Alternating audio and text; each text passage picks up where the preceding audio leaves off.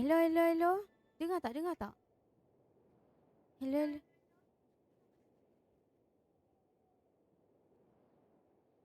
Hello, tak dengar?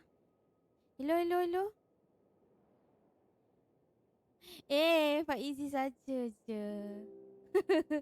Dengar-dengar. Okay, Ash. Thank you, thank you. Oi, saya dah lama kan lupa.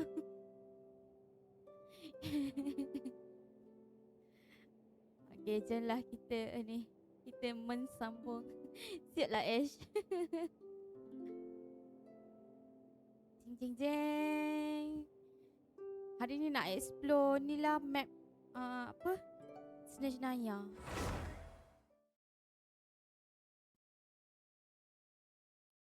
Kuat sangat ke suara saya ke? Slow sangat ke? Mana Pik?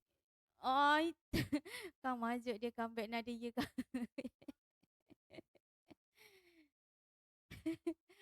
PNG, aduh tu lah saya pun dah lupa setting dia kan. Lama tak ni.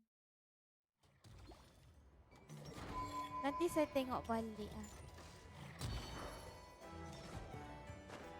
Nanti saya kena tengok balik PNG tu. Saya lupa lah. Mana tau. Kok. Okay dah. Okay, thank you guys. Thank you korang. So sekarang kita terus pergi Snezhnaya tanpa kita membuang masa ya.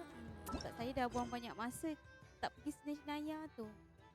Ini Tundra. Oh iyalah, saya nak buat ni terus lah. Ini ni apa ni? Nama siap nak tak siap dari single sampai nak kahwin dah tunggu dia stream.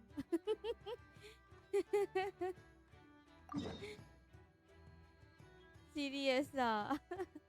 Kau dah nak kahwin ya Pak Izzy? Alhamdulillah akhirnya. Semua orang Pak Izzy dah nak kahwin. Pak Izzy is going to get married soon.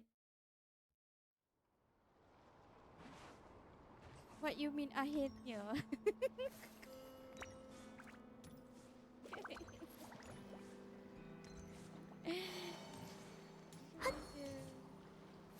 Macam nak pergi sana weh? Allah. Saya kena naik kapal ni ke? Tak Terus saya terus teleport sini.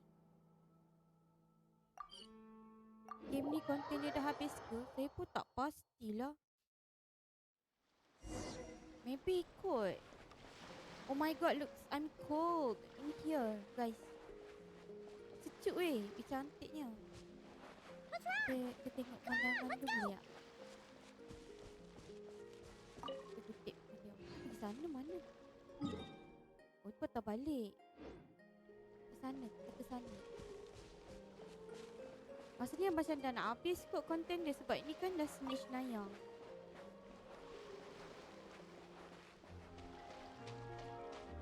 Tapi tak tahulah incoming macam mana. Okay, jumpa Paimon dulu. Hello Paimon, it's been a while.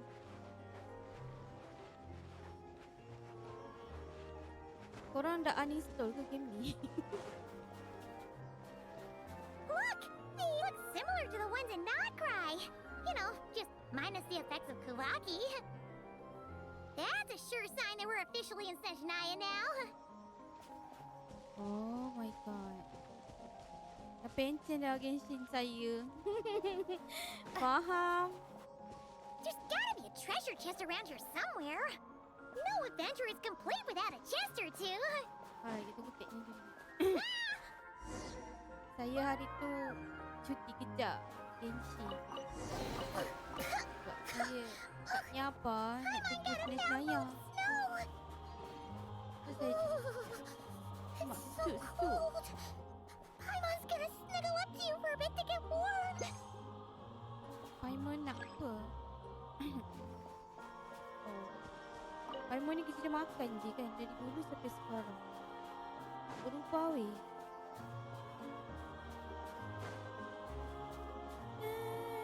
Hey, check it out! Those are bears, right? Oh, look how big and fluffy they Kalau are. pergi sana mati So tak? cute. Ikut Quick, dia tu. take a picture before the moment passes. Alamak. Right here. If we get any closer, we might scare them away. Ambil gambar. Yelah pakai ni.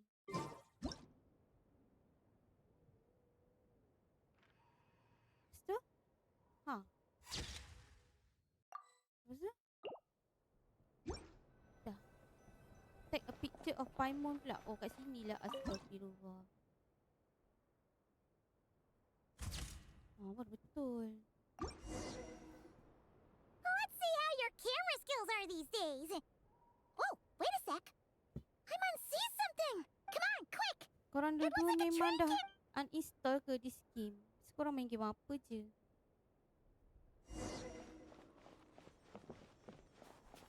Let's go Paimon.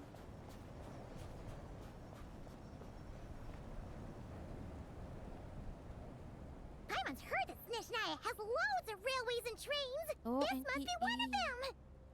Ooh, Game baru tu kan? NTA tu dia feels macam so GTA kan? I don't know. Maybe. Also, is it just Paimon or is the snow getting heavy? Dia anime GTA version right? Yeah. So it can't just be because of the. It's hard to describe, but everything feels heavy. Getting kind of dizzy. Oh, no need. Paimon's just feeling a little low on energy. That's all. Besar tak file dia? Nothing serious. NTA tu. Not worth Dia ruining install kat our mana? travel plans over.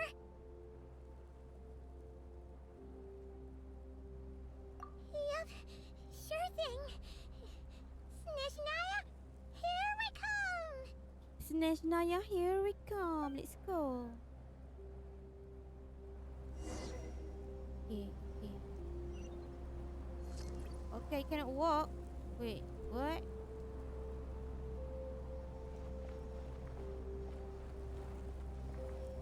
Over here. Paimon.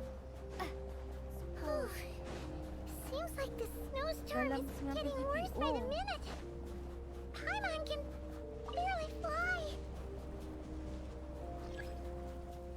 Please intense. Walk through the blizzard with Paimon. Dia jalan ke?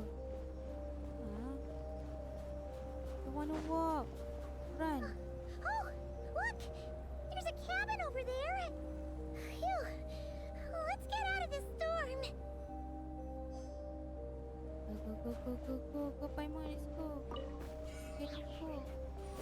Genshin dah 136 GP weh.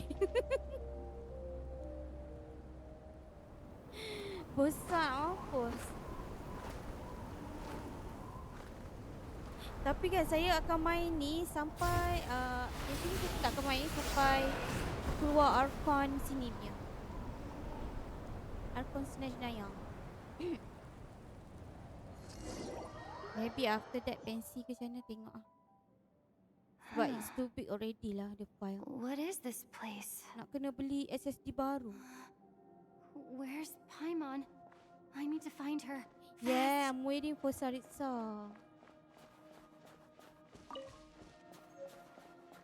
Paimon? Paimon! Tapi boleh kot nanti nak tambah SSD by end of this year. SSD pun harga dekat 1000 weh, 1 TB. NVMe punya, oh my god. Where's Paimon?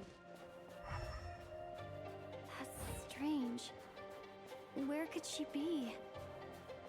I guess I'll try further ahead. Hang in there, Paimon. Cari depan.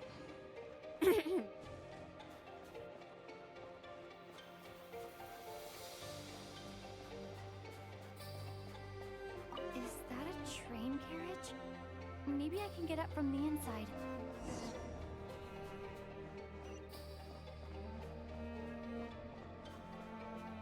This is camp. Ada campfire. I'll keep this close. Dia duduk dekat api.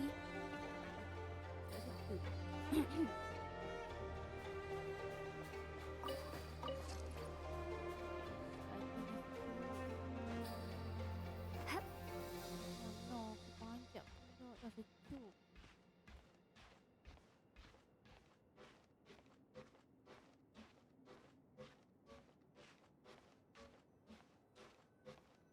Saya rasa the last nanti chapter tunggu Sariksa. After that kita tengok macam ni. Wait, jatuh. Aku dah batuk tiba-tiba. Why?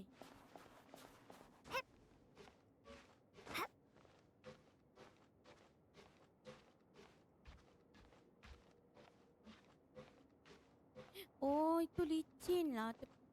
Kita kena lalu ikut tepi tu. Lalu tepi ni. Tempat tu dia macam licin punya tempat tu. So, kita lalu tepi sini. Dan kita lalu sini. Dan kita lalu sini. Oh, okay. Sana. It says here, Krasnik's torch, civilian model. It's definitely getting a little warmer now it's turned on.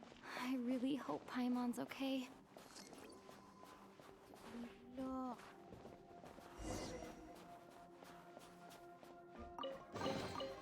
I'll keep this close. Dragon Spine. Yeah. Berry. What was that strange sound? I can't tell if... Why? Paimon? Paimon, is that you? Tak boleh dia tengok biru tu naik. No.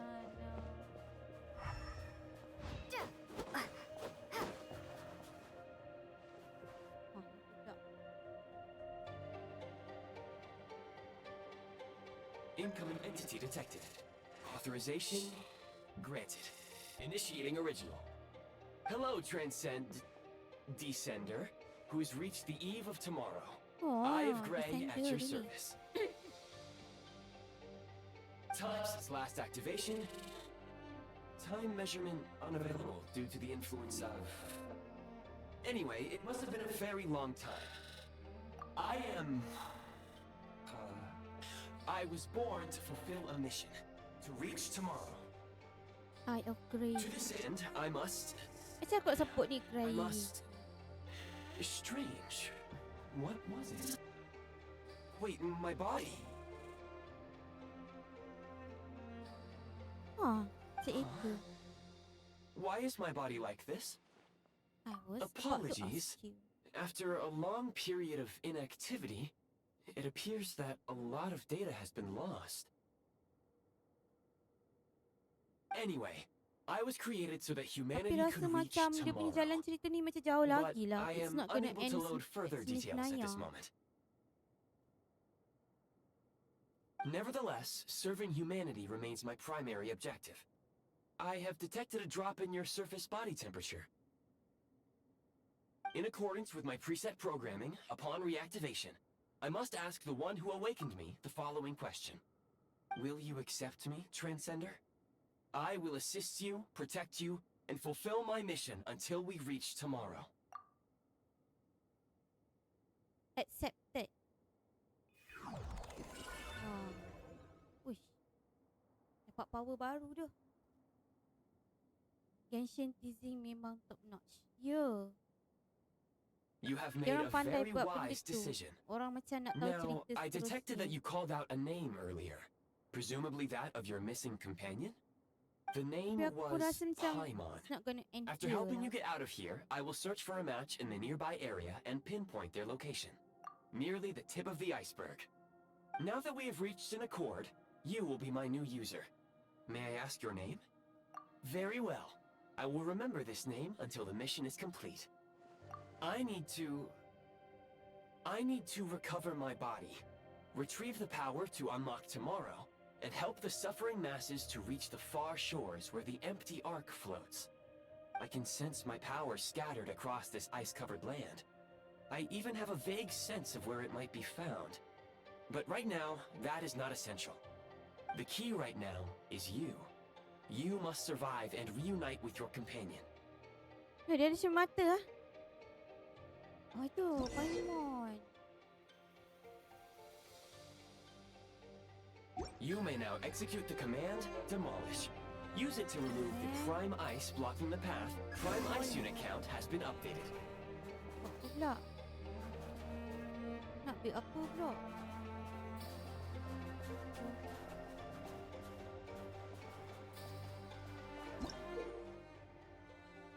Setakat ni memang tak ada gacha game boleh beat Genshin in low aspect kan? Tak ada game yang boleh. You may now execute the command build. Use it to create a prime ice construct to prop up the door. Macam tu. See? And then kita kena build tadi. Why do I have to build? Yes, Zero Nose. I'm playing Genshin today. Kita nak kena ambil ni. Maksudnya apa? Build. Bukan. So where do I build? Is it over here? Gila. Zero build. Yes, that's it.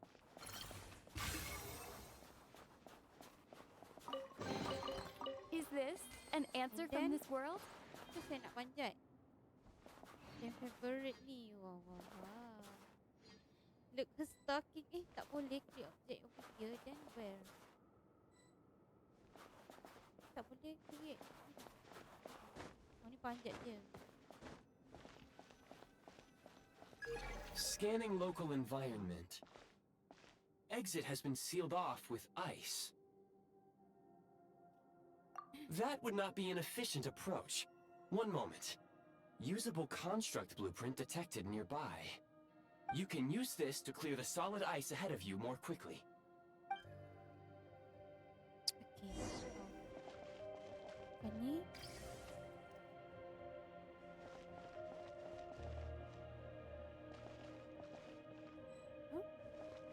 No?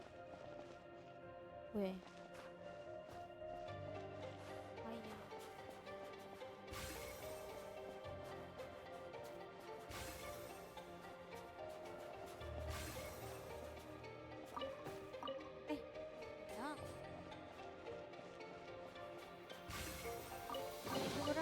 Is this an answer from this world? Oh, tu dia punya ni.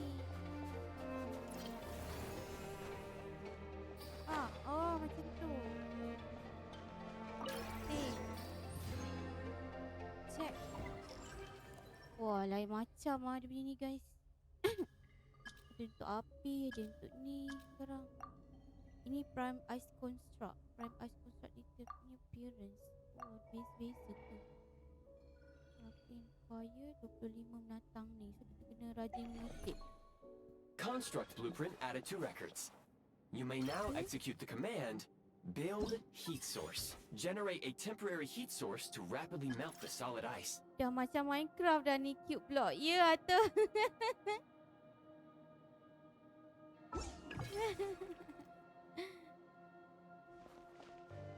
Seriously, betul. A bit of Minecraft feeling. Okay, sekarang kita nak pergi mana weh? Sana.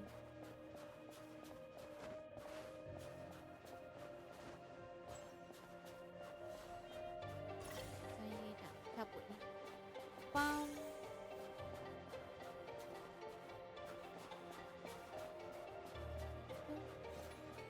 Di sini nak buat apa?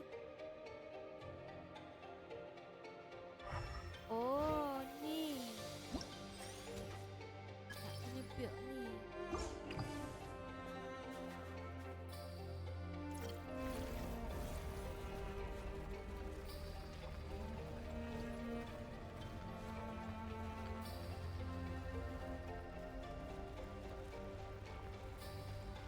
Cairkan ais tu. Harus faham.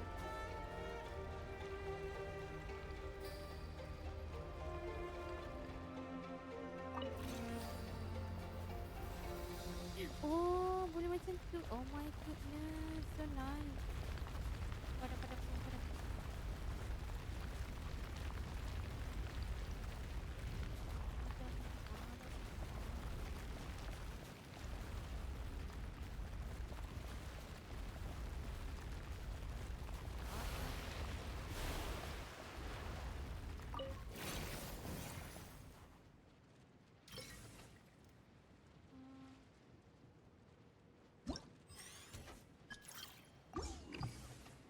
biar ke macam ni?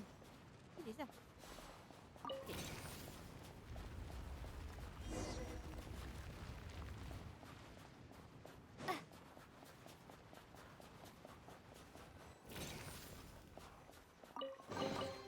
I'll keep this close. My scan indicates the path is straight ahead. I recommend we proceed. Ais cair-cair, ingat pula manga Doraemon yang buat istana ais.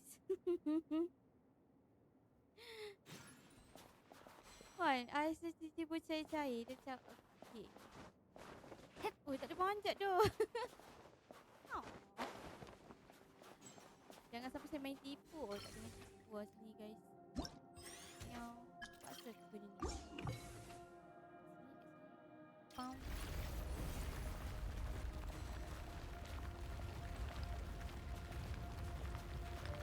Kena main cair-cairkan ais macam tu. Betul? Now it's time to walk. Melt to all. All of you have cairkan.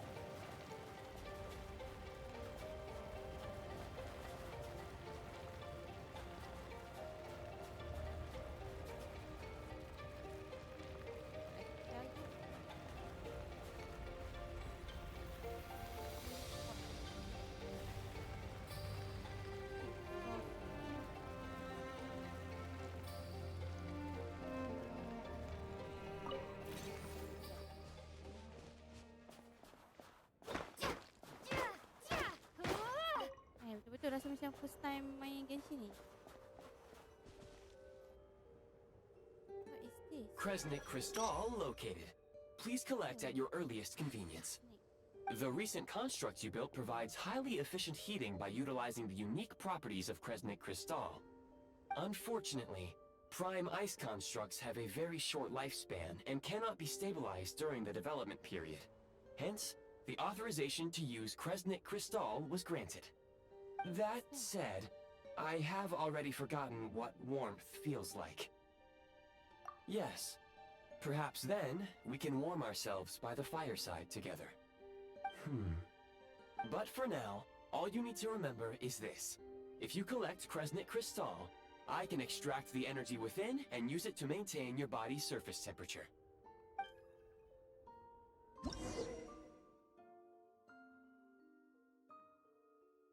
Okay, Peter Cook. Ni bahaya kan?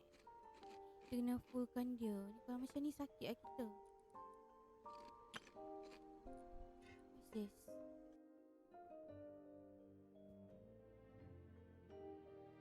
Oh, okay. Low power. Please use Kresnik Crystal to replenish energy reserves.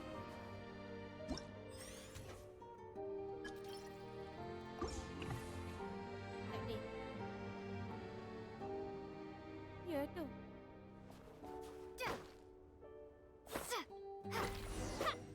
Ah, okay.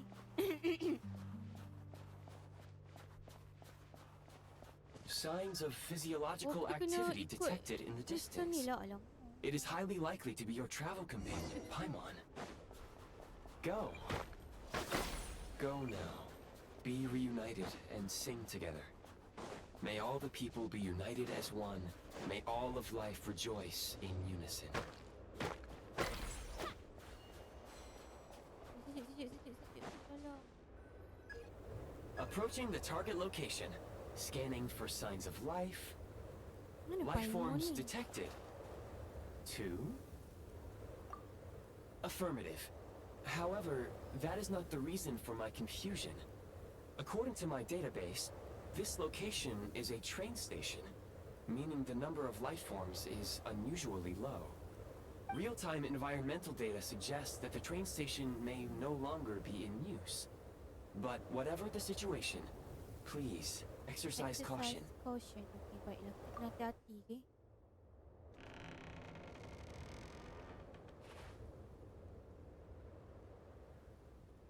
Kosong je, tak ada pun Paimon. Oh, tu Paimon tidur. Paimon!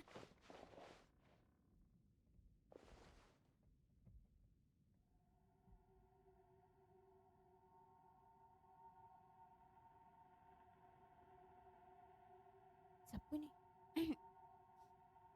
Siapa ni? Macam Dottore je. Bukan. Oh my god, orang tua ni. Who are you? Don't worry. She's only sleeping. You must be the Traveler. She called your name repeatedly while attempting to battle her way through the blizzard. Newcomers to Snezhnaya struggle to adapt to the sheer cold at the best of times. Lately, even the locals are suffering, with a powerful monster having summoned a bitter snowstorm.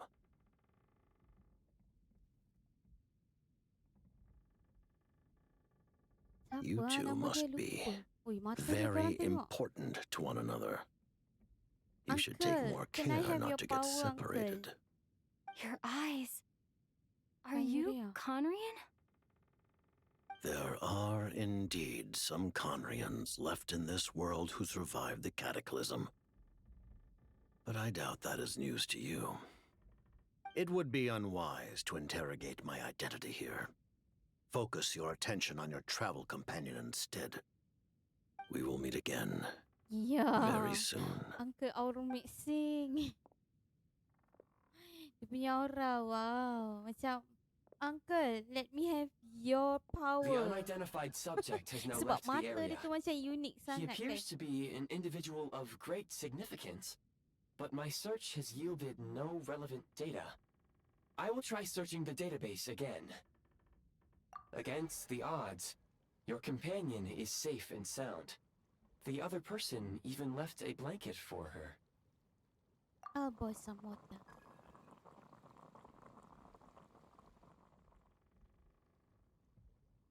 So, Uncle tadi selamatkan Paimon. Mesti dia happy. Traveler! Oh, thank goodness you're okay. Paimon was so worried. She looked everywhere for you. It's okay. Take it easy. Are you feeling all right? Pretty much the same as when we first got to Snezhnaya. Paimon must have caught a cold.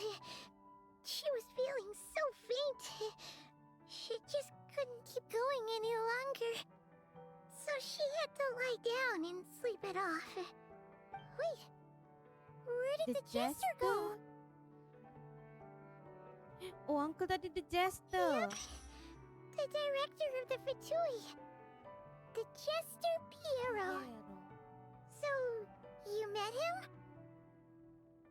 The Jester must know everything about the Tsaritsa's plans. But there's no way he'd tell me just like that. We might well have ended up clashing. Well, he was right about one thing. Right Can now, we get Uncle the most Jester? important thing for me is to take care of Paimon while she's unwell. He had no intention of explaining his motives, and he left in something of a hurry. Hey! What the? Who is that? It looks like half a pair of goggles. How amazing! A self-aware, talking pair of goggles. Snezhnaya was once the land of the Fae. There are many ancient creations here that I'm sure would broaden your mind further still. Mind you, my database is also expanding as we speak. You must be a rare creature yourself. Oh, wow! Well, thank you so much. You've earned yourself some of Paimon's favorite candy. Oh, Atas dari Habinga by kalau the looks ikutkan of hari it, dia ketua kan. probably can't eat Jester that, tu can kepala you? tu. Goodwill detected. Instead of candy, perhaps I can suggest Tapi my macam diorang preferred ada strategy. konflik with each other Please je. clean me regularly to keep me operating at peak efficiency. Oh, that makes sense. Every pair of goggles needs wiping clean once in a while. Sure thing, mister. Anyway, back to the Jester for a second. Paimon's still confused about something. When he first showed up, he already knew Paimon's name. And he acted like he expected Paimon to know who he was, too. Paimon could tell that he was Conrian from his eyes. And he definitely seemed like someone pretty important. But beyond that, Paimon didn't know anything about him. It was only later, after he rescued Paimon from the snow, that he properly introduced himself. That's the only reason Paimon knows he was the jester. Oh, seems unlikely. He ran into the snow following the sound of Paimon's voice, with a really anxious expression on his face. He didn't act like someone who knew she would be here in advance. And after bringing Paimon here, he just stared out at the snow. He didn't do anything to Paimon at all. In fact, he barely said anything. Wouldn't even answer any of Paimon's questions either. Paimon didn't feel unsafe around him, and he didn't seem to have any ulterior motives. For all we know, he might have just ignored Paimon's questions so she'd give up and go to sleep. Please allow me to interrupt. Fatui and director are unfamiliar terms. May I ask for clarification? Wait, you've seriously never heard of the Fatui? Oh, they're like the Tsaritsa's inner circle. Really powerful people. And the director is their boss. Understood. Since they hold elite positions and serve their god directly, it stands to reason that they would conduct themselves with due decorum. I am inclined to agree with your assessment, Miss Paimon. I did not detect any ill will from the gentleman in question.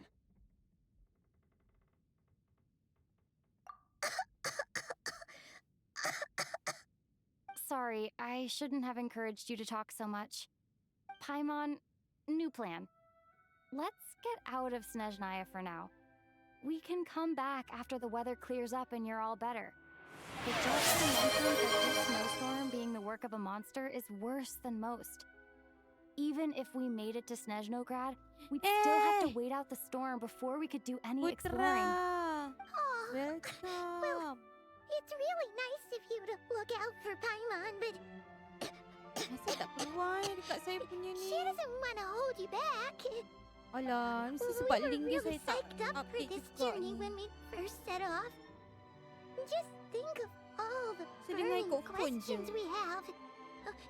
If we turn back now, who knows how long it'll take before we finally get answers. Further information is required regarding the monster situation.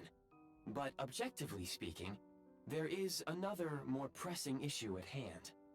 At this point, we have traveled a significant distance into the blizzard.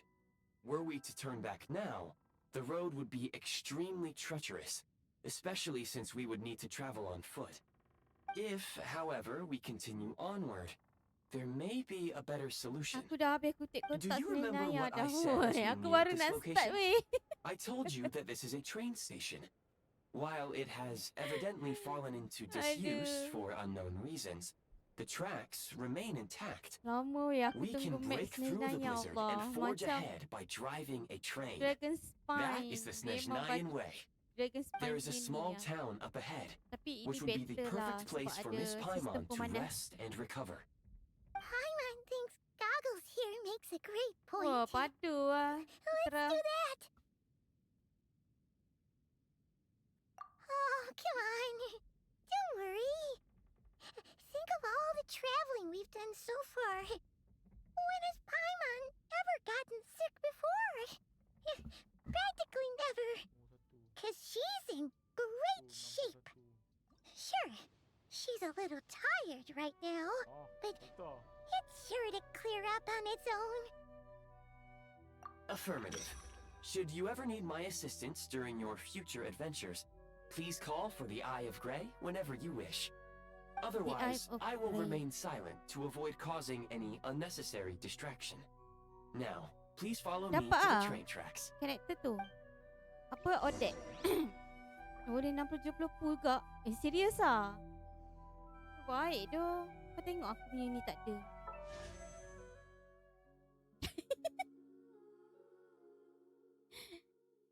nak weapon ni. Tapi silap lah, lepas aku dah pull. Tak simpan untuk Vesna. Tak pull kot Vesna. A reward on the road. Mostly nak ni. Nak simpan je ni untuk siapa nama? Untuk Saritsa. Jom kita keluar dari rumah ni. Boleh duduk ni buat tidur. Pergi sini.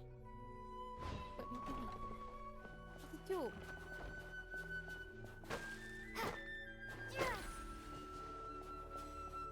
Tak sejuk pula. Please confirm when you are ready to depart. Lambat dia. Ni nak buat apa ni? Equip. Oh, equip.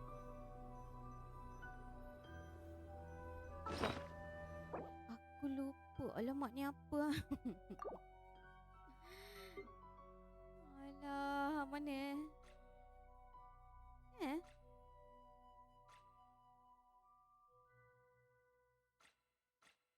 The eye of what is that? Ni, sini What is this? Fleeting. Tengoklah aku ruara dah. Bela-bela siap. Oh ni. Switch.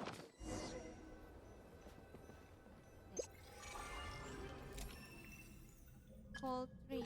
Woi, naik train. Apa Honkai Star Rail.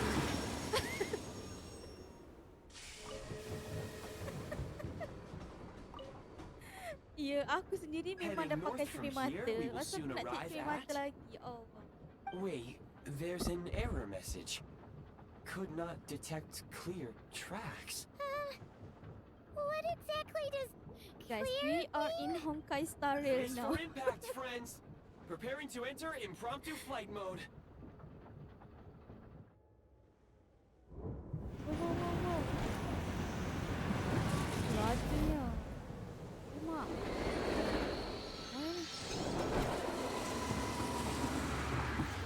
Terbang lah.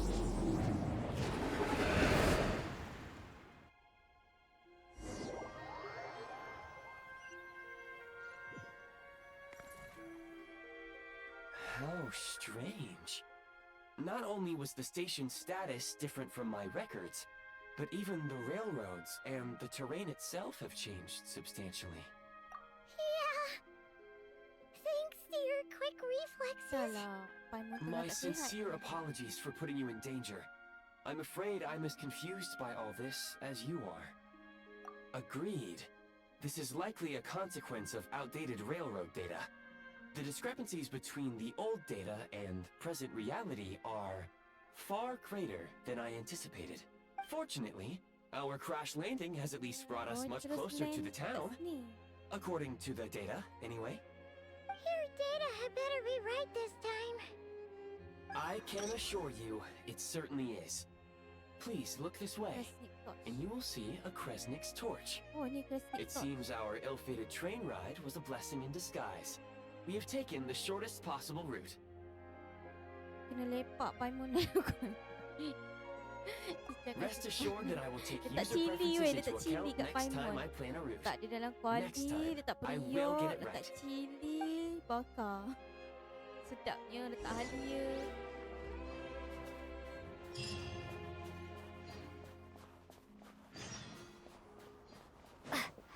So now we open this. Ha. Wah, baru nampak. Oh, ni ada jalan dia.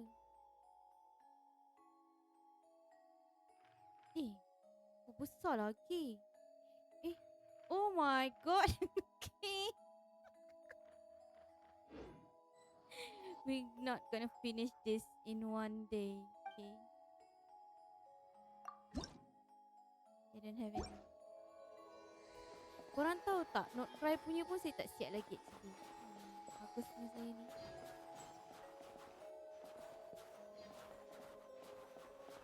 Excuse me? Is there an inn nearby? Tolotol. I'm sorry, but they've all closed. Lega bukan satu dia sekali zoom. Ya. Tengok Allah besarnya kawasan ni. Macam tu. Oh, sorry to interrupt. We're looking for a place to stay. I can't even afford to warm my own house, let alone run a business. Oh, relax bang. Marah betul doh dia. Sekarang sangat orang Snezhnaya ni. Excuse us. Is there anywhere we can stay around these parts? I'm afraid not. You'll have to try your luck somewhere else. Alah, sorrylah auntie. All we can do is wait for the next shipment of Kresnik Crystal to get here. Shipment Kresnik Crystal? Siapa ni? Hi there. Do you know if there are any inns still taking guests in Ya, this aku nak town? dia ni ya. Doubt it. They're probably all closed. No one has enough Kresnik Crystal to heat their own Alyosha. homes, let alone a business. Dia ada kat dalam ni ya, banner tak? What a bummer. Alyosha ni. I clocked you a while back. You adventurers or something? We don't get many tourists in inland Snezhnaya these days. Why is that? Because of the snowstorm? In part. But the bigger reason's Project Snezhnaya. Since it's Her Majesty's will, we have to put up with it whether we like it or not. Oh my god, that sounds awful. Oh, sorry. I assumed it was common knowledge by now. Basically, the Tsaritsa is planning something big. Something that requires an enormous amount of energy. Even if they used all the surplus Kresnik Free ke? Crystal Dia in pun tak. Snezhnaya, yeah. it still wouldn't be enough to meet Free, demand. So, the Vecha passed a tengok resolution lagi ya requiring banner, all sekejap saya factories and tengok. households Betul. to reduce their energy consumption. The policy has thus been charmingly named Project Snezhnaya. Bitter cold. So, like, it's gonna be a cold winter, folks? You're all gonna have to find a way to get through it? That kind of idea? Pretty much. When you're broke, you scrimp and save. When it's Itu kan cold, dekat you event. huddle together for warmth. Ya, tengok je lagi. There's Kat always a event way tu to juga. stretch things out to make ends meet. Trouble is, if you stretch someone out like an elastic band for too long, who knows if they can ever bounce back. You know what? Come with me and see for yourself. Okay, Alyosha. Let's go.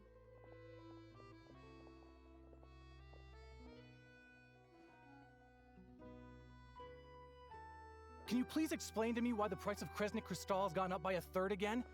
Even as our purchase quota has gone down. You only come here twice a month. This won't even last us a week.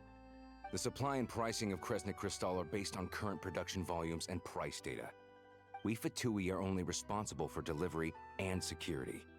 I'm not in a position to explain to you how the figures are calculated, but I assure you, they are as fair and reasonable as possible. Oh, so our lives mean nothing to you? How can you expect anyone to survive a single night in this weather without heating?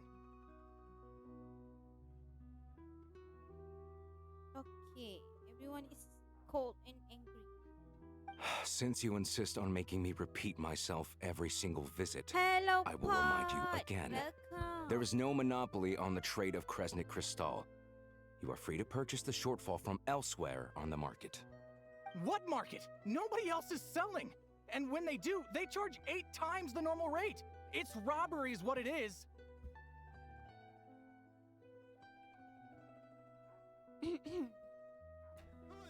Genshin, Which is Genshin. why the Snezhnagrad Veche passed a resolution So? to support border communities, without which you wouldn't even be able to buy crystal from us to begin with. So if you're here just to argue, move aside and let the next person in line come forward. Everyone's feeling the cold here. You. All right, everyone, let's calm down for a second. A few words, if I may. We're all subjects of Her Majesty the Tsaritsa, and I'm sure every one of us is dedicated to her great cause. We all know how cold it is. And the more it snows, the harder life gets. Everyone's struggling already. Let's not make things even more difficult for each other. But Liaison Shishkin, there's clearly something wrong with this quota. I have a family in Marepasak who tell me they can buy at least double our crystal allotment. Oh, believe you me, I had the same reaction when I first saw the numbers. Couldn't believe what I was reading. I even wrote a letter to confirm the true figures, but I'm afraid the quota really is as low as you've been advised. Still, you must understand that calculating these energy quotas is a complicated balancing act. They have to factor in population, town size, industrial application. Our top priority must be to keep the largest Kresnik's torch burning continuously.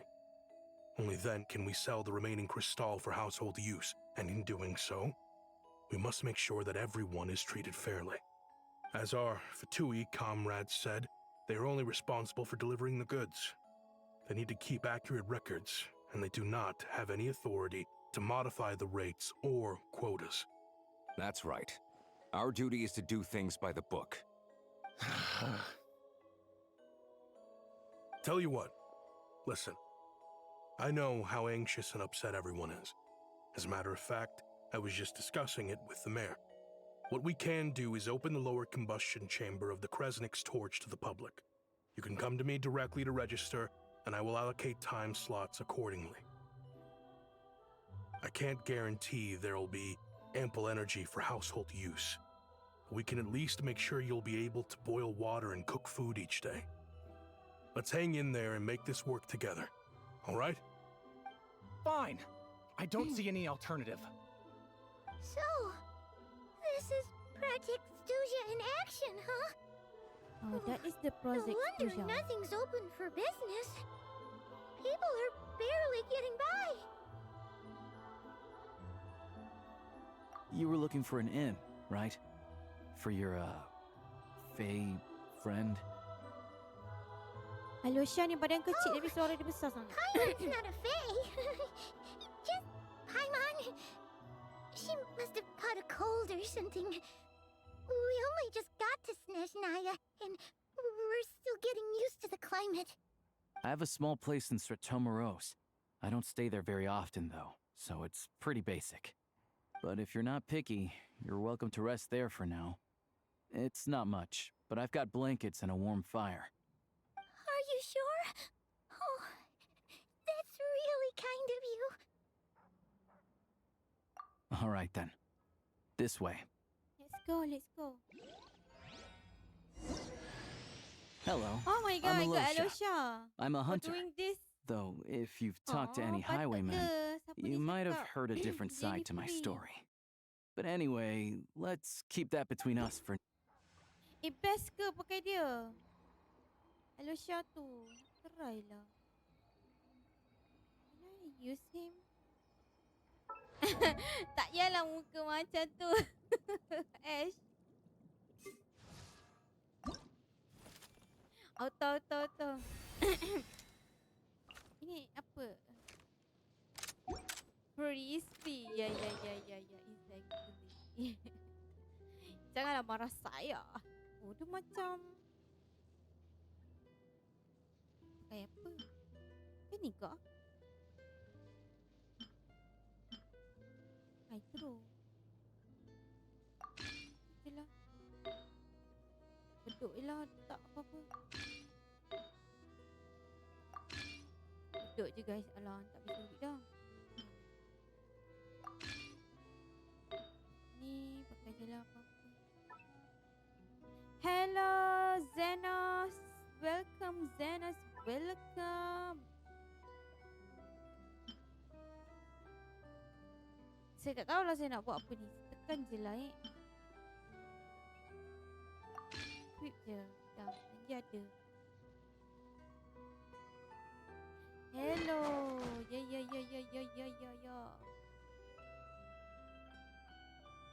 Hantam je. Ya lah. Sebab kita macam, you know, tengah tengok-tengok kan. Tiba dapat baru pula punya ni, karakter. Nak pakai apa lah weapon kat dia? Kita pakai ni. Yeah, looks so nice. Tapi ni Luna charge. Luna.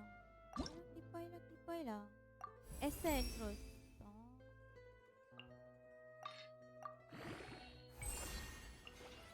Sangat Melayu ya, accent.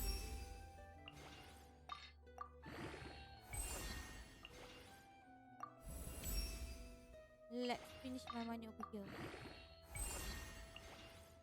Oh, dah habis. Okay, habis. Kasi dia kuat level. Dah. Dah. Oh, Nice. damage dia recharge lah guys. Dia support kan? Allah, banyaknya nak kena cari. Comelnya Dogo.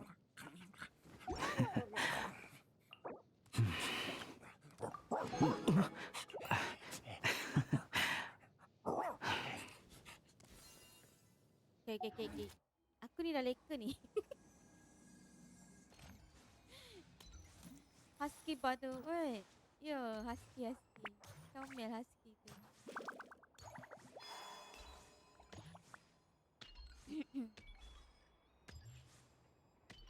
Dah, saya tak dapat apa karakter lepas.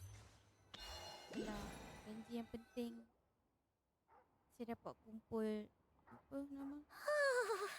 So cozy and warm. Tapi rasa macam nak Paimon's pull. getting nice and toasty. Oh, wait. Paimon Nak pull only father introduced instead of herself Odette. so far, didn't she? This is Paimon's best friend, the Traveler. Good to meet you. I'm Alosha. Most travelers find the Snezhnayan climate to be a shock to the system at first. Kuat tak But Alosha as ni? long as you Korang keep dah pakai yourself Alosha warm, ke? you should be fine. Still, you should keep an eye on your condition. When people are too quick to dismiss a cold, it can easily end up turning into something more serious. Don't say that. Paimon's too young for chronic health issues. They aren't in town right now, and they won't be back anytime soon. The train station has been closed ever since these power shortages began. I do a lot of hunting, so I spend most of my time exposed to the elements. But even the animals wouldn't survive long in a storm like this, let alone a hunter. Nothing to do but sit tight in town until the weather improves. Is there any possibility of getting the train station? I running? get that you're in a hurry, but even if the station were open, that doesn't mean there'd be any trains. We could end up stuck here for a long time, I'm afraid. What? Your own train?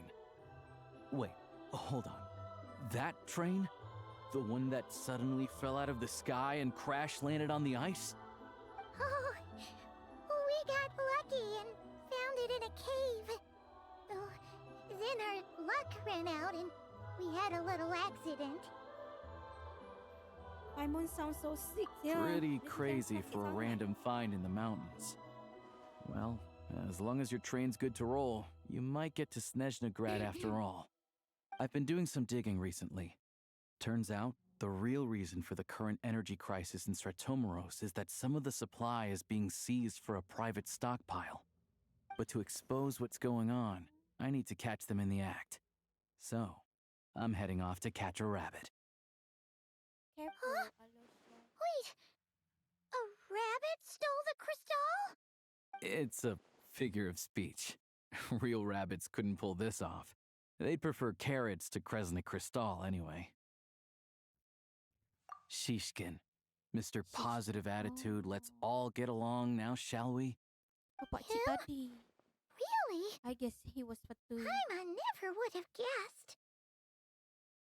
Huh? You're coming with? Oh, okay then. Just give Paimon a second to get ready. All right. Guess there's no point pushing myself. Paimon will stay here and hold the fort then. Be careful, you two. Oh yeah, there's one more introduction to do. Tagarin, get in here. Haha, comelnya. Oh, a doggy.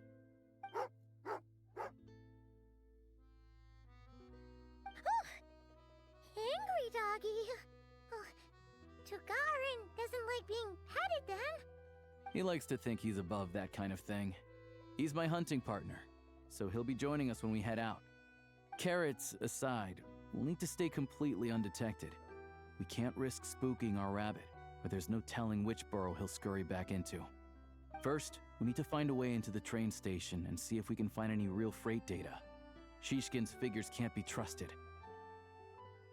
Then, we get to Garin to catch a scent and find out which way the crystal went. What are you eating? Oh, check it out! When you're all out of carrots, try jerky! Good doggy! Good doggy! A fellow dog lover, huh? Yup! And rabbit lover! Carrots are great too, you know. Good to know. Eat up, Tagarin. We got a lot of work to do. Ya tu, Paimon dia bagi rasuah. Rasuah kan. Dia duduk. Sit. Sit. Hello, Syah. Let's go.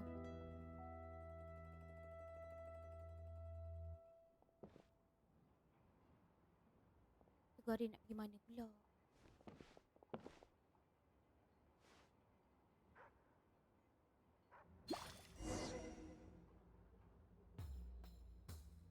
Oh my god, I don't like this.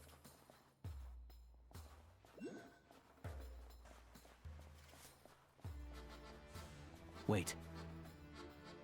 Oh, ramainya patui.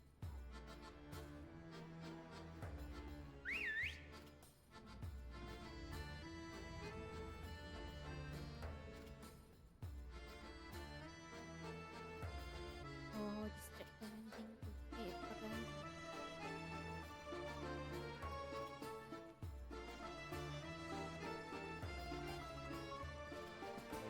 Nice work, Tagarin.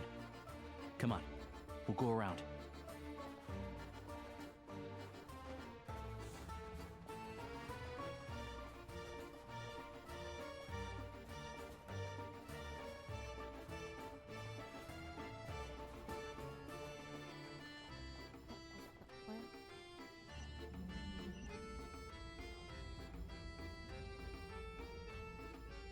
Evidence. Gotta gather evidence. I said, look. See. Betul. Oh, ni betul.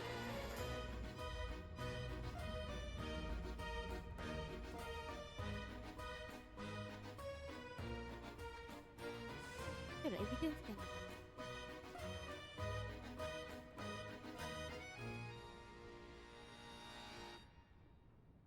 Ada pakcik depan tu nampak. Ada pakcik nampak. Tu bawah tu siapa ramai-ramai tu? Hello, Syah.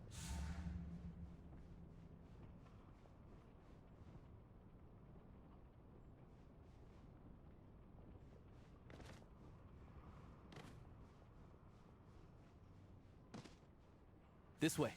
We'll enter from the upper floor. Oh, masuk sana pula. Oh.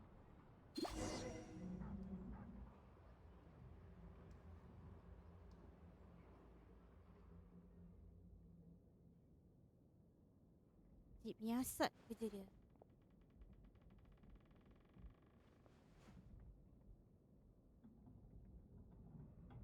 Ha, ini apa? There we go. A freight list. Straight from the Fatui. So Shishkin won't have had the chance to doctor the figures. Looks as new as the day it was printed. I guess no one bothers reading these unless they have ulterior motives. Yeah, this is all we need. Come on, let's get out of here. Then go track down the crystal. Tagarin's a keen hunter, and catching rabbits is his specialty.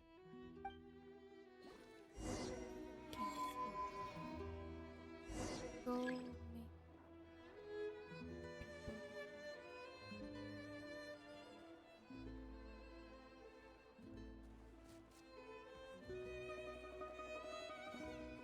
Siapa sini yang ke? Search for suspicious traces.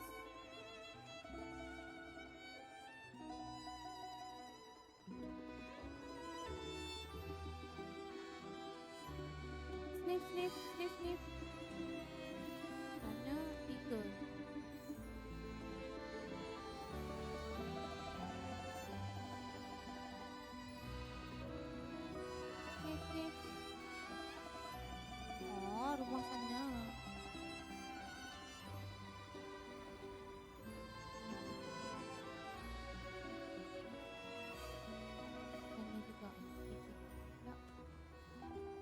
and become a doggo.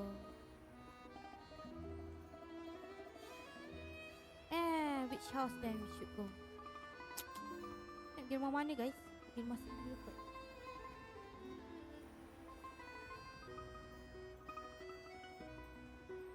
Anywhere there's a stove, there'll be the scent of Crystal. That's normal.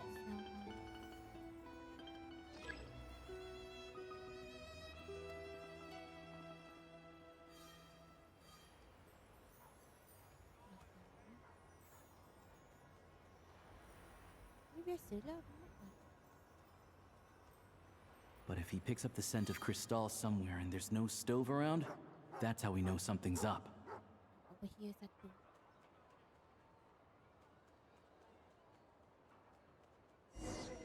Kantor dah. Okay.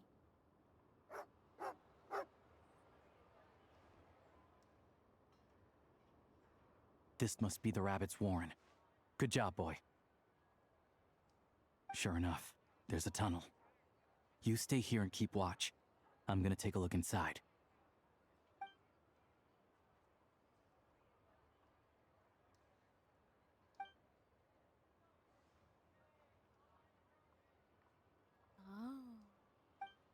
Confirm pula Snezhnaya. Thanks for looking out for us. Things are getting tougher by the day. No need to thank me. It's my pleasure. Sure as Her Majesty the Tsaritsa watching over us, every sacrifice will be worthwhile. Let's grit our teeth until the blizzard passes.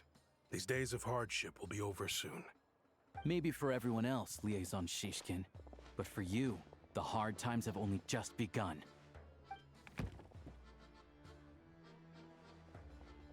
Huh?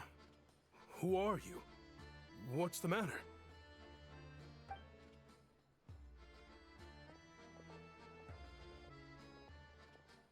I just had a question for you. Why, when times are as tough as this, would someone hoard more Kresnik Crystal than they could ever use? All the crates here are from the most recent shipment, but they weren't brought here for sale. Instead, they were secretly stashed away. Would you be able to shed any light on the situation, Mr. Shishkin? Me? Why, I have no idea. But look at how much there is. It's quite a godsend. Now there will be plenty to go around. This godsend was found in a cellar adjacent to your residence following a tip from Mr. Alosha. And this is only a fraction of what we found down there. We're still taking a full inventory. The official figures will be finalized shortly.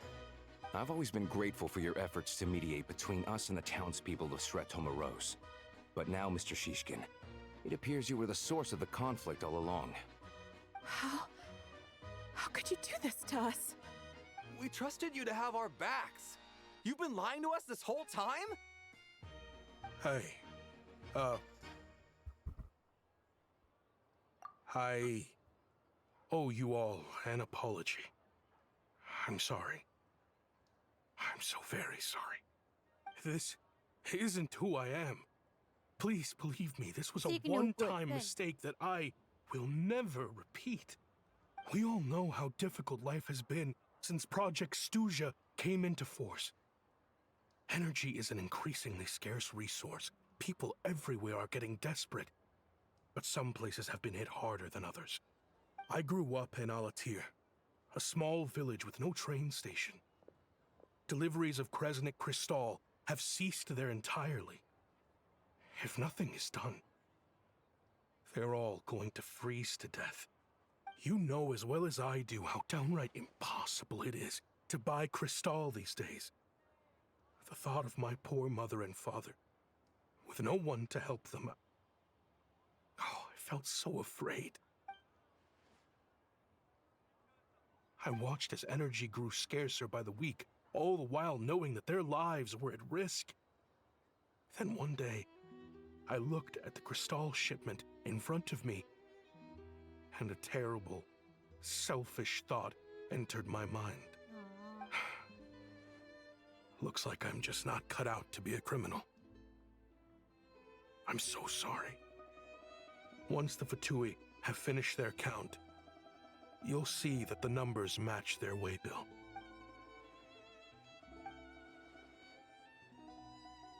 I have the official Snezhnayan quotas here.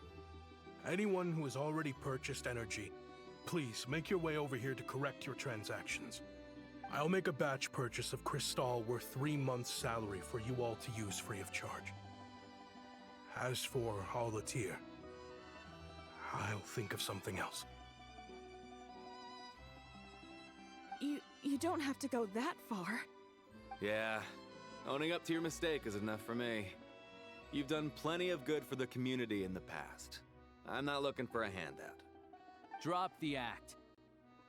You claim this was a one-time mistake, but the real reason there's only one shipment's worth of stolen crystal in your basement is that you have an accomplice. Reporting in, sir. We've conducted a full search of the mayor's house.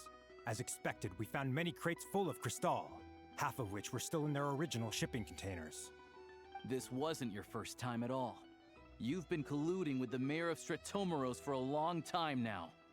The train station's currently out of service, but it does open for a short window every time there's an energy delivery. And every time a train pulls in, you're there on site to take inventory and oversee the workers unloading the cargo. The mayor handpicks said workers. Per his instructions, they transport the crystal by tunnel at night to the mayor's house, and he sells it out of town. But since he can't get the goods out of town by train, he had to arrange an alternative method of transportation. This meant slower sales, which gave me plenty of opportunity to catch him in the act. Wait, the mayor's involved in this too? Preposterous. What proof do you have of any of this?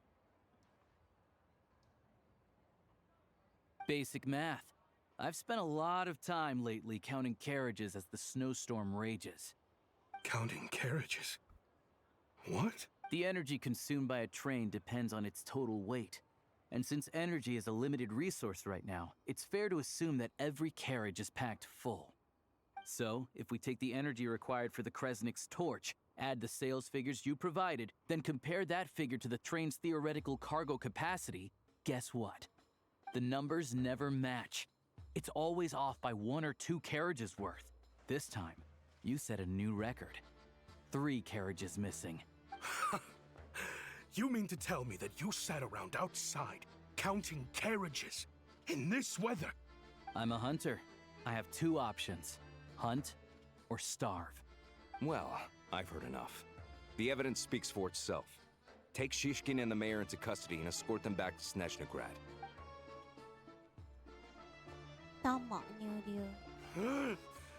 You cocky little brat, ruining my business. Just you wait.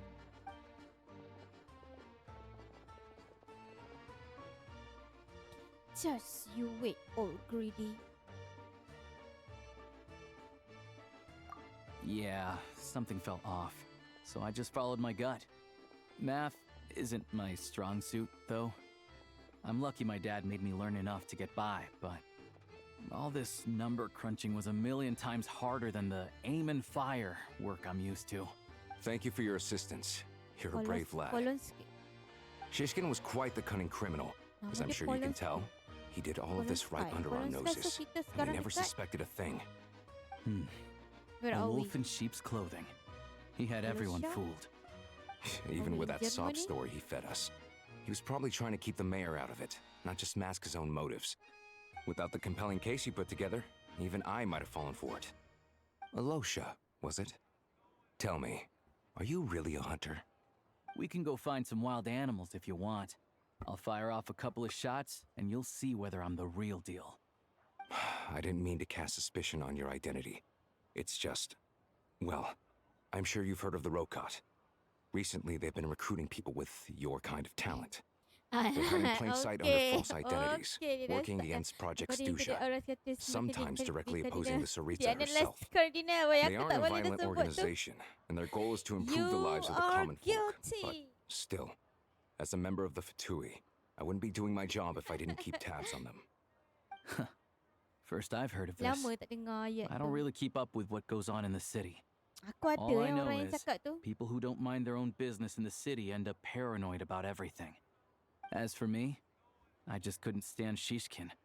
I'm from Alatir myself, and I can tell you, nobody's lived there in years. Why would an abandoned village need crystal? Of course, no one really cares about the fate of that place. I'm guessing today is the first you've heard of it. I see. It does sound quite tragic. Really. Well, thanks again for your assistance, and your friend here too. I will report this incident to Snezhnaya. The Fatui will take over energy distribution until new officials are appointed. We'll also ensure that the train station resumes normal service as soon as possible. Looks like it's my turn to brush up on math now. I never liked it as a kid either.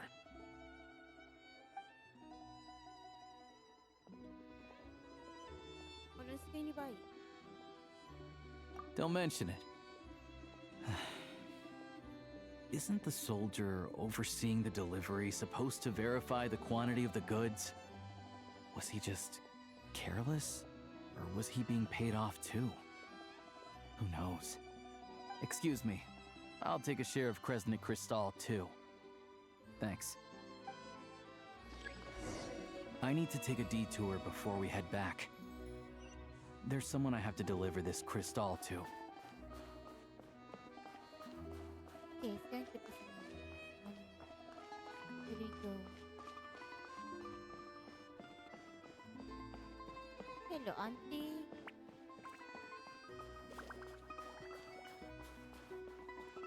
Kita nak ke sana. Can I have that?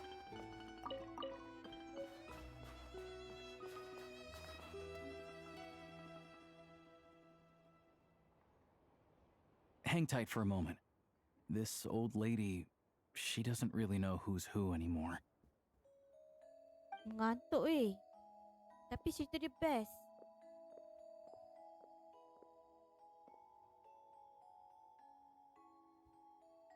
Oh, grandson. It's so cold today. You must be freezing. Ma'am, it's me, Alosha.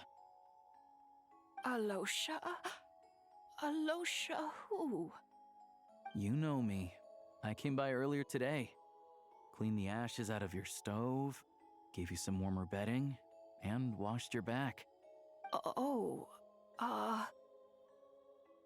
Nenek ni dah tak ingat dah. I'm sorry, I don't remember.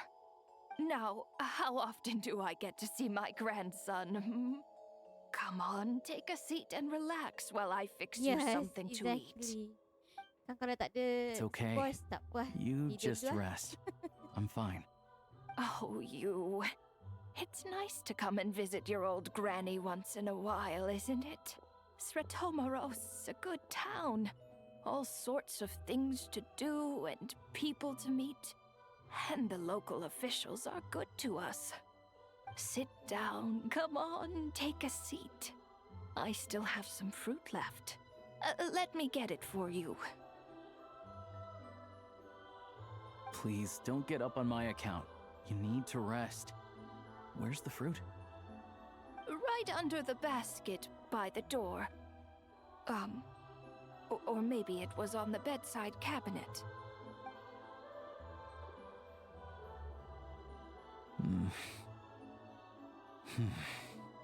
Well, grandson dear, do you like it?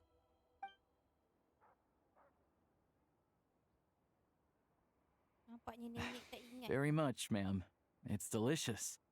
Good, good. Wonderful.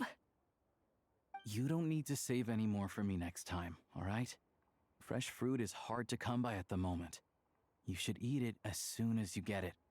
Oh, I don't need it. I'm fine. But if you like it, come back for some more soon.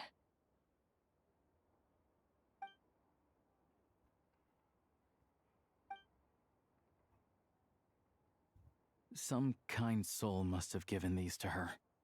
But she always saves the nicer things for special occasions. I met her at the market back before her health began declining. She was a lovely old lady. We're from the same hometown. Not many people have heard of Alatir.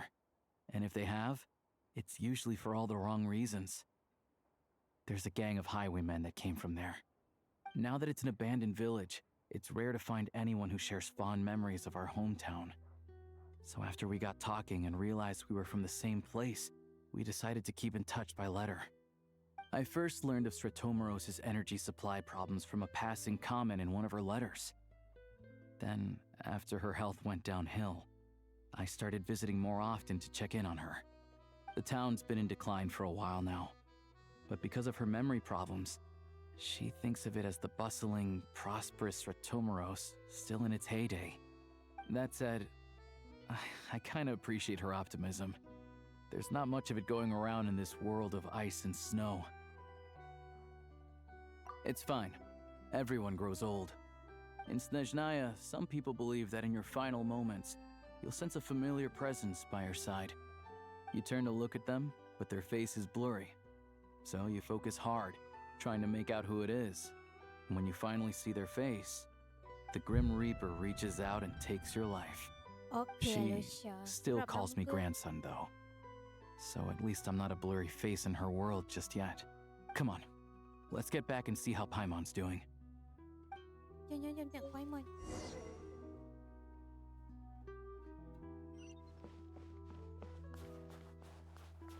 Tapi kan. Sekejap. Alicia ni. Mana dia? Alicia, where Alicia? Saya pun 40, right? Mana?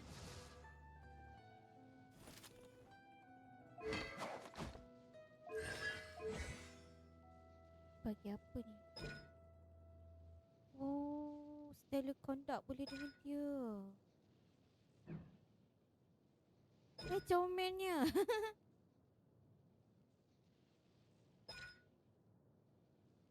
Boleh bawa. Elemental. So kita pakai dia.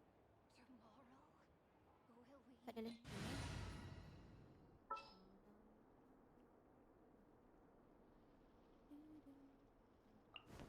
Let the hunt begin. Yes. Oh, dia bawa pistol lah.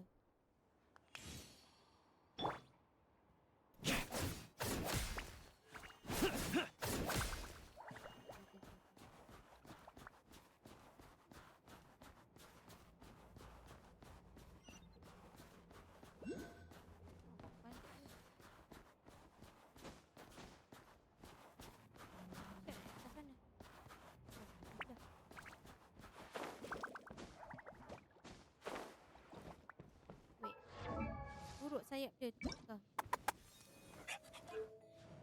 Lighter. Merah. Merah sesuai.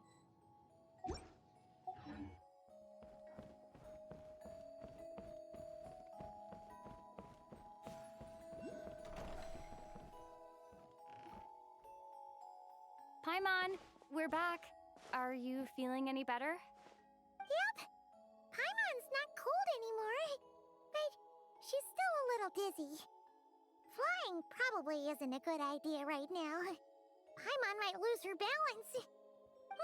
But Paimon's sure she'll be fine.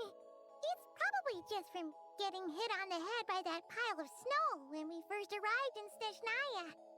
Her complexion's looking much better. Let's keep an eye on her. Sure. But enough about that. How did everything go on your end? Are you all set? Did you have any trouble? I'll explain. It's a bit of a long story.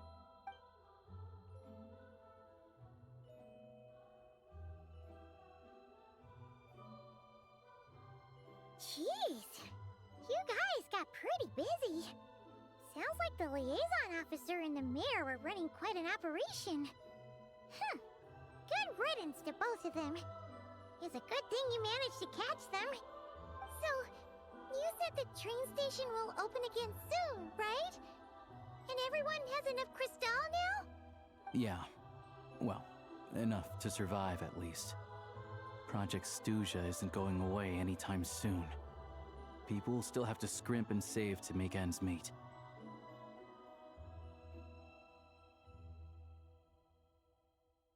Don't know. The goal of Project Snezhnaya is to gather energy for the Tsaritsa, but no one knows where that energy's going. It's never been made public.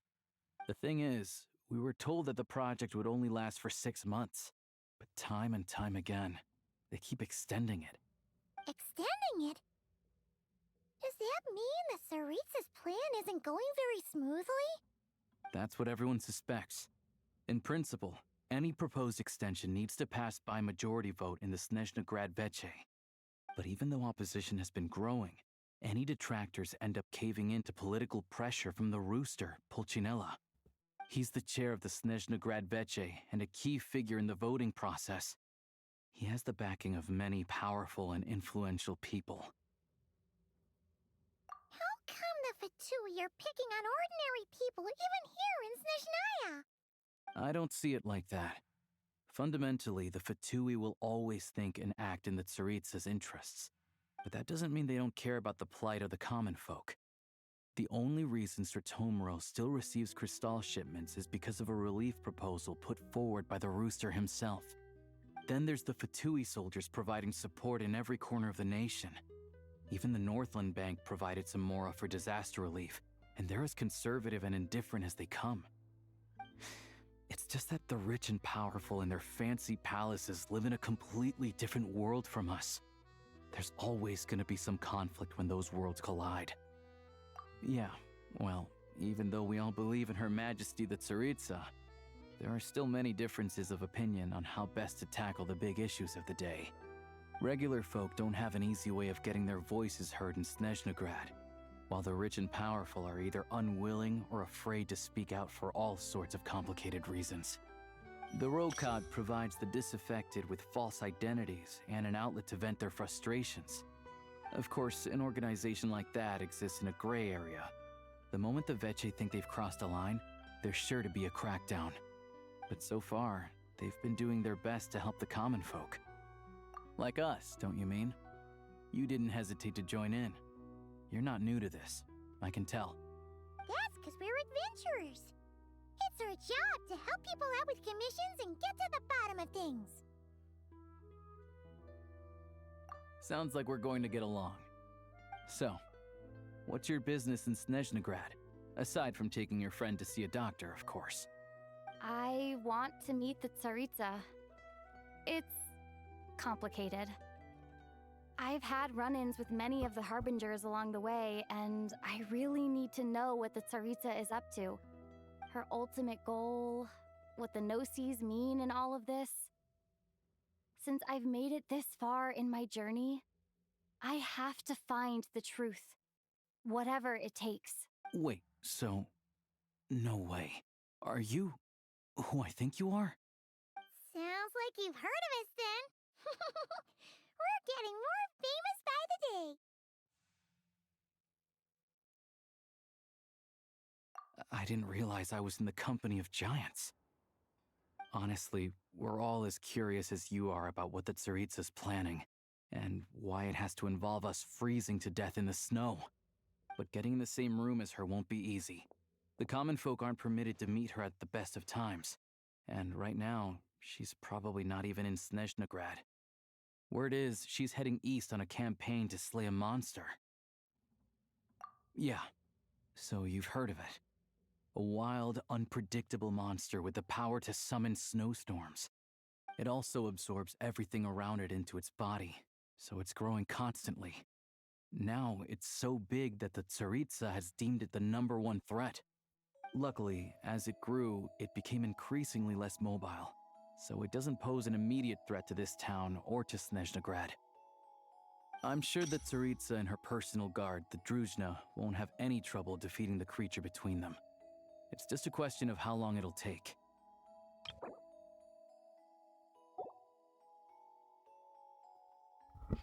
Hello, Fikri. Suffice to say, you won't be seeing her anytime soon. You'll have to wait until she gets back. Sebab map baru kan Snezhnaya, sebab tu saya stream. Fair. Well, the Fatui will be taking over management of the train station for the time being. Nak stream juga They game should be lain up and ni running by macam, tomorrow. tu macam ngantuk. Once it's open, we can see about getting your train towed to the station. Wah. Wah, thank you, thank you. Baik doh Fikri.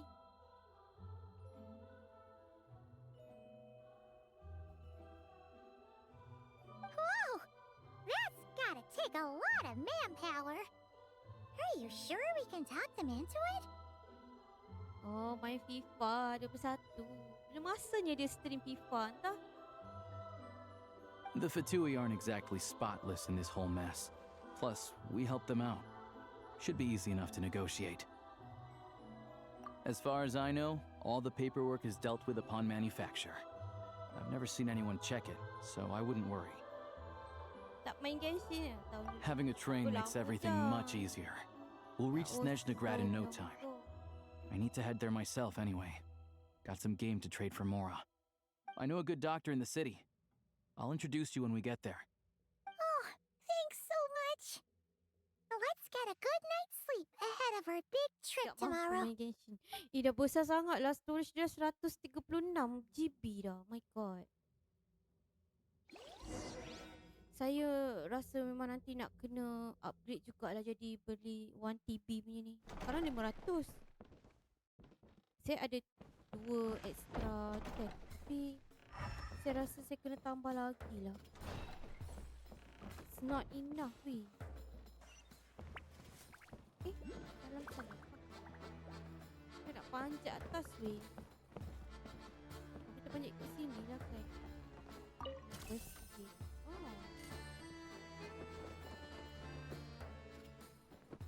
Oh wow.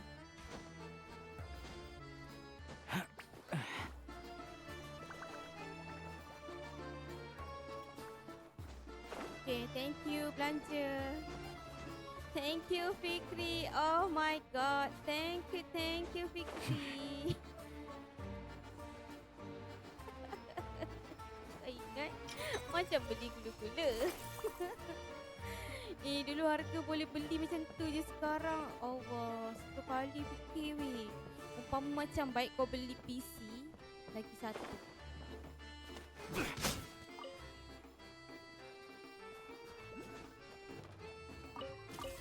Duduk buat apa? Wah.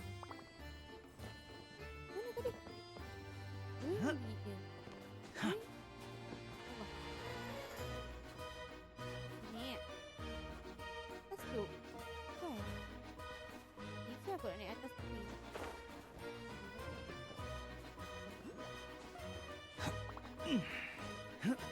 Wow. Anything I can trade for some Mora? Saya naik atas tu. Oh, saya tahu macam mana. Ini. Itu yang susah sangat. Oh, tak ada apa. Hijau.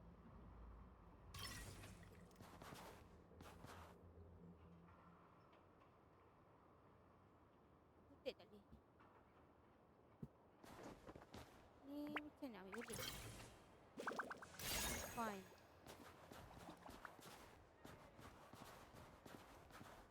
Okay, saya terganggu je dengan ni. Tak apa, tak apa. Kita pergi mission.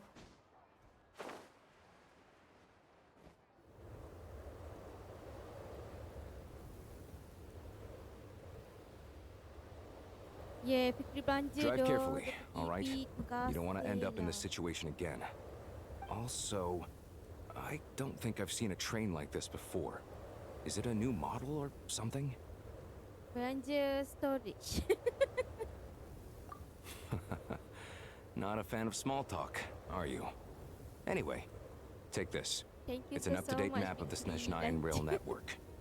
All the track switching is 12 automated. EP tu, So, as long as semua the train's game saya moving, install, you don't need to semua worry game about saya collisions or stream. anything. We'll leave you to examine the train's conditions yourselves. Fingers crossed nothing's broken. I doubt Sratomaros has any engineers with experience working on this model. Shouldn't be a problem. Thanks for everything. All right then. Have a safe journey. And make sure to check everything's working before you set off. Take this. Receive the blessing of the new moon. Fikri. Ya Allah, terkejutlah saya macam ni. Oi. Aku dah lupa nak klip macam mana.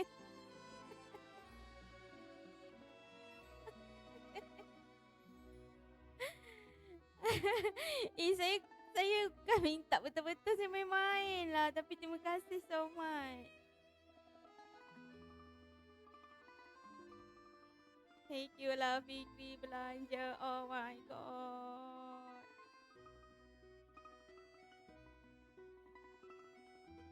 Baik dia Fikri. Kejut tu. Saya main-main tu. Tapi tak apa, terima kasih banyak. Ni kena fokus ni. Fokus Genshin ni. Dah ada member belanja tu. Apa ni? Wait for the train. Drive. Okay. Then, masuk je. So, I need to drive the train. Activate. Macam mana?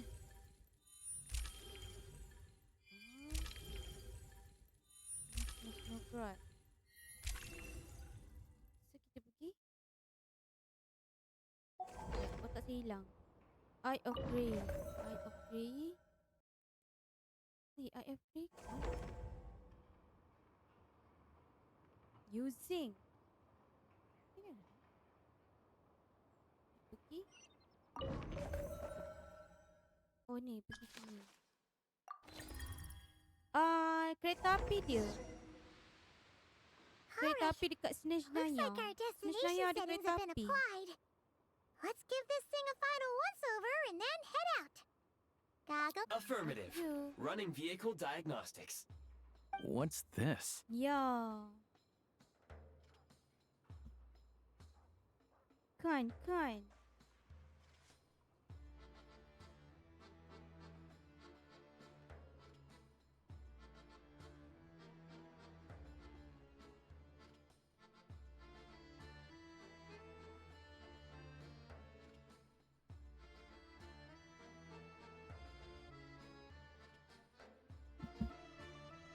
Engine, green. Wheels, green. Frame, minor damage, but no impact on function. Diagnostics complete. All systems nominal. Best. Neat!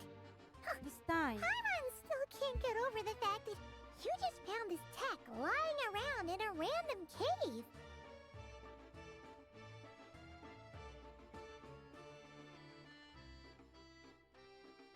So? I've lived in Snezhnaya my whole life, and I've never heard of an interactive talking train autopilot. Strictly speaking, I wasn't designed purely to drive trains, though I doubt you have any interest in navigating the practically unreadable operator's manual yourself. All configurations are complete. Should you require any further assistance, please call for the Eye of Grey. Please call for the Eyes of Grey. Oh, nope. Paimon's gonna find a warmer seat.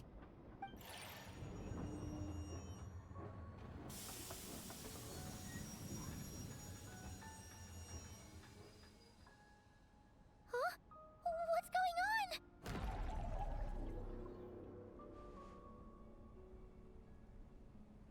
Oh no. Oh no, buat apa ni? Dah apa benda tu berbuih-buih? What do we do?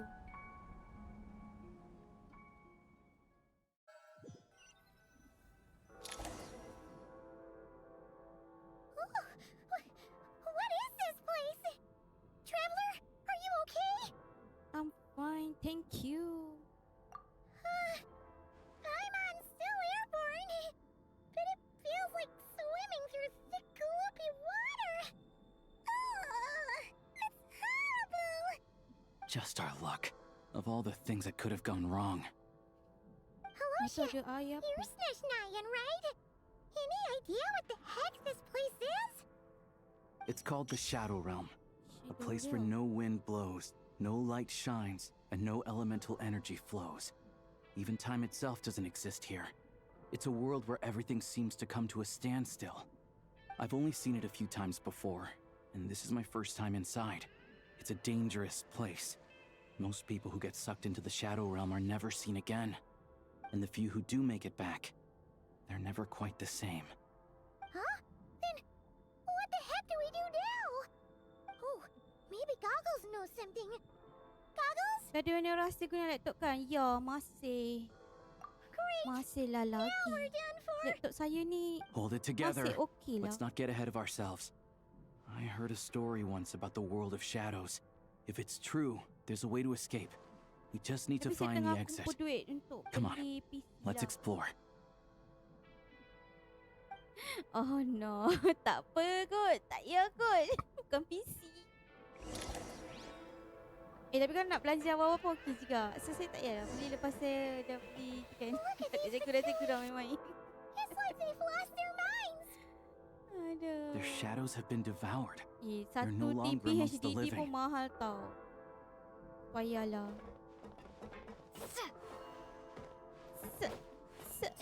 Ni apa ni asal?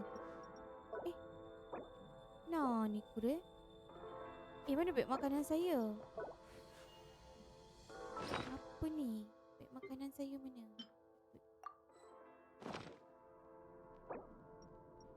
Ini kot yang kena ubah. Need to equip, what is that thing? Ini cermin mata tu mana? Tak ada cermin mata kat sini. Bapak tak apa, tak payah tu.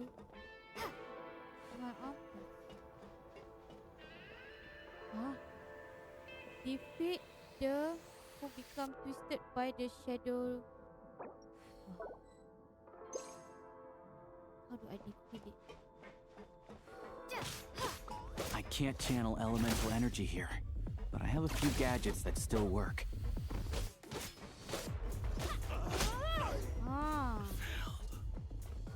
Jom.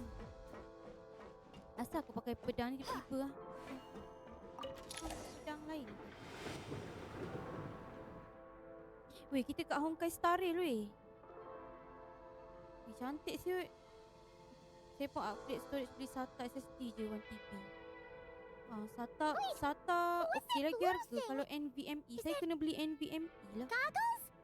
Guess we'd better find a way over. Sebab saya dah ada 1TB HDD. Sekarang ni saya nak kena beli 1TB NVMe. Sebab saya punya NVMe kat laptop ni boleh 2 slot. Lagi 1 slot tu saya nak guna ni. Go now! Advance! This is the last one. What do we do next? Play it by ear. Music dia punya power. Best kat mamat ni. Apa yang aku terbakarnya? Kena elektriknya. Sakit.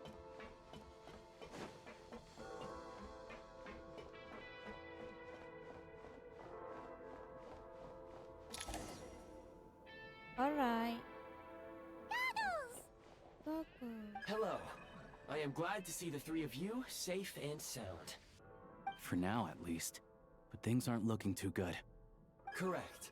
We are now inside what is known as the Shadow Realm, the darkest space in the shell, where even the Most High is loath to cast its gaze. Time and space hold no meaning here. It intersects with the world of the Light Realm only rarely, like an air bubble that rises to the water's surface. We must leave this place before it sinks back down into the depths once more. Sounds like you have a plan. Yes. In fact, the very purpose of my creation was likely to... from the Shadow Realm. It appears that key data is currently inaccessible, but now is not the time to resolve that problem. I have marked the exit to the Shadow Realm for your convenience. In addition, I have prepared some equipment to aid you as you traverse the Shadow Realm, traveler.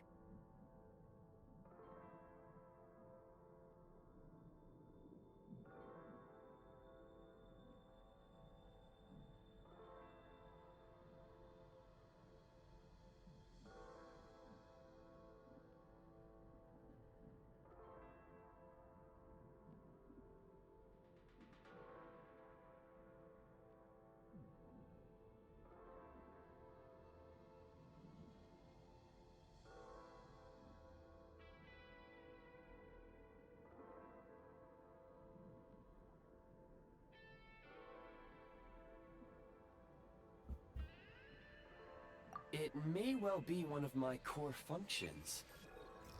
Scan complete. Construction in progress. Activation in code? progress. We once peered into the past from the ruins of the shadows. This is what remains of the Golden City, Hyperborea.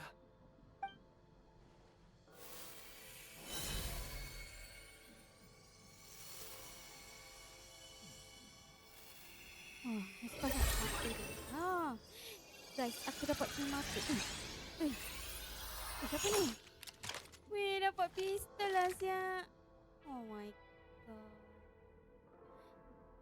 Cantik, cantik, cantik, cantik. Okay, it's time for me to... Oh!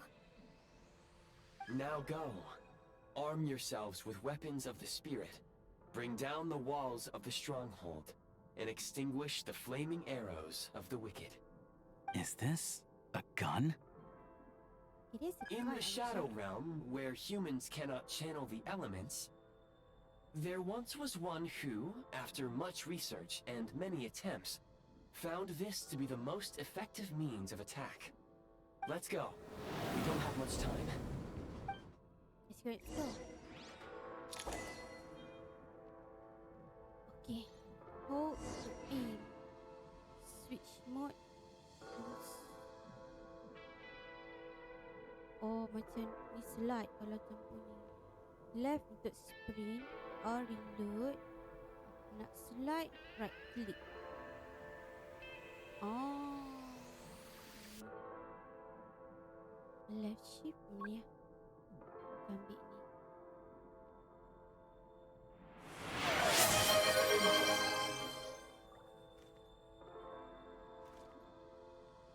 Oi, thank you. For the claim of hydrate. Okay, jap. Saya pergi minum air. Saya air kat dapur, guys. Sebentar ya. Saya pergi dapur dulu. Jauh lah, lupa nak ambil botol air.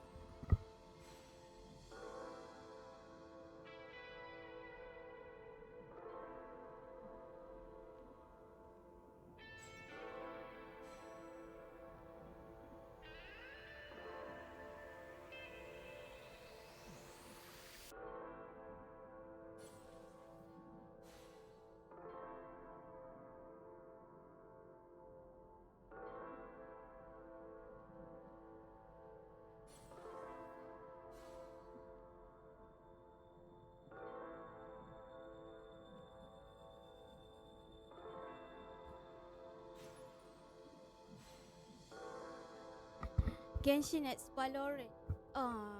Valorant ya. Ingatkan CSGO. Okay, tak sekarang ni kan. Ni 1, 2 apa?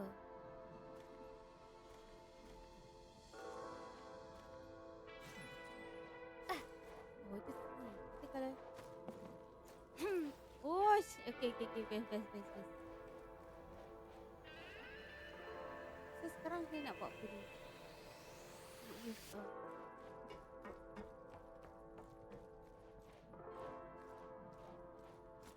When you encounter small obstacles, you can simply clamber over them. Oh, macam tu.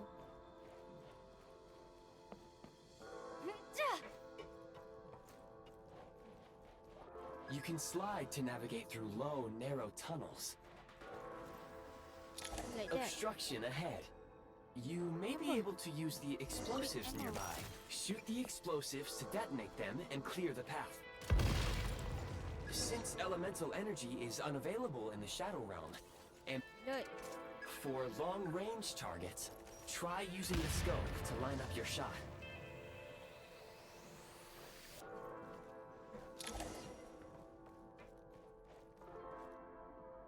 Many hostile units approaching. I suggest a new strategy. Take cover and then... Defenses have been breached!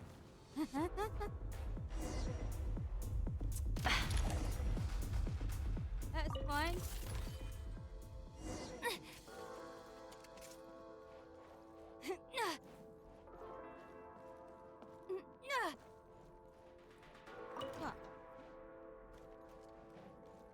More enemies detected.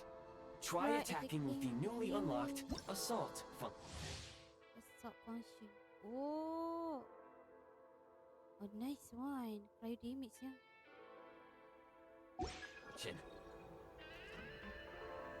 Oh.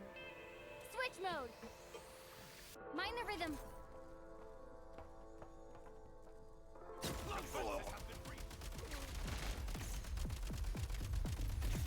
Oh. Tuh, sakit. Jangan pukul saya. Mind the rhythm! Oh, ini. Macam. Ah. Dulu baik.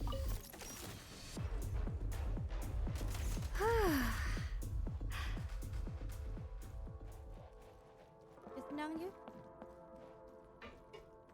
Easy peasy. Belagak siap easy peasy. Lawan bot boleh lah je kalau aku lawan orang. Kicap kena belasah.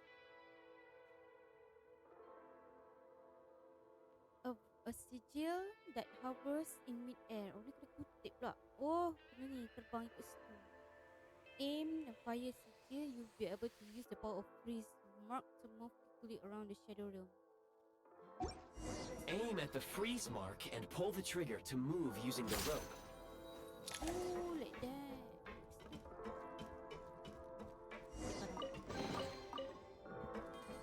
Is there an enemy? Tembak dia tak?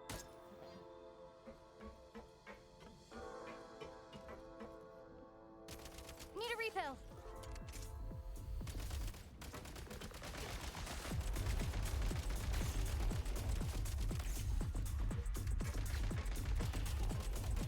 Some supply points can restore a small amount of stamina. Press on.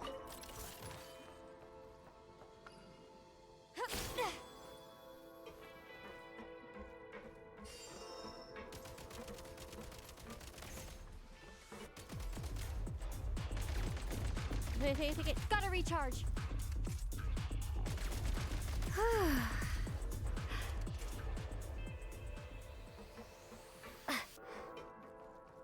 Kalau aku pijak ni apa jadi ya? Kalau pijak jadi apa? Turun je.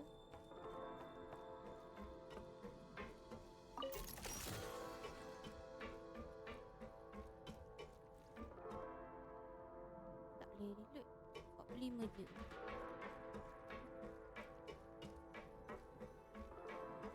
You should be able to use the prime ice construct left here to cover long distances.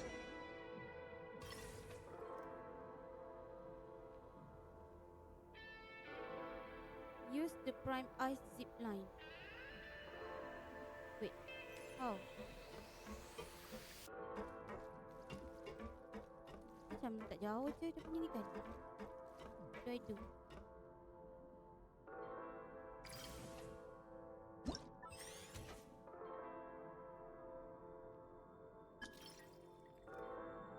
Basic sauce.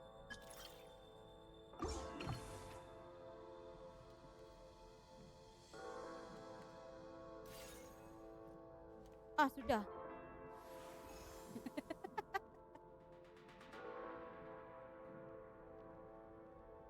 Oh, pakai. Masalah aku ni. Saya aku nak pakai. Oh, lower. Oh, enter.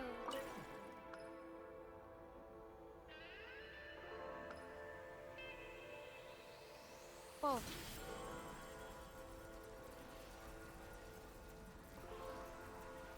Yep. Then. Sana pula.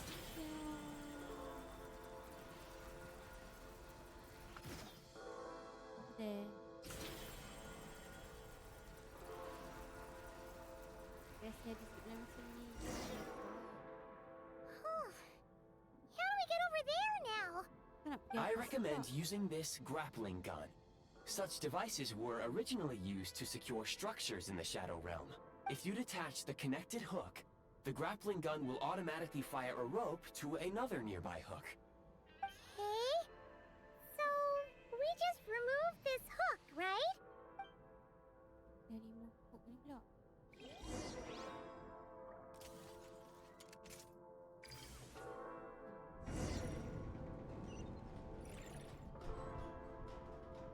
Oh,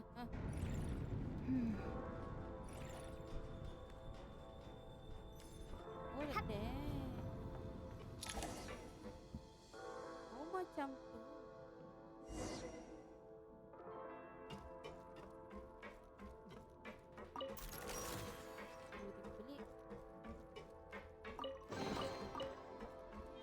Best pula main tembak ni. Time to catch my breath.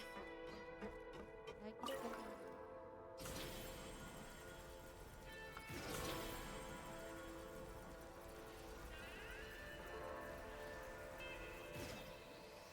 Dan lepas tu macam mana aku nak ni? Oh, space.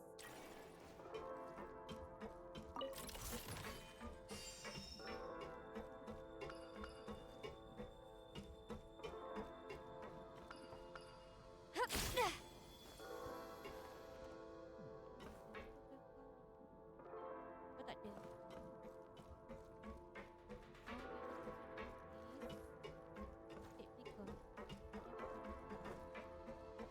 Bukan. Wrong way. Wrong way, girl. Wrong way. Ke bawah.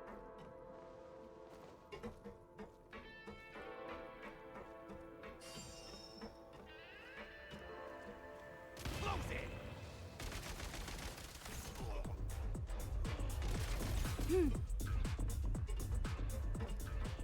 Nice.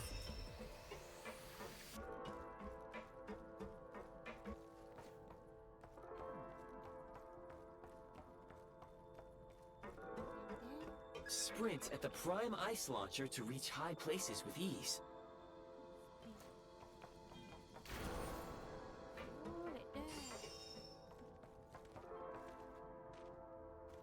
Defenses have been breached!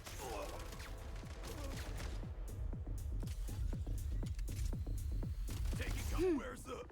Dah, ni dah bunuh kamu. Comel lah dia punya game. Usable munitions detected. Frag Right, crystal. crystal. Pick ammo. Buka. Ni. Back in business. Heal me. Oh, ni untuk baling.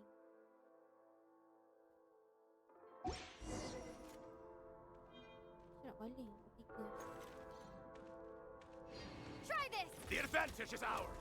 I can't take much more. Taking cover. Frag out.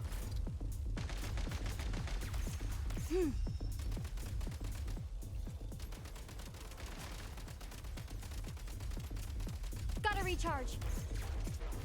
Demolition time. Try this. Syok pula. Syok, guys. Yang datang tu dia. Gotta recharge.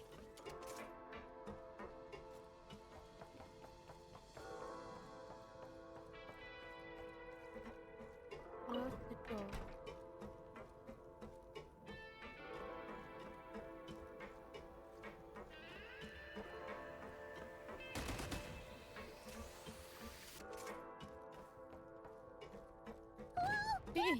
Shift your center of gravity and slide down.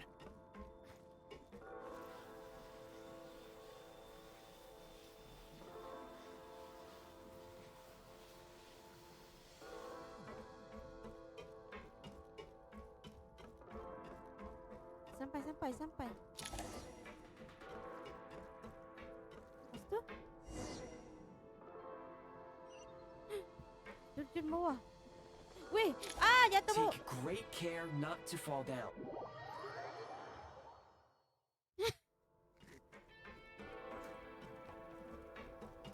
Just fall down. What do you mean?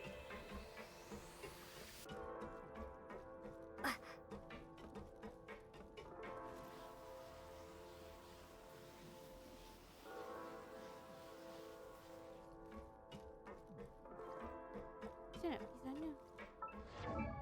Salah. How do I go there? Saya dah jatuh lah.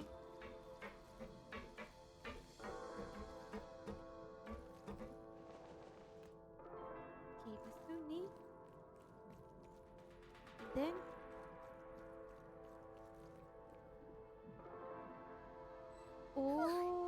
How much ni? longer is this gonna take?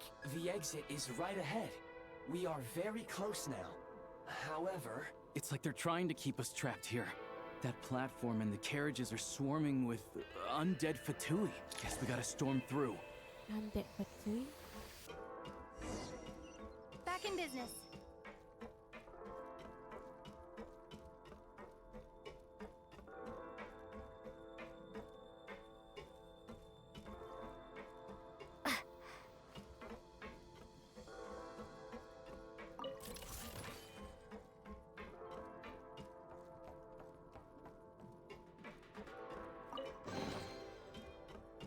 Time to catch my breath.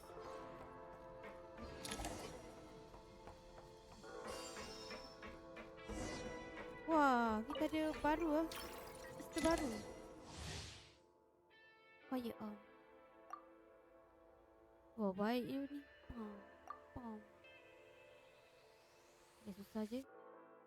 Saya tembak air. Oh, dia boleh tembak api, tembak ais, tembak air.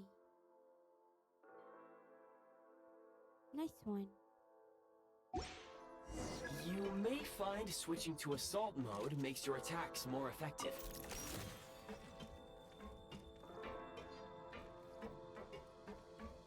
Sekarang?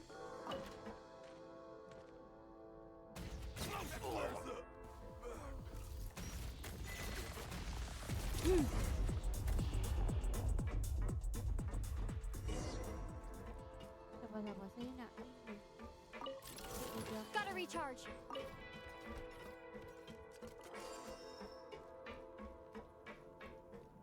Nice.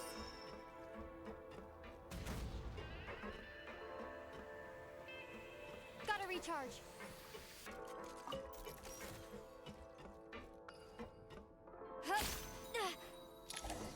Alright. Oi, mesti ramai je depan tu. Bapak dia. Melompos dia.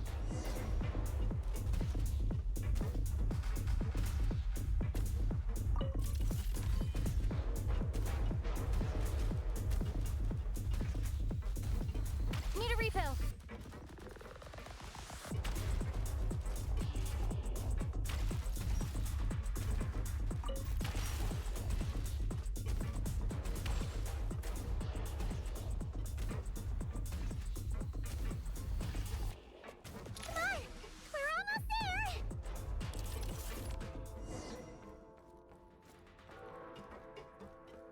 Yes, that was Genshin lah. Gotta recharge.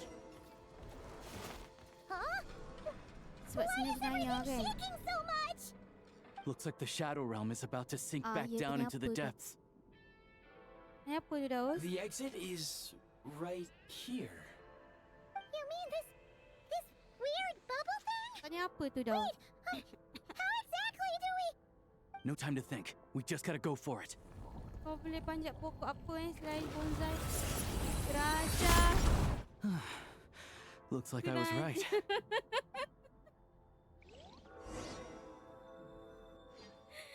Oh my god, Daus.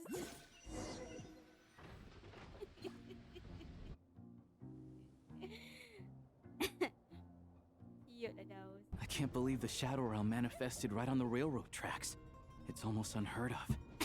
Lucky we made it out. All thanks to you and that awesome gun. Tengok eh. Ah, so you have heard of the Golden City before? Macam mana kau tahu aku macam tu ah?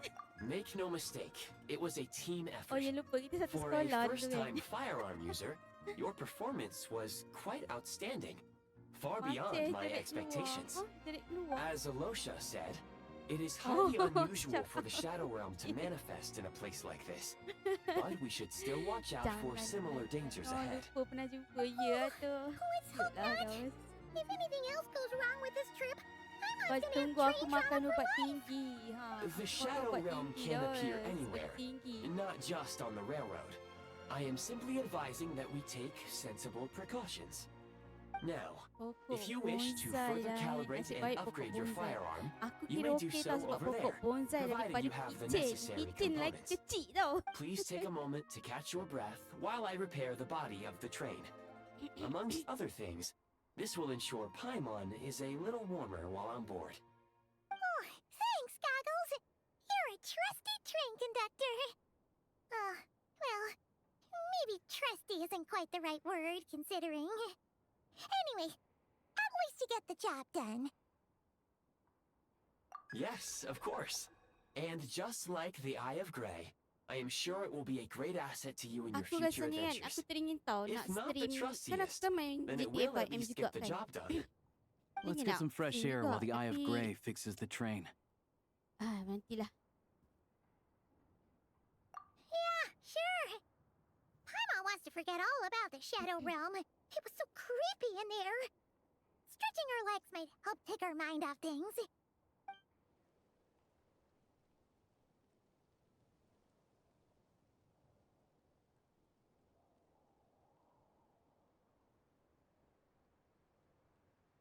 It's so quiet here for a It's so train quiet. station. See? Not a person in sight. Just abandoned houses.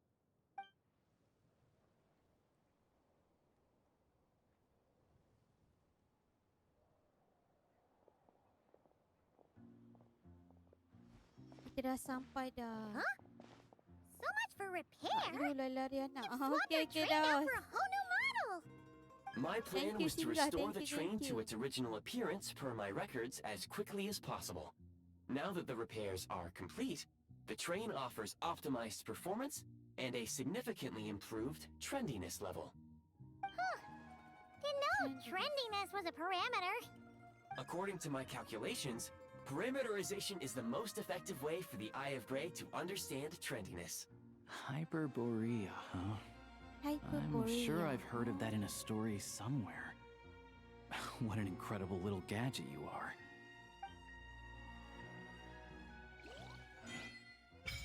Oh, yeah. Saya sudah siap. Snezhnaya Adventure Journal.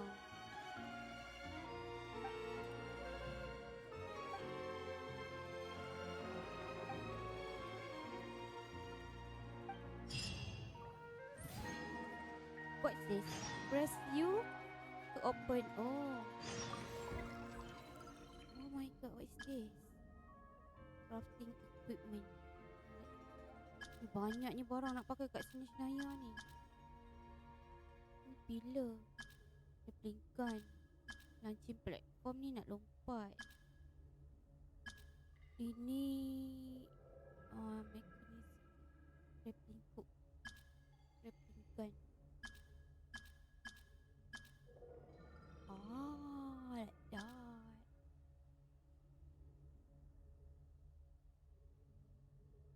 Prime Ice. You can have a message on the help others explore. Wah, dah macam ni pula dah.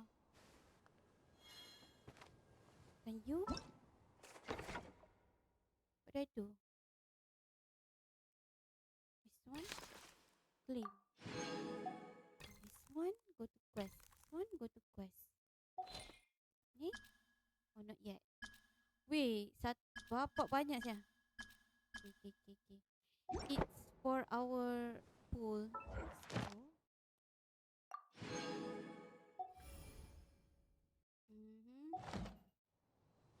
Kita tak ada bandar dia kat mana weh? Oh, dia nak kat bandar dah ni. Ni apa ni? Huntsman. Wih, jauhnya lagi perjalananku. Oh my goodness. Okay, tak apa. Kita buka dulu.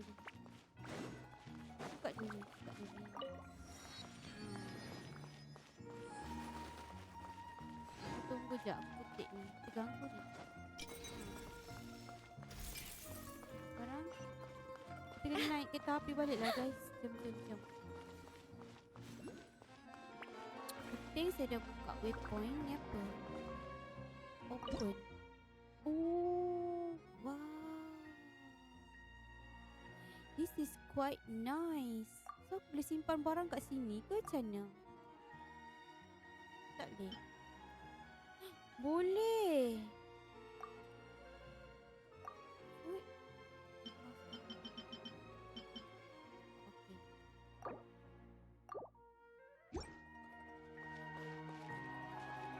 Okay. Kasih. Baik dah. Saya ada storage sekarang. Masuk sini ke? Apa duduk? This. Enter the shooting range. So let's go. Oh, biasanya ada ni dah. Macam Honkai dalam ni. Tapi Honkai bergerak lah. Bukan Honkai duduk diam lah. Kalau lawan. Tapi cantiknya. Sebab siap ada tempat crafting weapon tu. Ni dah once human ke?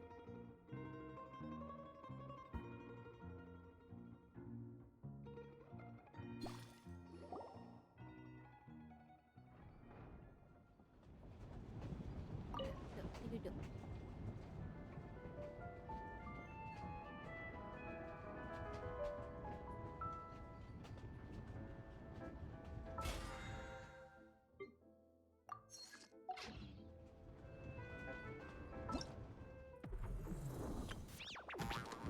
Ni nak kena buat lagi 4 hari je tu. Tak siap lagi. All geared up. Dah dapat. We really had to build the railroad over a canyon, huh? You might want to avoid looking down if you're afraid of heights. No, it's not that. Paimon's just praying that we don't have yet another accident. Jauh mana ada muka Paimon. That mountain is breathtaking. Reminds Paimon of Dragonspine. They say this mountain's the domain of a Snegovic lord. A lot of the Snegovic retreated there to live in seclusion, so it's a pretty mysterious place. You hear all kinds of stories. Even the residents of the nearby town of Svietlo-Lidovka steer clear of the summit, and they make a living off of harvesting prime ice.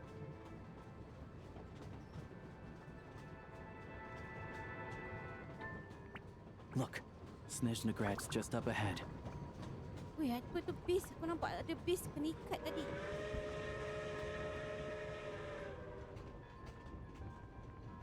Lepas dah. Lah.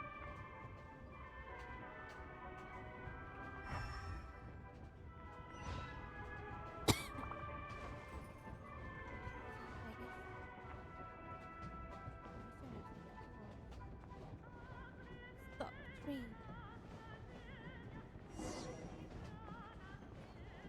Ke belakang, ke depan. Open sesame.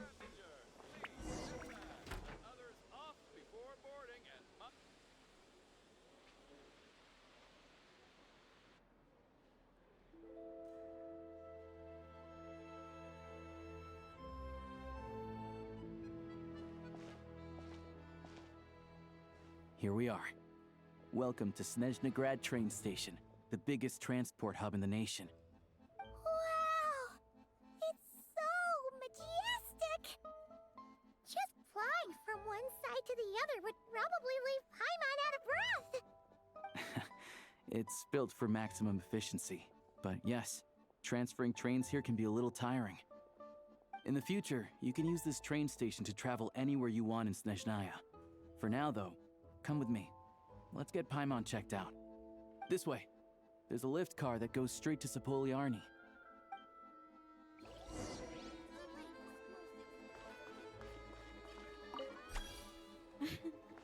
Cute.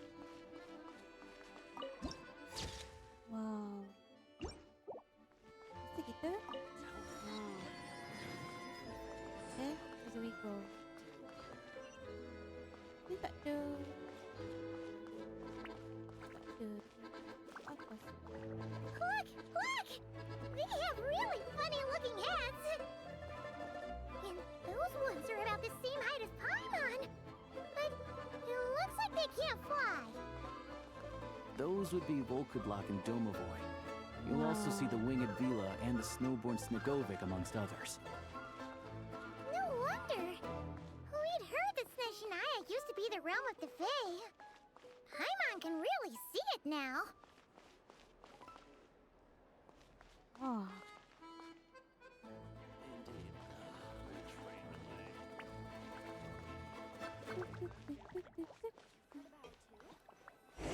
What? Oh, ni dia punya tu. Lift.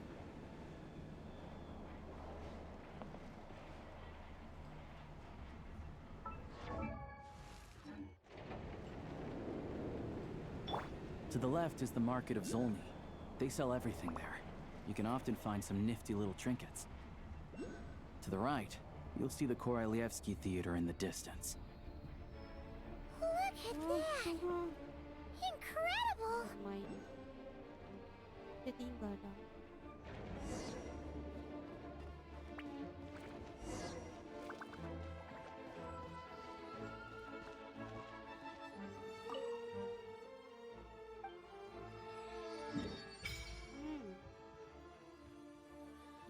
Tak buka lagi, tak buka lagi.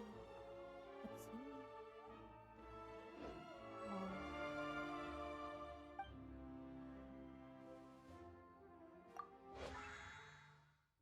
Tak, rasa macam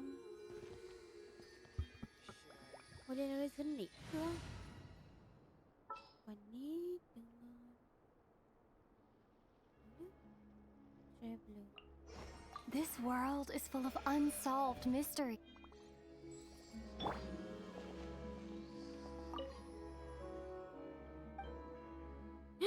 Resonate. Yes. Tengok dia punya. Yeah! And case! Yeah! Yeah!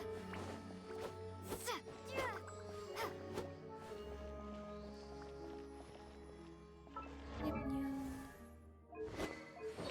effect.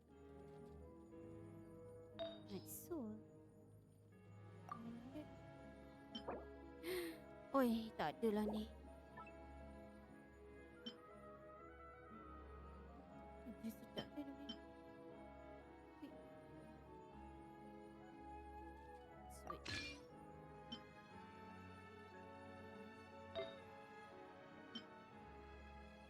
Sweet.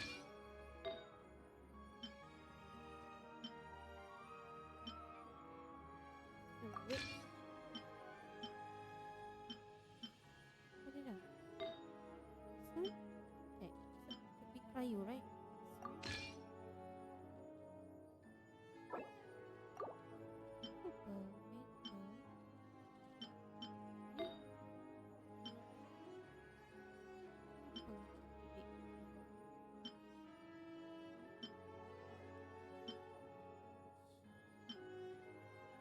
Dah ni. Sekarang naikkan dia sikit. Wait, bala tu. Compare. Sama je tu.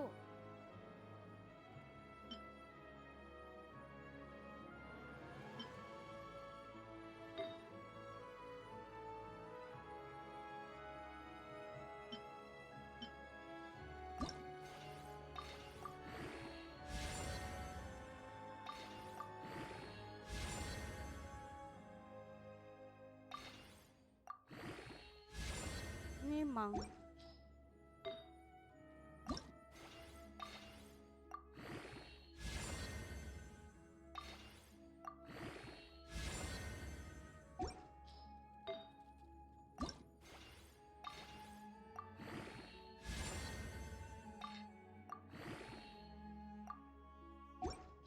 Ni baiklah. Punya weapon. Kan ni ke?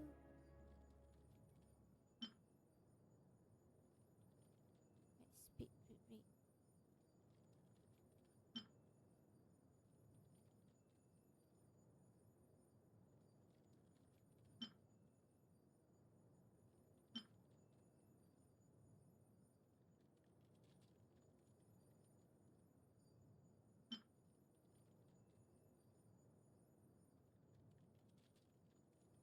to recharge. Cool.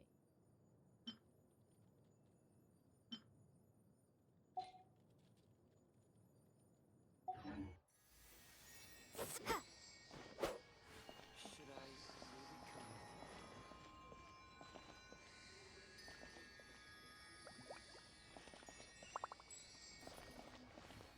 Of course.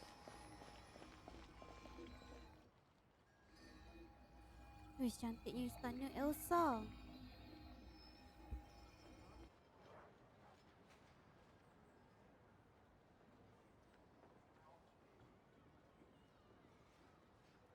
Wow!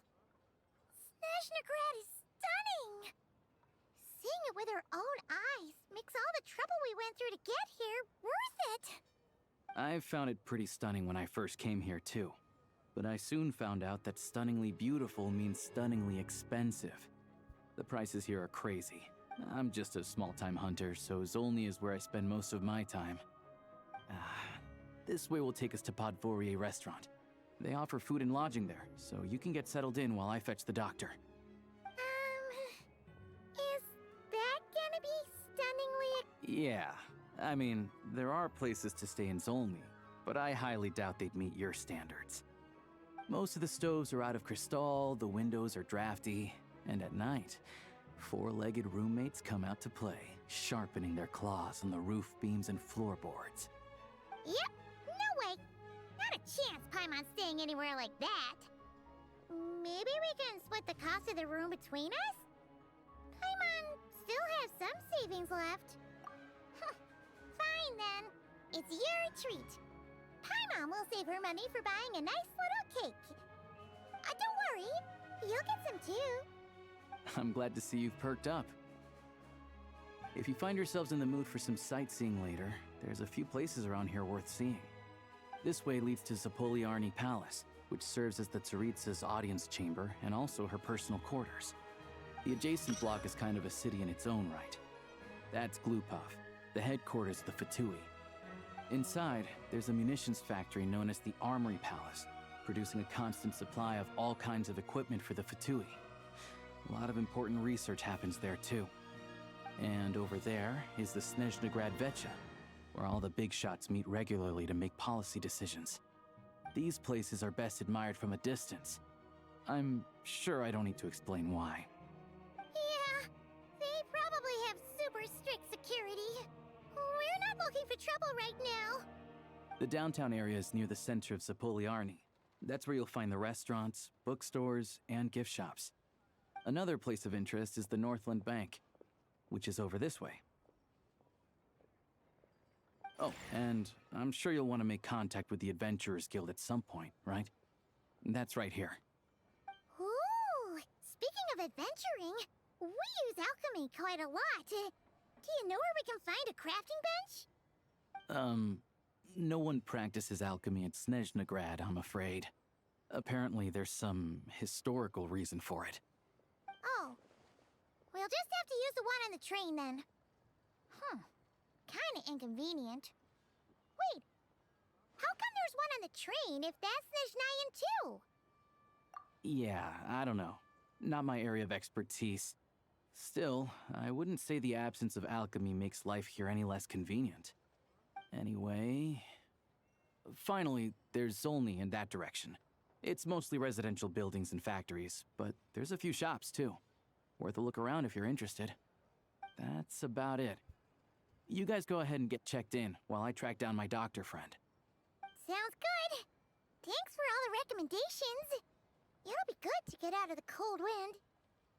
Paimon's starting to feel another headache coming on. Paimon tak tahan sejuk. Podvorier restaurant is right this way.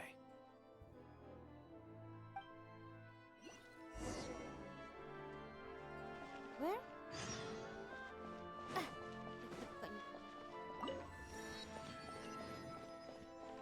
Oh, Catherine.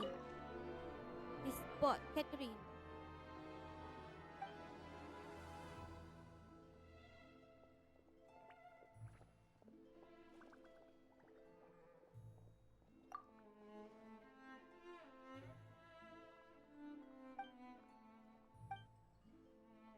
cakap dah ni? Tak ada suara. Where's the sound? Where's the voice? I miss old Catherine. She always talk. Dah habis ke? Oh, no. We just finished the story. Belum. Pergi. Jom. Saya tak sabar ya. Teruskan story ni. No rest.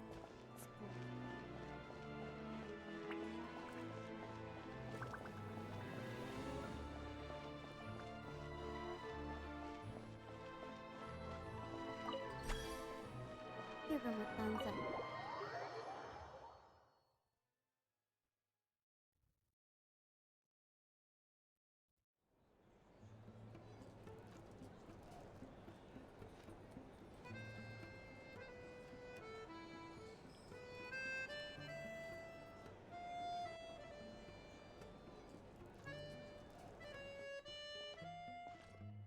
Looks like you get what you pay for, huh? Paimon likes this room a lot. Yeah, much better now that we're out of the cold. Oh, thanks for taking such good care of Paimon. Honestly, she feels kind of bad for throwing a wrench in the works. If this were anywhere else, we'd be out investigating and adventuring by now. But instead, we're stuck here waiting for a doctor. You're right. No need to push ourselves too hard for no reason. A lot happened on our way into the city. Let's review what we've learned so far and try to figure out what to do next. Obviously, the million-more question is, what is this Aritza planning? It sure was. And so far, we've learned that in addition to the 7 Gnosis, her plan also requires a ton of energy. But we won't get to see her anytime soon. Alosha said that she went east to fight that big monster. It must be a pretty powerful one if it can blanket the whole of Snezhnaya in a snowstorm this awful. To be honest, what we're really lacking right now is information. The kind of information that only the higher-ups in the government would know. Not word-on-the-street type of info. Paimon can think of a few people who might be able to help us. But... Right! And when we left Nagcry, Sandrone specifically left a message reminding us which side we're on. So, it's unlikely they'd tell us anything confidential about the Tsaritsa's grand plan. Yeah, fair point. Besides, that Glupov place is right nearby. We've got nothing to lose, so it'd be a waste not to go. There's gotta be someone there willing to talk to us, right? Maybe Arlecchino or Sandrone? Or possibly Tartaglia. But it's unlikely. Yeah, the last time was all the way back in Fontaine, right? Too bad we missed him in Nagcry. Apparently, he came to help out. Hello. Is there a traveler in Paimon in there? That's Alosha! Come in! Hello, I'm Dr. Luneva. Alosha mentioned that one of you is feeling a little under the weather. I see. So you're my patient today, yes? And you're, Faye, I presume? Good question. Paimon's not too sure either, but she's definitely not the same kind of Faye as the ones we saw at the train station. Is that gonna be an issue? Not exactly. It's just, I'm used to treating human patients. Fae tend to be far more resilient than even the healthiest and most long-lived of humans. But don't worry, I do have some experience treating Fae. I've even diagnosed plenty of cats and dogs in my time. Safe to say, I have a fairly eclectic range of expertise. It'll be fine. Paimon's basically the same as a human, right? We're no different when it comes down to it, are we? That's just because Paimon knows how to eat. Now, please take a seat.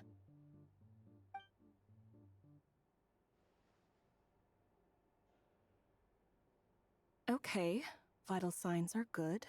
Test results are all within normal ranges. I don't think it's anything serious. More than likely, you've just caught a cold. I can give you some medicine to tide you over, but as long as you rest properly for the next couple of days, you should feel better. Make sure to keep an eye on your temperature, though. If you find yourself with a persistent low-grade fever, or if your symptoms don't improve, just contact me again. Sounds like there's no cause for alarm. Thank you, Doctor. You're very welcome. Just doing my job. I'll leave you in peace now. Time to visit my next patients. Take care. You heard the doctor. Best you rest up here for a couple days. No sightseeing for the time being. All right, then. Guess we've got no choice. Let's just treat it as a short vacation. I have to get back to it.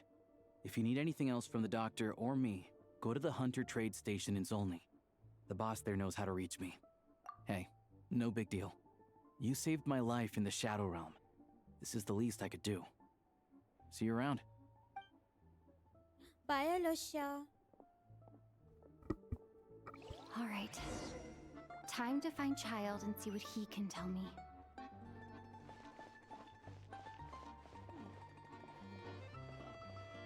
Hey, Paimon, wake up. I'd better not disturb her. Dia tengah rehat, lupa pula. Tak say hi.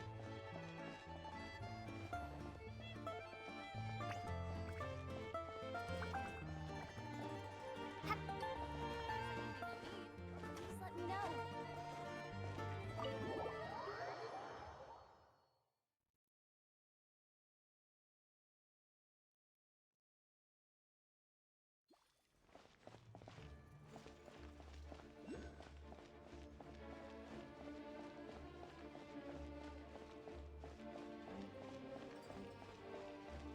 What is this?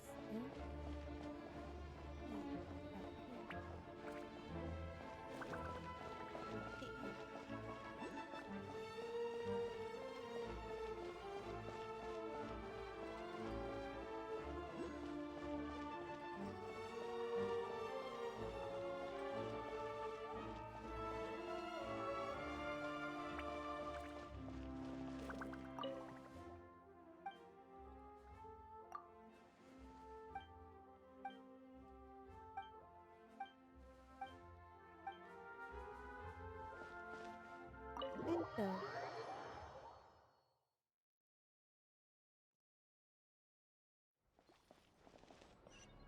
Salah. Mana tu?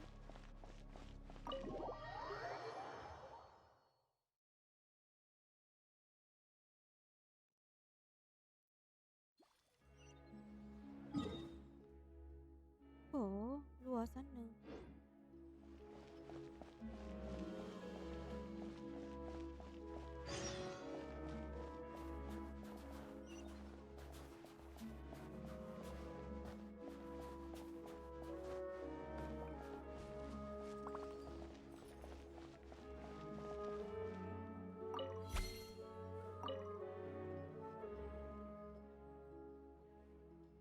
We'll be able to build internet setting course.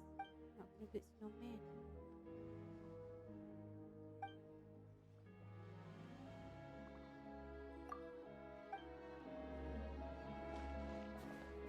There is a chest nearby.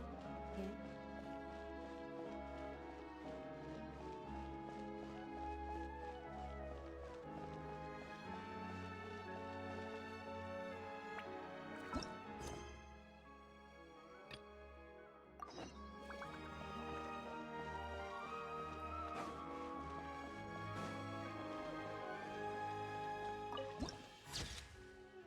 Nice castle.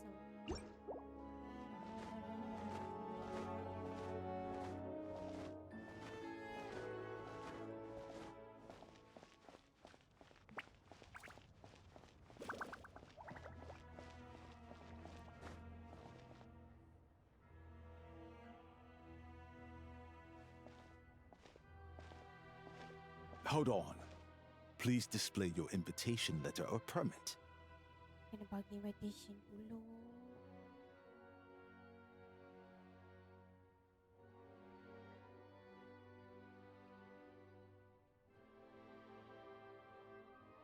Glupov does not accept meeting requests without a prior appointment.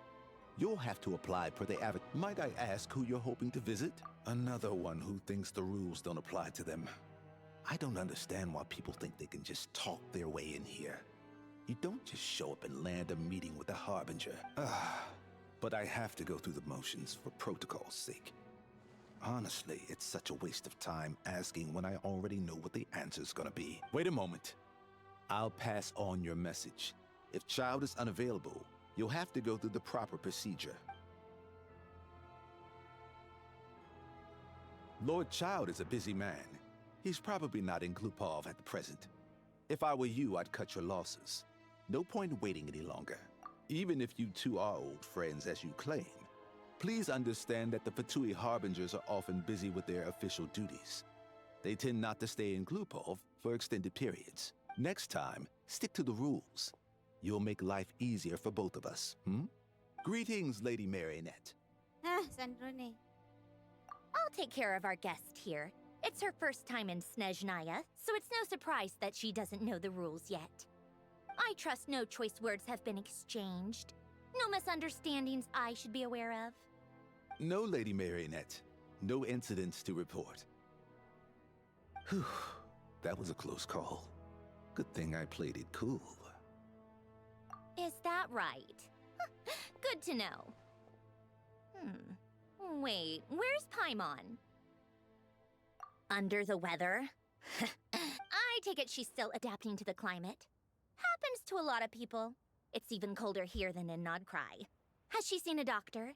I can get... All right, then. Well, let me know if you run into any other problems. Why else? I was just about to sit down for some much-needed tea time when I heard that an old friend of Tartaglia's had shown up outside. No appointment, nothing. And, as obnoxious as it may be to show up uninvited at Glupov, I couldn't help but take pity on the poor soul who was waiting outside in vain. So I had no choice but to abandon my freshly brewed piping hot tea and come to see this mystery guest for myself. Well, I felt our time working together in Nodcry warranted some courtesy. I couldn't exactly let you freeze to death out here in the wind. Unfortunately, I can't invite you inside either. The rules of Glupov wouldn't allow it, and as a Harbinger, I have to lead by example. On the plus side, Snezhnograd actually has some class, unlike Nosha Town. Torchlight Books has a very nice selection of teas and cakes, so we can catch up there. Your treat, of course. Because I already wasted one perfectly good cup of tea today. That's why.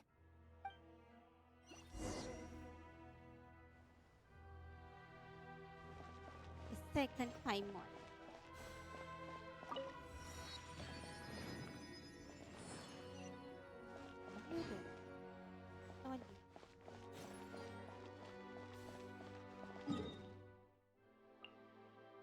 Alamak, tak terlipot ni. Buat dah. Jangan kaki lah, jauh nak mampus.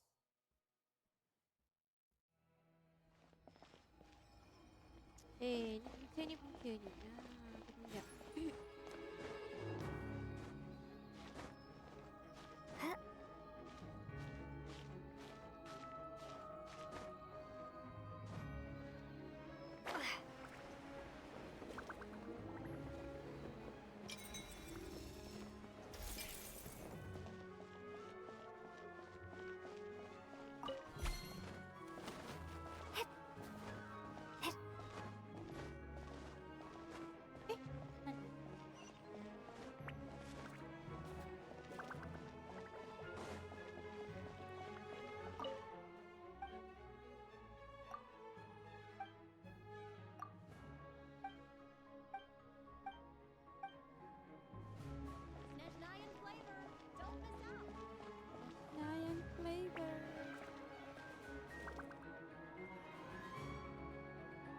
I've ordered for the both of us.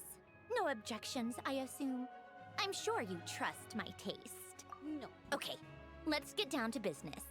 I'm guessing you don't actually have any urgent business with Tartaglia, per se. You just want information, right? Wanna take a guess? Of course you'd say that. You shouldn't underestimate Counselor Tartaglia, you know. That's right. I'm sure you've heard of the Snezhnaya Vetcha by now. Well, he's busy preparing some paperwork for their next meeting. They'll be discussing yet another extension to Project Snezhnaya. It's basically all anyone cares about in the Vetcha these days. Yeah, he's more of the shoot first, ask questions later sort, isn't he? It all started with a very detailed letter that Capitano left for the jester, Piero, before leaving for Natlan. In that letter, he detailed the future arrangements for his subordinates. All of his key people were reassigned to Tartaglia. I guess he'd already prepared to leave us for good all the way back then. But Piero didn't reveal the contents of the letter until the events in Natlan had concluded. That was his reaction, too. Why me? With a bewildered look on his face. He'd always assumed Capitano looked down on him. He was a man who kept his thoughts to himself and barely spoke to him the whole time they'd known each other. But he occasionally brought Tartaglia along to my tea parties back in the day. So to the rest of us, it was clear that Capitano had quite a lot of respect for his young comrade. By the rest of us, I mean my tea party regulars. Arlecchino, Rosaline, and... actually, not Columbina. She was probably oblivious to it. Anyway, then the Liu-S situation happened. Normally, it took a lot to get under Capitano's skin, but that time he was furious. It's not really my place to talk about it, though. You can ask Tartaglia about it sometime. Basically, Tartaglia probably had the wrong idea about Capitano all along. Right up until Piero revealed the letter he'd left behind. Capitano believed that despite Tartaglia's immaturity, he showed great potential. Plus, he possessed a kind of purity rarely seen among members of the Fatui. Yeah, it's one of the few things that I'd agree those two have in common. But there's one other reason why Capitano chose Tartaglia to assume command of his troops. He knew that after he was gone, several of the others would swoop in on his army like vultures. With the ones who stood to benefit the most being the rooster Pulcinella and Regrator Pantalone. Once they divided Capitano's troops between them, they'd be more powerful than ever. No one would be able to stop them. So, you can see why Capitano chose to hand that letter to Piero, right? Exactly. Piero also needed to back a harbinger as soon as possible. And all things considered, Tartaglia was the best choice. Even though Tartaglia has had the support of Northland Bank for a long time, he and Pantalone are ultimately not cut from the same cloth. I'd say Capitano made a good judgment call. Anyone else caught in this situation would probably feel like they'd been hung out to dry. His best course of action will be to distance himself from any shady business, while still maintaining friendly relations with Pantalone, but seeking Pulcinella's support at the same time. What's the point in having a tea party if you don't spill a little tea? Besides, none of this is confidential anyway. Ask any journalist out there. They'll give you all the lurid details. You'll see it firsthand if you ever sit in on a session of the Snezhnaya Vetcha. All the factional strife, whether open or unspoken, it plays out for all to see in that one little room. Having a voice in a Vetcha is the only way to steer policies in your favor. So, every person in that room represents a particular interest group. Pantalone, for instance, represents the financial sector, and Tartaglia represents the Fatui soldiers. Personally, I have no interest in political jousting, but since I have a number of engineers and researchers under my command, I have to make their voices heard. Then there's Pulcinella, the linchpin of the Vetcha. He represents politics itself. Everything involves him, so nothing can bypass him. Any issue that comes up, he knows how to mediate. That's what the Tsaritsa values most about him. I'm starting to see why everyone is so frustrated with the way things are, but also powerless to change it. A complex web of interests connects all parties involved. And the Tsaritsa sitting at the top adds another layer of complexity. It must be nearly impossible to come up with a perfect solution. All right, I'm done carrying this conversation. Time for you to answer a question of mine. You must have known that you can get the info you needed from me. So why was Tartaglia the first person you asked to see and not me? Huh? Jealous? As if. She is there. Wait. Oh, I think I know what it is. Columbina passed on my message to you before you left Notcry, right? I only meant you should be mindful of which side you're on. Is that actually why you didn't ask for me? Because you took that to heart? You... fair enough. It's not your fault. I blame all these politicians I've been hanging around with lately. Always beating about the bush when they talk. I guess it must have rubbed off on me. Anyway, just ask for my help next time, okay? Little things like this are no problem. Lady Marionette. What now? Can't you see I'm on my break? Whatever it is, just leave it on my desk. I'll look at it later. Sorry to disturb you during your break, ma'am, but I'm afraid it's an emergency. Isn't it always? I've told you before, fixing the tracks and transporting ice blocks does not constitute an emergency. The equipment in Svietlolaidovka is in urgent need of maintenance. With how the weather's been recently, we suspect that the cause is a buildup of snow, exceeding the maximum weight limit. The supports on one of the machines broke and fell, awakening a dormant beast and leaving many of the ice miners trapped in a nearby ice cave. Luckily, Odette's team was nearby and launched a rescue operation, but we're still facing a severe manpower shortage for both the rescue and engineering teams. I guess that's it then. Our tea party will have to end here. I'm the only engineer you'll need. Do you actually want to come with, or are you just saying that?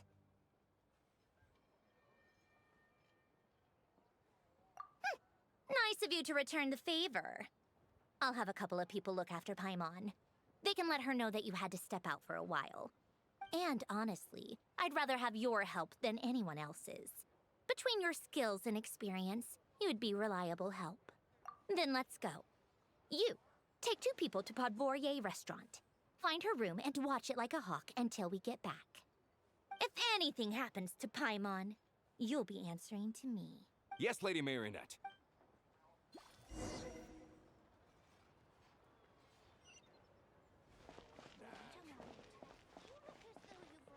Ni dia teleport ni.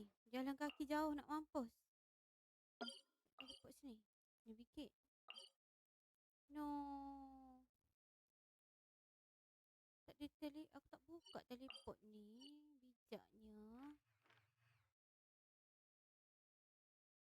So, macam mana?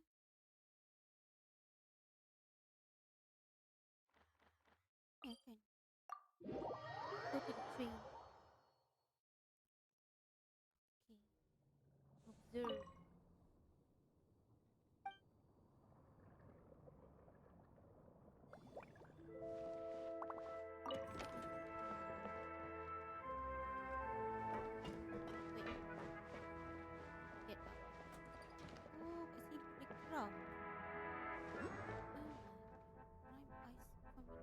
Ad Astra Abyssot. Thank you for Ad Astra.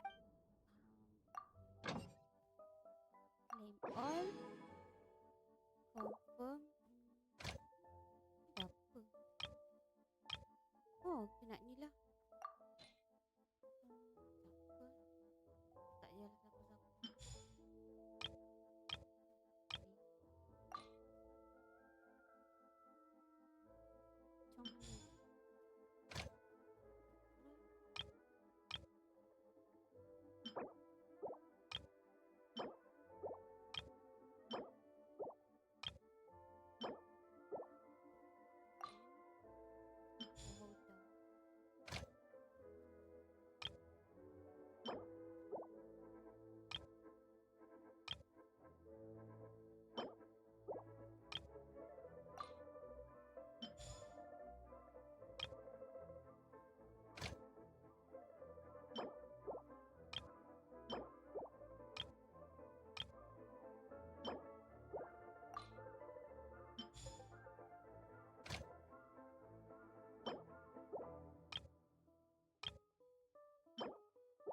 ada limit. Apa pula?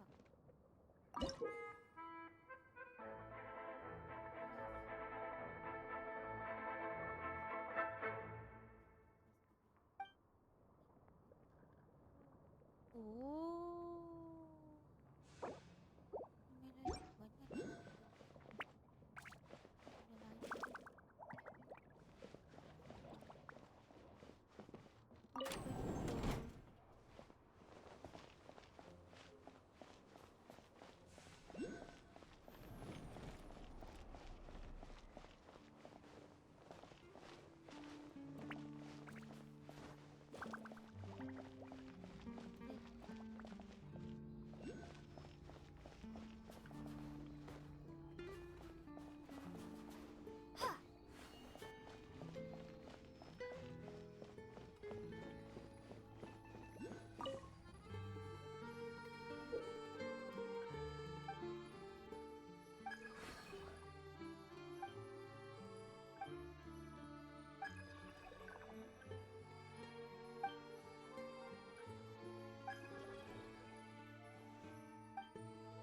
Princess Wedding pula tiba.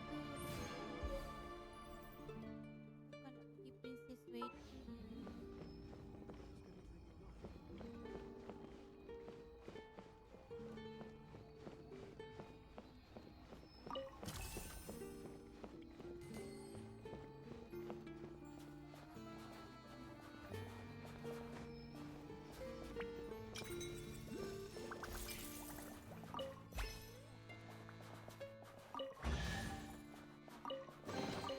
I'll keep this close.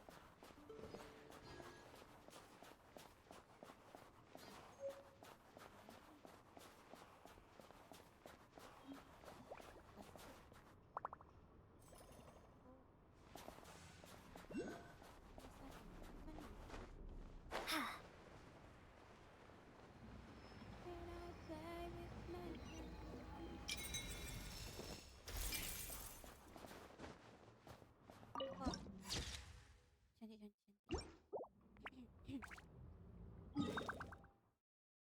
Could you teleport there?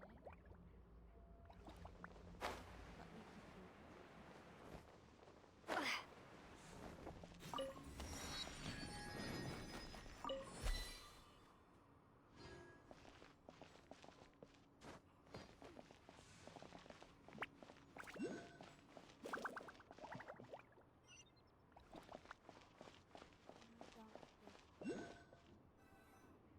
They weren't exaggerating. This is really dangerous. It's a good thing only one of them broke. From what I've been told, most of the trapped miners are over in that direction.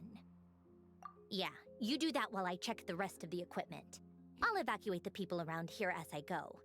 Meet me back here as soon as you're done. This is our exhibition.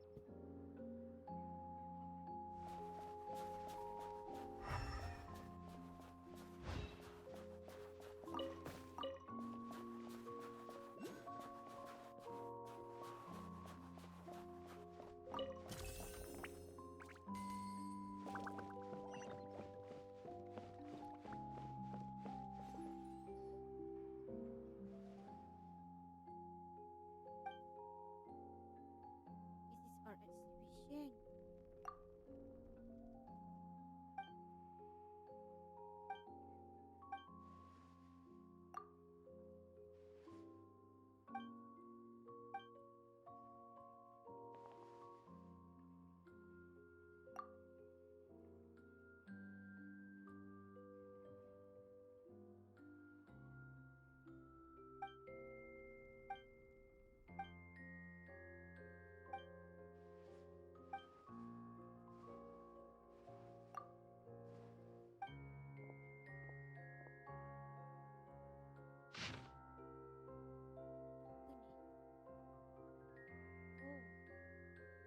Masuk 1, 2, 3.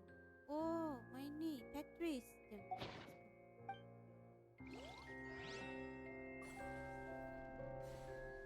play.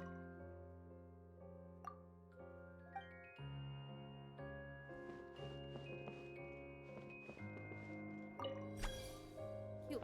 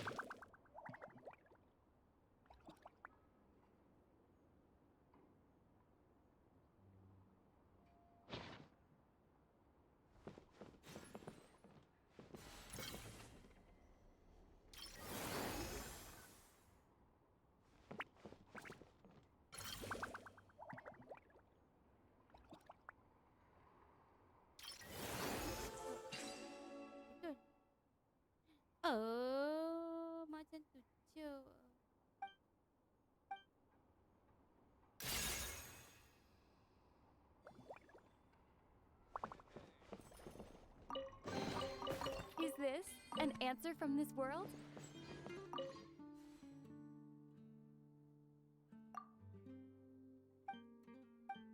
Ajarlah benda ni buat aku ni. Leka. Buat kerja. Nak buat kerja. Saya nak buat benda lain. Go down here, right? Wow. Wow.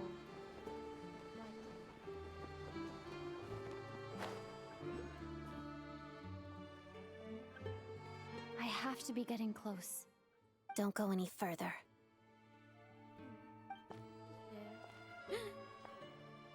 What that? It's too dangerous here.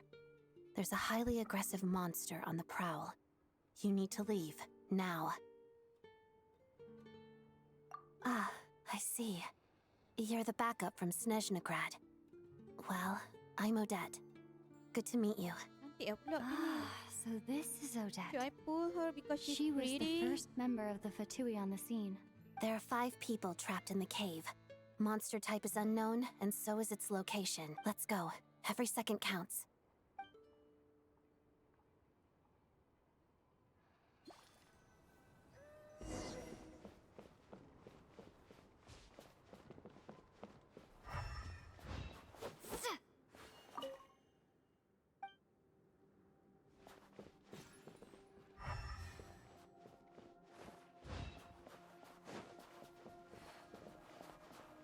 Careful.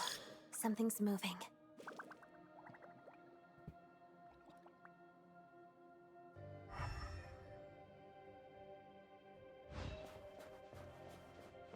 Asal aku jadi elektro tiba-tiba?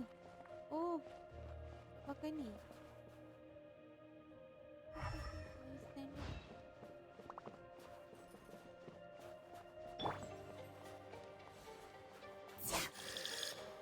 Cantik dia pedang dia.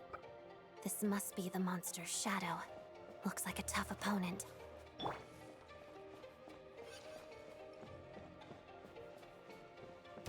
Let's begin.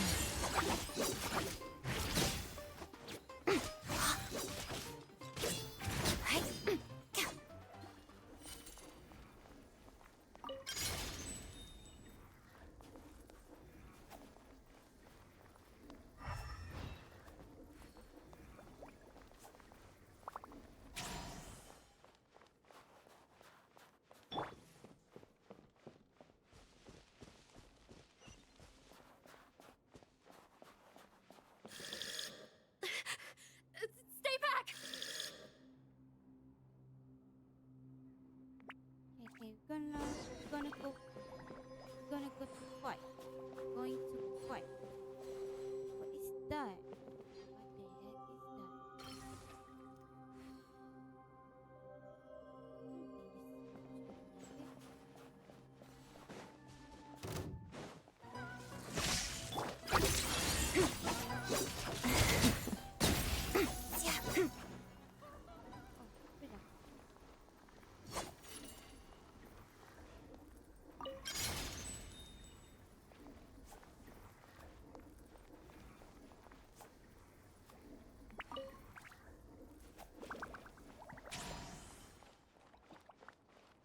That's not like this.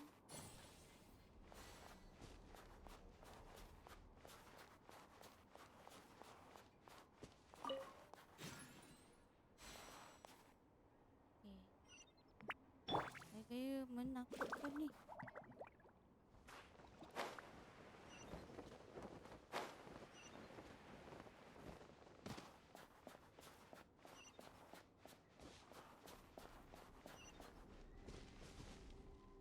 I see them.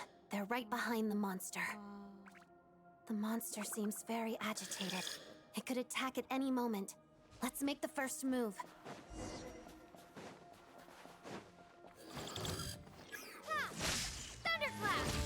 Let's begin. You're right.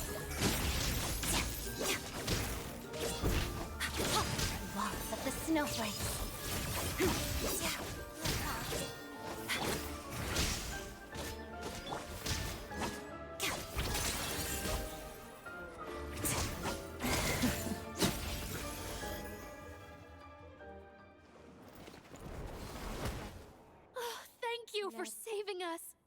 have been monster fodder otherwise. Thank you. Thank you. You're welcome. You should be safe now. Follow this route out. She and I will stay behind to watch the rear. Thank you. Come on, let's go. This way.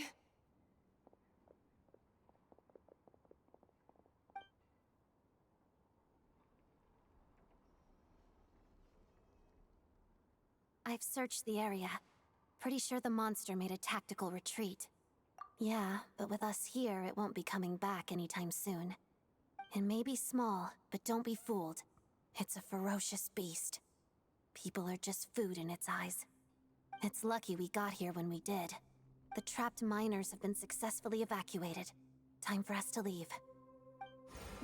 Wait, this place... There's... something unusual about it.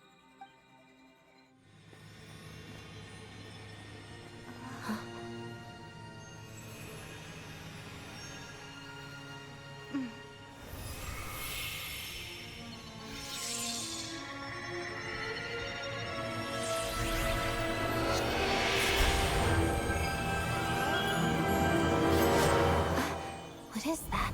I don't know. Wow. It's back? Guess it has family.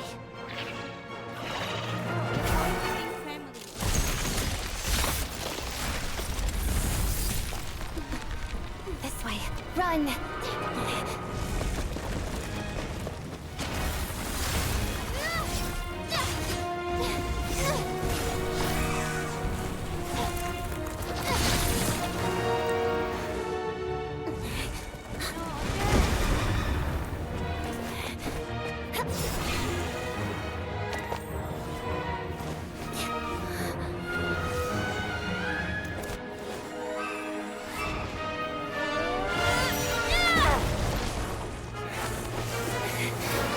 Thanks. Let's get out of here.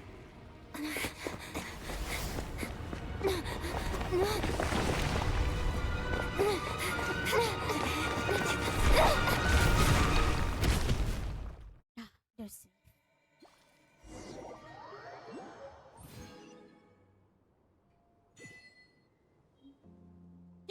Dapat pedang lah, dapat pedang.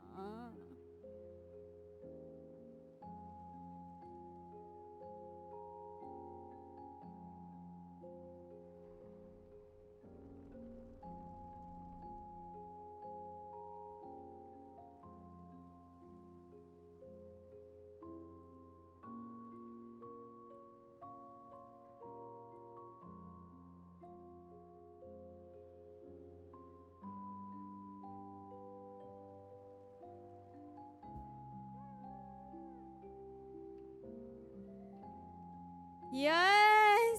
Let me take. Oh my goodness. Oh my goodness! Oh my goodness! It's crit red, guys. It's for traveler. No more dull weapon What am for I her. now? Finally, let's change it. Oh my god. How do I enhance? Oh, I need to do the freaking quest. Alright. It's so pretty. It's so pretty. Happynya dapat pedang, guys.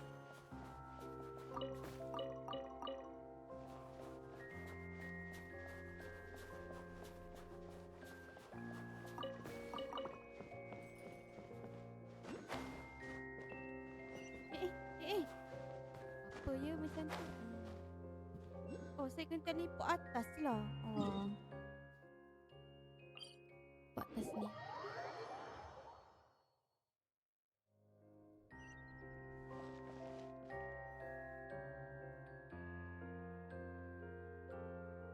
Everyone's accounted for. We managed to rescue them all. We also placed a sign at the entrance to the cave, Tapi pedang warning tu people kan, to stay away. karakter lain boleh pakai juga You ke? really held your own today. I still don't know your name.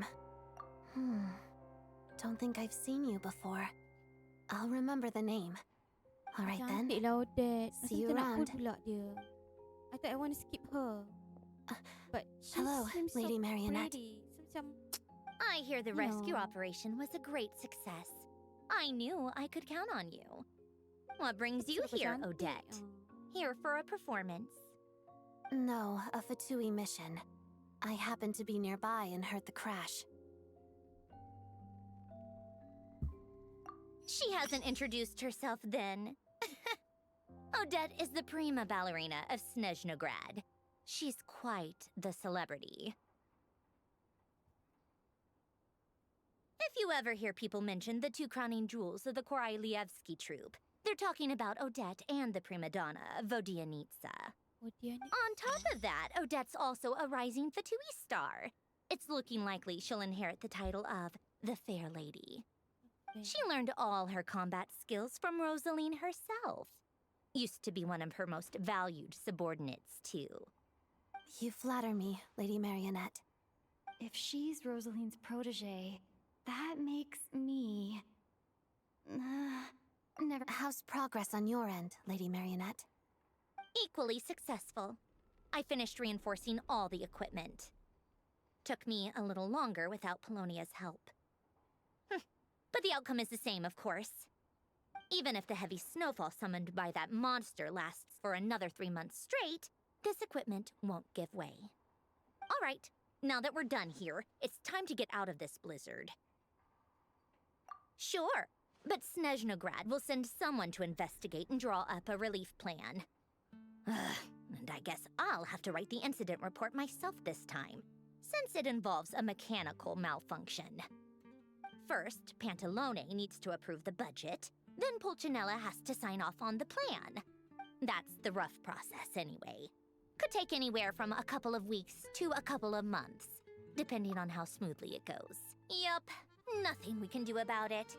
There's a whole stack of incident reports like this back at the office. The snow has eased a little for now, but there's no telling when that will change with that monster still at large. Fuel for heating is in short supply, and relief is weeks away. There's no immediate threat to life, but still, it just feels like there should be a better way. Hey, quit daydreaming. Let's get back to Snezhnograd. When did you get a new sword? I found it in a cave. It handles pretty nicely. Okay, kita naik ke artifact. Raya dia tu. No, dia tak ada dah.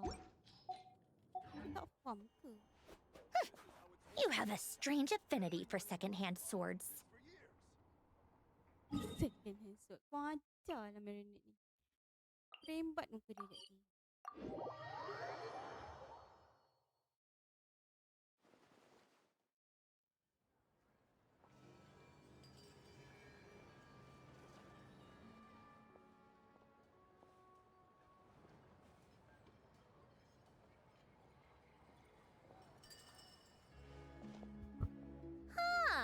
Well, if it isn't Counselor Tartaglia, Mr. Big Shot himself.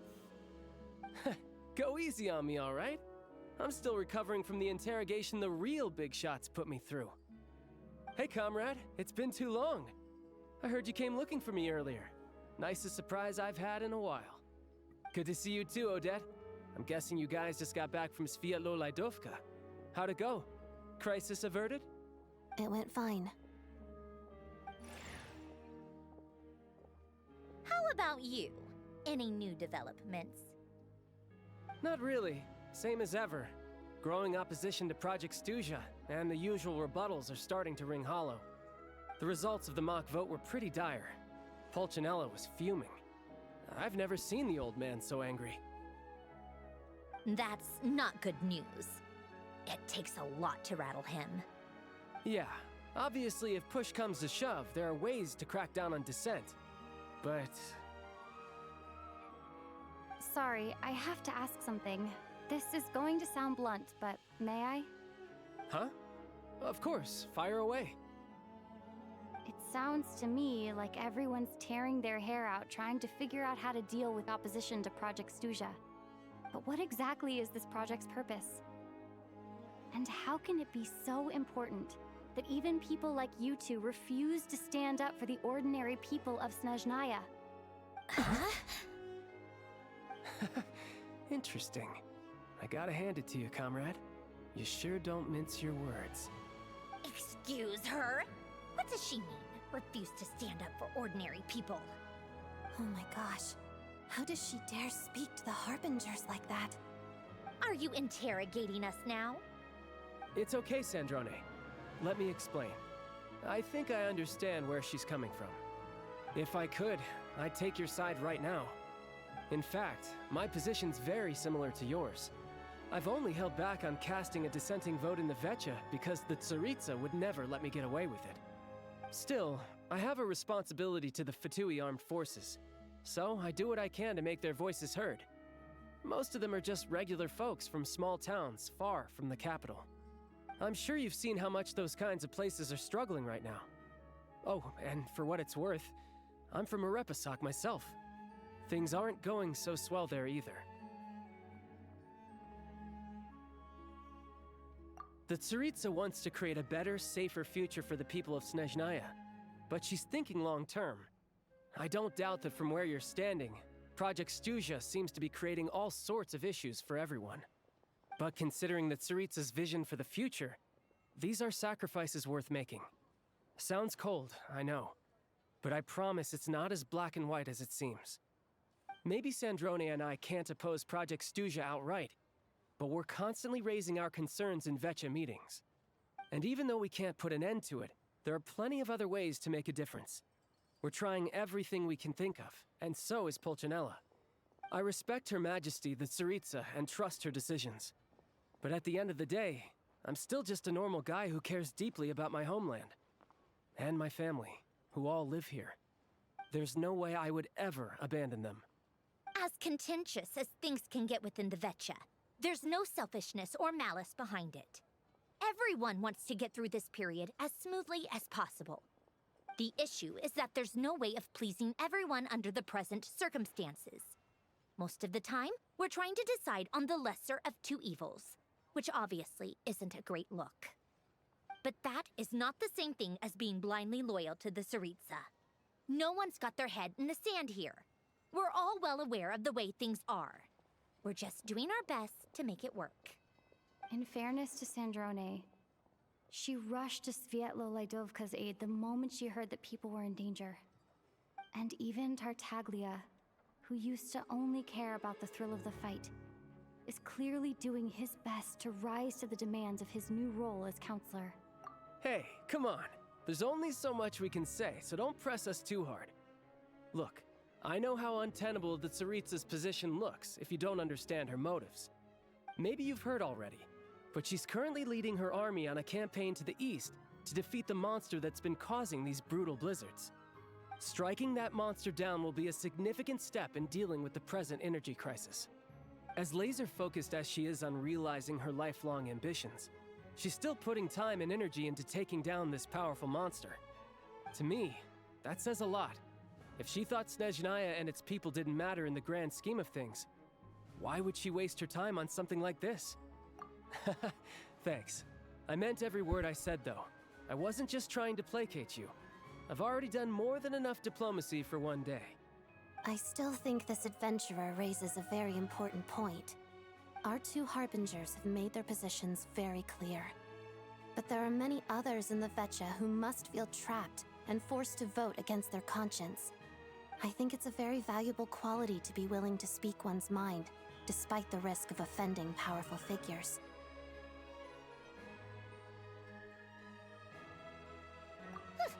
You can say that again. I highly doubt we'd feel the need to explain ourselves so much if we didn't know you so well. Forgive me, adventurer, but might I be so bold as to ask about your background? How is it that you can converse so openly with two Harbingers? Oh, haven't you been properly introduced? Easier said than done. I like to think I'm not the kind of person who goes around busting open people's old wounds. I've only learned her name so far, and no details of her experiences. Is something wrong? Uh-oh. Is there no avoiding the subject of Rosaline? No, it's just... All right. I guess there's no getting around it. This is the world-renowned traveler who helped resolve the storm terror threat in Mondstadt, cleaned up after the mess I made in Liyue, and then went to Inazuma, where there was a duel before the throne in which the traveler defeated Rosaline. Oh. I'm sorry. I didn't think you two would be seeing much of each other, so I figured it wasn't worth bringing up. It's fine. It was a long time ago. It's fine. Sorry. I just remembered that we have a rehearsal coming up. Please excuse me. I should get going.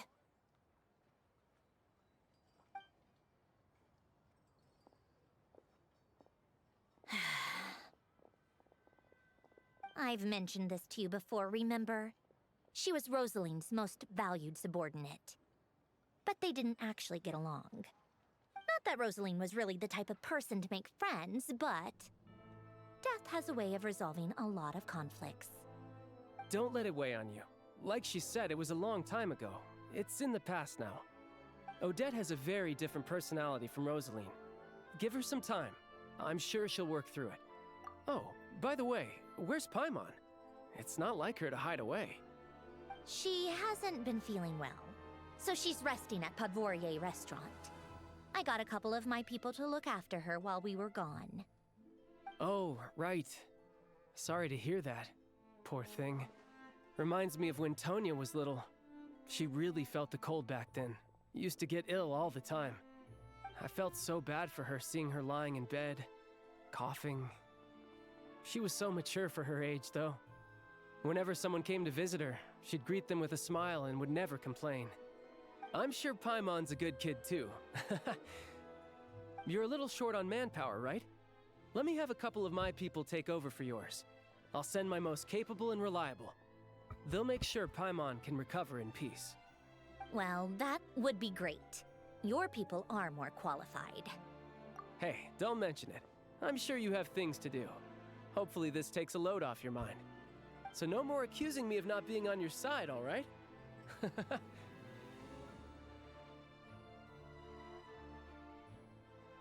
Already? That was quick. I'm afraid I can't help you there. Our director's recent movements are confidential. Even we're not in the loop. If you hadn't told me, I never would have known he'd gone south. I assumed he'd been in Glupov this whole time. Well, I guess I'd better go sort out Paimon's security situation. I have some other work to catch up on at Glupov anyway. Me too. I have an incident report to write up. Let's leave it there for now. I guess everyone's in a difficult position. But Tartaglia's right. I have things to do. Things I want to do, and things I ought to do. To start with, I should go ask Alosha if he knows of any way to help Svietla Ledovka.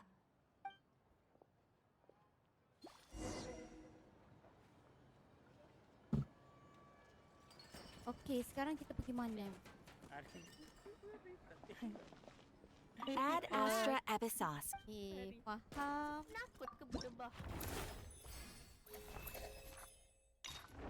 Oi, nanti nak kena lawan ni. Korang tengok aku ada banyak lagi weh. Tak buat tau, tak siap yang ni. Ni aku tak tahulah kat mana. I'm not cry. I didn't fight this thing. Welcome, welcome. Kena buat ni nantilah. Ya, banyak bos baru sekarang. Tapi aku tak finish it all sebab tak tahu, rasa macam tak kuat dah nak lawan. Cannot fight it alone lah.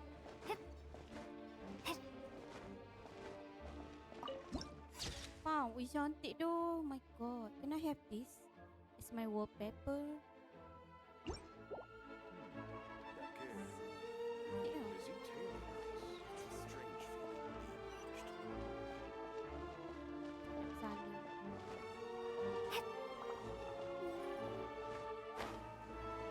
Where are we right now? Are we in Paris? No, we're not. So where are we?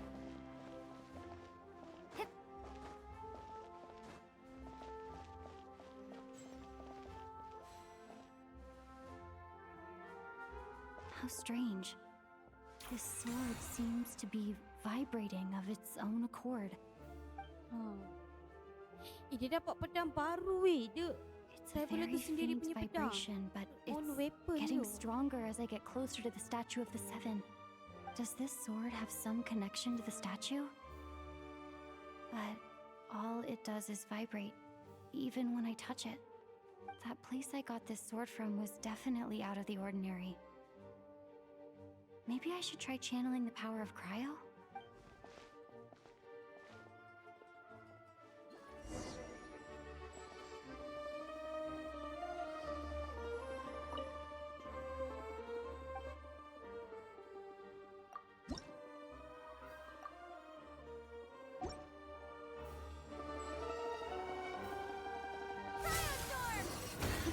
It worked! There really is something special about this. Lepas tu, enhance. Oh my god, enhance macam tu.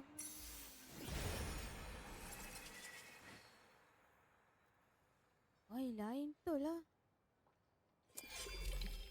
Oi, new experience lah. Origin Stellar Grace. Oi, aku memang guna dia lah. Macam best je.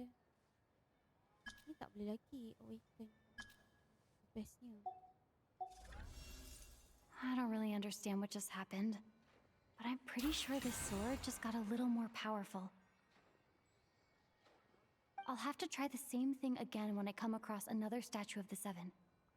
In the meantime, I better go find Alosha.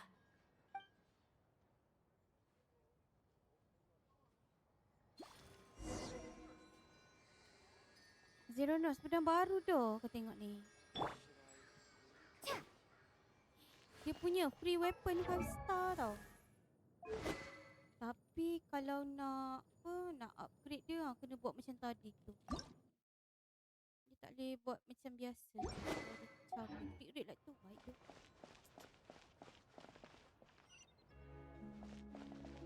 Finally, Genshin give us something. Allah, aku nak pergi sana macam mana jauhnya ya Tuhan. Jalan kaki lah ya.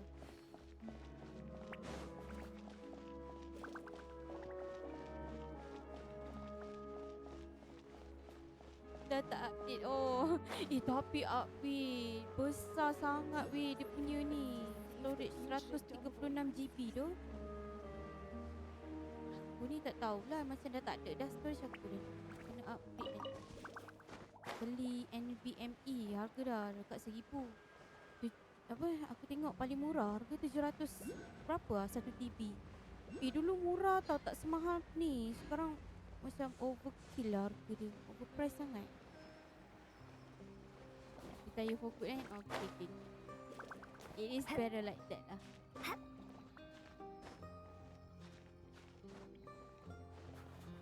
Masih main pun sebab ni. Because I want to see Snezhnaya. Oi.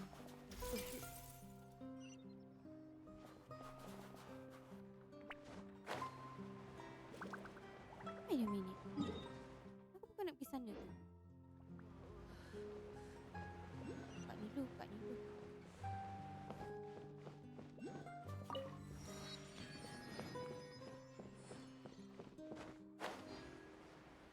Focus on our main quest. Sekejap, baju dia memang baju ni ke? Baju lain. Oh yelah, baju ni. Kan.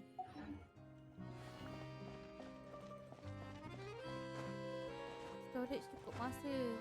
Cukup je masa yang tak cukup. Oh. Hello there. How can I help? Habis tu main game apa sekarang? Ah, sure thing. Give me a second. I'll go fetch him for you. Zeronos main game apa sekarang? Nawanya.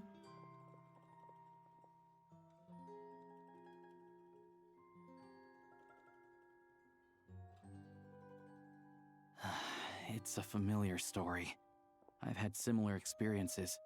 Although Snezhnagrad doesn't Ya, dah deliberately tak delay pakai or dah withhold blade. Dia relief, dah ada 5 those star first few sendiri. days of waiting for help are always the hardest. Crit rate tau. It's a Oh, fundamental Dota je. contradiction. If emergency relief Habis can't be Dota delivered in tidur kan, time, itu je kan. what's the point in even calling it emergency relief? Dota Rust. Rust. Okay. Tak stream lah Dota dengan Rust tu. Not necessarily. I think there's a good chance that Kresnik Crystal from Stratomeros will start flowing into the market. When we resolve Stratomeros' energy issue, it's like we open the floodgates. A huge backlog of Crystal is now available to the townspeople. There's no way they can use it up at once. A lot of them will probably stockpile it and slowly work their way through. Probably a good idea, since energy prices are only going to keep rising. But there will always be people who urgently need Mora. Exactly. At the current prices, selling Crystal is an easy way for an ordinary person to make a fortune. Hey boss, how much do I have left in my account? Lah, tapi Rust tu 1 second, let me check. So, you're planning on buying the crystal out of your own pocket? Rust. Yeah. I don't know if I have enough, so I'll chip in a little extra and buy as much as I can afford. No, it's fine. You're new to Snezhnaya, and you have your own living expenses to worry about. Besides, you're already providing the train. Here's your Mora. See what you can find at the market. But I doubt there'll be much crystal left. Yeah, well, can't hurt to take a look. Let's see. Huh? Odette. Odette ni cantik sangat lah sampai aku rasa aku nak pull dia tu. Korang nampak? She's so Alosha, pretty. and... Hello? Kalau Myra selalu nak I didn't realize you two knew each other. me time. Oh, Miss Myra solo lah. Yeah, I take on some odd jobs in the city to supplement my hunting income. Sometimes I work as a cleaner or prop hand at the theater where Odette is one of the big stars, so I've met her a few times. When the weather's as bad as this, it's better for a hunter to adapt than to keep looking for game. Yes, and we sometimes need extra help.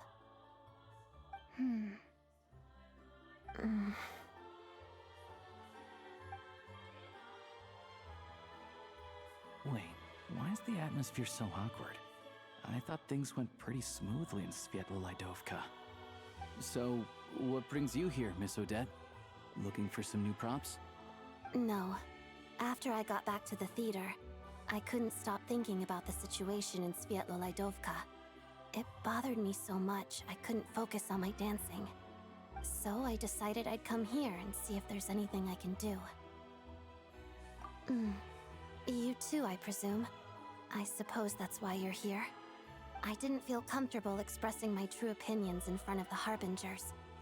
Not least because ordinary Fatui like me don't even know what Project Snezhnaya is all about.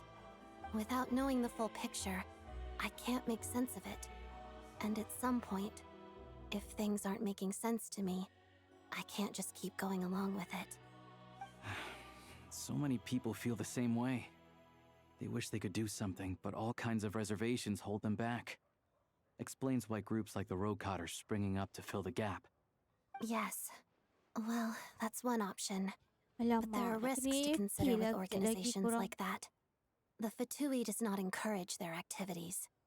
Right, because things can get out of hand, and it's hard to hold the right people accountable when they do. I've heard about a few cases like that. Sandrone said Odette was on track to inherit the title of the Fair Lady. If so, she'll be able to find out what Project Snezhnaya is really about. Still, it's probably a little soon to ask her about that. There may be more to the story. What's on your mind? I think we can both agree that no matter which side you're... I know what Rosaline did while she was abroad. You made the right decision, so no hard feelings. So, what's your plan? Oh, we were gonna buy some Crystal. I heard there's some on the market right now. Funny. I had the same idea. In that case, let me pay. The real issue here is that government relief is behind schedule. Surely it makes more sense for the state to cover these costs than for us to pay out of our own pockets. True. It's a huge expense after all.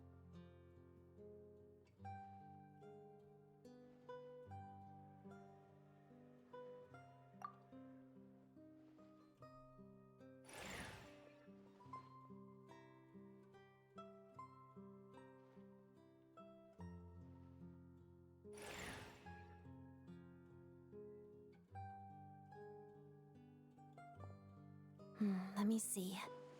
I'll take it all, please. And I'll be needing a receipt. Right. Choose mission budget under the expense category, but be sure to specify emergency rescue operation in the description. Otherwise, the normal reimbursement limit will apply. Let's book this train. Regulations say that if we need to transport Kresnik Crystal during Project Stuja, extra carriages can be added 1 hour before departure.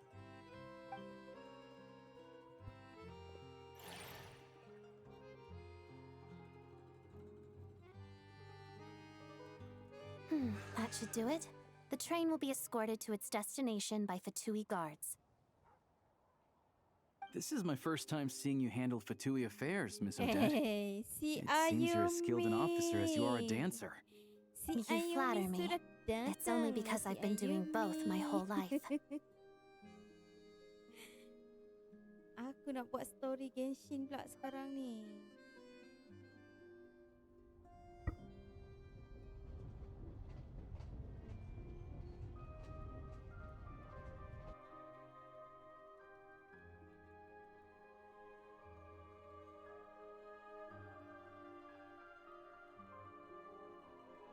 Okay, teruskan.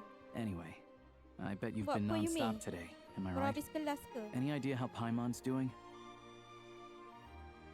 What's wrong? Who's Paimon? Her travel buddy hasn't been feeling well.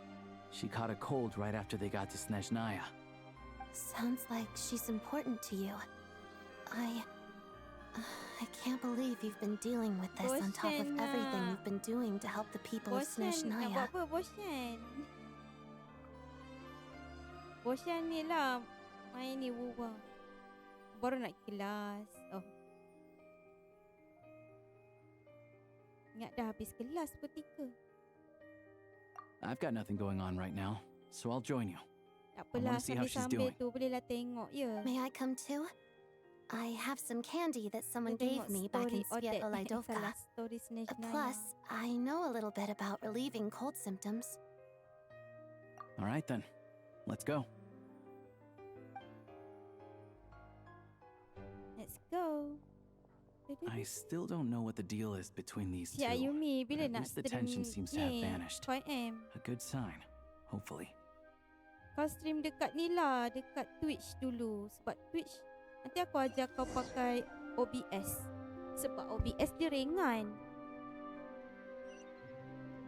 Kalau kau guna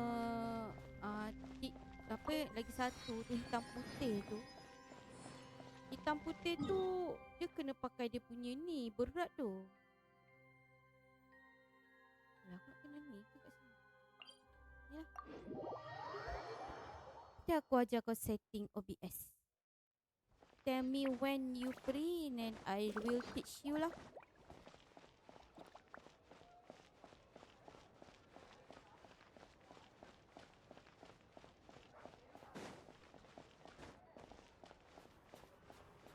Tengok ni. Kalau kau nak stream, aku boleh ajar kau pakai OBS tu. OBS ringan. So, tak komplik. So, kau tak adalah macam stres nanti dia berat ke apa ke. Sebab kalau hitam putih tu, hitam putih punya apa ni sendiri berat tau. Takutlah nak stream. Takut pula. Takut pula. Aduh, hari tu semalam kau cakap kau berminat nak stream ni, takut pula. Okay, kalau kau takut kau stream dekat Twitch dulu, tak ramai orang. Kalau dekat yang hitam putih tu, sekejap lagi bersepah orang masuk kau punya stream. Nak stream apa pun tak tahu pun kau kata nak stream ni ke 5M. Kan? kau kata nak stream 5M ke? Stream lah jadi anak kecil. Kau tengok ni. Nanti aku main wua macam bodoh-bodoh je. Siapa suruh kau main wua? Kau tengok aku main Genshin pun bodoh-bodoh je. Buat story je lebih aku. Kau tengok. Ini sekejap lagi story habis aku pun bye-bye. Tapi aku nak kena ni AFK jap. Aku tak masak lagi weh. Aku lupa masak. Hey guys. This is serious. I need to go to cook. Stream 5M lah. Stream 5M lah. Aku pun nak stream 5M juga actually.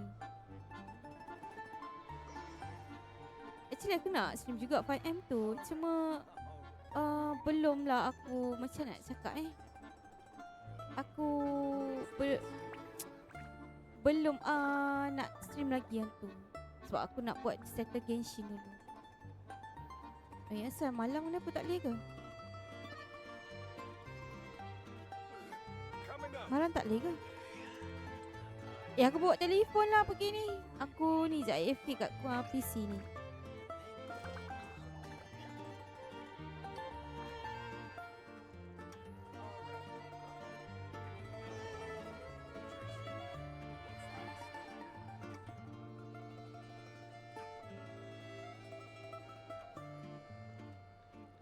Coming up.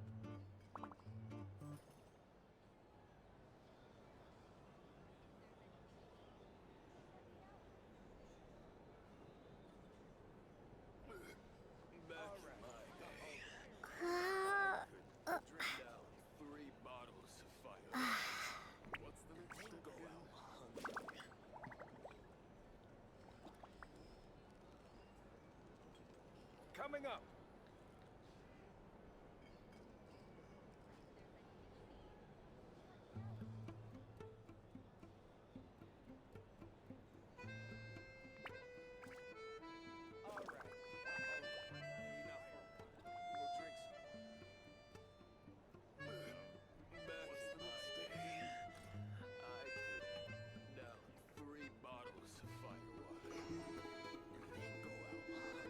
Coming up.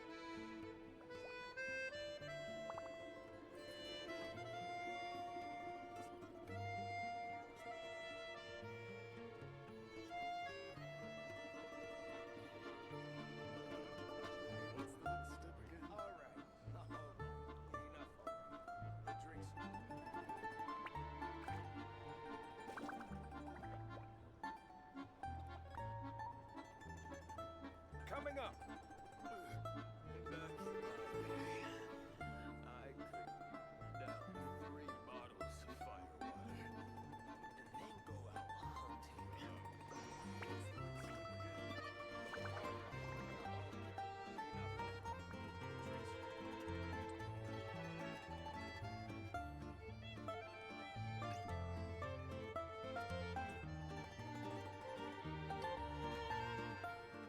Coming up.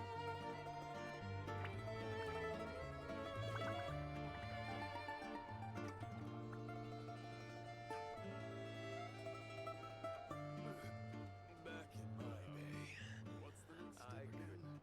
Down 3 bottles of firewater. All right. Go out hunting. Coming up.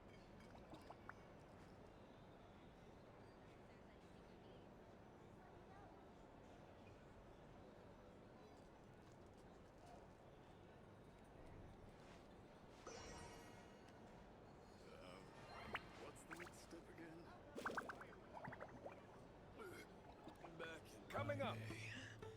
I could down 3 bottles of firewater. Drinks and then go out hunting.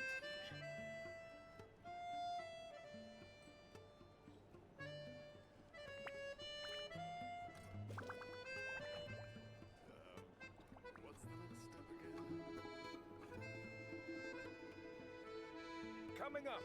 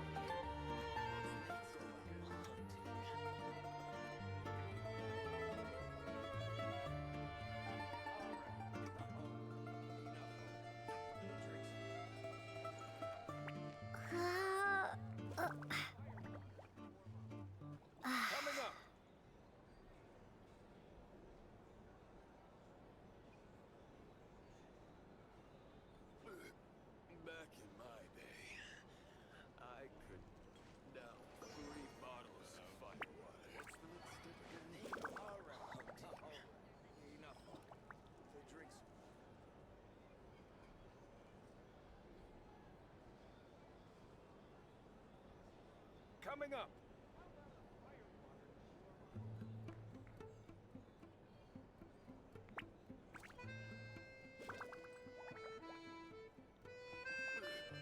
Back in my day, I could down 3 bottles of firewater. They go hunting. Enough. Drinks.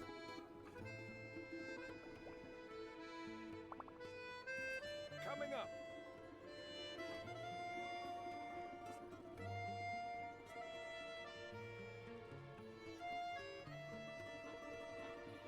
again? Back in my day, I could down 3 bottles of firewater. Coming up! Then go out hunting. What's the next step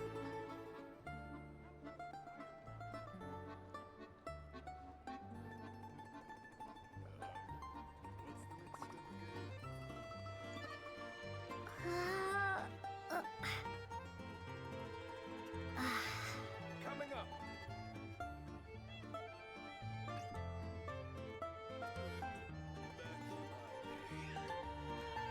Coming up!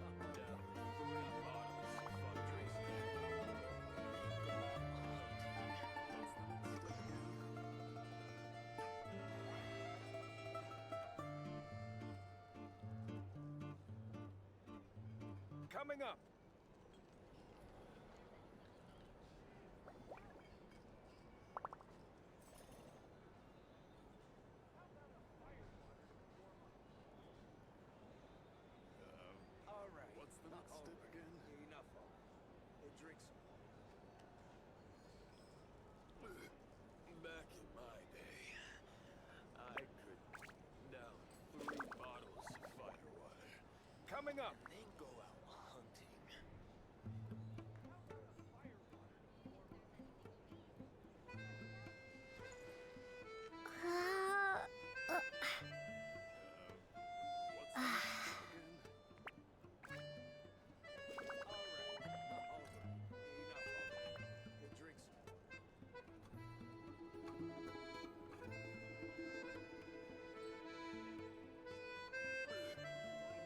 Coming up!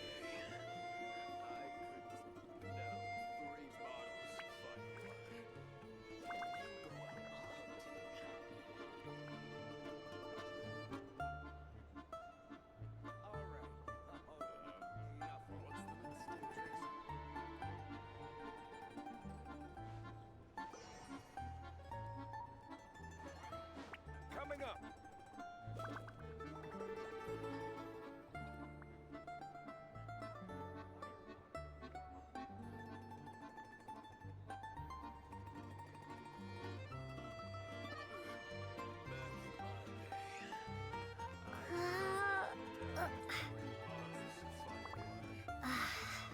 Coming up!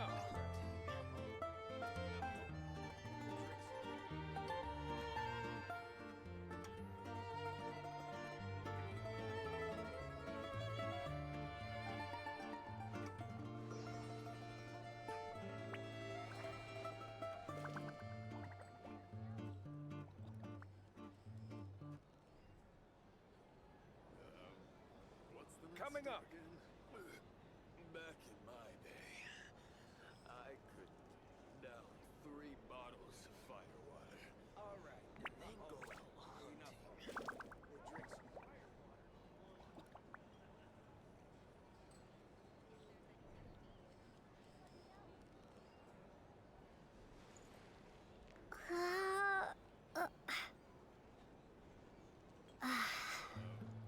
What's the next step again? Coming up!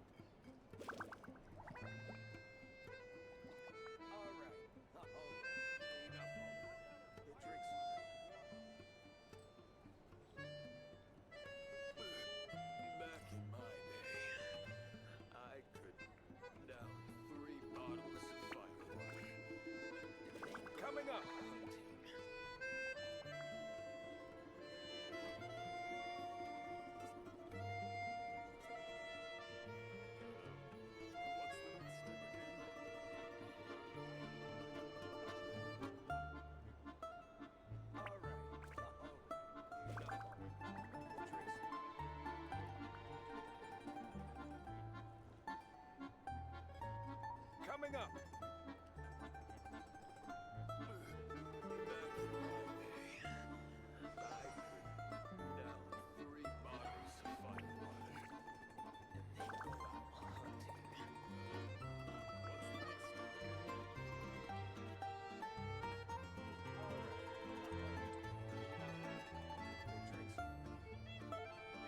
Coming up!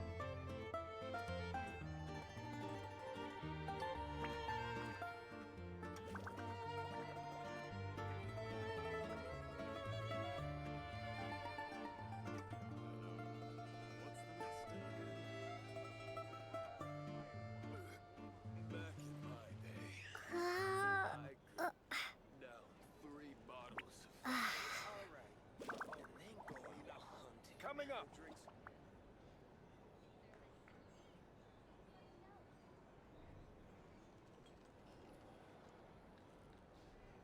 the next step again? Coming up! Alright. Alright. Enough already. The drinks. Back in my day, I could down 3 bottles of firewater. And then go out hunting. What's the next step again?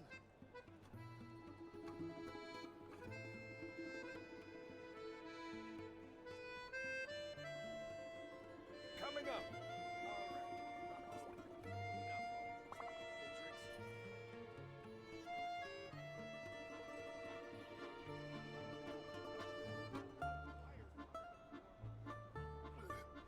Back in my day, what's the next step? 3 bottles of firewater. And then go out hunting. Coming up!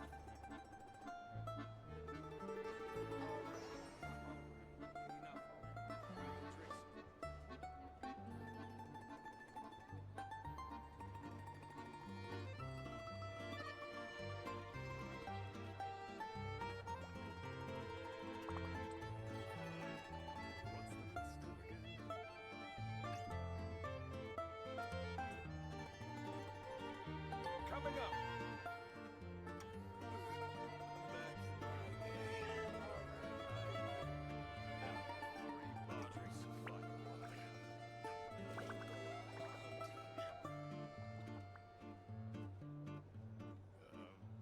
What's the next step again? Coming up!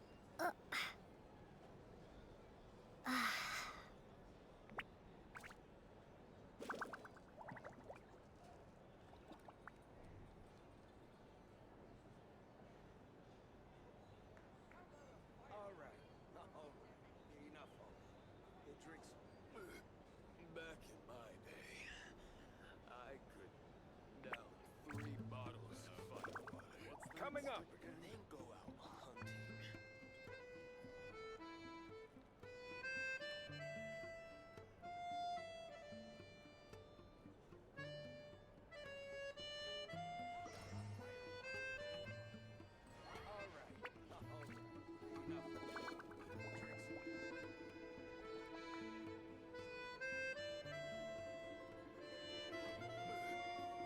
Coming up! I could down 3 bottles of firewater. And then go out hunting.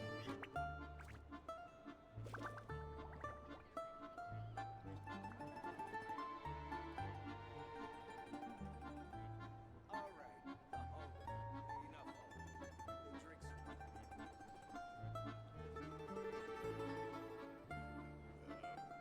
Coming up!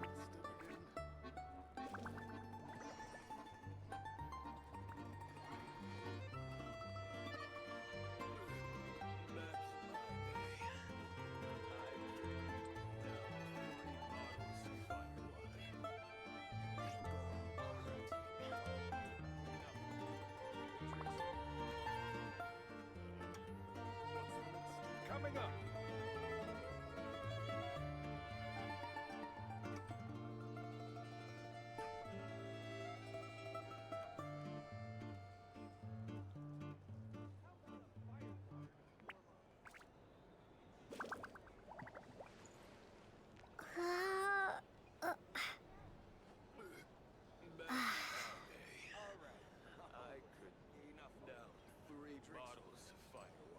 Coming up.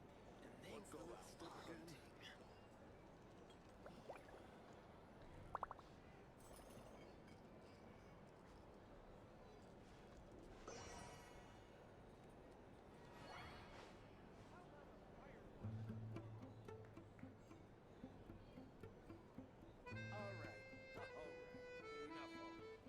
Coming up!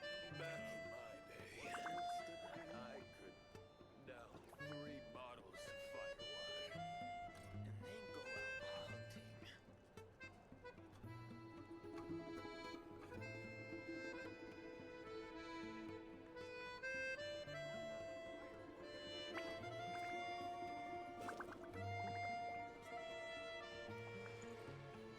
Coming up!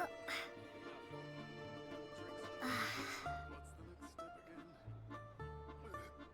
Back in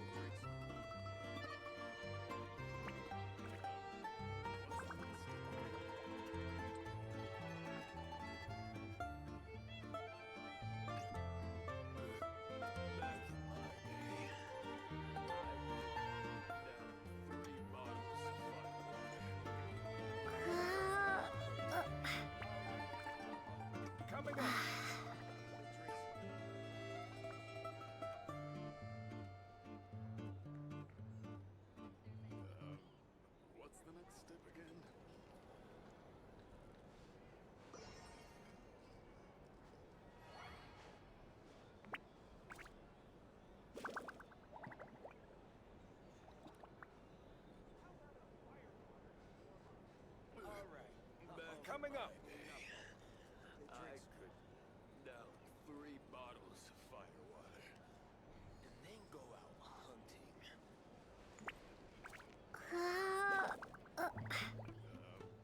What's the next step?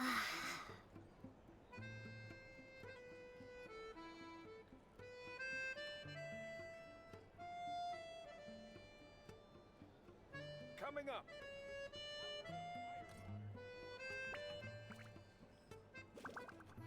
All right. Enough. Drinks. Back in my day, I could down 3 bottles of firewater and then go out hunting. What's the next step again? Coming up. All right.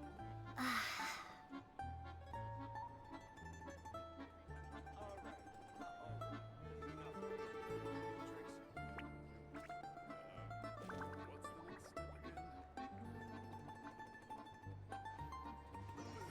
What's the next step again? Back in my day. Coming up. Down 3 bottles of firewater and then go out hunting. Coming up.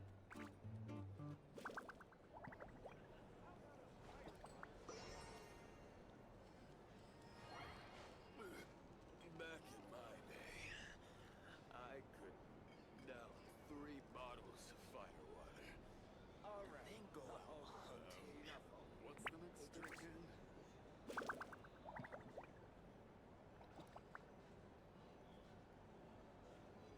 Coming up.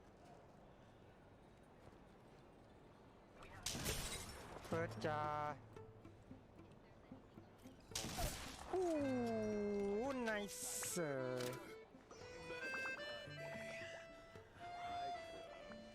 What's 3 bottles of firewater? And then go out hunting. Drinks. Coming up.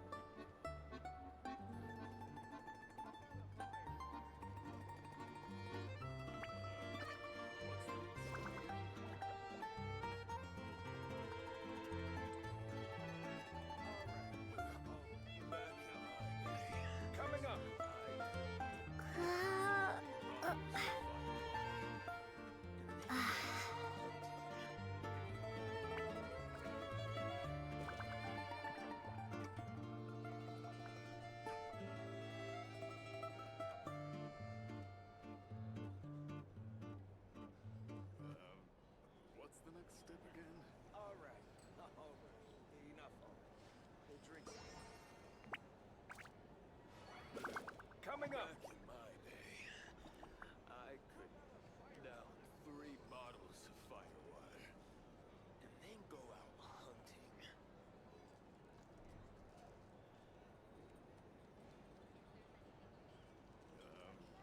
What's the next step again? All right.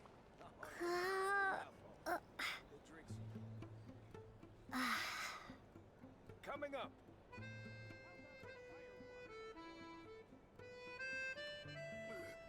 Back in my day, I could down 3 bottles of firewater and then go out hunting.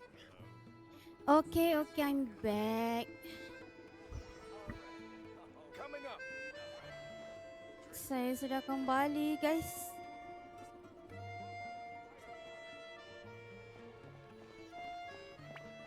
Saya gambar masak je tadi, lepas tu masak pakai ni. Hello.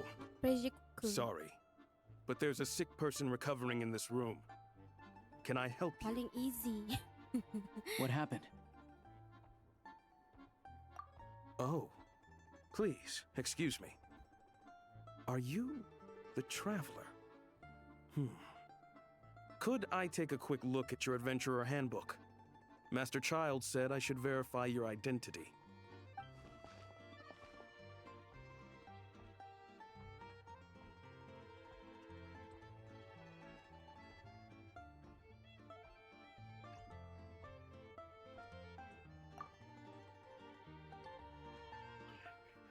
Ah, it's really you. Sorry for the inconvenience. We're under strict orders from Master Child to keep this room well guarded. At the same time, we can't interfere with Podvoye Restaurant's business. That would only seem all the more suspicious and draw unwanted attention to this room.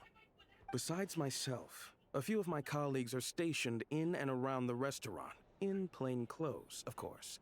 Rest assured, you're in safe hands. I didn't expect such a high standard of protection. Well, Master Child handpicked us for this special assignment. We're not about to let anything go wrong. Anyway, I won't keep you any longer. Please, head inside.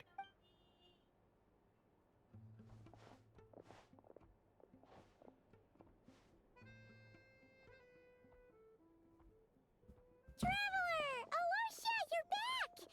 Oh, hey! Who's our new friend? Hi, I'm Odette. The traveler and Aku I crossed muncul hari ni paths a sebab few times. Snezhnaya, guys. Another friend from the Because of Fatui, huh? Snezhnaya. You're practically a member yourself by this point. Paimon's definitely on the mend. We should be back to our usual travels in a few days' time. Seems like that doctor was Doa-doa right. lah ya, besok saya sambung stream juga. Paimon's limbs are still feeling a little chilly. I have just the thing. Whoa! What's this? Asalnya besok pun saya stream juga sebab saya ingat Flame saya inside nak an ice cube? explore Snezhnaya ni. Is this real ice? How's it not melting? And how does the fire keep on burning? All keen observations. You're right. This is called core ignis. Whenever I've caught a cold in the past, I found I recover much more quickly if I place this by my bed. You're welcome to borrow it. Awesome! Wow! It's so nice and warm! Oh, it's like magic. Your name was Odette, right? How did you two meet again? Looks like she's in pretty good spirits. That's a relief. Any progress with your investigation yet? No surprises there, I'm sure. They're not likely to let anything slip. The Rokad, huh? Let me think. Members of the Rokad keep their true identities hidden, but I think there might be someone I can introduce you to.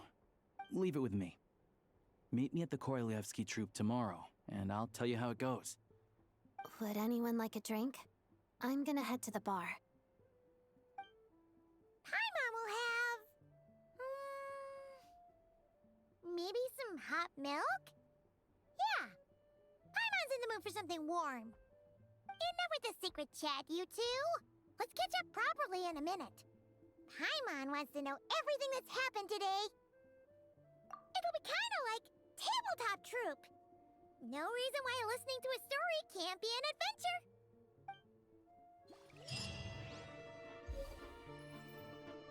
Snezhnaya journal. Lambat. Journal? Mana journal dia? Is it this one? That's not this. Saya tak buat ni lagi lah. Allah. Apa ni? Oh, wow. Siapa ni lagi?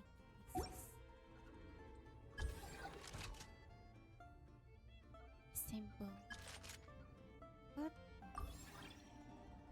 Oh. Masih ada upgrade weh. Baik tu pistol dia.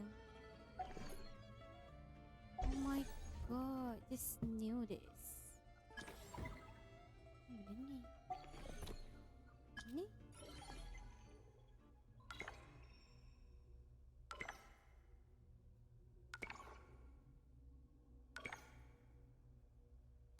Into 3.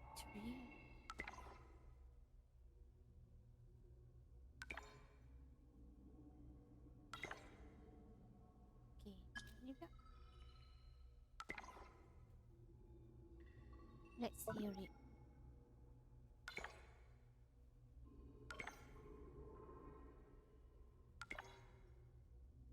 Laju sangat dah bot. Laju sangat bot.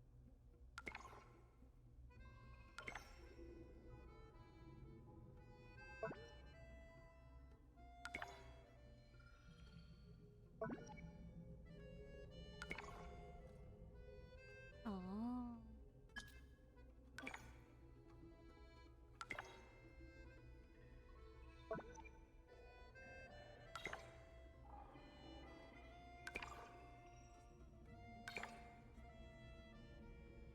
Tapi kena masuk tu lah tempat shooting tu. Dalam train. Okay, understand. I understand every message of it. Cannot go train here.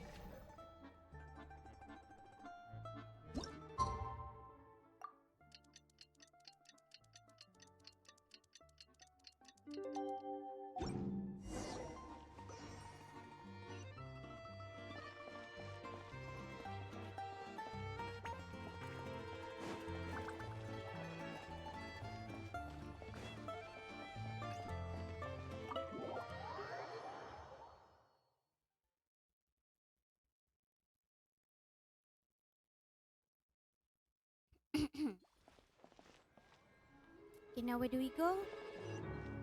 Kena pergi. Alamak, saya tak buka sana punya ni teleport. Benar. So, kalau kita jalan je. How do we walk?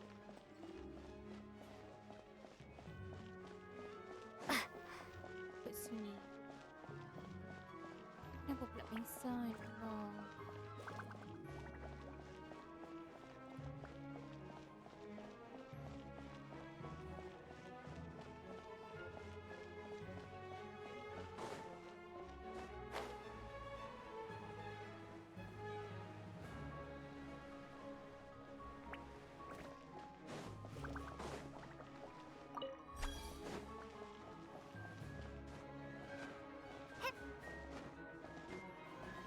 I think we really need Odette lah.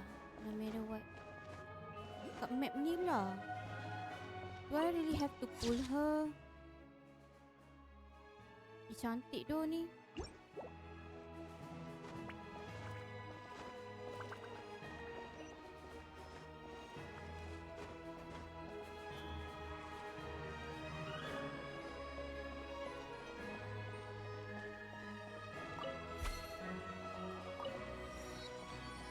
Sekarang ni macam mana saya nak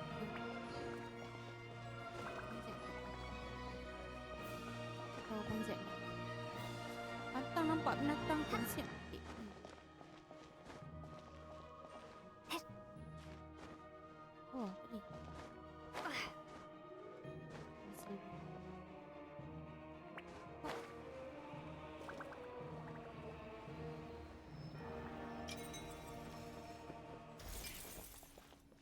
nearby Basil.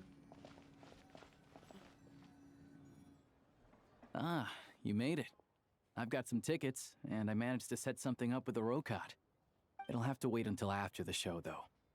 Happy to stay and watch? I doubt you've seen the Korolyevsky troupe on stage before. Of course, Pleasure. no problem. Here, this is the way in.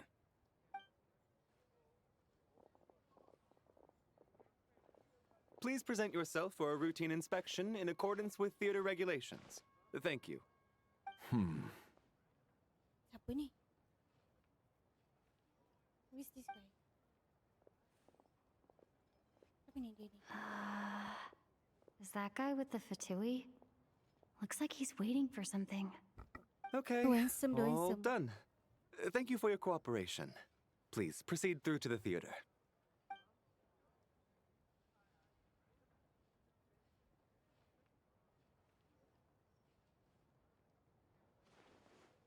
What's up? Everything okay?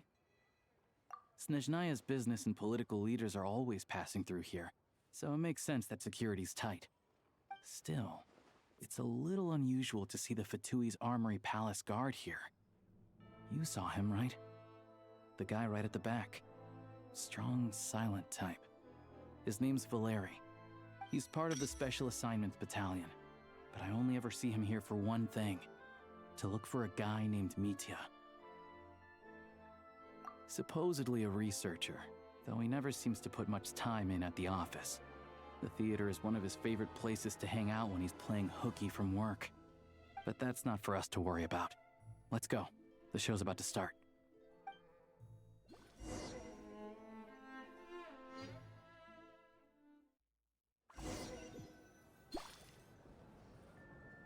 What do you think?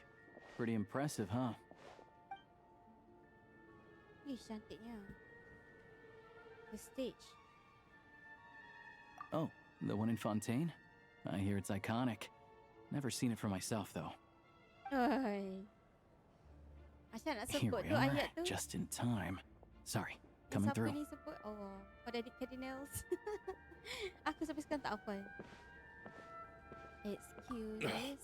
If you're gonna show up late, keep your mouth shut. What's his problem? Whatever. No point arguing with people like that. Look, there she is.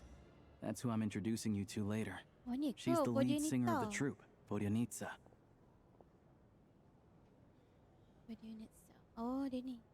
Oh, I like Odette better. Dia dengar dia nyanyi weh. It's a performance.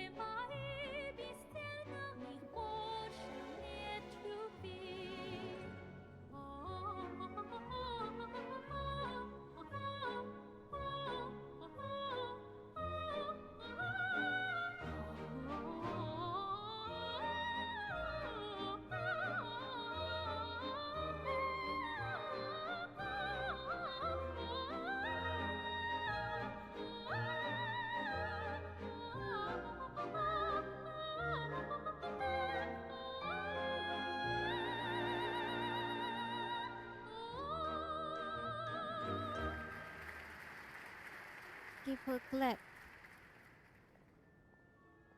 This leads directly to the green room. They're expecting us. Vodyanitsa will be waiting for us there. Vodyanitsa. Okay. Kita jumpa Vodyanitsa. Eh. Masuk sini ke belakang ni?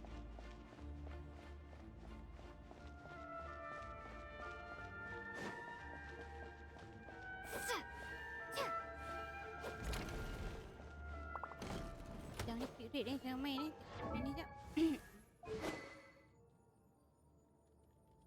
When the traveler equip, attack tambah 16% untuk 8 second. Lepas pukul enemy. Dalam masa sama, generate 3 elemen energy. Efek ni boleh trigger setiap 5 saat. boleh trigger juga bila bila karakter bukan apa tengah lawan dekat on field. Best lah dia punya tu. Dah lah dia crit rate kan. Baik doh ni.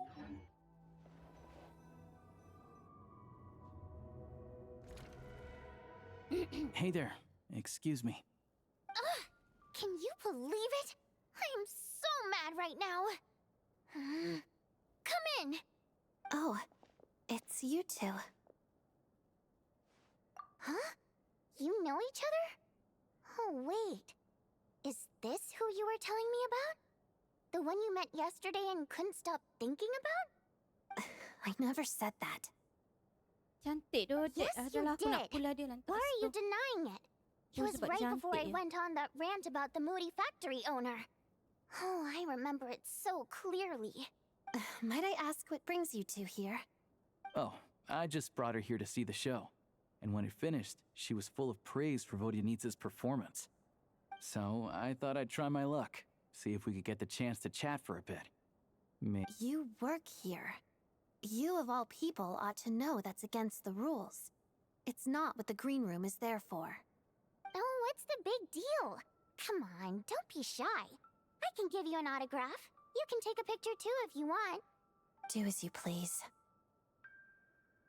I finished all my shows for the day. I'll leave you to chat.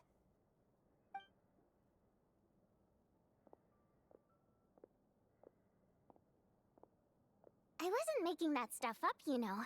Odette's just too proud to admit it. She thinks very highly of you. And so do I. You did the right thing in Svietloladovka. We're good. Odette's out of earshot. I'll lock the door. Confidentiality, of course. The Rokot is very strict on that. Whoa, Alosha! Not out loud! Not with an outsider here. Relax. I've taken care of it. Look at this. The president's reply sent this morning.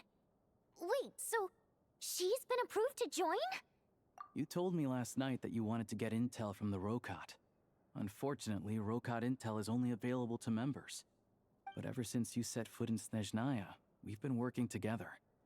I've seen the way you work, your character, and your motives. Everything about you is perfectly in alignment with what we're trying to achieve in the Rokot. So I figured I might as well cut to the chase. I wrote a letter to the president explaining your situation, including just the right amount of detail. His approval came very quickly. Of course, it's still your decision whether you want to join or not. We'll respect your choice. Well, assuming Odette was telling the truth and she didn't misjudge you, I guess we don't need to worry about you blowing our cover. Still, you gave me a real fright. I didn't know that's why you came looking for me. So, that stuff you said about admiring my performance, was that just because Odette was here? Did you actually mean it? Now you're talking. That's what I like to hear. Anyway, let me give you a quick rundown of how things work. Like I said, the Rokot is a covert organization, and we hide our identities. Members typically don't meet in person or even know each other's identities. This helps us maintain a high level of independence and secrecy. Because of this, members are basically free to decide their methods without constraints, so long as the outcome of any activity doesn't violate the organization's principles. After all, we don't have any ostensible contact with each other. This way, if anything goes wrong, no one else will be implicated. Beyond the freedom to choose how you operate, it's also your choice whether to act at all. We have plenty of members who have yet to take any action.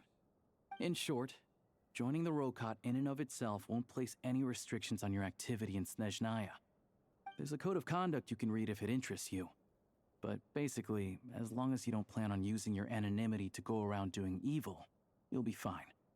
I tried reading it 5 or 6 times. Never made it all the way through. Even the most lackluster script makes for more interesting reading. Great. Then I'll go grab an official application form. Be right back.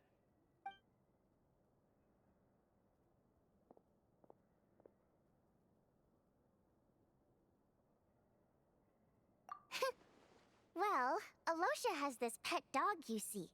His name's Tagarin, and this one time, Alosha brought him backstage. Tagarin took quite a liking to me, so I played with him for a little bit and fed him some treats. Then, the Rokot was out on a mission one day, and even though we were all in disguise, Tagarin recognized me right away. Just a coincidence, really. We didn't report it to the higher-ups, though, to avoid dealing with the fallout. Like... my job at the theater, for instance. I really needed to make ends meet. By the way, what were you complaining about just before we came in?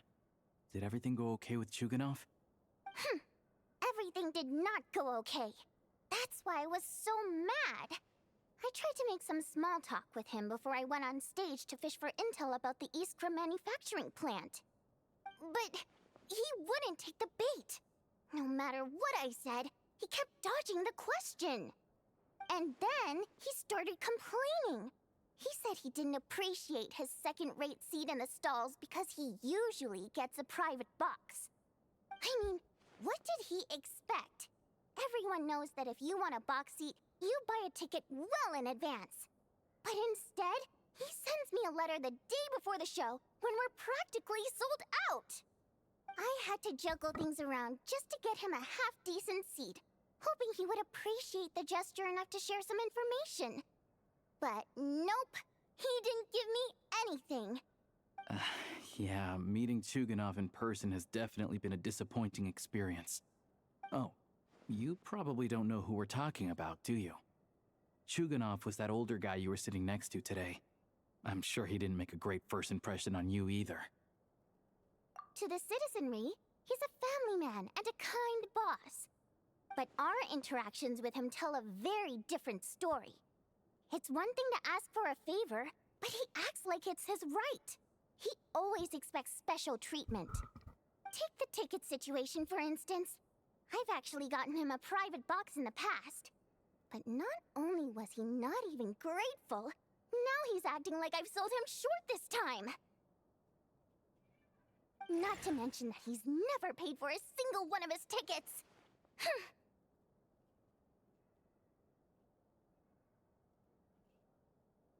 And another thing, if he's such a big family man, why doesn't he bring his wife and daughter to see the show once in a while? I've never seen them here, not even once. Calm down, Vodyanitsa. If you won't do it the easy way, we'll have to try the hard way. But first things first. Here's your application form. Go ahead and fill it out.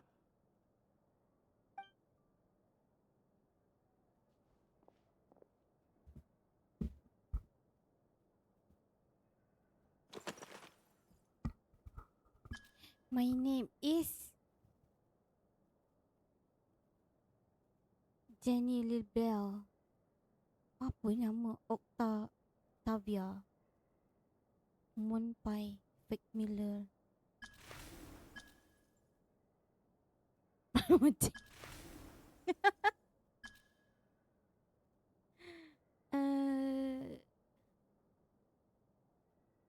Lord of the Seven Calamities. Okay. Macam panjang lah. The 12th lah, the 12th. I oppose projects to... I think the rocket is cool. I'm here to put an end. I need a... Mom told me to give it a try. What the fuck?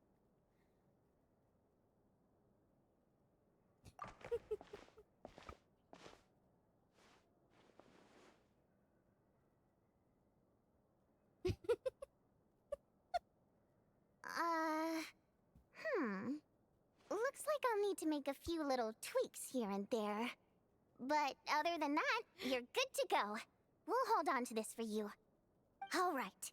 Now that we're officially Rokot comrades, I can tell you. Chuganov is the target of our current operation. Recently, we've done some recon work at the Iskra manufacturing plant, which pretty much confirmed that their energy consumption is way beyond the legal limit. All we need now is some direct evidence to present to the Vetcha, so we can demand that they shut the plant down. That way, the Kresny Crystal can be allocated to where it's needed most. I was hoping he might let slip during one of our chats, but he's too tight-lipped. We'll have to find another way. I'm meeting another regular theater goer tonight, Mitya. But Valeri's here too, and he's probably looking for Mitya, so he may end up being a no-show. Don't you worry. He must know how to dodge Valeri, or he wouldn't be showing up on time for every performance. Mitya is a renowned energy expert. Although we can't get any direct evidence of the excessive energy consumption at the plant, we can accidentally let the information slip to him. The authorities should take someone like him seriously. So if he starts raising questions about energy use at the Iskra manufacturing plant, there will be a proper investigation. Also, we're not allowed on site, but he has clearance. So all we need is his cooperation. Yeah, so that's the other thing we're trying to figure out. Though I think we're far less likely to make any progress on that front. Still, I hear that Mitya is a bit of a chatterbox. So, who knows? Maybe if we catch him in the right mood, he'll let something slip. What do you think? Sound like something worth your time? Okay, in that case, you guys find a seat somewhere nearby. Pretend you're a couple of buddies there to eat, and keep your ears peeled for useful information. He's a huge fan, so I doubt he'll have his guard up around me. But you two need to be convincing. If he suspects anything at all, he might stop talking. Sure. Don't worry. We'll make a believable pair of buddies. Perfect! You've sold me already. Now, help me tidy this room up a bit before we head out. Okay. What needs tidying? Everything! My God. Kita nak kena kemas pula. Ni kemas ke? Tak payah.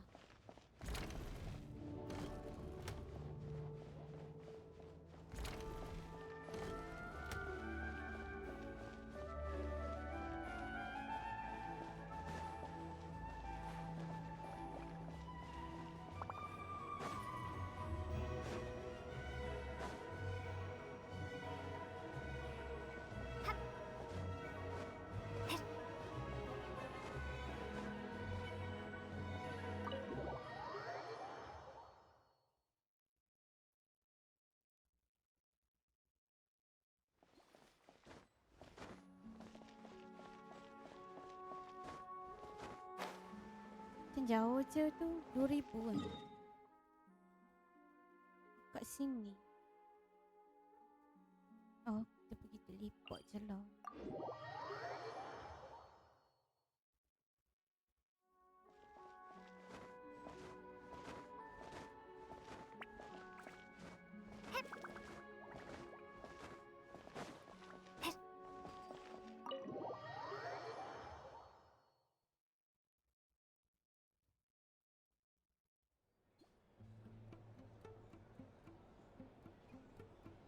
We come here often, so we shouldn't stand out. Let's sit here. Now, it's up to Vodyanitsa. Let's see how the conversation goes.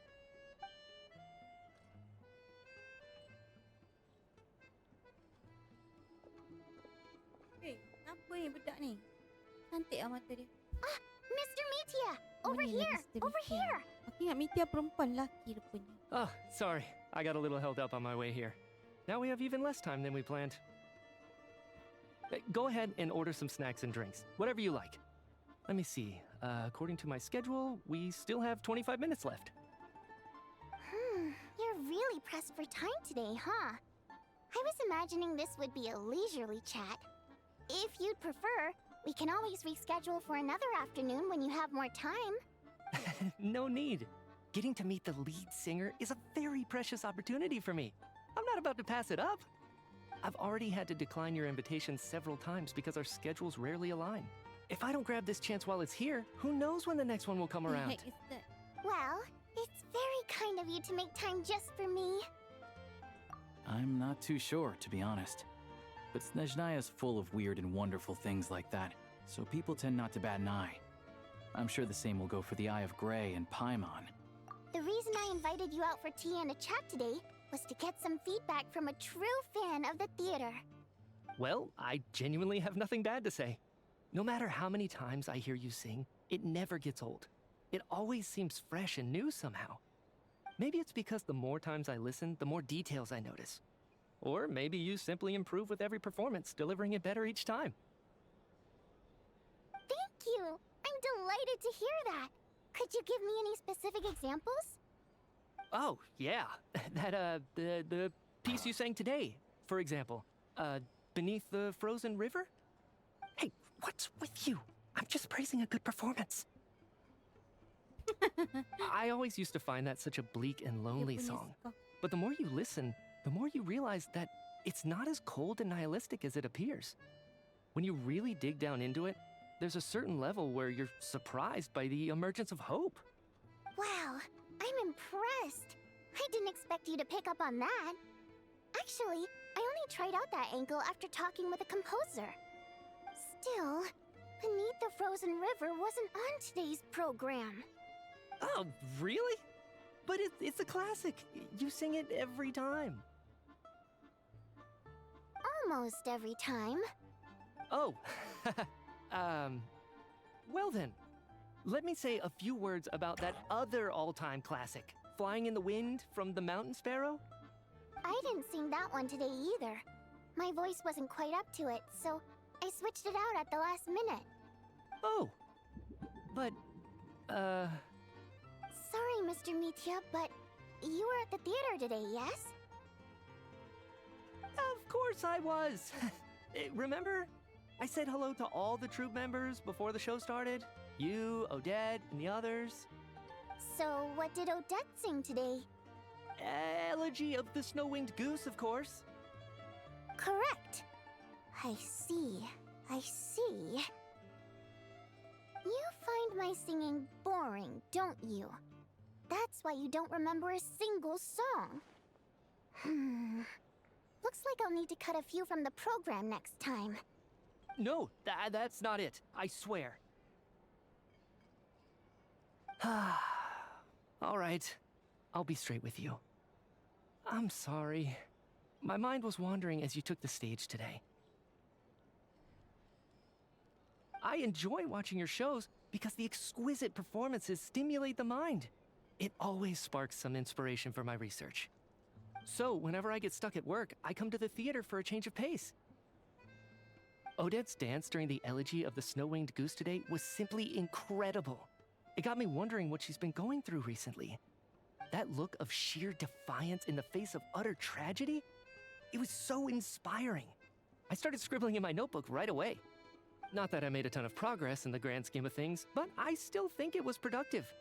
By the time I snapped out of it, the entire show had finished. So what you're saying is, you didn't listen to my singing at all? Unfortunately not. I'm sorry, I don't know which is more disrespectful. The fact that I don't always come for the show itself, or the fact that I missed your performance. Seems like things are getting a little awkward. Mitya just stepped into a conversational minefield. If there's one thing Vodyanitsa doesn't like, it's people who show disrespect for her performance. This meeting was so hard to set up. Don't tell me it's already falling apart.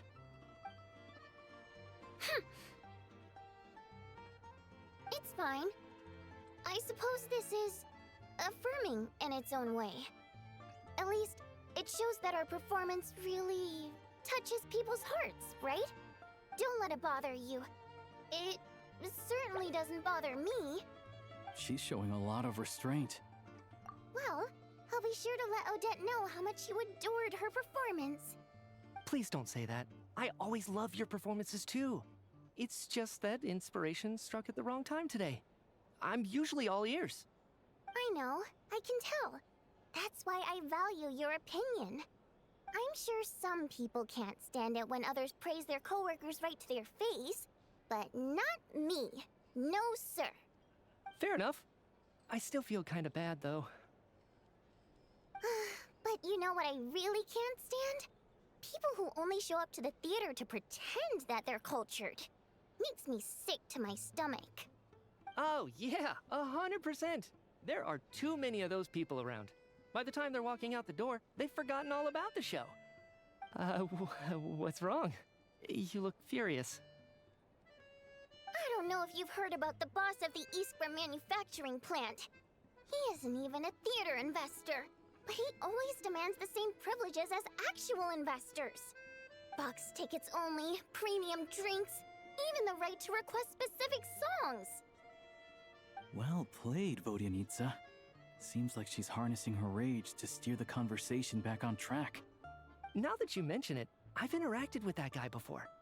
I gotta say, everyone holds him up as an example of a benevolent businessman, but I don't know. I don't see it. Yeah, he couldn't care less about what's happening on stage. He's just there to flaunt his social status. I hate that I have to prepare programs for guys like that. What's the big deal with that factory he runs anyway? I asked around a bit and heard some pretty shocking stories. Sounds like he's just another greedy capitalist. Oh, really? Yep, the things people are saying are pretty damning. Low wages, insanely long working hours, equipment running around the clock. And as if that's not bad enough, he also strictly forbids his employees from giving any kind of interview. Project Stuja has now been extended so many times, we're at the point where crystal rations for the common folk are barely enough to survive on. Yet he even wants to get his greedy hands on them just to boost his own profits. If the rumors are true, he's in serious violation of the law. Interesting.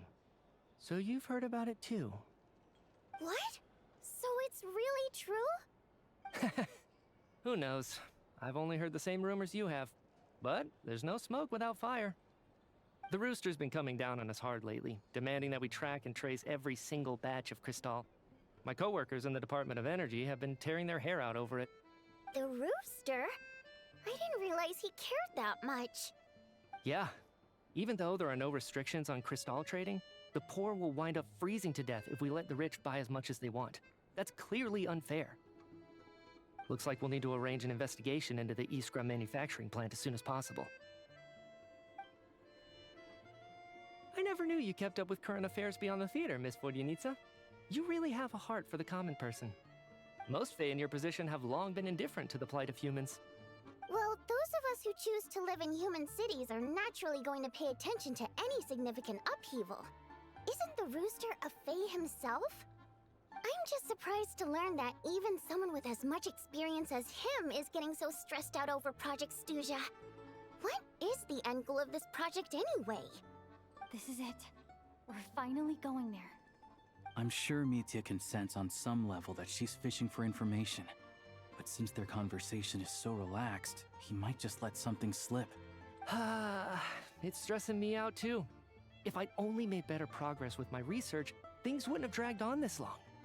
Oh, so your work is related to Project Stuja? That's right. The Armory Palace needs a brand new energy source. Not the power of the Light Realm, and not elemental energy. Right now, the only thing that meets the requirements is the power contained within stellar linchpins. But harnessing that power is costly. Each step of the process requires enormous amounts of Kresnik crystal, from extraction to quantification to attempts at conversion. Progress has been painfully slow, and the team is getting burned out as time goes by. Sometimes, I see people staring into space as if in a trance. Could it be that this new energy source has side effects? No, it doesn't affect us, because the energy is used for... Okay, I got it. Stop choking me. Sorry, I can't talk about that. I think we're all just exhausted.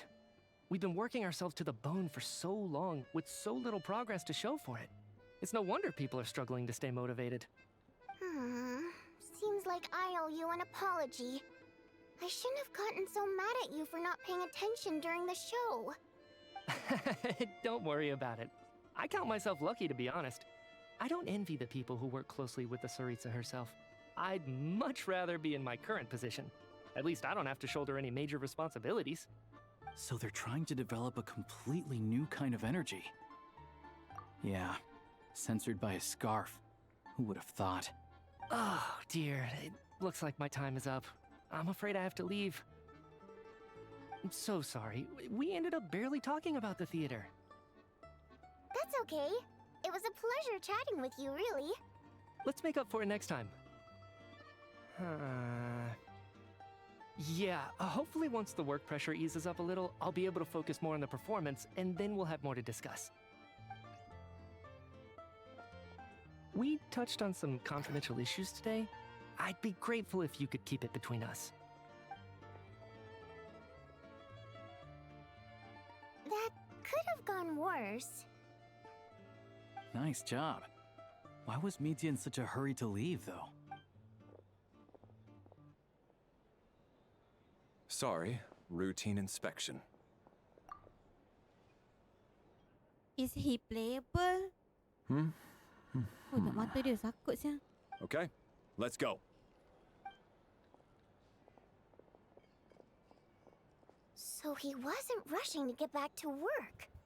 He must have calculated that Valeri would find him here in exactly 25 minutes. That's frighteningly accurate. One of the main duties of the Special Assignments Battalion is to ensure that important figures stick to their schedules. All right, time for us to get going too. Excuse me, check please. We'll settle our check too, then. Oh, hello there. Mr. Mitya paid the check before leaving. He also asked me to pass on a message. He said it was an honor to share his tea break with Miss Vodyanitsa and her two friends. Wait. So he knew we were here all along? This raises a lot of questions. Did he deliberately mention the new energy source so that we'd overhear it? Maybe his work isn't confidential after all. Maybe the key here is the purpose of this new energy. I guess that's the next thing to look into. Vodyanitsa and Alosha have both left. Time to head back and call it a day.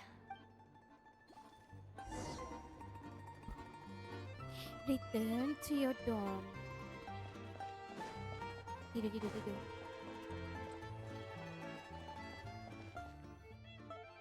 You're back! Here pretty early today. Paimon was just gonna mention that. After she woke up today, Paimon felt like her temperature was completely back to normal. But her strength still hasn't returned. Still, there's some good news. Paimon thinks she might have figured out the source of the problem. It's like there's some kind of mysterious power affecting Paimon. Paimon's never felt this way before during any of her travels. She only started feeling this way since we arrived in Snezhnaya. That's right. The Armory Palace needs a brand new energy source. Could that have something to do with this? What is it? You're making that face again. You know, the one you get whenever you have a light bulb moment?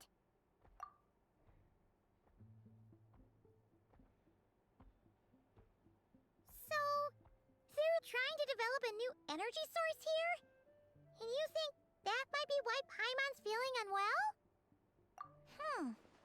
Well, Mitya denied that the energy they're researching has any side effects.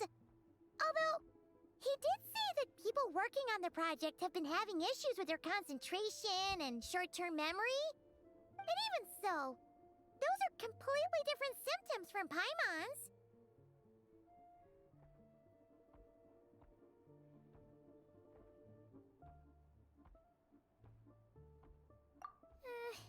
It's pretty faint, so it's kind of hard to tell. But if anything, it seems like it's coming from roughly the same direction as the Armory Palace. Sure, Paimon's with you there. But how, though? The Rokat only has a limited amount of intel. Oh, great point! They argue about Project Stusha every day. If we could sit in on one of their sessions, we might pick up some new leads. Good idea! yeah. While you were out, Paimon tried all the yummiest looking desserts in the Potpourri restaurant. This one seemed right up your alley. So, Paimon saved some for you. Come try it once you finish writing your letter. Hai, nampak sedapnya. Ada French toast. Nyam, nyam, nyam. Wait until 2 days later. Paimon tidur lagi.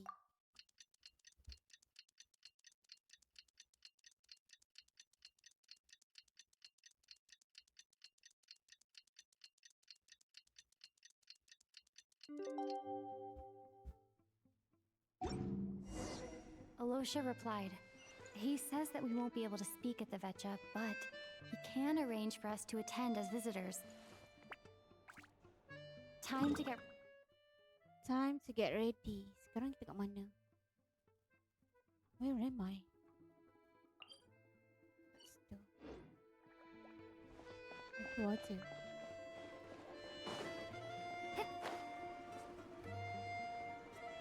Excuse me, ini apa? Buturlin. Why the name is so freaking weird? Oh my goodness.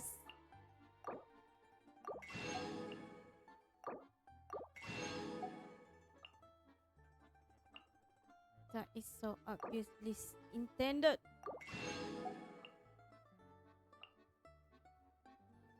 Why would the name is so weird? Cheese, spy cheese. Bacon sausage. But ham.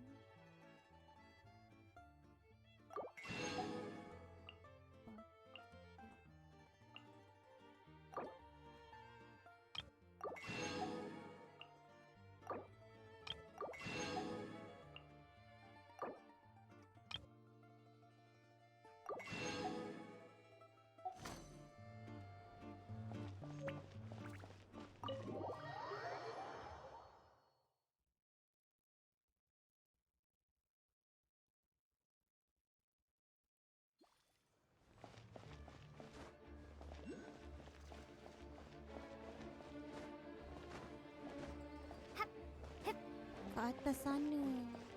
Ambil tepi. Masih kena. How do I panjat? Dia panjat guys. Tak apa. Nanti aku ambil.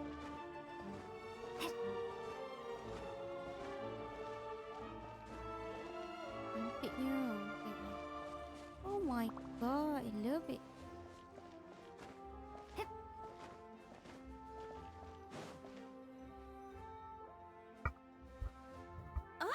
Miss Vodyanitsa, prima donna of the Korolievsky troupe. What a surprise meeting you here.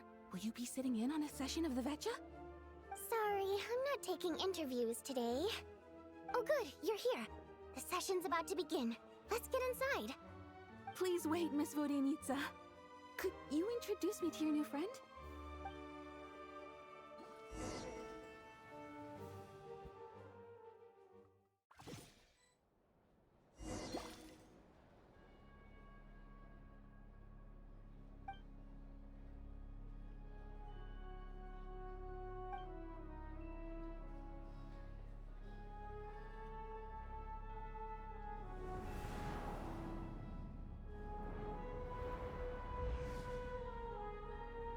In summary, the energy management commitments made for the outgoing period have been delivered upon.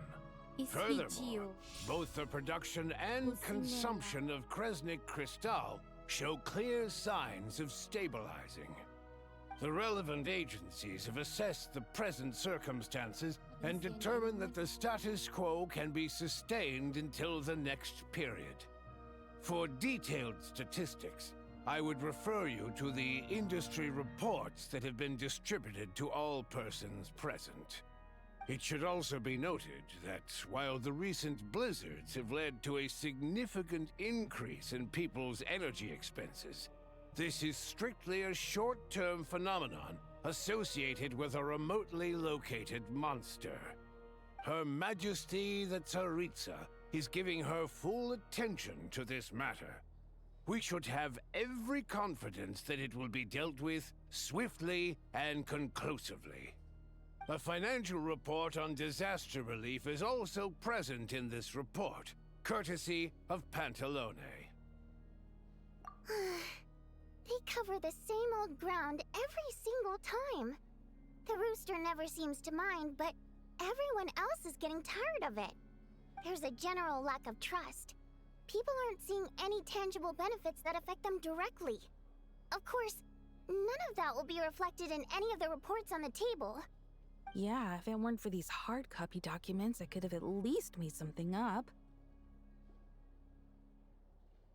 Oh, don't mind me. I'm just out here trying to hit my interview quotas. Bring out the kvass. Ever read it? Best-selling newspaper in town. If I remember correctly, you guys don't even have a sales permit. You have to sell from stalls on the street. Okay then, best-selling street stall newspaper in town. Still counts. Now they're fighting. Order! We will now open the floor to the representatives. If there are no further substantive issues to discuss, we will then proceed to a vote on this motion. Snezhnaya has a long tradition of treating members of the Fatui armed forces and their dependents favorably. But recent surveys shows that Fatui families in remote areas have access to 15% less crystal than the average civilian family in Snezhnograd. It's been said many times before, but it bears repeating now. There needs to be a clear and consistent rationale behind how crystal is allocated, or we will soon face immense public backlash. Perhaps you wouldn't need to keep repeating yourself if you would hear me out for once. I say again, true consistency exists only in principle. In the real world, fairness is relative. You appear to treat resource allocation as a simple function of production and population. So what about when the equipment used in production breaks down? Have you factored that into your equation? And do you even know how long it's been since Snezhnaya last conducted a census? If I knew the answers to questions like that, I'm sure I'd be a very wealthy man. And I doubt I'd be going by child.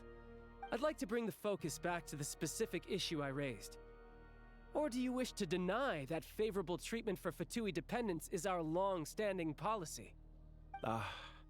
It's easy to be a critic when there's no accountability. That seems to be a running theme in the anti-Project Stuzha cohort. Defeat the ringleader and all other problems will magically resolve themselves. That's what they seem to think. But in case you aren't aware, not one jot in my report would change whether Project Stuzha continues or not. So you have no intention whatsoever of finding a solution to this problem? On the contrary, I'm the only one here who ever brings solutions. Child opened by speaking up for the armed forces. Regraders struck back with style and a war of words ensued. Sibuk lah Mironova ni. Our reporter was live on the scene to get the audience's reaction as it all unfolded. Who do you support? The people have spoken! Child received raucous applause from the crowd as he pushed Regrader onto his back foot with a relentless barrage of questions. It had to be seen to be believed. Now you see why they don't have a sales permit. However this reporter wants to spin things, I haven't forgotten that Tartaglia was representing the Northland Bank when we first met in Liyue. So, surely their relationship can't always have been this strained. You two are getting off topic. Let's focus on what the data is saying. Mr. Pantalone, may I speak on your behalf? Oh, please do. I'm more than happy to save my breath. Crystal distribution policy undergoes modifications with each new period. The ultimate goal being to find the most reasonable method of allocation, which I believe is what Mr. Tartaglia also seeks. But I fear many may have been misled on this topic by extremist activists. To clarify, Project Stuzha is not the root cause of the problem. It is merely a framework for resource distribution. The most recent reports all point to Snezhnaya's resilience and adaptability during this period of fine-tuning. and give clear indications that a distribution framework is improving with each iteration. To make drastic adjustments without first considering the risks would likely do more harm than good. It would be a waste of the hard-won experience we've gained to date. Renowned scholar of finance, Arapov spoke up to clarify the fiscal logic, clearly alluding to social organizations like the Rokot in his words. With the notorious Lelek still active to this day, should the Rokot be held responsible? No, there is someone else to blame. She's just rephrasing what Mr. Pantalone said. The Rokot are the critics he accuses of taking no responsibility for their actions. As for Lilac, you won't have heard of him yet. He's currently the most famous member of the Rokot. Well, more like infamous. Ending Project Stuja has become an obsession for him. Unlike the more decent ones among us, he believes that votes in the Vetcha are all that matter. So whether it's threats, coercion, or bribery, he'll use whatever means necessary to get people to change their vote. And since we're already on the subject, what do you think of Lelek's methods? Are you for or against?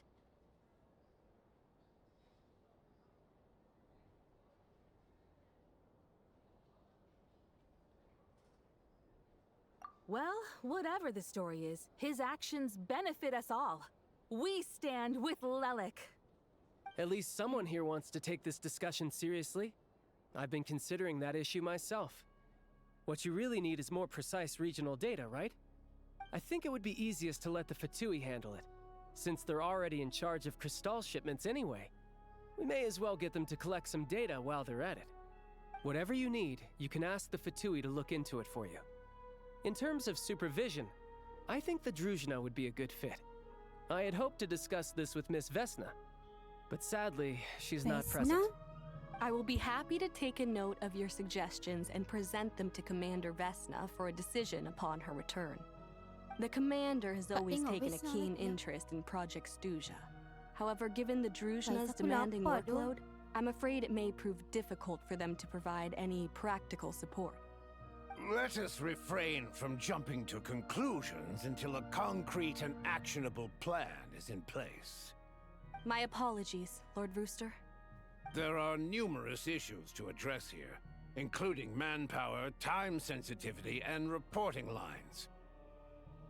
Nevertheless, I support drafting a proposal. Follow the usual procedure, and it can be raised as a new motion for all parties to evaluate at the appropriate time. In that case, I'd like to share one thought before the proposal is drafted. The issue of time sensitivity was raised just now, which I presume relates to the official reports. In fact, the Energy Commission already collects regular statistics on each urban center and its surrounding area. Would these be of any use? That's a good idea.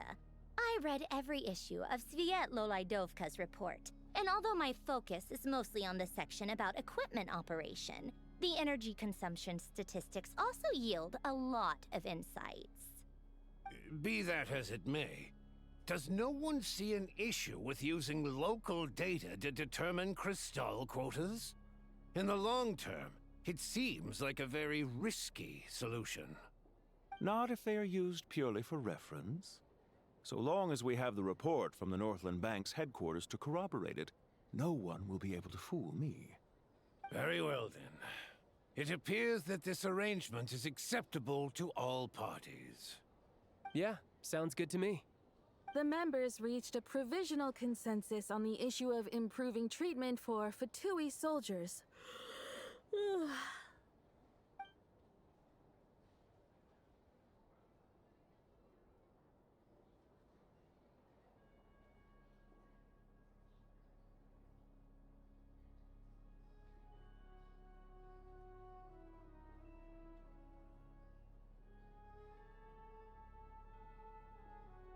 Today, the prima donna of the Korailievsky troupe attended a session of the Snezhnograd Vetcha in the company of a most charming young lady. The question on all our minds is, what is the true nature of their relationship? Write anything like that again, and I'm revoking your permission to interview the troupe. Got it?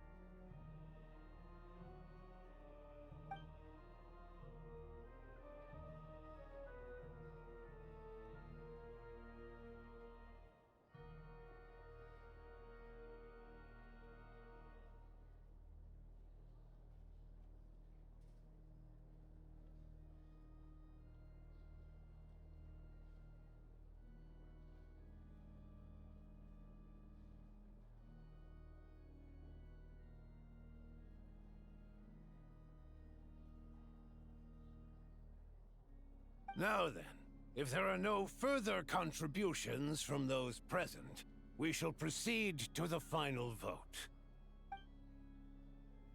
Hey, check it out!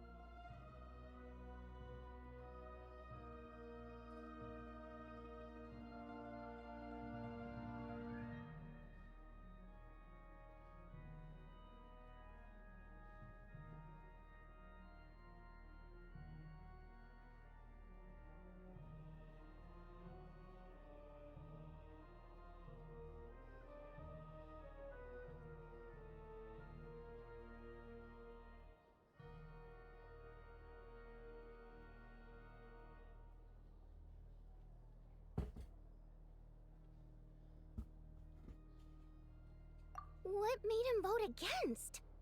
Why now?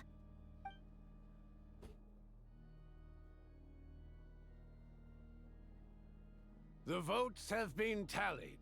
Those in favor of continuing Project Snezhnaya total 61%, securing a clear majority. That was too close. The margin has shrunk yet again. Chuganov was a huge loss. I'll bet Lelek is behind this. I wonder how Pulcinella will respond this time. Chuganov. I see. Lelek strikes again. Yes. Go, Lelek. Once Project Snezhnaya is defeated, our unwavering support at Bring Out the Kvass will finally pay off when we make our comeback. I can taste our victory already! In accordance with the result of this vote, Project Snezhnaya will remain in effect until the next Vecha period. Finally, may I remind us all, we debate only for the greater glory and solidarity of our nation. May the aurora shine ever on, and the tundra always stand firm. The session is concluded.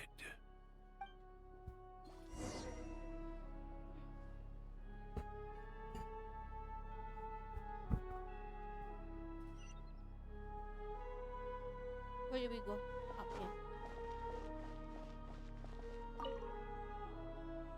I have to say, I really wasn't expecting Chuganov to vote against Project Snezhnaya.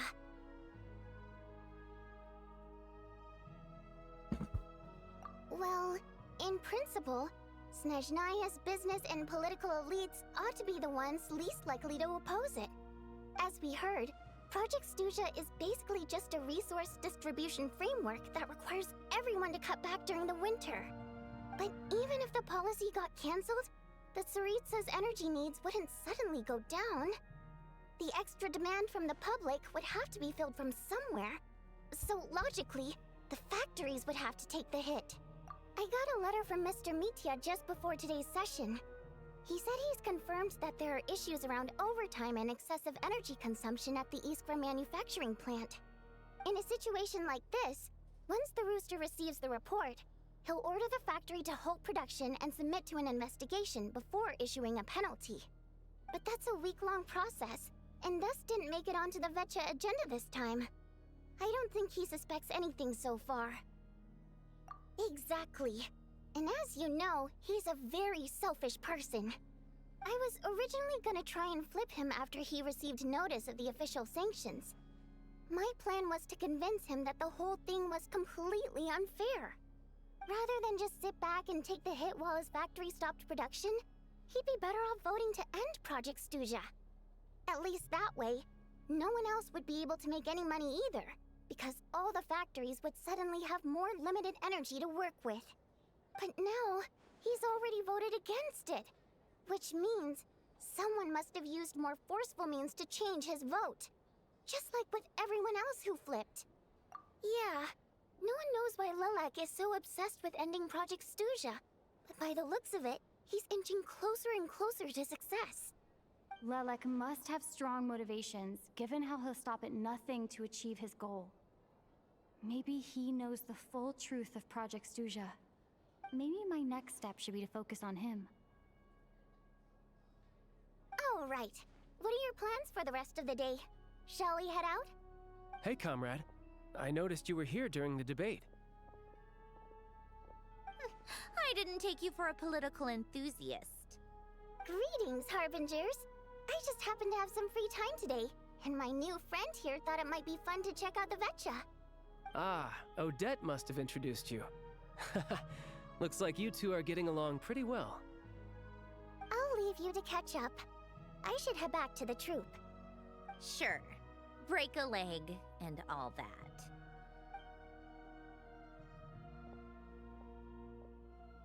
Thought it might be fun to check out the Vetcha, did you?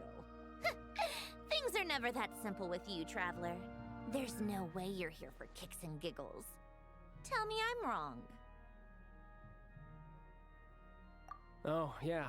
To some, he's a captivating enigma. To others, he's the bane of their existence. No one ever thought that some anonymous nobody from the Rokot could cause such a stir.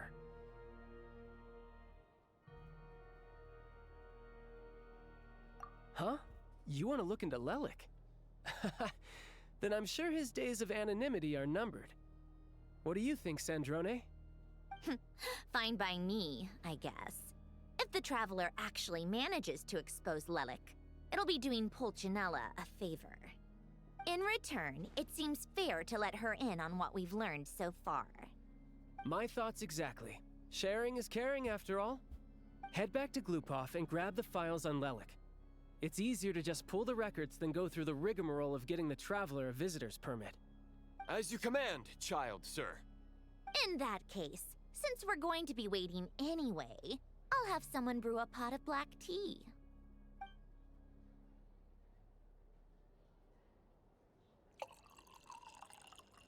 One common thread among the many incidents Lelik has been involved in is that the victims are all too scared to share any real information about him.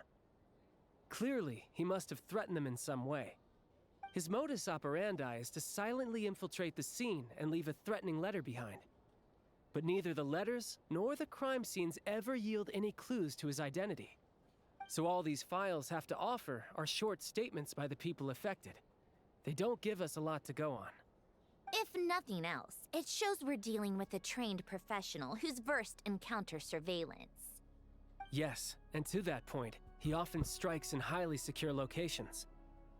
The victims are high-ranking and influential people who take their personal security very seriously. Somehow, Lelik slips right into their rooms without making a sound. There's never any eyewitnesses, nor the slightest trace of a break-in. If he can get in and out undetected, it means he can strike without warning. Not that that's ever happened so far, but the thought is enough to scare these people sleepless. It's hard to believe that a human being could pull this off flawlessly every time, so they switched the focus of the investigation to Faye. Unfortunately, no one's found anything yet. Careful, don't underestimate me. Although truth be told, I'd probably find it hard not to blow my cover. Direct confrontation is more my style. We haven't ruled out the possibility of Lelik being human. It's just There can only be a handful of people in all of Teyvat who'd fit the profile. Faye, on the other hand, plenty would have the ability, but few would have the motive. No, not as strong as me. You'll never find the culprit with criteria like that. Let's go with a little weaker than me. There's no denying that Master is strong, but meticulous. We can only hope. She's just trying to find a reference point. Stop getting fixated on who's stronger than who. But that's the most important thing. In my opinion, anyway.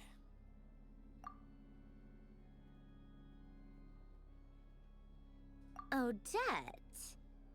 Yeah, that seems about right. Her skills are solid, and she's always calm under pressure. Except she's Fatui, so the likelihood of her working against us is pretty low. But yeah, much more accurate than your previous example, at least. No, wait a moment. Maybe we should interrogate that assumption. What do you mean? Which assumption? Her Fatui identity doesn't necessarily exonerate her. And when you think about it, the Rokot would be precisely what she needs to conceal her identity. Plus, she wouldn't need to be such a pro at covering her tracks. She'd already know where the Fatui will be and when, so she could choose the perfect time to act. Oh, yikes. I was just thinking out loud. Why is this starting to sound like such a convincing theory? Still, what reason could Odette possibly have for trying to call off Project Snezhnaya? Arlecchino would be the best person to ask. She knows Odette best. Unfortunately, she isn't back yet. Rosaline used to open up to her in private about her struggles with Odette. As I'm sure you can imagine, Arlecchino is quite a lot better with children than Rosaline was. She gave her some tips on how to handle the situation, and Rosaline managed to reach a settlement with Odette before leaving. So I suppose there were at least no lifelong regrets left behind. Beyond that, I don't know the details about that side of things. But I do know that Odette definitely has a motive to hold a grudge against Project Snezhnaya. The reason being, her father passed away during the early stages of the project. That was back before it had been named Project Snezhnaya, when things were still being worked out. But in essence, it's remained the same ever since. Huh, the more you know. Rosaline was always so self-centered. I never understood why she started paying so much attention to Odette. Is that such a surprise? If you cast your mind back, you may remember that Rosaline and I weren't exactly close. We had tea together a few times, but that was about it. Odette's past is no secret. Her father was a Fatus and her mother was a very famous ballerina. On the surface, it looks like she followed right in her parents' footsteps. But the truth is quite a different story. After her father passed away on a mission, her mother was overcome with grief. She broke her leg during a performance and could never dance again.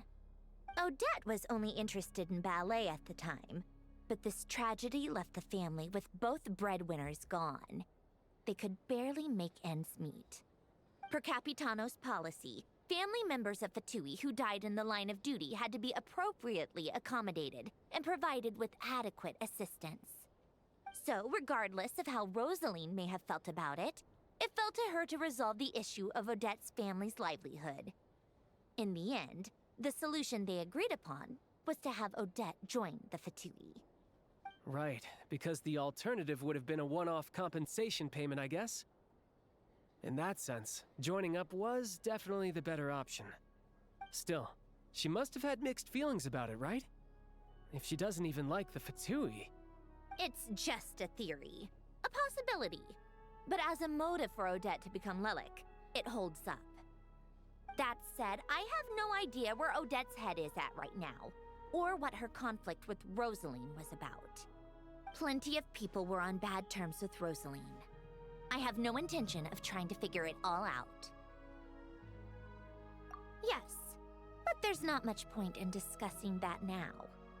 Yeah, back to Lelik. Since our investigations so far have turned up next to nothing, we've got nothing to lose by trying a new angle. Funnily enough, Tonya and I had actually made plans to go to the theater tomorrow to watch Odette's rehearsal. Unfortunately, thanks to this Lelik situation, I'll be stuck working overtime again. Which means you can go in my place.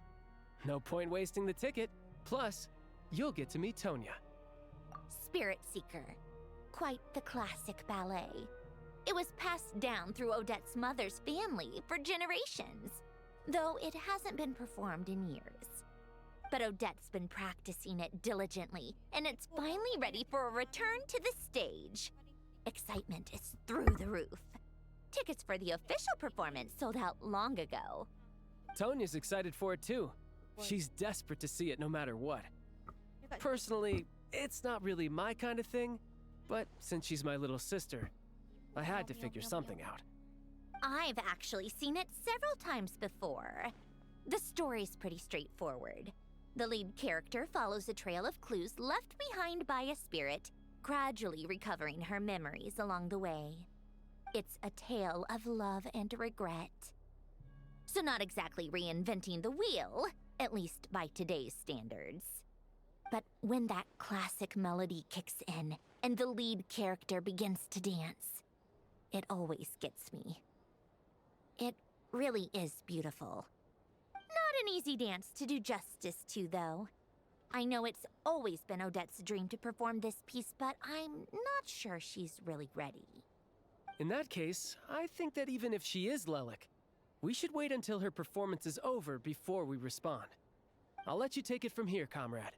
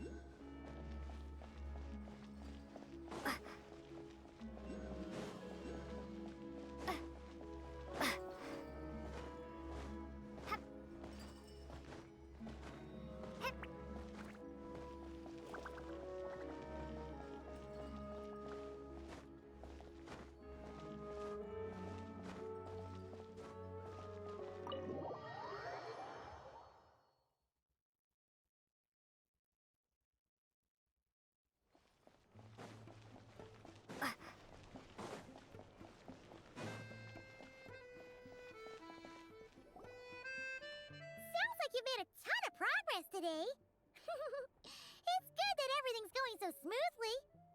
Next step is to head back to the theater and get a clear answer from Odette. Either way, Paimon doesn't get the sense that she's a bad person. Sure, she might have done some pretty extreme things, but Paimon bet she has her reasons. Maybe this is going too far, but like, with everything she's managed to do so far, wouldn't it make more sense in theory to be even more, you know, heavy-handed? Why leave a letter when she could, well, we know there are plenty of other ways to keep people in line, right? The point is, she could have gone further, but she didn't. So, if it is her, she's got some principles at least.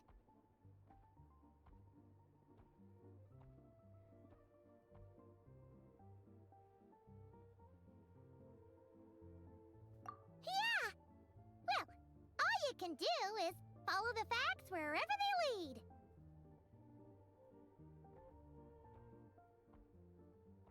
No change, really.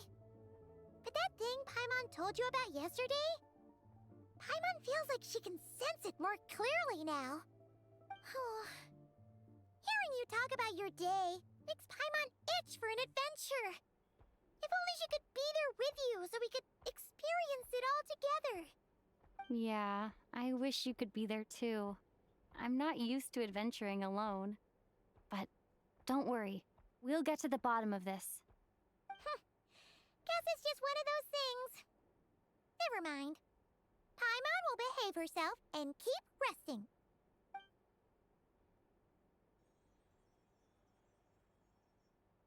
If Odette is Lelek, she may well have inside information on Project Snezhnaya.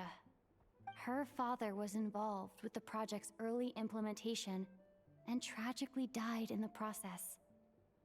Now, she's dedicated herself to bringing it to an end. It's hard to imagine she could have gotten this far without knowing anything at all about the Tsaritsa's true intentions. When she spoke to us as a member of the Fatui, how much did she let on? And how much was she hiding? Only time will tell. Maybe tomorrow everything will be answered. Hey look! It's snowing! Could be a tough day ahead. Make sure you wrap up warm tomorrow.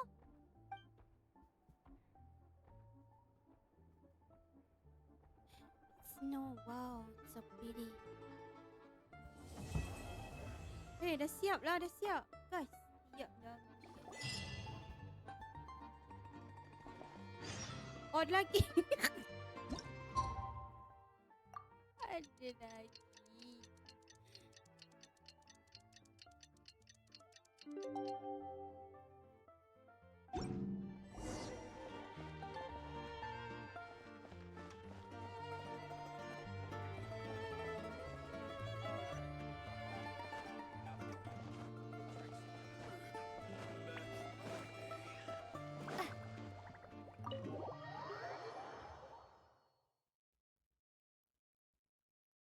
Putra, kamu punya ni dah level max lah, pedang ni.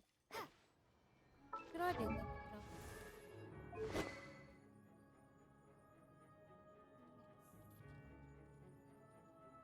Cantik tu dia punya ni. Mana?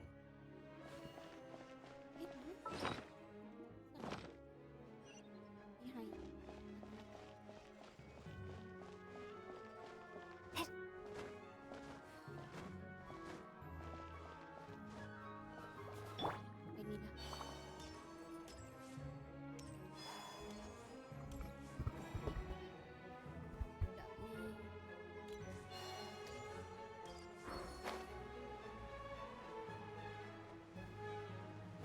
Going to fight.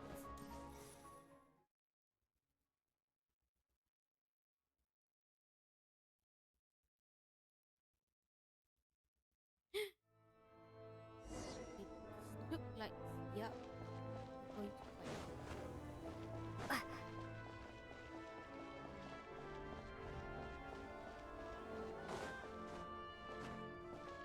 Ni la ilaha illallah, dia tutup kipas. Budak ni pandai tekan.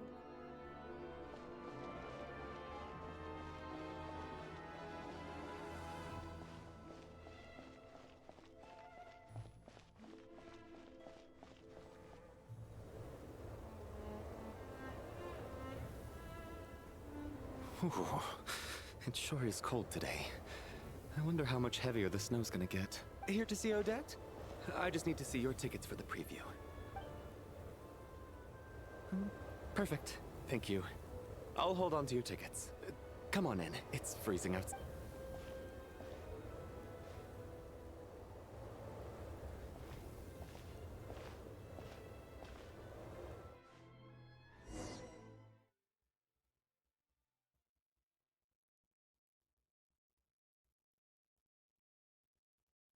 Sini.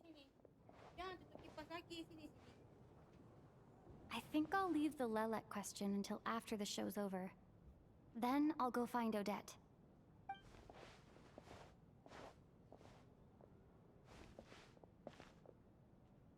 Child said he was originally going to come with Tonya, so I'm guessing Tonya's already here somewhere. Is there anyone here who looks like a Tonya? Let's see. It's a small audience. Makes sense for a preview. But wait, I do see some familiar faces. Mr. Chuganov's back again by the looks of it. Oh, and is that Mitya? And that Fatui officer, Valeri. Guess he must be playing cat and mouse with Mitya again. Oh no, it looks like the show's starting, and I still haven't found Tonya. Never mind. I'll just have to take a seat for now and see if I can catch her afterwards.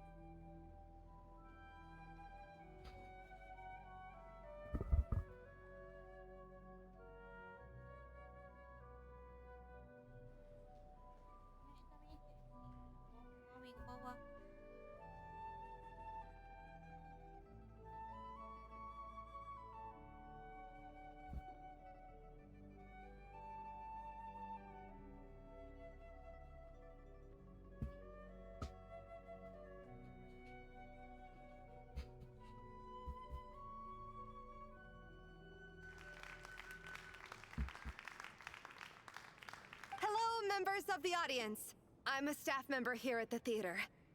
Today's performance was a very special one for us, as it marks the first attempt in a long time to revive the classic Snezhnayan ballet, Spirit Seeker. To commemorate this occasion, we would love to take a group photo of the cast, crew, and audience members present today. Could I kindly ask the audience to please come up onto the stage?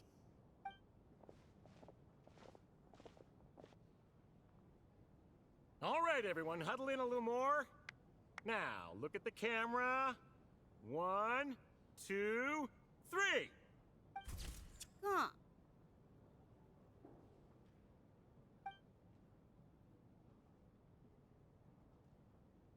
Are you quite satisfied, Mr. Energy Scientist? I rather hope you don't have any other escape plans to add to my workload today. What are you talking about, Sarge? This was simply my way of inviting you to watch Miss Odette's new show with me. And wasn't the performance spectacular? In the future, I heartily encourage you to take a leaf out of my book. Find some soul-nourishing pastimes to enrich your time outside of work. It was indeed a fine performance, but I must correct you on one point. This is not time outside of work. These are working hours. Working hours and non-working hours are just a social construct. Human technology can never advance if we're too rigid in our thinking, Sarge. May we leave now? Already? I mean, I was kinda hoping to soak up the atmosphere for a little longer, but... No? Okay, guess I'm pushing my luck. Didn't seem like too much to ask, but fair enough. Off we go then, Sarge. Back to the land of working hours. Lead the way. That has to be her. She's the only person in the audience around Tonia's age. Excuse me? Are you Tonia? Huh? Your brother's busy today, so I took his ticket. Don't worry about him. He's fine. Oh, okay. Sorry for the trouble. What's wrong? Are you sick? No, I'm fine. It's nothing. Maybe she caught a cold on the way here because of the weather?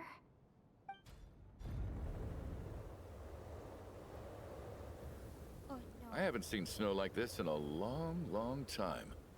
It's most unusual. I know. It's completely white out there. You can barely see a thing. I've never seen such heavy snow in my life. Let's wait it out for now. You'd be lucky not to freeze to death in this weather, let alone find your way. Well, look at that. Maybe we shouldn't be in such a rush to get back after all. What do you think? Let's wait and see. Why do you need to take it so seriously? Fate has given us this wonderful chance to take a break. We owe it to ourselves to make the most of it.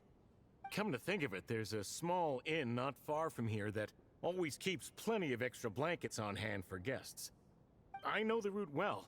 Shall I head over and borrow a few blankets? That way, anyone in a hurry can wrap up warm for the journey back. Just remember to return them next time you're over this way. Sir, there's really no need to go to all that trouble.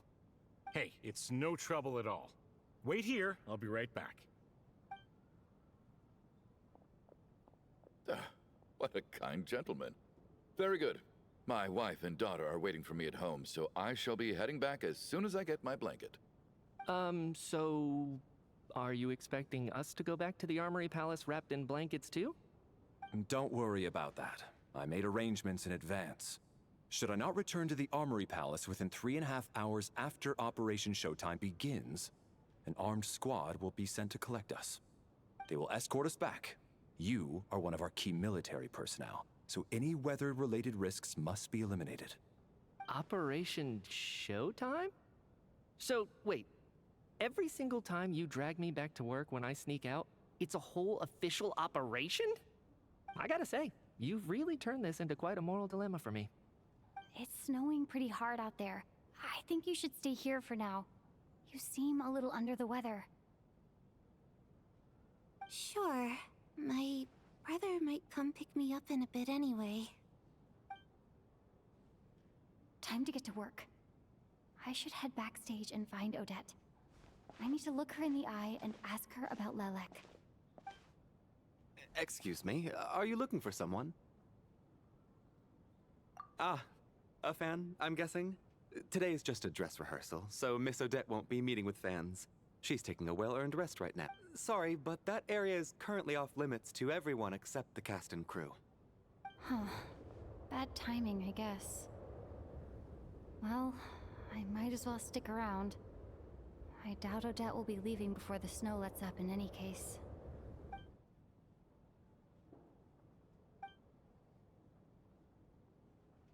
What happened to the gentleman who went to fetch the blankets?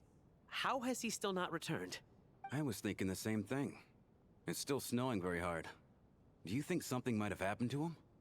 Whatever the reason for his delay, I must say I hate nothing more than people who make empty promises and fail to deliver. Well, I have to treat my employees like that on occasion, but that's different.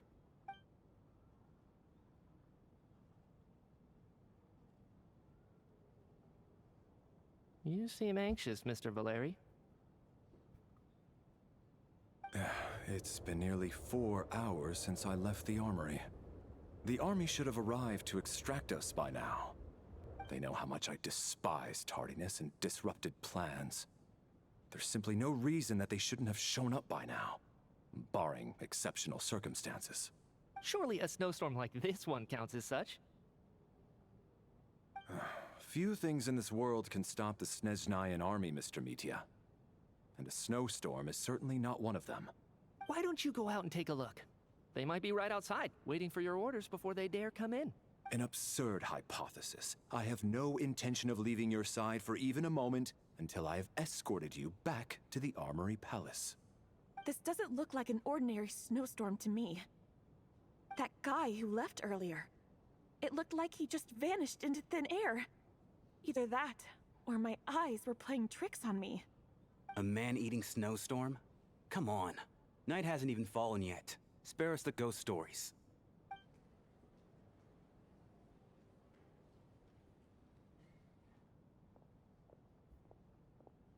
Traveler, didn't know you were coming today. How come you didn't say anything? Oh, right. I assumed you were looking for me and Vodenitsa. Odette's still backstage. Whoa, that's quite a snowstorm out there. I've been working backstage this whole time, so I didn't even notice. No wonder the audience hasn't left yet. Huh.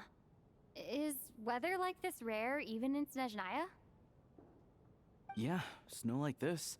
I'm sure I've seen it out in the wild before, but never in the city.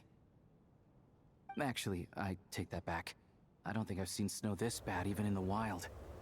This is something else. It's not normal. If even Alosha thinks snow like this isn't normal, could it have anything to do with that monster people have been talking about? We can't stay cooped up here forever. Someone needs to go out and take a look. No need. I have plenty of experience with snowstorms. Besides, I work here while you're an audience member. I should be the one to do it.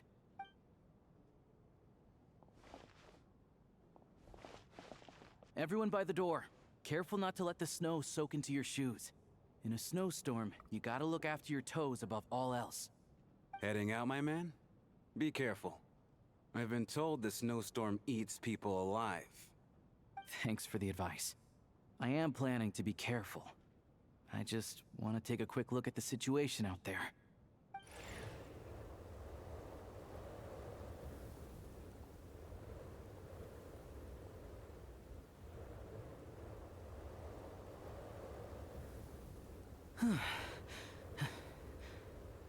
He's back! He's back! How was it? What's going on out there? Did you see any soldiers patrolling the area? Something about this storm isn't right. There's no one out there. I didn't see a single soul. And something in the air gives me the creeps. This isn't your average snowstorm. I suspect it might be related to recent events in our nation. I strongly advise everyone to stay here until the snow dies down. Are you serious? So all of us are trapped here now? That sounds a little far-fetched to me. You want to go outside and see? I, for one, am not risking my neck in that weather. This just turned from a minor delay into a major hassle. We can only hope that our friend who went to fetch the blankets just ditched us and went home. Is it really that bad? But my daughter, I won't be able to read her a bedtime story tonight. Huh? What are you all still doing here? Whoa! It's snowing hard! So now we're stuck here? Oh, this is terrible! Luckily, it was just a dress rehearsal today, so there aren't too many people here. On the bright side, the theater's always well stocked with supplies. If the snow still doesn't let up as we get into the evening, you can spend the night here, everyone. At least, I assume that's all right? Odette? Fine by me. This seems like a sensible backup plan under the circumstances. My thanks to the theater for being so accommodating. What are you staring outside and praying for, my man? You anxious to get home too? Oh, Your Majesty the Tsaritsa, I beg you, please do not let tonight's snowstorm stop. This is a golden opportunity to spend the night under the same roof as the 2 top stars in all of Snezhnaya. It's a once-in-a-lifetime experience. I think I've changed my mind. Sir, if you so much as look at us funny, you'll be seeing stars in a whole other way. Behave yourself, or you'll be begging for that blizzard. It's getting colder. We need to keep the indoor temperature up. Close the door and lock it tight. Let's head somewhere warmer.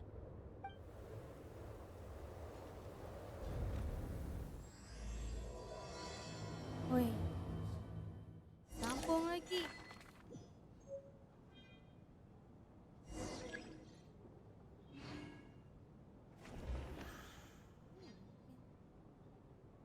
Call the center.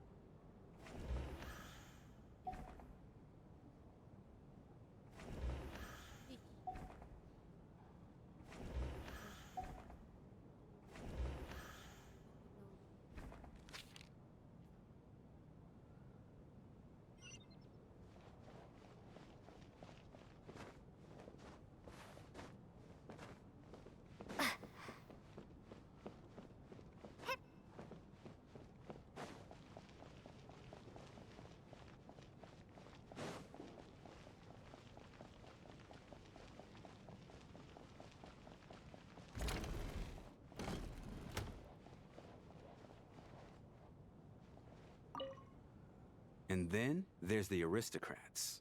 Easiest of all to deal with. You don't need to use any force whatsoever. All you have to do is show them the rope you plan to tie them up with. Do you know why? I don't. Do tell. Because nothing horrifies them more than the thought of a cheap, coarse rope leaving creases on their precious million more coat. They'll do whatever you ask to avoid that fate. Unexpected, but funny nonetheless. Tell me another one. Well, look at that. I got myself a new listener. Hey there. Let me introduce myself. The name's Shram, and I'm a mercenary. The kind that gets paid to do odd jobs for rich folks. And I am Chuganov, an entrepreneur. If my name is unfamiliar to you, you will no doubt have heard of my factory, the renowned Iskra manufacturing plant. Are you really that famous, Mr. Chuganov? How come I've never heard your name before? Excuse me? Is that a joke? Or are you being serious? Oh, I'll have to ask my rope later. He's probably tied up more entrepreneurs than I've ever heard of.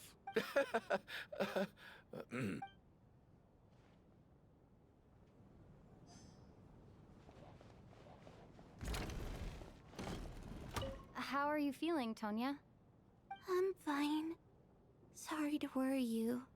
I'm used to it by this point. I take medicine for it. My brother usually helps to get it ready for me. Child must take great care of his sister. He's never mentioned Tonya's illness, though. You know, I actually find this whole thing kind of exciting. Stuck in a strange place thanks to a snowstorm. Having to spend the night with a bunch of interesting characters. It's pretty cool, don't you think? Exactly. It's like one of those stories where an ordinary school trip turns into a magical adventure. I've always wanted something like that to happen in real life. I'm fine, really. Just got a little overexcited. Look after yourself. Otherwise, your brother will come after me.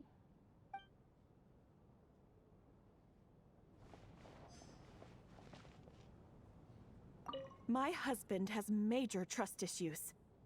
To him, I doubt even this snowstorm is a good enough excuse for me to stay out all night. That's the price of marrying into wealth. You'll get used to it. I'm not about to stop you if you want to leave. But don't drag me along. Hello? Can I help you? Marah lagi sama competition.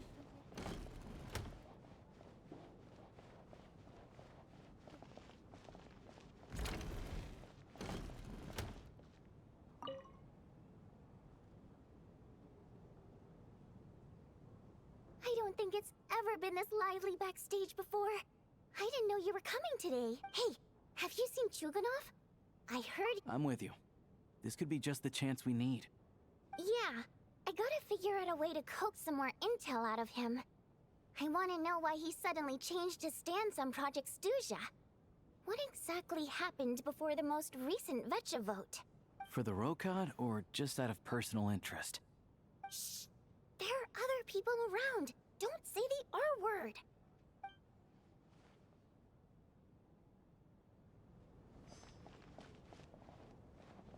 This is highly irregular. A delay of over an hour during an operation like this theoretically warrants a Harbinger-level response. I wonder what the issue is. The storm, or something else. Sarge, the day you learn to let go and just enjoy moments like this is the day you'll finally understand the meaning of life. Ah, why, hello, ma'am. I believe you were the one sitting at a nearby table back at Podvorye Restaurant. Any friend of the theater's star performers is a friend of mine. It's a pleasure to meet you. I'm Mitya from the Energy Commission. Greetings. Major Valeri, head of the Special Assignments Battalion. Armory Palace Royal Grenadier Guards, 1st Regiment. I am here to ensure Mr. Mitya's personal safety. Please... Miss Traveler, I cannot help but notice that Miss Odette is stealing glances at me. Any idea what that could be about? I've racked my brains, but I can't think of anything I might have done to offend her. Perhaps she noticed me spacing out during her performance? What? You mean I really did do something to upset her? Well, thanks for letting me know. So, Mr. Mitya, is your work related to Project Snezhnaya? Yes, that's right. The higher-ups in the Fatui transferred me from the Energy Commission to the Armory Palace because they wanted me to... Really? I can't even talk about that? Pretty sure it counts as part of my private life. All right, I won't say anything. Sorry, Traveler. As you can see, I'm afraid this pleasant chat will have to end here.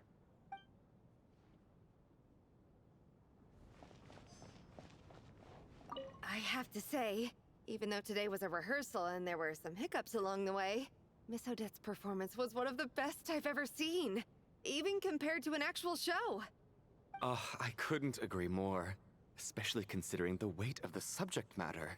It takes a truly seasoned professional to do justice to a theme like love and regret. Do you think we were coming on too strong? Odette's ignoring us again. What about you? What did you think of today's performance?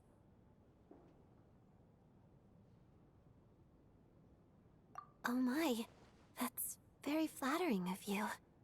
Thank you. I'll make sure to save a ticket for you when the show's performance ready. This doesn't seem like the time or place to bring up the subject of Lelek. I need a chance to speak with her in private. So unfair. Talk about double standards. And now it looks like I've been spotted.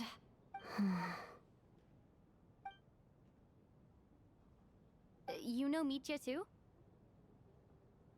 No, I don't. I just have a feeling that he might be dangerous. Dangerous pula.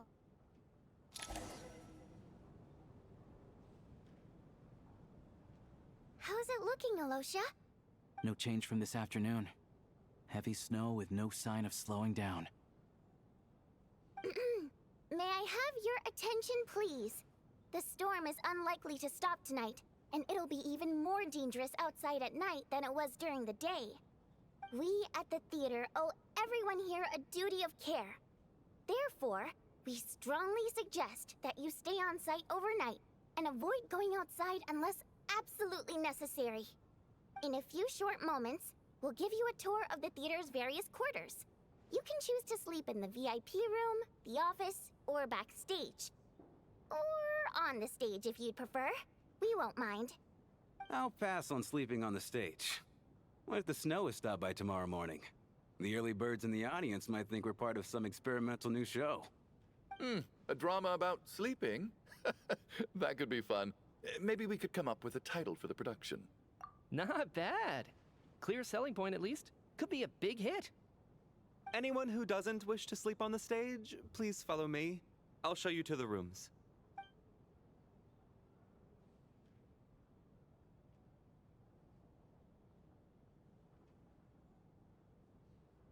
I guess I'll call it a night. Though, I feel like I won't sleep very well without Paimon here. I'm sure she'll be worried that I haven't made it back yet.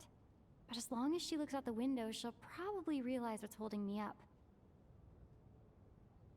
I wonder if she's feeling any better yet? At least she hasn't been getting any worse. Still, I should try and get back first thing tomorrow morning.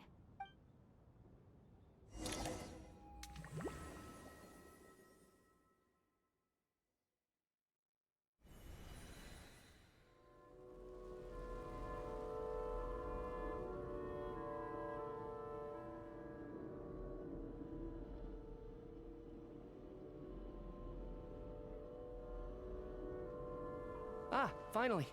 Welcome back to the world of the living, lazy bones. I was about to wake you. The black mist is almost on us. Still waking up, huh? You know, the black mist. It's been chasing us from below ever since we were born. You're just dozy. There's no way you've forgotten. Come on, let's keep heading up. Onwards and upwards is the only way to survive. Don't listen to a word those black mist cultists say. Here we go again. The endless march towards survival. What's going on? That black mist down there is creeping me out. And it's rising. Guess I should head upwards and get away from it. The black mist cultists believe that being swallowed by the black mist leads to everlasting peace. But if you ask me, they're just lying to themselves. We're the only heretics left. The only ones who refuse to give in. We have to keep going. But how do you actually know that they're wrong? Dangerous question there, Torgov. The moment your faith wavers, you start a chain reaction that ends in the collapse of your will. Put the question out of your mind. Stay strong and believe that the black mist means certain death. Okay, but it's not my mind that's the problem. My body's about to give up on me. I can't do this anymore.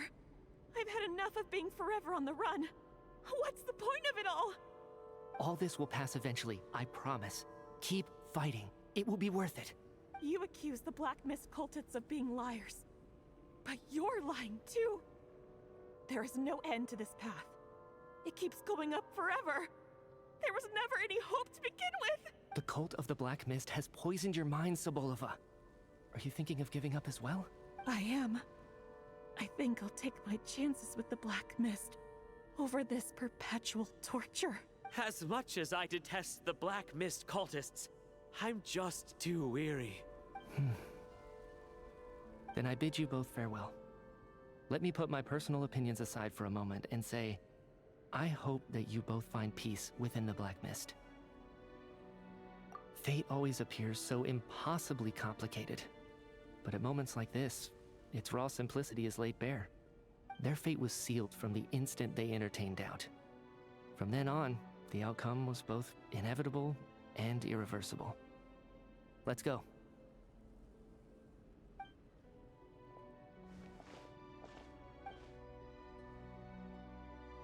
Torgov and Sobolova are gone. I never thought the day would come when even they would be swallowed by the Black Mist. It's just you and me now. Yes, it looks like it's satisfied. For now. This happens from time to time, but it won't be long before the Black Mist starts chasing survivors once again. No one knows how to stop its advance for good. Well, we should make the most of the precious moments of rest that those two bought for us. Asal ada gigi bening. Huh? Are you really that sleepy, traveler? What?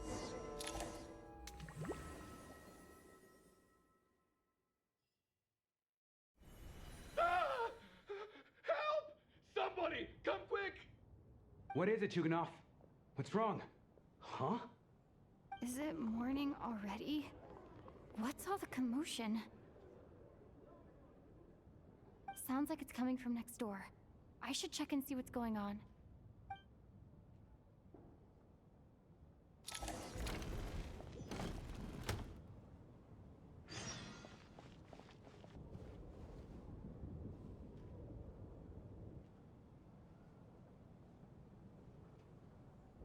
What's going on? Don't look, Miss Tonya. Stay here. Okay. What happened to them?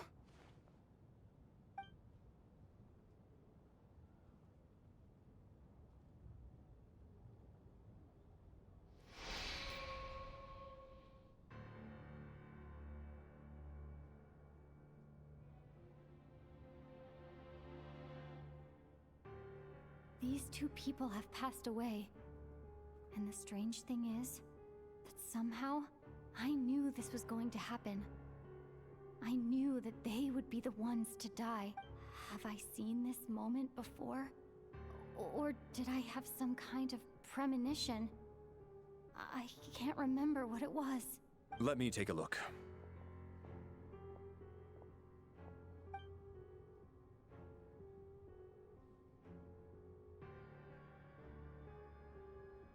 No vital signs in either of them.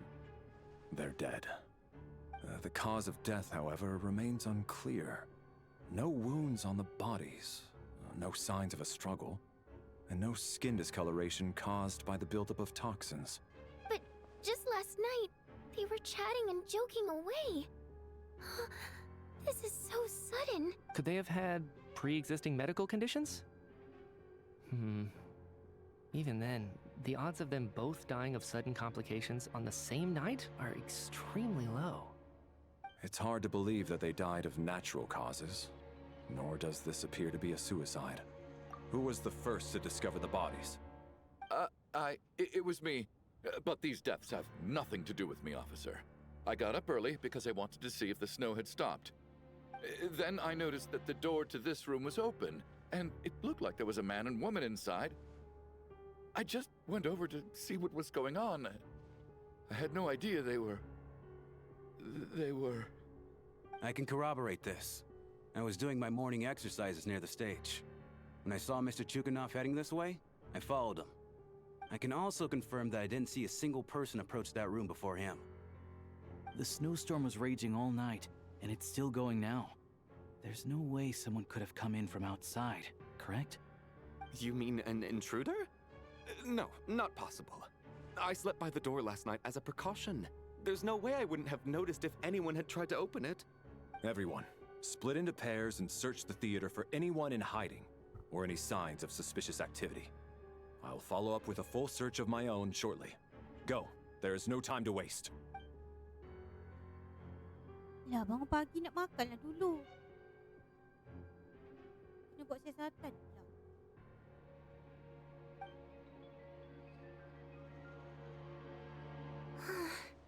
Nothing on your end either? Backstage is clear. No signs of suspicious activity. We checked the basement. Also clear. I don't think there's anywhere here that a living person could hide. Are we certain that the theater doesn't have a back door? Or any tunnel or passageway wide enough for a person to fit through? No, there's nothing like that. If people were sneaking in through some secret tunnel to avoid buying a ticket, we'd have sealed it off ages ago.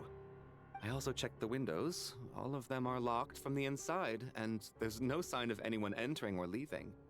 It sounds like we can safely rule out the intruder theory. If anyone came in during the night in this weather, there'd be no way for them to avoid leaving footprints or water stains. This can only mean one thing. It's like one of those murder mysteries you see in novels and plays, isn't it? The ones where the killer is one of us. We can't quite jump to that conclusion just yet. Could he be right?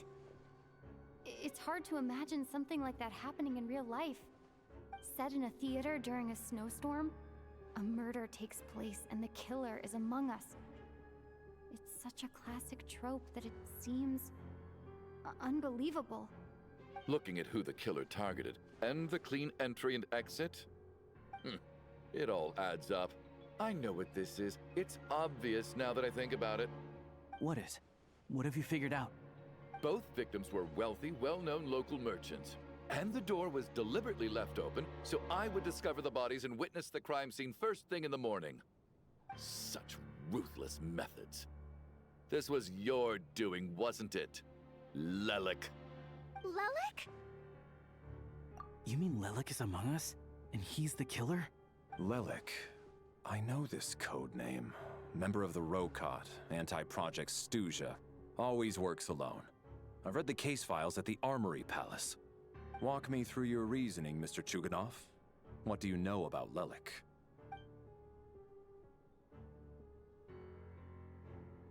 What now, huh? What now, Lelik? What more do you want from me? I already voted against Project Snezhnaya at the Snezhnograd Vecha.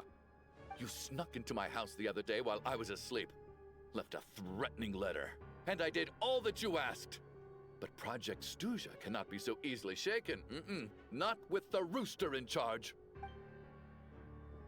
So he really was threatened by Lelik. That makes sense. And now you're resorting to murder to threaten me. Isn't that right? I knew it. The Rokot despises the rich. The lives of the wealthy are but refuse in your eyes. Show yourself! Which one of you is Lelik, Tell me! I'll do whatever you want! Just stop playing these mind games! Was this really Lelek's doing? Would Odette really do something like this? If Odette really is Lelik, this seems out of character. But then again, how well do I really know her? I'm probably the only one here with a compelling theory about Lelek's true identity. But if I reveal it now, I'll be putting Odette in the line of fire. What should I do? I don't think it's likely that Lelik killed anyone. At least from the stories I've heard, he's never killed anyone before. And his name has never come up in connection with any murder cases. Besides, even if Lelik did want to threaten you, why resort to such an extreme and roundabout method? It's not his style at all. Vodianitsa doesn't know that Lelik might be Odette, but her assessment is pretty much identical to mine. Miss Vodianitsa, why do you suddenly feel the need to speak in Lelik's defense? Defense? Oh, no, it's just... I'm worried that we're jumping to conclusions here, so I wanted to share my point of view. Also, I don't think the Rokot is as bad as you're making it out to be. Well, if you think I'm so wrong, what's your theory then, Why don't you tell us who the killer is? The case is still evolving, Mr. Chuganov. Please do not prevent others from expressing their opinions so early on in the discussion. Even so, there's no denying that the recent threat received by Mr. Chuganov may well be an important clue. So there's still a good chance that Lelik is right here among us. I can't do this anymore. I don't care if it's still snowing outside. I have to get out of here. Whoa, Take a beat. We all know it's far too dangerous out there. Even the soldiers couldn't get to us. Go out that door, and you might not live to tell the tale. And whoever this Lelik is, they're surely not going to murder anyone in broad daylight. Be sensible, my man. You're safer inside. As much as I regret having to say this, I'd like everyone to cooperate and refrain from exiting the premises until further notice. Because as things stand, every one of us is now a suspect.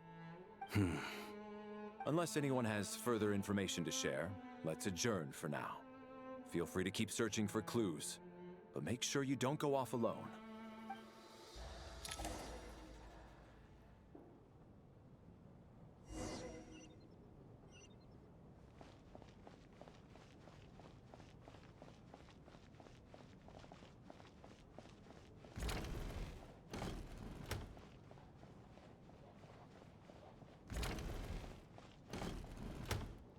You're right. That was my bad. It was a knee-jerk reaction. I didn't think it through. Luckily, no one suspected my identity. Oh, phew. It's just you. I thought someone was eavesdropping. Since Vodianitsa and I were on the same page earlier, I think I should share my...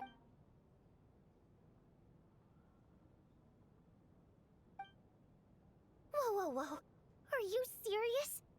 I don't know if this counts as gossip, but it's definitely on track to be the juiciest this whole year. Odette? Really? Odette? Oh god, how dumb does this make me look? Lelik has been right under my nose this whole time, and I didn't notice a thing. Actually, it's exactly what you'd expect. Sometimes, hiding in plain sight is the best strategy. And now that you mention it, the more I think about it, the more sense it seems to make. It all adds up. What are we up to now? 1, 2, 3, 4... Odette's identities. She's my coworker, specifically a ballerina, and also a Fatous, a member of the Rokot. Now, Lelik. It must be so exhausting. I just want to give her a hug. I guess since I've always known her as a member of the Fatui, it never even crossed my mind that she could be involved with the Rokot, let alone be Lelik. I don't understand. If she's with the Fatui, what reason could she have for being so opposed to Project Stusha? Probably best if you ask her that in person. Well, since you waited until now to bring this up instead of announcing it to everyone earlier, does that mean we're all on the same page here? Yeah. Lelik may not follow orders from the Rokot leadership, but as far as I'm concerned, she's never crossed the line. If anything, her actions benefit the poor. We need to confront her face to face. Do you think she'd really admit to being Lelik? I don't know. We'll have to see how it goes. For now, we'll work on the assumption that she didn't kill anyone, and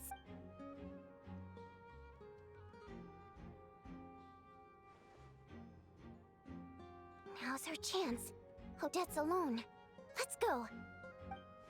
Hey, Odette. What is it, you guys? Shh.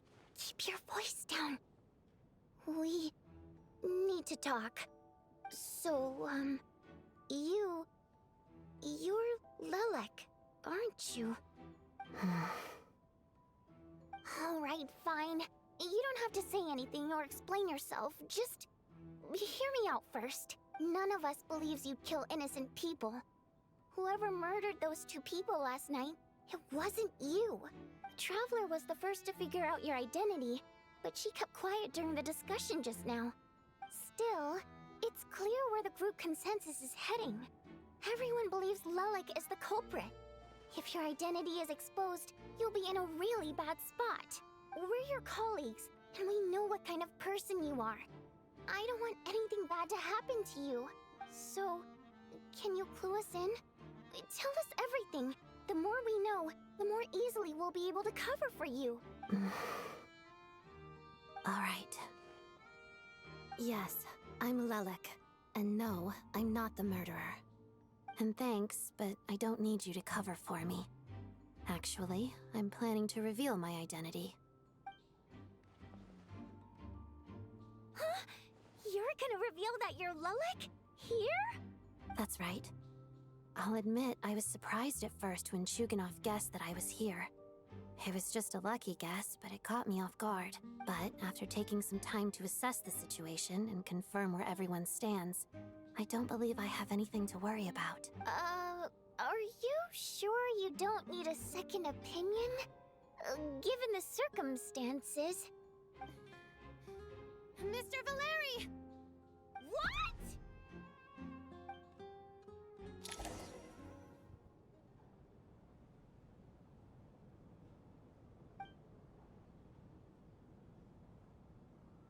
So... Odette is Lelik? I don't know what game you're playing, but you've got a lot of nerve. It's just one identity. So what if it's exposed? I can disappear and adopt a new identity anytime I please.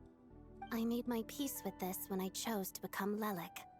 But more importantly, I promise I am not the murderer, which means that someone else is. So, if anyone still insists that I did this, you'd best produce the evidence now. Otherwise, I suggest that you bite your tongue.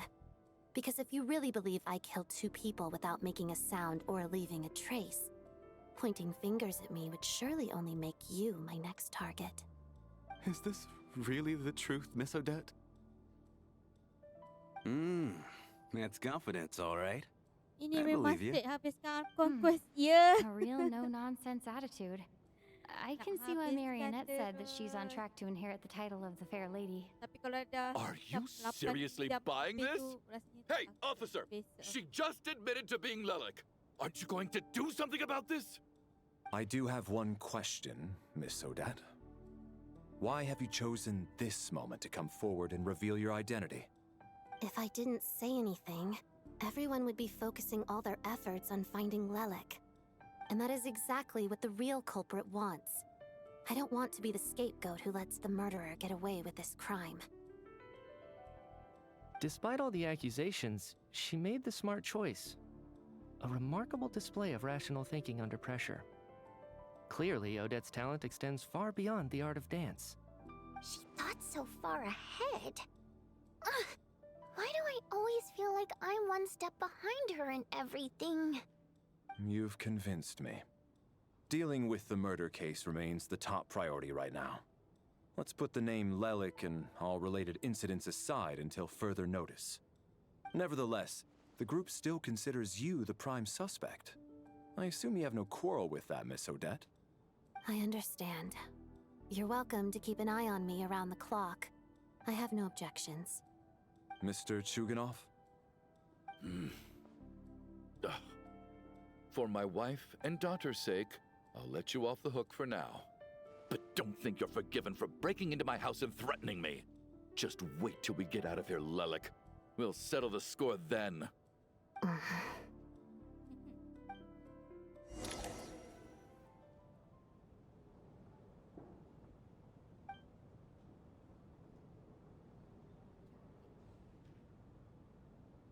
Good work, Lelik guard team. And Lelik too. Here, have some hot water. Turns out Valeri knew about my exploits, so now I've been told I have to guard Lelik with him. Shouldn't you be facing my way if you're guarding me?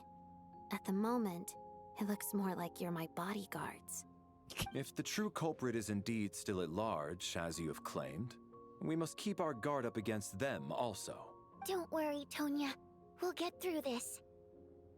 Once the snow stops, the officials will step in. The investigation will get easier, and then we'll be safe. But once the snow stops, won't everyone just leave? You're gonna miss us, huh? Well, some of us work at the theater, so we'll still be here. I'll even give you a special backstage pass. Really, Miss Vodyanitsa? That's awesome! You've made a fan for life. Aw, you're so cute, Tonya.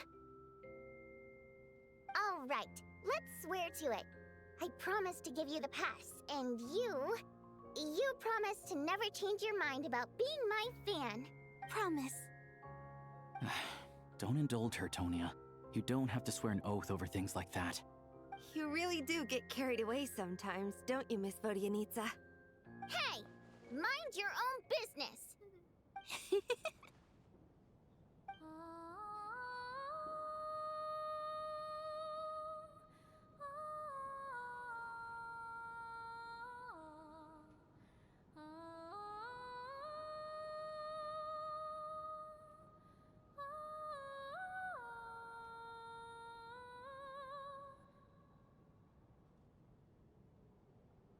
Don't be nervous, Miss Water Imp.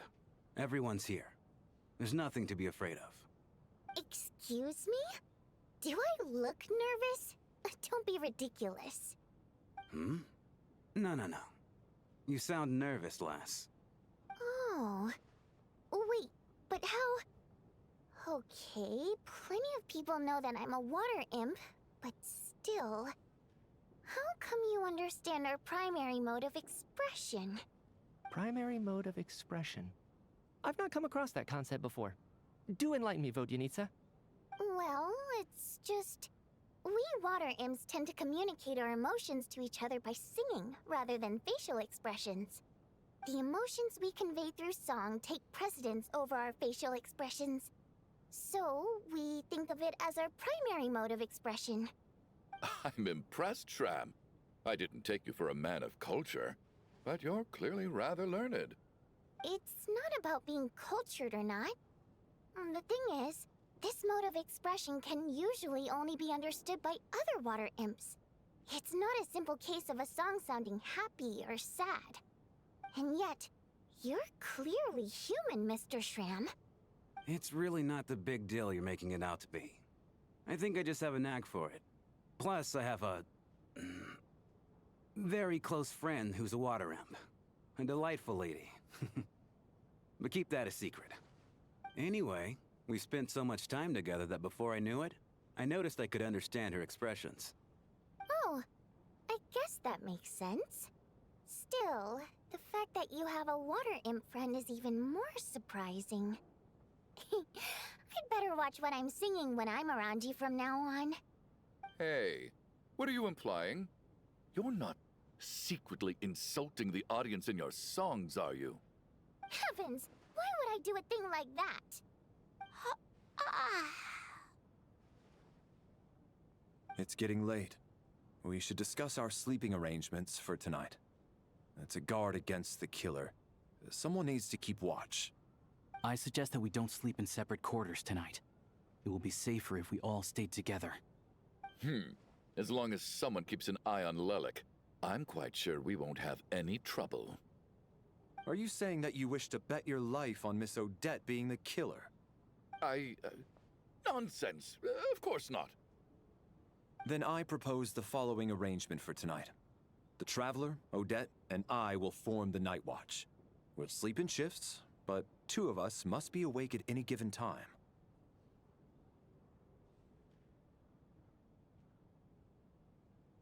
An excellent idea. This allows us to handle the Night Watch while also keeping an eye on Lelik. Meanwhile, the rule of taking shifts in pairs resolves the other issue. Namely that we can't necessarily trust the Traveler or Valeri either. I expect that plan took you quite some time to come up with, didn't it? Actually, our field combat manual outlines a similar approach. Although the scenario there involves guarding prisoners overnight during field operations. That being said, I must clarify that I harbor no disrespect towards you personally, Miss Odette. In fact, Lelik's numerous covert operations make fine textbook examples for military agents. I care less about respect and more about the fact that you just robbed me of 2/3 of my sleep tonight. I'm calling dibs on being the first to rest. Good night.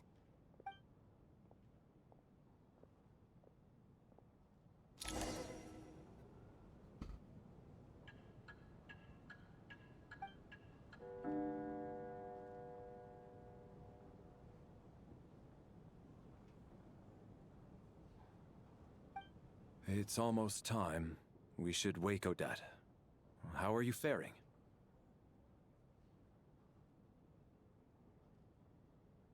Oh, not going to argue with that. I'll take a quick nap. If you start to feel sleepy, wake me up anytime. It's finally time for Odette and I to share the night watch. I should wake her up. Belum, lama lagi. Dia punya Archon story lama. I came here to get information from her in the first place. Maybe I should think about what questions I want to ask before she wakes up. How long are you gonna keep staring at me? Couldn't sleep. My mind's been running haywire. Plus, there's something I've been meaning to talk to you about. Kelas dah habis. I had a Baik hunch dah. that you wanted a conversation too. Aku nak habiskan story Let's take ni. this chance to clear Sebab the besok air, aku nak shall we? buat apa? Aku nak buat exploration pula. I just had a simple question for you, really. It's, Rosaline. In her final moments, did she have any last words or anything? I see. Well, that was all. I have no other questions. No. She was utterly ruthless in pursuing her goals. Okay. That kind of person should be hard to bye. miss. And yet, even though I never approved of her methods, and she was an abrasive person, Selamat berehat. the fact remains that I am indebted to her. Oh, she told you. I guess that makes sense. I think she and Rosaline were on pretty good terms. Yes. Rosaline wasn't the kind to gossip about this sort of thing. Not that it's any huge secret to me, though. When I was a child, I had to join the Fatui for the sake of my mother and me. I trained under Rosaline. It was extremely grueling, and it didn't exactly come naturally to me. All I could do was try to ignore the biting cold and practice. I was a newcomer who'd managed to make a good first impression on a harbinger. There was pressure to live up to her expectations, to be worthy of the fair lady's reputation. Every day was a struggle against the cold, pain, and fatigue. And most nights, I struggled to fall asleep. After enduring all that, I've become almost immune to the sensation of pain. I suppose that was the cost of survival. Surely, any child who had to experience that would grow to hate her lot in life, don't you think? So, I put an equal amount of effort into my ballet. Because in my young mind, that was the only way to defy my fate. It was my way of telling her, the Fatui's demands and your expectations of me are not what I wish for. One day, I will leave. I think she probably blamed my poor performance in training on my passion for ballet. She knew my heart wasn't in it. One time, when I was secretly practicing a dance at night, she suddenly showed up. I knew she was there to catch me red-handed. I told her, "You don't deserve to watch the dance I learned from my mother." She looked stunned. I guess she was surprised that I lashed out first, before she had the chance. But strangely enough, on that occasion, she wasn't fierce with me like she was during training. Instead, she fell silent for a moment, and then left. After that, she never interfered with my dancing or asked me how it was going. She never came to watch me dance again either. Not even once. She was. But even now, whenever I take out this core Ignis, I can't help but think of that night. Of the look on her face. Sort of. Although gift might be too kind a term. This is her flame sealed within ice. A symbol of her favor, yes, but also her way of keeping an eye on people. She knew the location of every piece of core Ignis. If any recipient started acting suspiciously, she'd be on to them immediately. Trust her to make even a mark of approval feel suffocating. So, when news of Rosaline's death reached Snezhnaya, many people immediately crushed their core Ignis. It gave them a profound sense of relief. like they'd broken free from her shackles. But I kept mine. With my sensitivity to pain being as dull as it is, the warmth from this core Ignis is one of the few things I can still feel clearly. I still wonder, did she really come to stop me that night? I wasn't sure, but I was scared, so I said some really awful things. I guess she didn't leave anything behind. Not that I expected her to. It's fine. It's just a bit of a shame that we couldn't settle our differences before the end. She did. Are you sure she was talking about this event? Huh. No, she didn't. I didn't even find out that she'd gone to Mondstadt until a while after she'd left. Wait, in that case... Okay, I will. Thanks for letting me know. There's something I'm trying to figure out. I'm beginning to suspect that Paimon's mystery illness is being caused by the energy research behind Project Stuja. Paimon's very important to me, so I have to get to the bottom of this. I figured that since you're Lelek, you might know something about all this. The ultimate goal of this energy experiment is to create a weapon for the final battle. The weapon's construction was completed in Nodcry. Now, all that remains is to arm it with a sufficiently powerful energy. Yes, the weapon's development and all the related experiments are overseen by Lord Piero, the Jester, and the lab is located deep within the Armory Palace. I'm not sure why this experiment would be making Paimon feel unwell, though. The best way to get to the bottom of it would be to go there in person. Once we get out of here, I'll help you apply for an entry permit. And I'm hardly the organization's proudest member, as you know. You answered my question about Rosaline. I want to do you a favor in return. It's that simple. Huh? What's wrong? Are you not feeling well? You two seem to be hitting it off. I thought you were sleeping. Of course I was. In the military, one learns to fall asleep quickly, even in the most inhospitable environments. It's vital to staying alert and energized. Why? Is something wrong?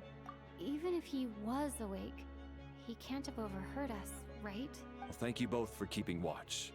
Traveler, I'll take over for now. It's your turn to get some sleep. Sure.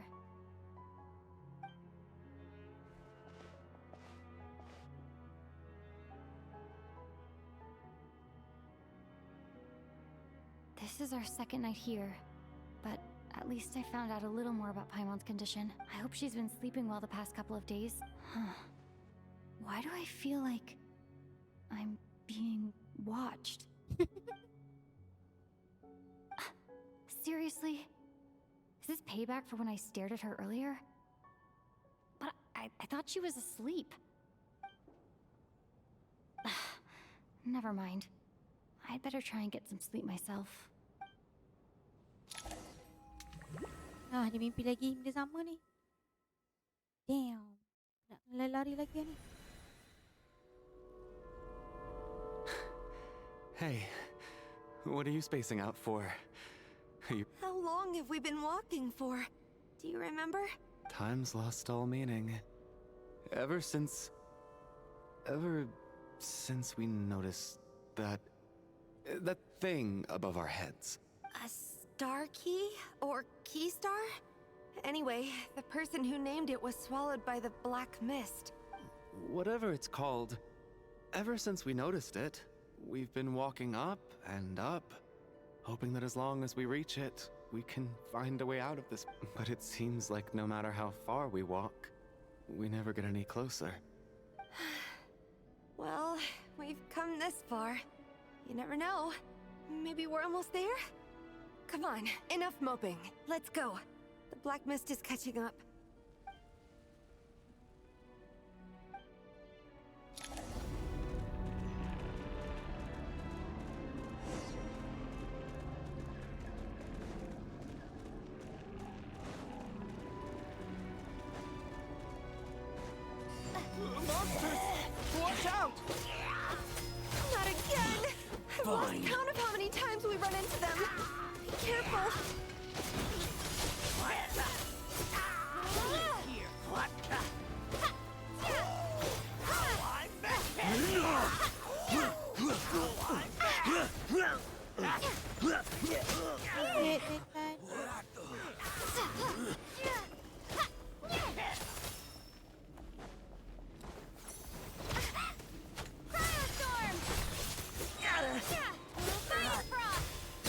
Shut up!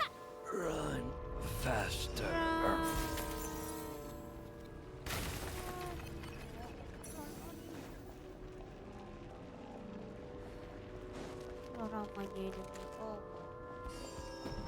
Here they come again! Get ready! You wanna fight? Let's go!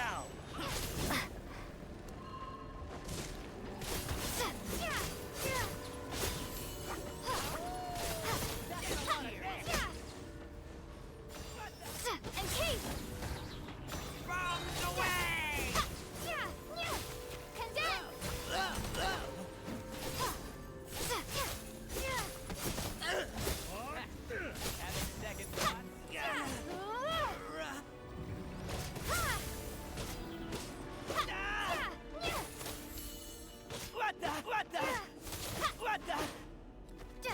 What the heck? What the heck? What the heck?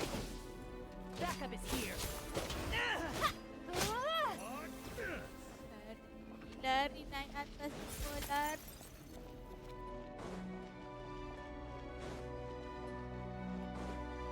No. Monsters ahead of us. The black mist behind us. Feels like there's no escape.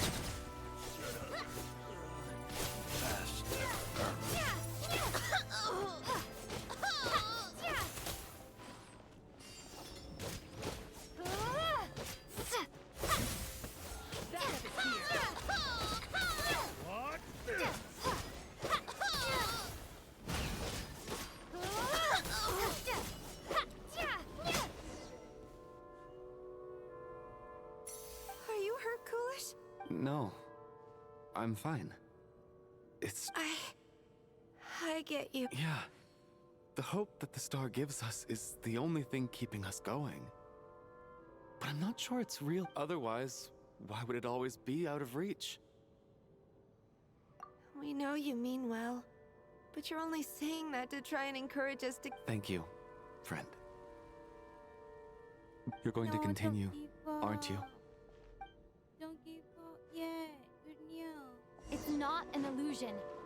We really are getting closer to the star.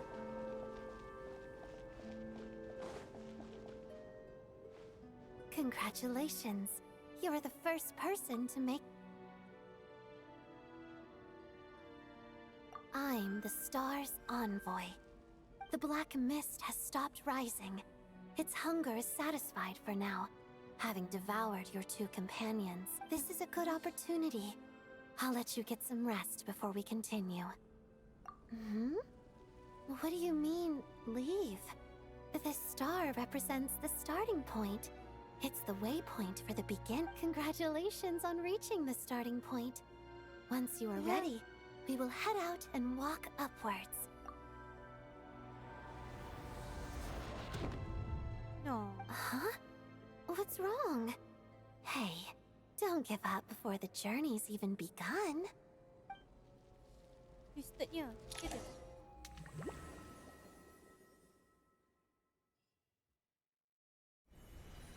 Rampana! Rampana! Is that Vodyanitsa's voice? What happened? Coolish, wake up! Please wake up!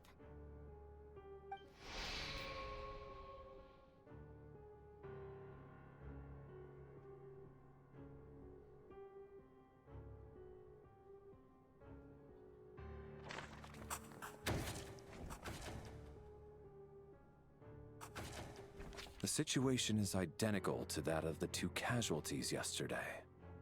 We cannot ascertain the cause of death. At least there are some elements that we can rule out this time. They slept on the stage with everyone else. So I suppose the surrounding environment can't be a relevant variable. Rampana. Coolish. Weren't some of us keeping watch last night? 3 of us, in fact. How could you not notice something was wrong? I'm as confused as you are. Certainly nothing unusual happened on my watch. Likewise, and from what I've observed so far, both Miss Odette and the Traveler can be trusted. To be honest, I didn't get a wink of sleep last night. I couldn't help but think I was the target, so I just laid there with my eyes closed. I heard the Traveler and Lelik chatting, but otherwise I don't recall hearing any commotion during the night. Me too. I didn't want to wake everyone up, so I was concentrating hard, trying not to cough. I hardly slept at all. If anything had happened, I'm sure I would have noticed. Then, what could possibly be causing this? Once was bad enough. I can't believe it happened again. I worked closely with Rampana and Coolish for so long. I never imagined that one day they'd... And on the stage of all places... Florianitsa... 4 victims in just 2 days, and we still don't have a single lead. I need to get to the bottom of this as soon as possible. And above all, keep Tonya safe. I'd never... Still snowing? Hey, sekejap. Dia tutup pintu.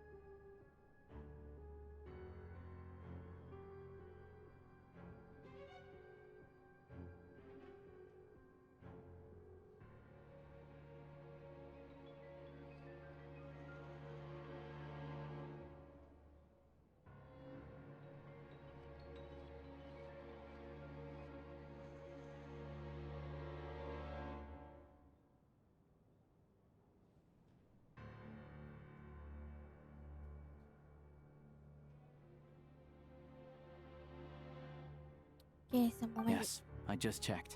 Still no sign of anyone outside either. So we only have ourselves to rely on. If you ask me, this killer can clearly strike whenever they please. The Night Watch was a useless endeavor from the start. Lelik must be an expert in poisoning. Clearly she used some poison that can't be detected on the corpse. Here we go again. Listen, I was already thinking to myself last night, was Lelik's reason for revealing her identity the real story? Well, now I have my answer. It most certainly was not. She's been playing us for fools. You get off on this, don't you? Revealing your identity, only to carry on with your killing spree?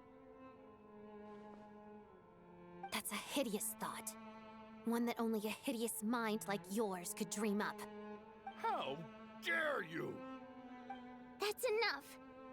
Yesterday, you named Lelik as a suspect because the victims were both wealthy merchants. Lelik might have had a motive then, but today's victims were just ordinary people. Not to mention that they were colleagues of Odette and mine. What reason would she have to murder them? Let me guess. Just to scare you? Who knows? Maybe you don't know her as well as you think. I implore you all to ask yourselves, how many people are there really in this world that have what it takes to kill another person? Not many, I'd wager. Lelik is well known to be a ruthless operator, and now she has revealed her identity. How could it be any more obvious? Everything you've said so far is still just conjecture, which doesn't constitute a concrete lead. You need to back up your claims with some evidence. How can you defend her, officer?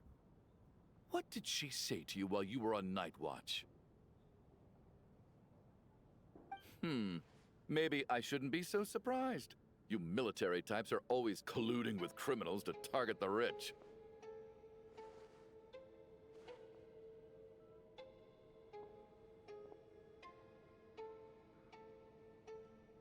All so you can get your grubby paws on our hard-earned fortunes, then tell us to fall in line. The Fatui, the Druzhna, and the Rokot. Thugs, the lot of you!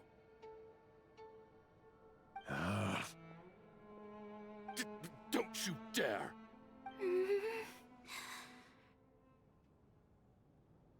Sir, but you were the one who told us not to stop other people from expressing their opinions yesterday. 4 people have already died. Only yesterday I was chatting with Mr. Coolish. Then we woke up in the morning and he's... Turning against one another is the last thing we should be doing right now. Little girl. Even if Mr. Chuganov is a puffed-up, pig-headed windbag who doesn't have a clue what he's talking about, he's still one of the victims here, isn't he? I had no intention of resorting to violence. But you're right, Miss Tonya. I ought not prevent him from speaking his mind. In any case, I believe Mr. Chuganov has calmed down a little now. We may resume our discussion. I don't think there's any need for that. What is there to discuss? Nothing about this situation is normal. Did you have an idea, Mitya? You're the brainiac here, right? Come on, clue us in. I've been mulling something over. All the leads we have so far concern things from outside the theater.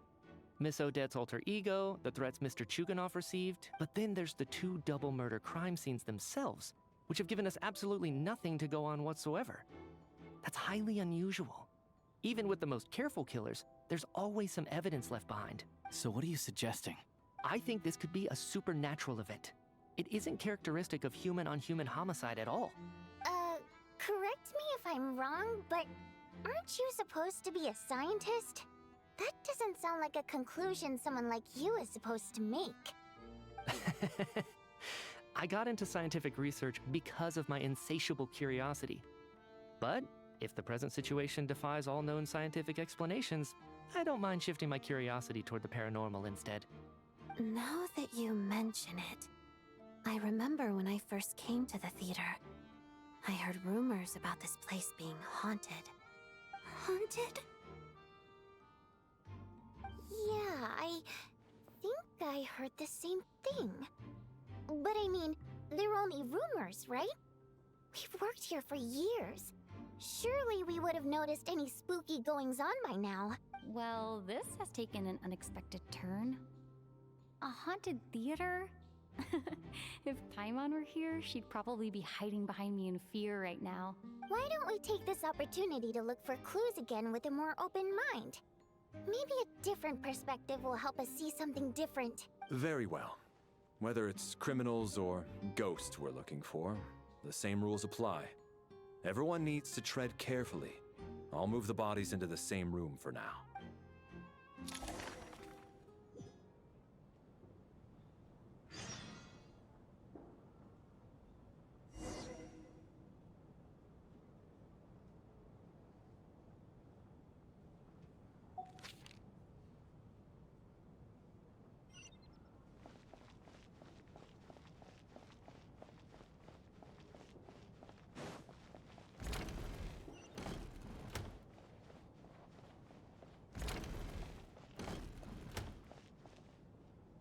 Tonya?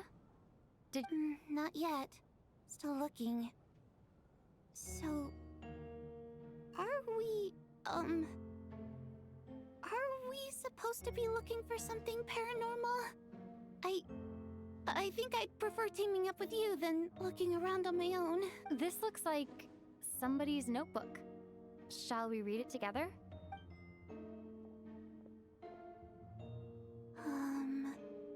Well, it doesn't look scary or anything, so I guess it should be fine. All right, let's read it together.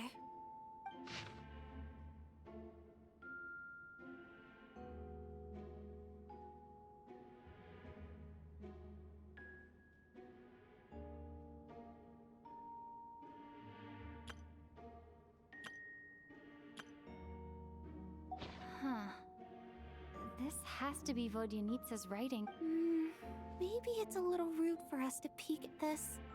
I feel like I just read some... It sounds like she's writing this for her parents, right? Because her water imp parents belonged to the aristocracy, who were driven out of Snezhnaya by the Tsaritsa long ago. We're sorry. It's fine. My fault for not storing it properly. I can't leave things lying around and expect them to get ignored when everyone's scouring the place for clues. All right, give me my notebook back. I'll take over the investigation in this room.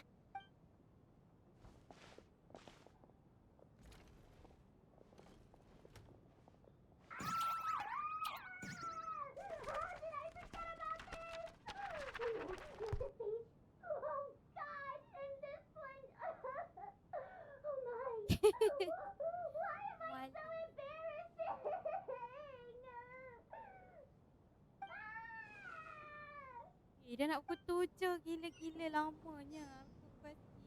Oh my god.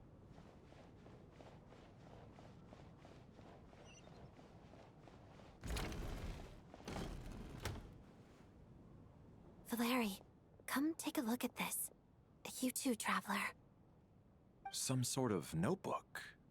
What is it for? It's the on-duty logbook for the theater. Kulish was the main person to use it. He mostly used it to record any unusual incidents during a show, audience numbers, exit times, and so on. Yes, he'd always have this logbook with him when he checked tickets at the entrance. This should confirm a lot of key details about the recent show. So, you find anything unusual? Yes. The number of people.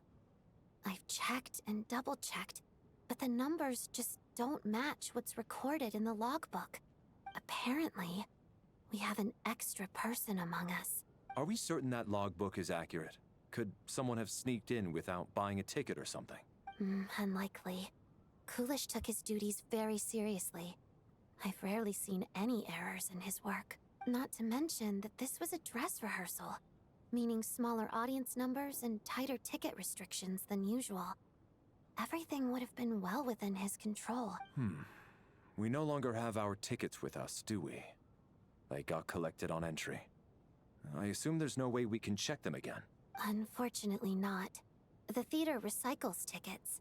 Once people are in the door, they don't tend to leave until the show ends, so we collect the tickets at the point of entry.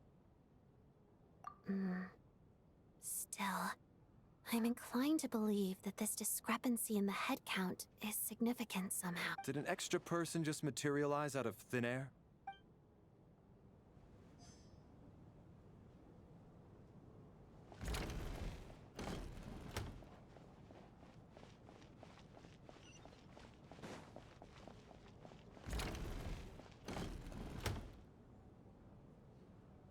Ah, Traveler. Since you're here, come take a look at this. Alosha found it. We're both curious to hear your perspective. It appears to be an investigation report. And the focus of the investigation was the rumors of haunting we heard about earlier.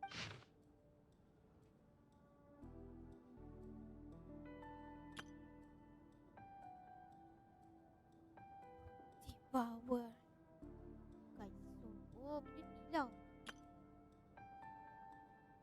An investigation report, huh? Looks quite old. This person's name looks to be of Sumeru origin to me. Was the investigator from Sumeru? The theater manager must have hired an investigator once specifically to look into this issue.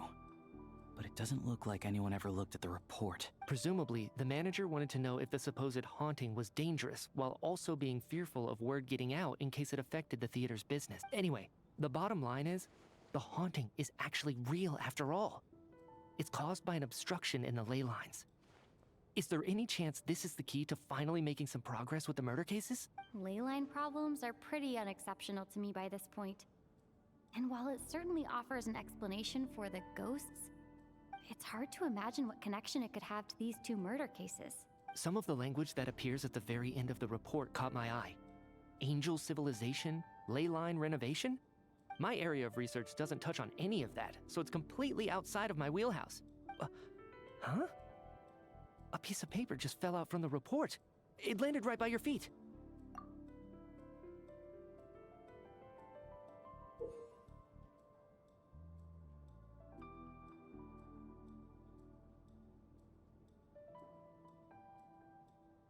How unnerving. It was tucked inside the report, so it must be a note left by the author. Death is near. Is that supposed to be what's going on here? With us in the theater? But if so, how did the author foresee it? Could he predict the future somehow? Maybe things are more complicated than we thought. No, wait a second. If we take the report and the note at face value, they completely contradict one another. The report definitively concludes that the hauntings in the theater are harmless and cannot affect the real world. But the note seems to be warning of potential danger. The question is, what exactly does the note mean by death?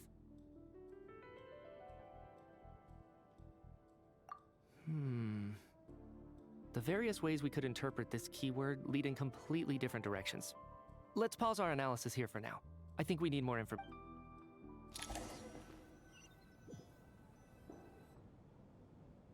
If we take all this together, it's not impossible, is it? If anything, it's the natural conclusion. Oh, I beg to differ. This sounds to me like a product of a researcher's vivid imagination. And perhaps it's because I'm still viewing this through the lens of a typical murder investigation. But still, I'm struggling to be persuaded by your theory. Does it really sound that far-fetched? All right, well, let's treat that as speculation for now. I do agree with what you've said, so let's go with your idea for now. Good. Okay, now that we finally have some meaningful leads, I think it's time to reconvene. Let's get the others.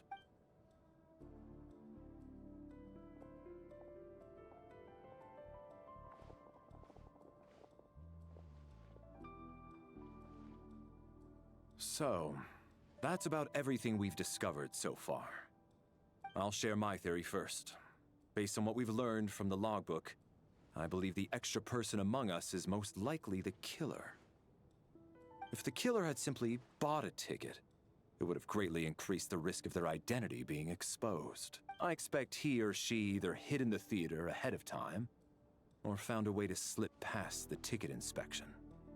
They then blended in with the group and waited for an opportunity to strike. What about the note found in the investigation report? Any thoughts on how that fits in? The killer may have simply planted it there as some sort of sick joke. I've seen my fair share of psychopathic killers. They love playing cryptic mind games. So, it has nothing to do with the haunting of the theater after all. This theory makes sense to me. If we have an audience member unaccounted for, chances are they didn't come here to watch the show. Could it really be that simple? So, in other words, all we have to do is find out who got in here without a ticket, and all our problems will be solved? Then let me make one thing clear. All the theater staff should be well aware that I came here for the rehearsal legitimately, yes? There's no way I'm the one who didn't have a ticket. It's true. I hear you used every trick in the book to get a hold of that ticket, too. Everything short of throwing a temper tantrum and rolling around on the floor at the entrance. I most certainly did not degrade myself in such a way. Probably a stupid question, but I might as well ask. Did anyone here get in without having their ticket checked? Hmm? Guess it was naive of me to expect them to just admit to it. Especially after the unprompted Lelik reveal. Once was already a miracle. Twice would be unfathomable.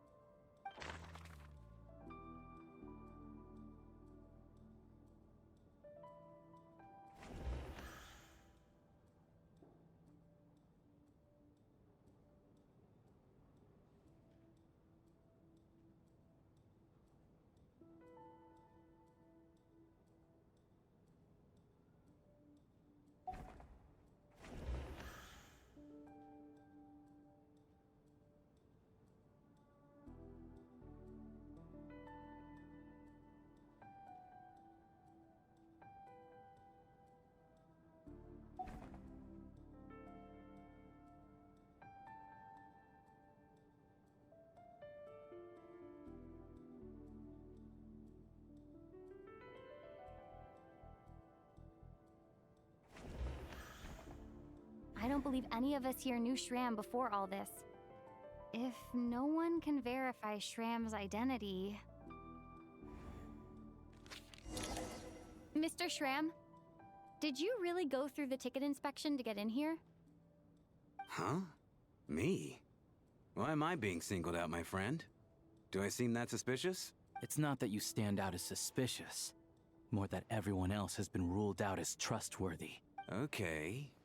Well, we spent the best part of 2 days together now, so I'm sure you can all tell what kind of person I am.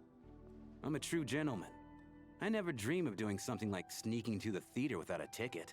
Yeah, I have no doubt that you're a good person. But the problem is, none of us here actually know you, so no one can say for sure that you are who you claim to be. Although, actually, what was it you said last night? Yeah, you're friends with that water imp, which is why you understand our primary mode of expression.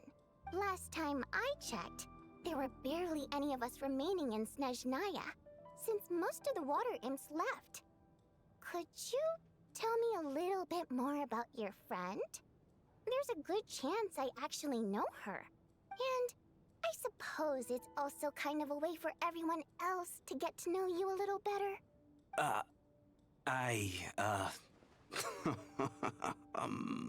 Good grief. Are you blushing? Pull yourself together, man. Stop giggling like a teenage boy. It's revolting. Hey, revolting is a little strong. All right, fine. I'll admit it. That water imp friend of mine, the truth is, we're dating. I was just a bodyguard hired by our family. But the stars must have aligned, because sparks began to fly between me and their daughter. Never in my wildest dreams did I think I'd get so lucky. We don't need details. Just get to the point. Okay. I'm just a little hesitant to reveal her name, that's all. You know how it is. These are delicate times, even with me to protect her. If word gets out that she's dating a human, both the Fae and human factions will give her a hard time. Really? Wait, no. That can't be. Huh? Shram, what the devil are you talking about? Why is everyone looking at me like that? Surely you can understand where I'm coming from. Delicate times? Factions? Yes? You know, the Civil War? Last time I checked, the Fae and the humans were still at each other's throats. If I'm not mistaken, the last significant civil war in Snezhnaya history was over 400 years ago, when Her Majesty the Tsaritsa had just taken the throne and was consolidating her reign. What do you mean, 400 years ago? What's going on here? Is Shram from the past? All right, Mr. Mitya, you win this round. As far-fetched as it is, it appears that your theory may be correct.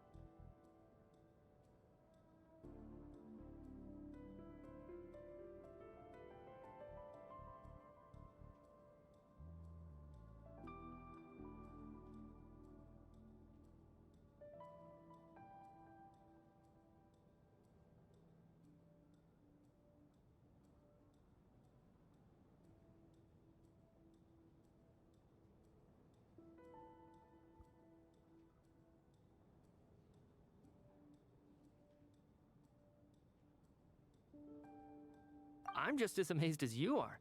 I didn't even believe it myself, to be honest. Is someone going to explain what's going on here?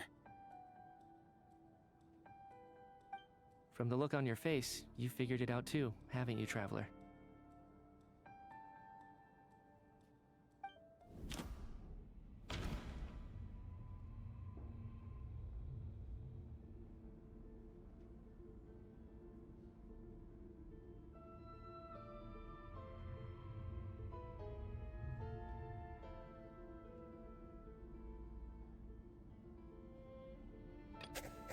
That seems to be the case.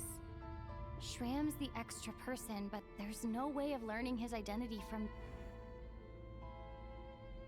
The theater's ley lines have been modified to block souls within its grounds from returning to them. Some souls can even wander this place forever. Mr. Shram's statement proves he's from hundreds of years ago. And according to the investigation report on the theater hauntings, Mr. Shram is very likely a lost soul wandering the theater.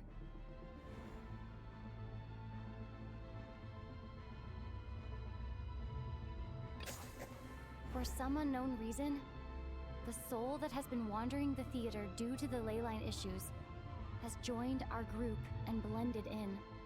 Yeah, that must be the immediate reason why the ticket count doesn't match the number of people present.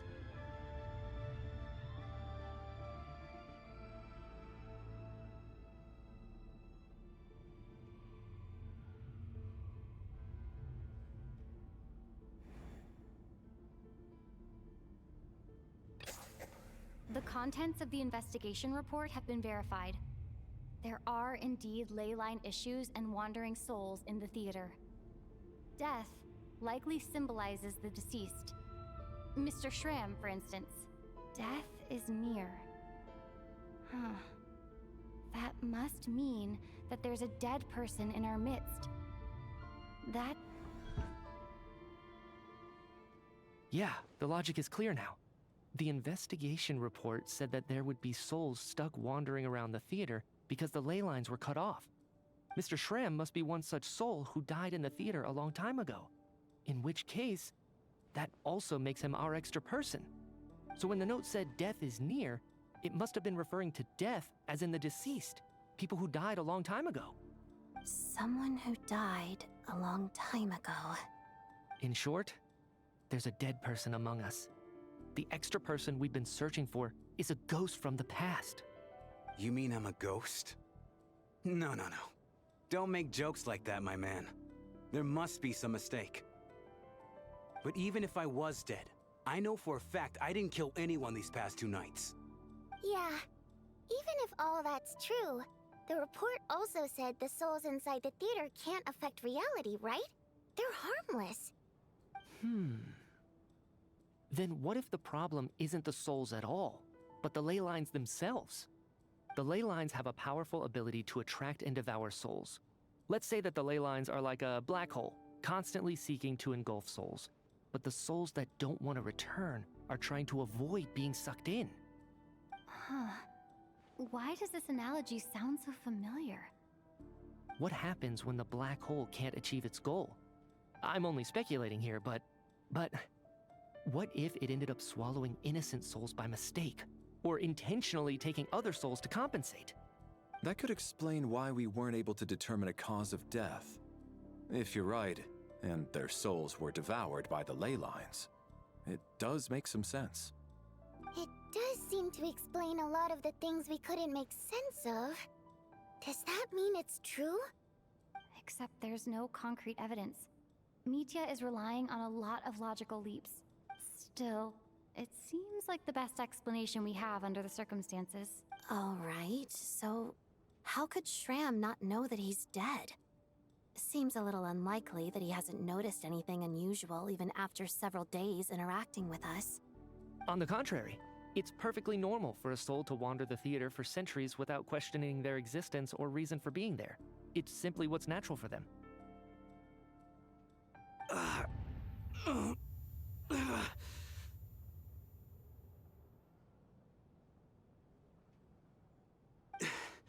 You know what, Mr. Brainiac?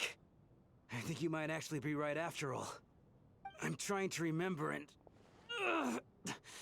even though my head feels like it's going to explode, I think... it's all coming back to me.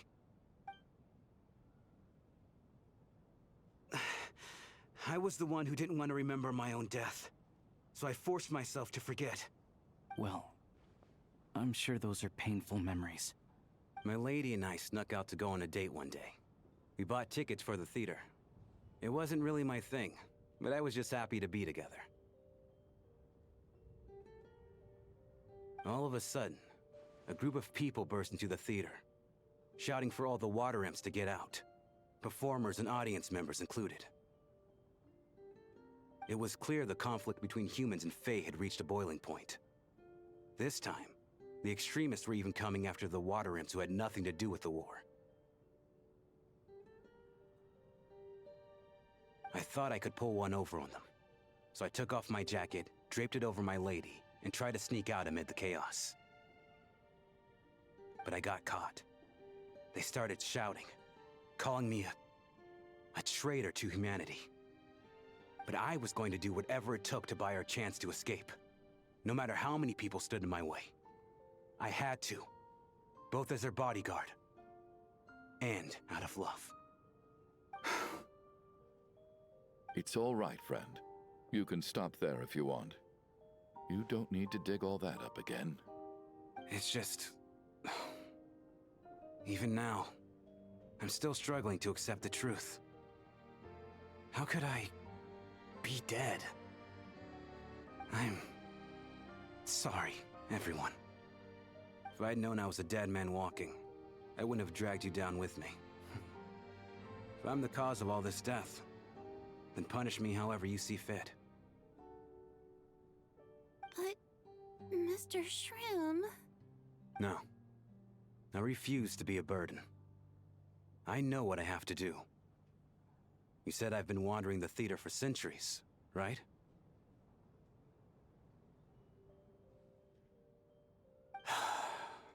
I guess it's high time I got a breath of fresh air. Out there, I mean. I'll leave this place, and take all this death with me. Go out on my own terms. Mr. Shram, I'm sure we can figure out a different course of action. My good sir, we both know I'm not supposed to be here. I should have accepted my death long ago. One way or another, this has to end. Unless you're saying this goes against another one of your military principles somehow. No, I'm speaking on a personal level this time. Let it go, man. Oh, wait. One last thing. Miss Water Imp. My lover. Her name was Litia. Litia Ozarova. Do you know what happened to her? Ozarova. Oh, Auntie Ozarova. That's what we all called her. I remember her as a very kind elder. She had a bunch of kids, too. I'm so glad she survived. And she had lots of kids? Good. That's... good. I could hardly expect her to stay single just because of what happened to me, right? As long as she went on to be happy, that's all that matters. Besides, I'm dead. My soul's been wandering around here for so long because I was worried about her. But now, I can go without regret. There's no need to see me off, my friends. I've enjoyed our time together over these past few days. Perhaps we'll meet again in the next life.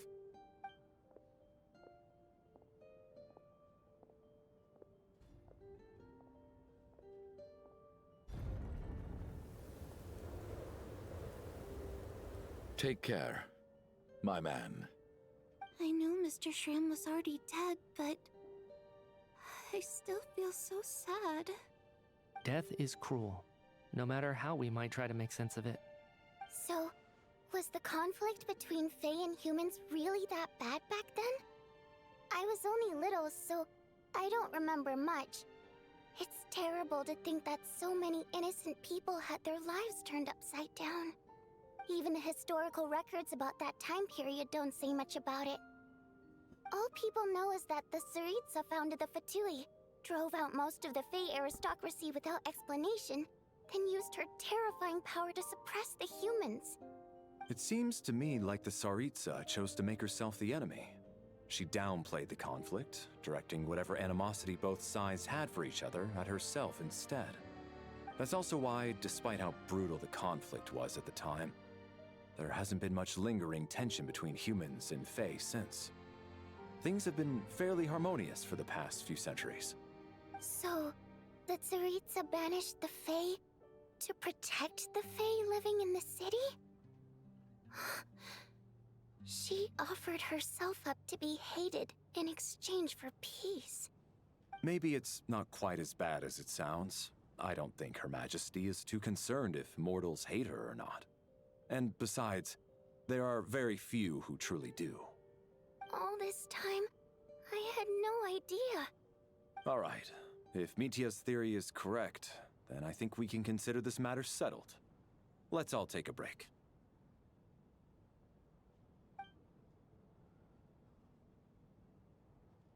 Ugh, if only this blasted storm wasn't still raging on.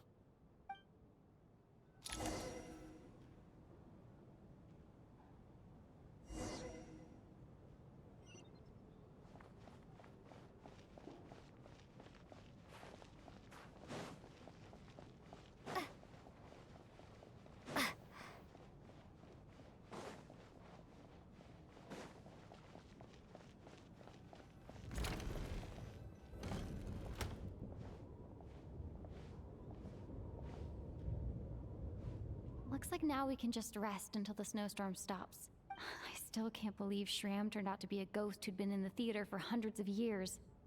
To think he was dead this whole time. What a strange turn of events. Knock, knock. Hmm? Knock, knock. You know the door isn't closed, right? You don't have to knock. Think of it as a signal then. When I'm entering someone else's room and I knock, I'm here as Odette. If I don't knock, it's Lelik. Thanks. So, why did you come to find me? Is there something I can help with?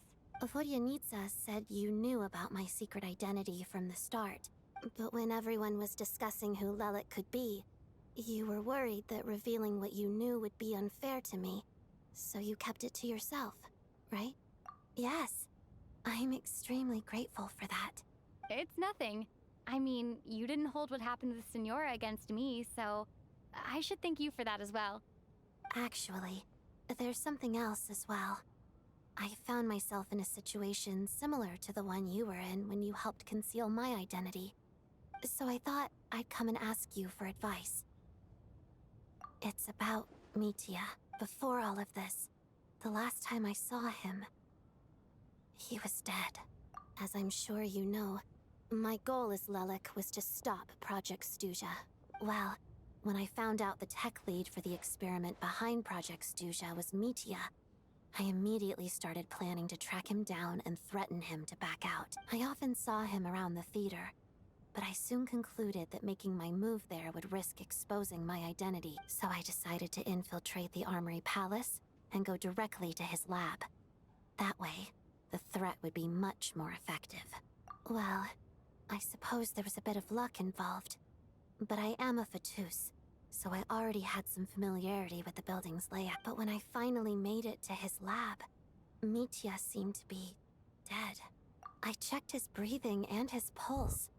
He had no vital signs whatsoever. I'm certain of that. I thought maybe another anti-Project Stuzha activist had beaten me to it, and chosen a much more brutal method. So I made myself scarce. That's why you were so on guard around Mitya that first night here. Yes. When I saw him sitting in the audience during the performance, I could barely contain the shock. To me, it was a miracle. Somehow, he'd come back from the dead. But then, the murder started happening and things got so complicated that it wasn't really at the front of my mind. That is, until Mitya himself said there must be a dead person among us. Then I couldn't ignore it any longer. And yet, you thought that bringing it up right away would single Mitya out. Just like when everyone was suspecting Lelek. Exactly. I thought there could be something I was missing. Besides, we soon figured out that Mr. Schramm was a ghost. And we knew there was only one extra person. So we thought he had to be the one. But now it seems like there's another candidate. I understand why you kept it to yourself. There was so much information being thrown around during that discussion. Bringing up Mitya would have just introduced more confusion. So, what do you think we should do? Let me confirm one thing first. When was it that you found Mitya dead? Around a week ago. Sometime in the afternoon. A week ago? That's earlier than I thought. I saw him just a few days ago at a restaurant. That definitely would have been after you found him dead. He seemed completely normal to me. Chatting with Vodjanitsa, trying to avoid Valeri. So he was definitely alive on that day. Huh. Well, all I can say is I know what I saw. Here's a thought. The reason we even suspected a dead person could be among us was because of the problem with the theater's ley lines. But Mitya's death happened inside the Armory Palace. The ley line issue affecting the theater shouldn't reach that far. You're right. I guess he doesn't fit the profile of the person we were searching for. I think the chances of it being him are very low. Surely he can't have died for real in the Armory Palace. Unless what? Unless he really did come back from the dead. You're right. Do you think we need to disclose this to the others? Huh, what's this? A private meet and greet? Where do I line up? That's not what's going on here. Well, I was just making the rounds. Thought I'd try to lighten the mood a bit. Vodjanitsa's handing out food if you're hungry.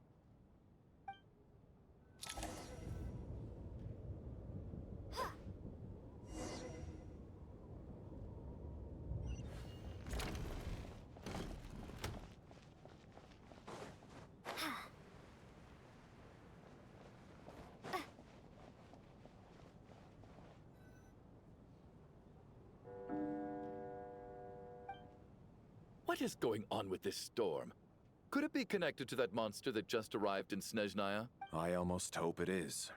Her Majesty the Tsaritsa left to vanquish that beast herself. We just need to wait for her triumphant return. Do you think people still feel the cold after they die?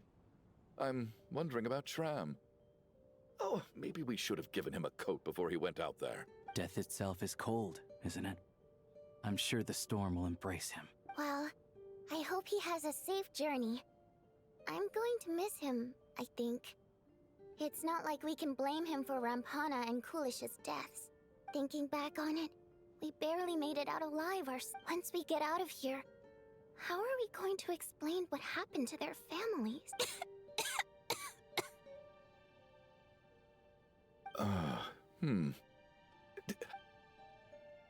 Are you okay? Here, take this. I've never used it. Look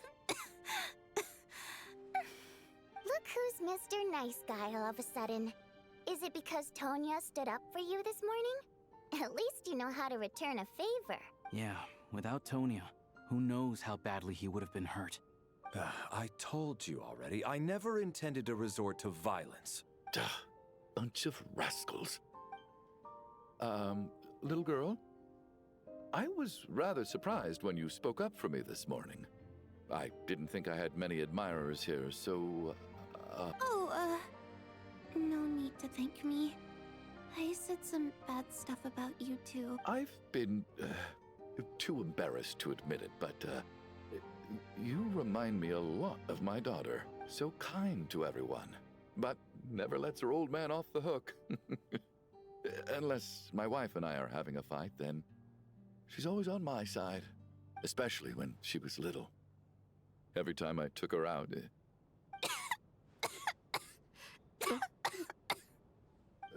All right, easy now. How long have you had that cough, Tonya?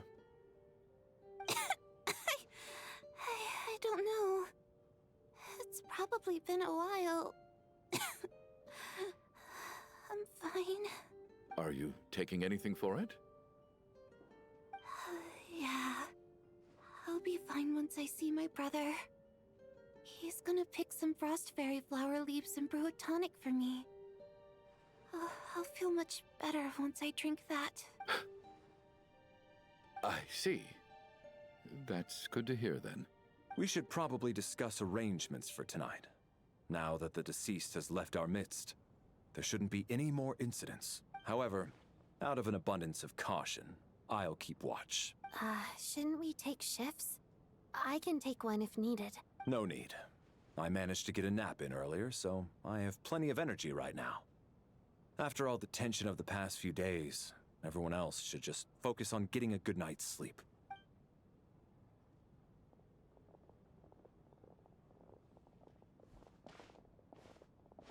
What a long day. This whole situation turned out to be way more complicated than I expected, but Valeri's right. I should just try to calm down and get some rest. The last thing I want is to give myself nightmares.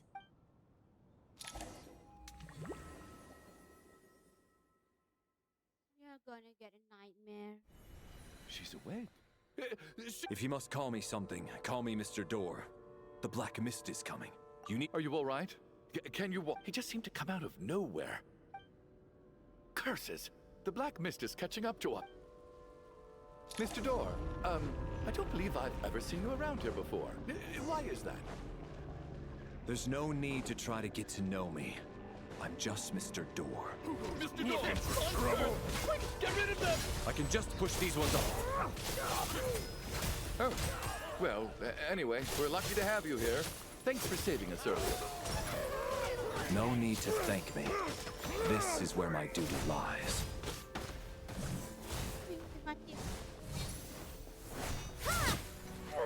Aduh, mati. Sakit.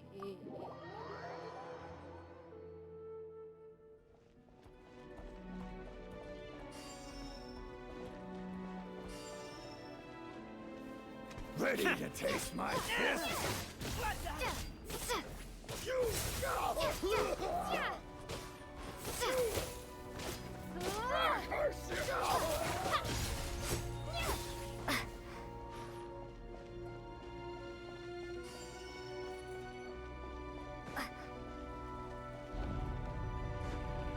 Larry!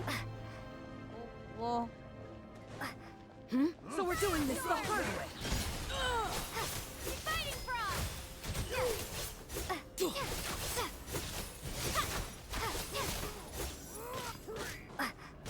You win. And Case! Remarkable work, Mr. Door. If I had your muscles, I'd do the same.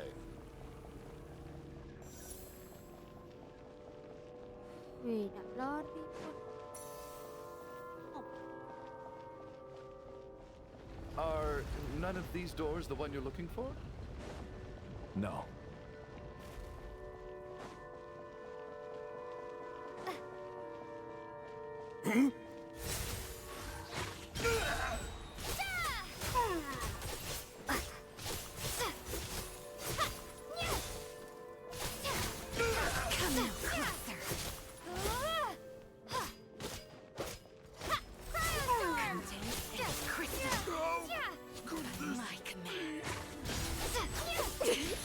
Impossible.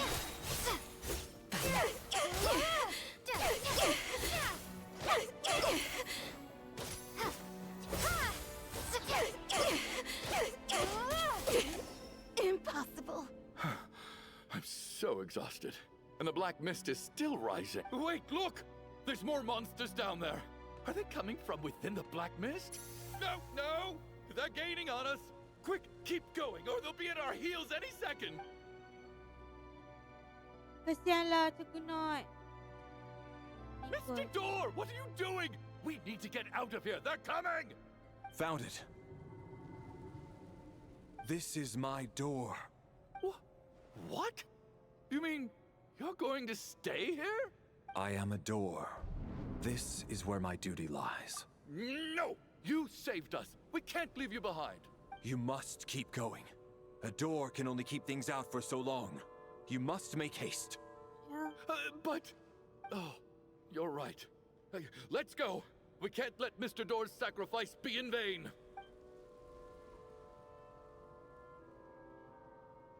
Yeah? The black mist isn't moving anymore. Looks like both the monsters and Mr. Door are gone. I didn't just imagine all that, did I? Surely I wasn't so scared out of my mind. Oh, okay, good. Getting sleepy? Well, looks like we're safe for now. Go ahead. Let's get some rest. Mr. Valerie pula.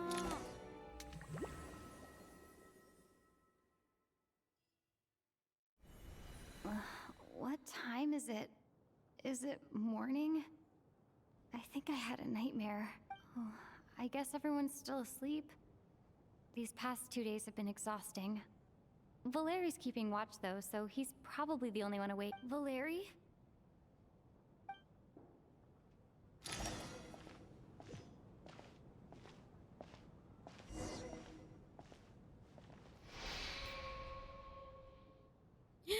No, dia tertidur.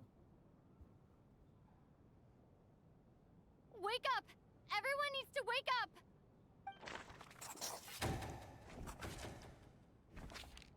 Just like the last 2 nights.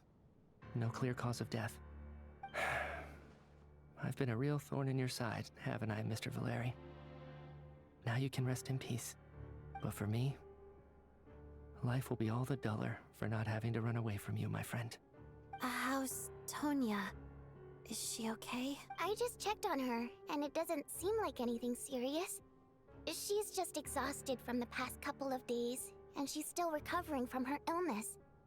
We should let her sleep a bit longer. That means Valeri was the only one who died last night. If Valeri was awake and keeping watch, it would have been impossible to kill him without waking everyone else up. That much is certain. This is so frustrating. Why has nothing changed since yesterday? I thought we already dealt with the dead person causing all this. Actually, one thing has changed. There's only 1 victim this time, not 2. Does that mean... taklah. Story ni je nak buat. What do you mean Valerie died twice in a single night? No similar cases have ever...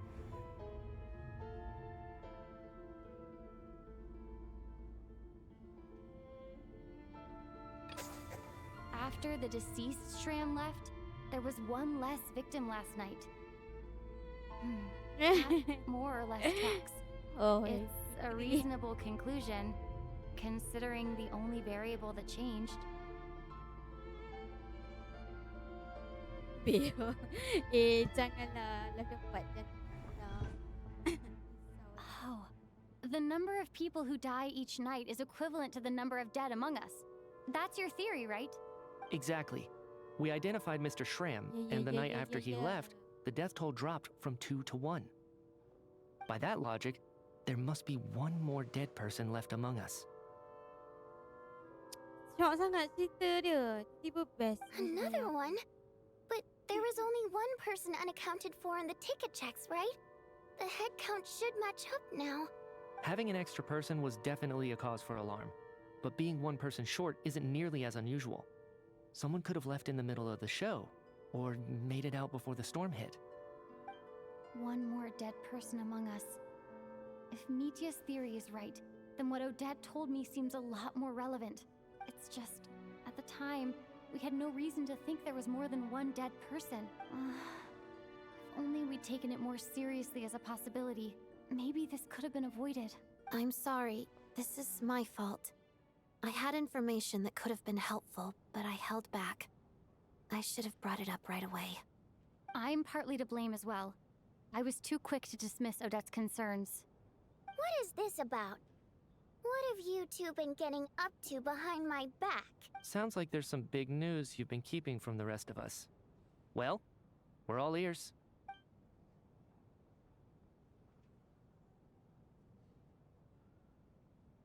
I'm the dead person? Wow, that's certainly news to me. Odette and I talked about it yesterday, but we thought it just wasn't possible, so we left it at that. Yeah, I don't blame you. If I'd been there, I probably would have reached the same conclusion. It just sounds too unbelievable. Let me just try and verify this. I just scoured my memories trying to think back to the afternoon Miss Odette mentioned, but I honestly have no recollection of dying. That's where I'm different than Mr. Schramm. Having seen Mr. Mitya a few days ago myself, I also find it hard to believe he could be the other dead person among us. Well, if it isn't Mitya, then who? Do we vote on it? If you don't mind me asking, Traveler, I believe you mentioned that you know Tonya's brother. Had you ever met her before all this? No, never. Wait, are you saying... Now, just 1 minute. I know where this is going. You can't just randomly point a finger at anyone you want. You're in the hot seat, and all of a sudden you want to divert our suspicions onto somebody else? Trying to pick a fight, Mr. Chuganov? Whenever you open your mouth, all you do is attack people, and I've had enough of it. If you don't want to engage in a civil discussion, you can shut up. You little brat! Did Mitya ask about Tonya because he suspects her? I suppose I only identified her by age and nothing else. Could that mean... I'm just saying. You're going around casting suspicion on people for no reason. How could Tonya be dead? I can vouch for her if nothing else. I've seen her before. She's the sister of that Harbinger, isn't she? The one called Child. Oh, really? You're telling the truth? Since being here, I don't think I ever mentioned she was Child's sister specifically. Does Chuganov actually know her? If Chuganov can vouch for her, then it can't be Tonya either. In which case, it seems unlikely that there's another dead person among us at all. Miss Odette, could you go over that afternoon with me one more time, when you found me dead? No problem.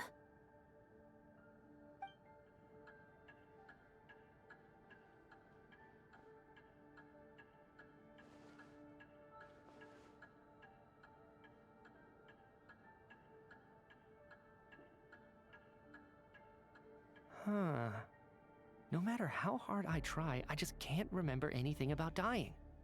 But I do remember something else. Miss Vojanitsa, during our last meal together, I told you how some of the researchers were suffering from temporary memory loss. Do you remember that? Oh, yeah. You said it was hindering the progress of your experiments. You thought they were just under too much stress or something. Right. And even though I don't remember dying that day, I'm pretty sure I experienced something like amnesia. Some of my memories from that afternoon are missing. Are you suggesting you're missing the memory of your...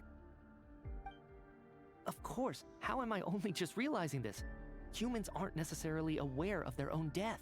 You mean being silently assassinated, or dying in your sleep? Situations like that? The researcher's amnesia. Suddenly it all makes sense. I must thank you, Odette. I think your perspective just helped me reach a breakthrough on a series of issues that have been troubling me for quite some time. All right.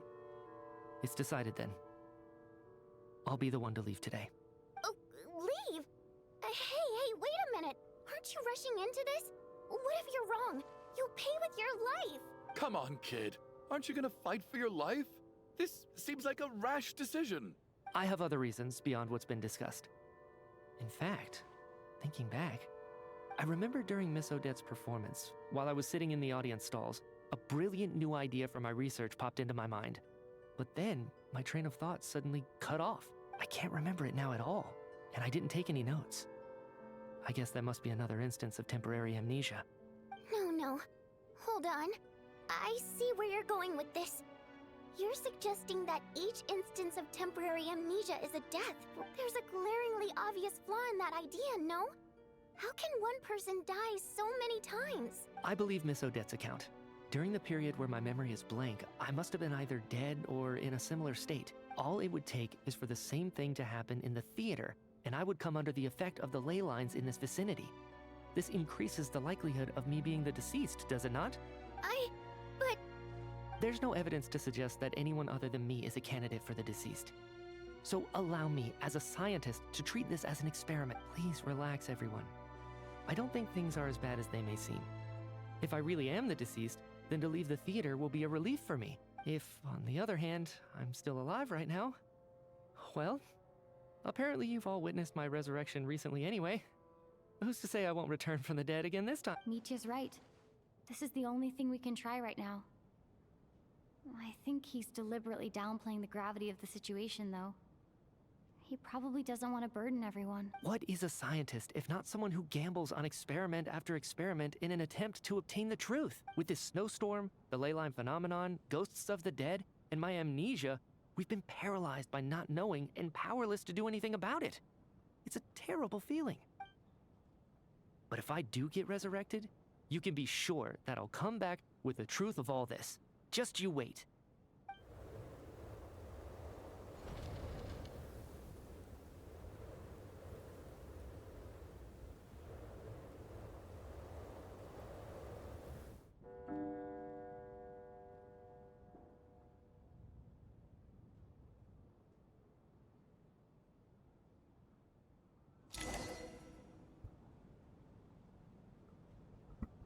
Beyond the loop.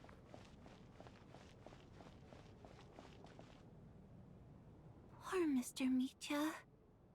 I didn't even get to see him one last time. Maybe it's a good thing that you weren't there to see it. It was a hard thing to watch. I hate goodbyes. Why does it feel like everyone around me is slowly disappearing? Not just in here, I mean. In the outside world, too. Maybe it's the realization that, at the end of life, everyone has to face it alone. Come to think of it, the main reason we're still alive right now is pure luck. Each morning here, for every one of us, there's the chance that we might not wake up. You could take it a step further and say that the same is true outside, too. Who can never be 100% sure when they drift off to sleep that they'll open their eyes again in the morning? If I make it out of here, I'm going to cherish every moment that I'm awake and live without any regrets. Without regrets?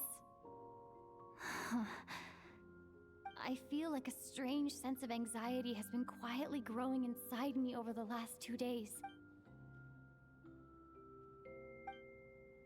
Are you okay?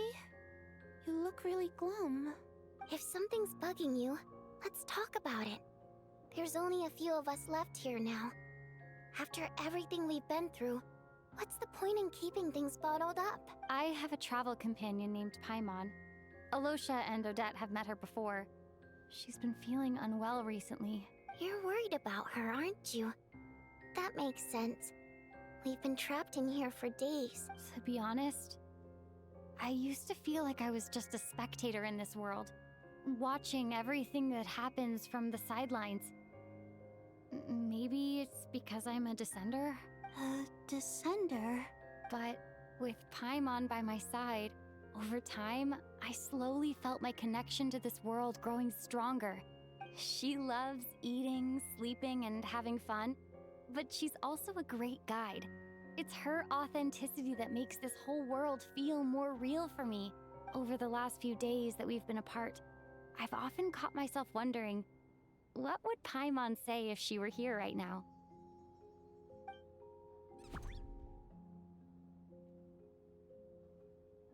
But by the time I snap out of it, the conversation has already moved on and I'm still in my own little world.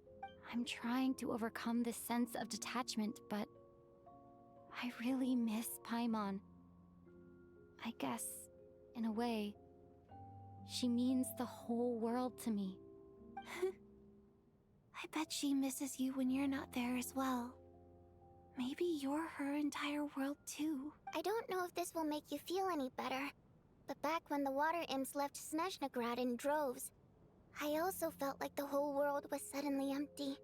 I could be surrounded by people all smiling and having fun, and still feel completely separate from it.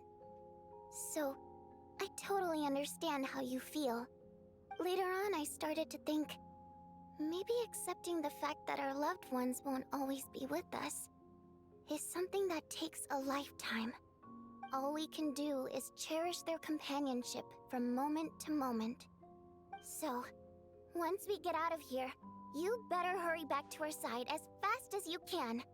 You can't let your story end in regret. That's the trope I hate the most. Thank you. That's exactly what I needed to hear. But Vodyanitsa, if you hate goodbyes too, why didn't you leave with your people? That's just the choice I made.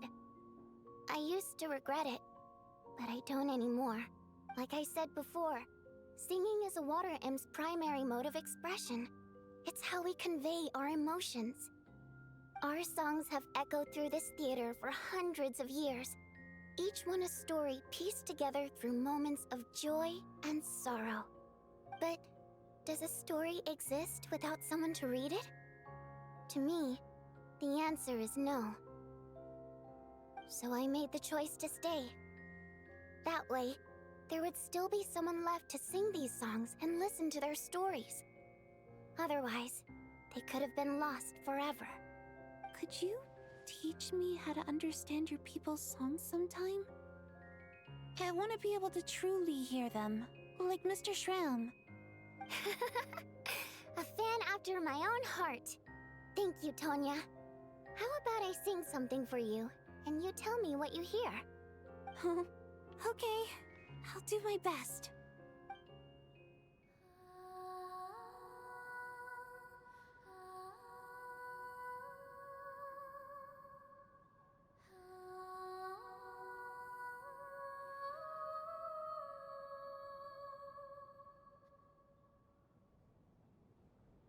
I've never heard that one before. I feel like I can hear a sense of longing somehow. I wonder why that is. Color me impressed, Tonya. You're a keen listener. Most people can only tell if a song is happy or sad. I didn't think you'd be able to pick up on such specific details. So, what's the song about then? Come on, tell me! I've actually never performed this song in the theater before, because it has more of a ceremonial purpose for our people. It's not meant for the stage. It means something like, "May those we have lost watch over us, and follow this song back home in the night, so that we might be reunited once more." No wonder I could hear that sense of longing. You sing it for loved ones who have passed away. I hope it reaches them. Ya ke? Serius ah, It's Putra? getting late, Tonya, and you're not Lama well. ke dia punya We should all story? turn in early. I suppose there's no Serius reason to lama keep ke? watch tonight. Hello. Okay. Oh tak. But, Hello before I Yumi. go to bed, Oh my god. could you sing Aku that tak song a habis-habis couple lagi more stream. times for me, Vodyanitsa? Of course. Anything for my #1 fan.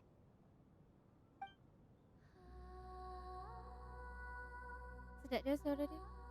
Oh dia Nisa ni. Welcome back si Ayumi.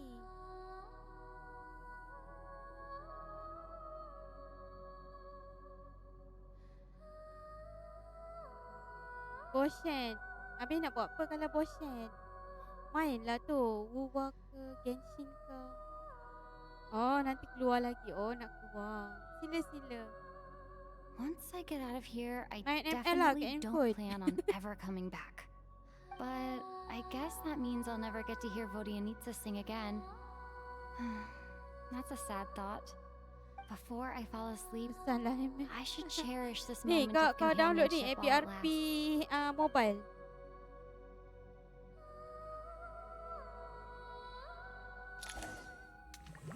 Hai. Weh, dia ni lagi dah. Where am... It's so dark in here, and I feel kind of dizzy. Weh, hantu siap. What was that noise? Who's that? Eh, tu bukan perempuan tu ke? Aku tak tahu lah nak download mana. Return, O spirits. Fulfill your oath of protection.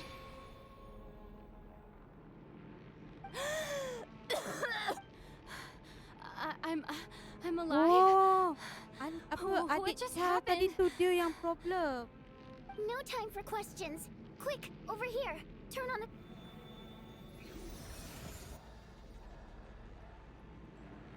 All right, we're safe. The spirit just now is called Night Prayer. The light subdues her, but she'll attack without a second thought in the dark. Sort of. I know it's hard, but you can't let this place go dark, or she'll kill... Yep. Luckily, I was here to resurrect you. Otherwise, that'd have been a real bummer. A bit more than a bummer, I'd say. Wait, so you have the ability to resurrect people? Sure I do. I'm your guardian spirit after all. I specialize in soul recall. Oh, it's nice to meet you, by the way. Oh, thanks. It's nice to meet you too. All right, there's no time to waste. The black mist is already catching up. We need to avoid it at Night Prayer at all costs. Come on, let's go. Come on, let's go. We need to reach the next switch before the place gets too dark. If we bring the light back, Night Prayer won't be able to get to us. Sweet, sweet light! It's back! What? Shh! It's Night Prayer. We need to move quick, but don't let her notice you. Look out!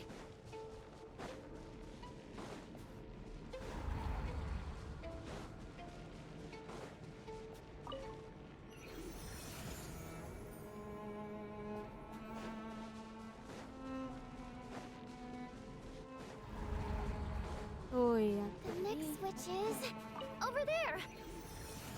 Oh, yang ni. Satu lagi. Oh, naga tiada. Oh, jatuh. What the fuck? Setan yang tu. Main buah, main buah. Silakan, mainlah buah.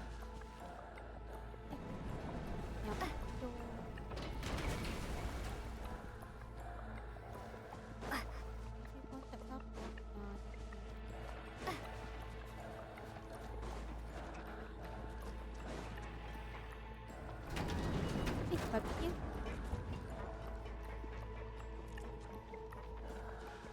Taruh tu. No, Night Prayer is here too. This Oi, can't be the only dia bunuh one. aku. Oh my goodness. I won't let you die like this. Not on my watch.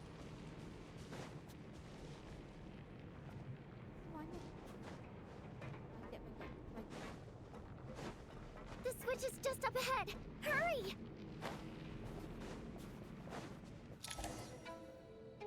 It's too dark. We're not gonna make it.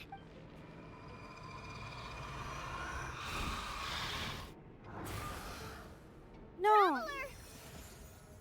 I won't let you die like this. Not on my watch.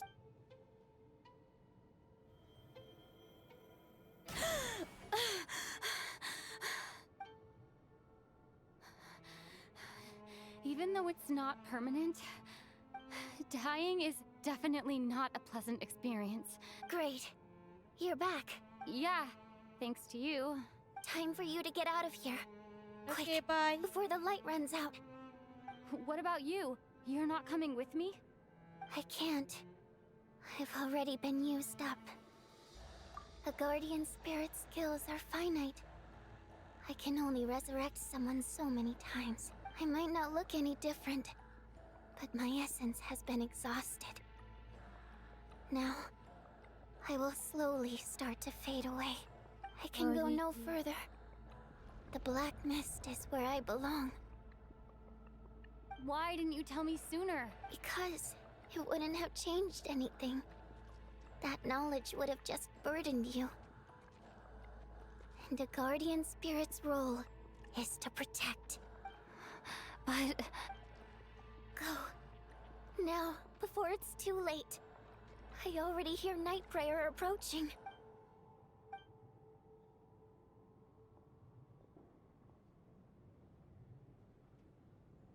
What is this drink? dia ni start die. Orianitsa!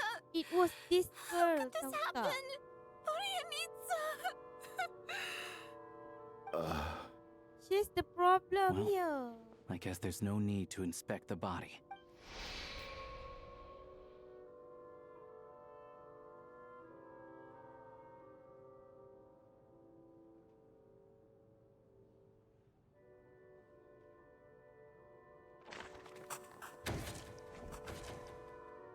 This wasn't supposed to happen. You lied to us, didn't you, Chuganov? You've been lying from the start. Take a long, hard look at yourself before you go around accusing other people. I suspected you on day one, Lelik, and now look where we are. By some strange coincidence, you've never been targeted. You just happen to have survived this long? No, you should be the prime suspect. And you, little hunter, ever so content with staying on the sidelines. Yet, you were the one who stopped us from leaving from the start! Why are you trying to keep us here? Now you're just lashing out indiscriminately. That's either a sign of anxiety or a guilty conscience. Where was all this passion and bravado before? Decided to fight until the bitter end. Is that a threat? Fine, bring it on. You think I'm afraid to die after all this? You want to kill me? Go ahead. I'd like to see you try. After all the trauma of the past few days, everyone's been pushed to the breaking point. Valeri and Mitya aren't here anymore. Someone else needs to step up and take charge. But first, I need to think this through. Considering everyone left, who's the most likely candidate for the deceased? Hey. Of those who remain, the only person we've never met before is Tonya. Their people are easily misled by first impressions. Now that I think about it, Child's sister was in fact a label I imposed on her due to my own assumptions.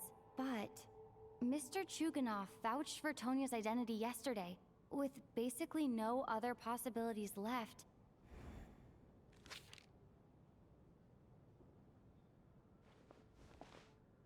Tonya, how's Tusser been lately? Tusser?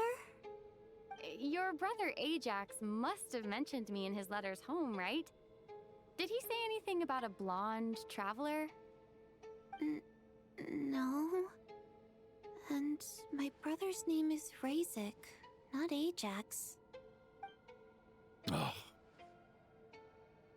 Chuganov, looks like it's your turn to do some explaining. Yesterday you said you could vouch for Tonya. Why did you give us a false testimony? I knew you were behind this, Chuganov. You've been lying through your teeth from the start. Everything about you is fake, down to the wife and daughter you're always talking about. Your entire family man persona is a charade, isn't it? That night, when I infiltrated your place as Lelik, I noticed you were home alone. Didn't think much of it at the time, just thought everyone else was out. But thinking back on it now, that doesn't seem very likely. My guess is, you live alone, don't you? Even that was a lie? But why would he lie about having a family? Oh, curses. Oh, why is there no end to this blasted snowstorm? If it would just stop. If it would just stop. I think I remember now. I know how I ended up here. It feels like a distant memory. But at the same time, it's just like it was yesterday. The reason I'm always coughing is because I got sick with frostbite. The locals usually call it the snow cough. It's not a very common illness. It's partly genetic and partly caused by the cold climate, but it can be fatal. They sent me to the hospital as soon as they found out I had it, and I spent so long lying there in that hospital bed. After a while, I felt myself growing weaker and weaker.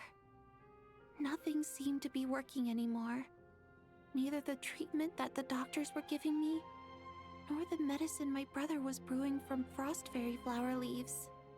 So one day, I told my brother that I wanted him to take me outside for once, so things could be like they used to, just for one day. I wanted to meet loads of friends, experience new things. He agreed. He snuck me out of the hospital, and we escaped. We got to the theater, bought tickets, and went inside. Oh, it was all so exciting. I remember the show very clearly. It was amazing. But I found myself getting sleepier and sleepier. Oh, Tonya. When I woke up, I couldn't find my brother anywhere, so I guessed he'd already left. But there's no way he'd leave me behind. So I decided to stay here and wait for him. At the time, I figured he'd probably gone to brew some more medicine for me. I was planning to chew him out for abandoning me when he got back. Tonya, it sounds like by then you'd already... Yeah, I know. I understand now. Dead, aren't I? This cough and the feeling weak. It's probably just my body's memory. After all of that, it turns out I can't blame my brother after all. I was the one who abandoned him. I'm sorry, everyone. I realized this much too late. It seems like death skewed my perception. And now I've dragged you all into this mess. Your name probably isn't even Tonya, is it? Didn't that ever strike you as odd over the last few days? Well, when I was little, my brother and I read a storybook, and Tonya is the name of one of the characters. When we escaped from the hospital, our family and the hospital security were looking everywhere for us. So when you first approached me and said my brother had sent you, and called me Tonya, I thought he must have chosen a fake name that only the two of us would know. Because he was afraid of getting caught. No. It seems like that was just wishful thinking. At least your memory of death isn't painful. That is a small comfort. Now it's your turn, Chuganov. Talk to us. I believe no lie is ever told without a reason. You're right. I was lying. I happened to know that the Harbinger child and his sister Tonya managed to get tickets, so I lied to you and pretended I knew them. And yes, I was lying about my family too. The truth of the matter is, I lost them a long time ago. I just refused to accept reality. And now I've spent the second half of my life living a lie. I'm a joke. My daughter's name was Iskra. And before you ask, yes, Iskra, as in Iskra Manufacturing Plant. She also died from the snow cough. She was just 6 years old. If she were still alive today, she'd be around the same age as little Tonya here. After Iskra passed, my wife couldn't bear to face those memories either. So she chose to start a new life without me. One day when I came home from work and saw the empty room, I felt like I couldn't breathe. Subconsciously, I started to imagine that they were still there. I soon discovered that this was the only thing that made me feel any better, so I just embraced the delusion. Nothing more than a pathetic means of escapism, I know. But at least it's not a crime. So explain your false testimony then. The night before last, when I was chatting with Tonya, she mentioned that her brother would brew medicine for her from frost fairy flower leaves. Combined with her various symptoms, I suddenly understood everything, including the fact that she was deceased. The snow cough used to be an incurable illness. I would pick frost fairy flower leaves to brew medicine for Iskra too. took hours and hours on the stove, but the year after my daughter passed away, the jester of the Fatui announced that a cure for frost blight, also known as the snow cough, had finally been developed. It turned out that all previous treatments were completely ineffective. No better than random concoctions. That was the final straw for me.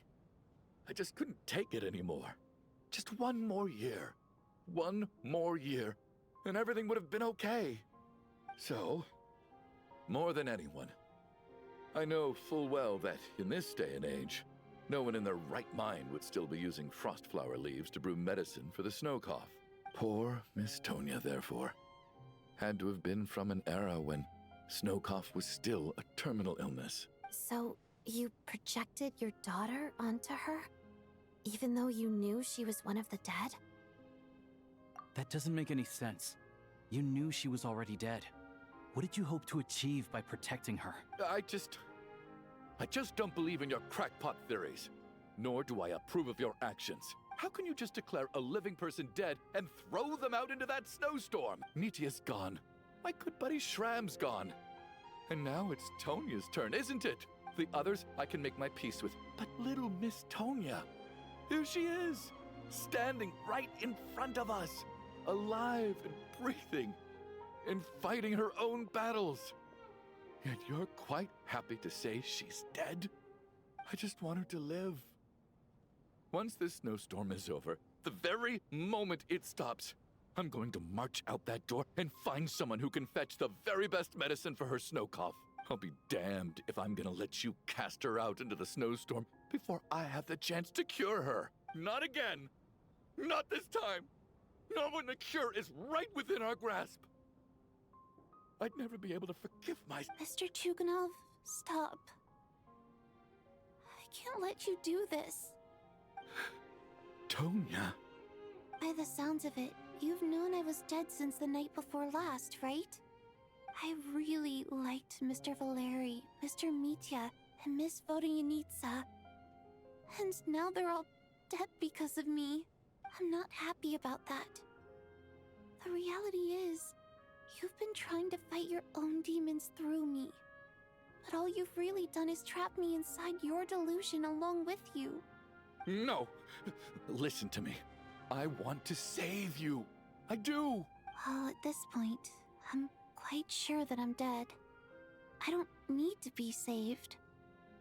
The time I got to spend with all of you is more than enough for me, despite all the bad things that kept happening. I got to meet so many interesting people and spend so many days and nights by your side since the day I escaped that hospital until now. This has been an adventure I never even dared to dream of. I'm very fond of you all. If it were only possible, I'd trade my soul to bring back the ones who died. If it meant things didn't have to end like this. And that's why I'm not fond of you at all, Mr. Chuganov.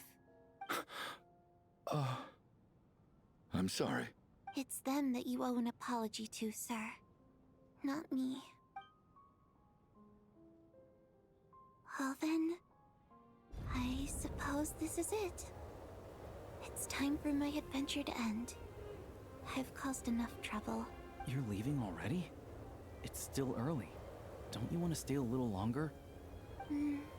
No thank you. Oh, and by the way, my name is Patashka. It was nice meeting you all.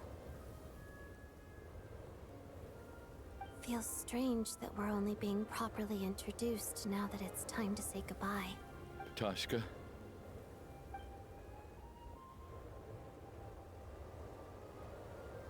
What are you doing, Chuganov? Are you crazy? Let me leave. I can't keep lying to myself anymore. In your dreams.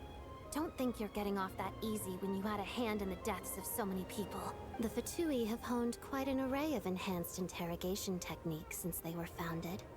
Once we're out of here, Lelik will personally give you a taste of every last one.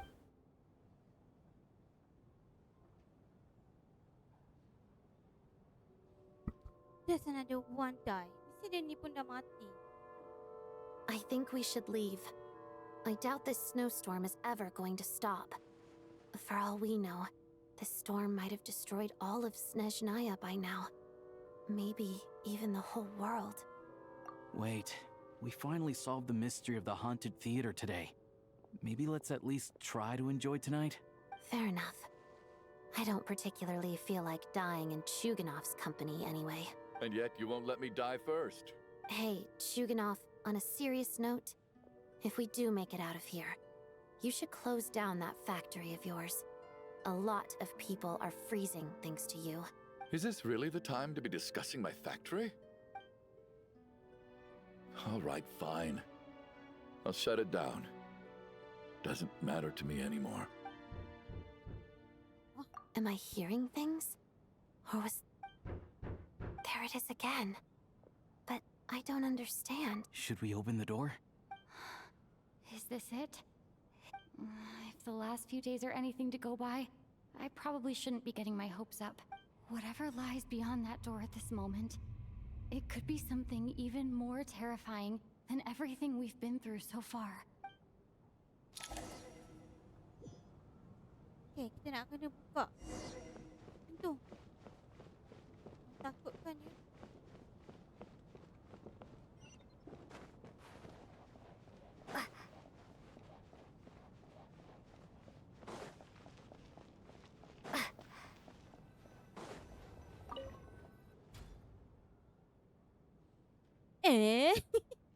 He's alive.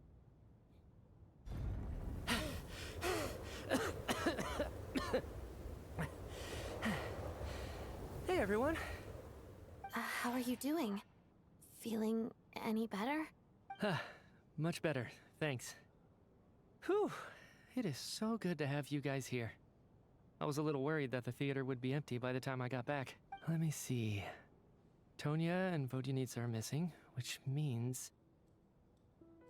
Vodyanitsa died last night.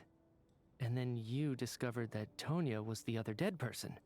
Am I right? Not Tonya. First, tell us how you made it back here. Given the conditions outside, no one should be able to return alive. You're right. The thing that got me back safely was... a song. I heard someone singing. After walking into the snowstorm, my mind grew hazy. I don't know how long I walked through the storm before my mind completely slipped away. Then, suddenly, I heard the sound of singing. The voice instantly brought me back to my senses, and I regained consciousness. So I followed the voice, searching for the source of the singing. I searched and searched, until finally, just a few moments ago, there was the entrance to the theater, right... I've actually never performed this song in the theater before, because it has more of a ceremonial purpose for our people. It's not meant for the stage. It means something like, "May those we have lost watch over us, and follow this song back home in the night, so that we might be reunited once..." That must have been Vodyanitsa's Requiem. Who knew it actually worked? That song is meant to guide the souls of the dead. Mitya, that must mean that you... Huh. No kidding. Seemed like I guessed right then. This is what I've been so desperate to tell you about. When I first stepped out of the theater, I was still quite lucid. My memory of it is still pretty intact. I remember the outside world being completely different than what I'd expected. It was like this was a world where only the snowstorm existed. There wasn't a trace of any humans or buildings ever having been there. I don't know how else to describe it, except to say that it just didn't seem like the real world. And as for the Requiem, if I was guided here by Vodyanitsa's song, it can only mean that I must already be dead. And this is my soul, not my body. But I didn't experience a clear moment of death while I was out there. Nor do I feel any different now than before I walked into the snowstorm. You don't seem any different to me either. In fact, this is something I've been wondering about for a while now. If souls aren't physical, shouldn't they lack tangible form? Both Shram and Patoshka were clearly deceased, and yet their souls didn't look or feel like ghosts at all. They were visible, tangible. no different than you or me. This raises a truly terrible thought. Is that really what Mitya is suggesting?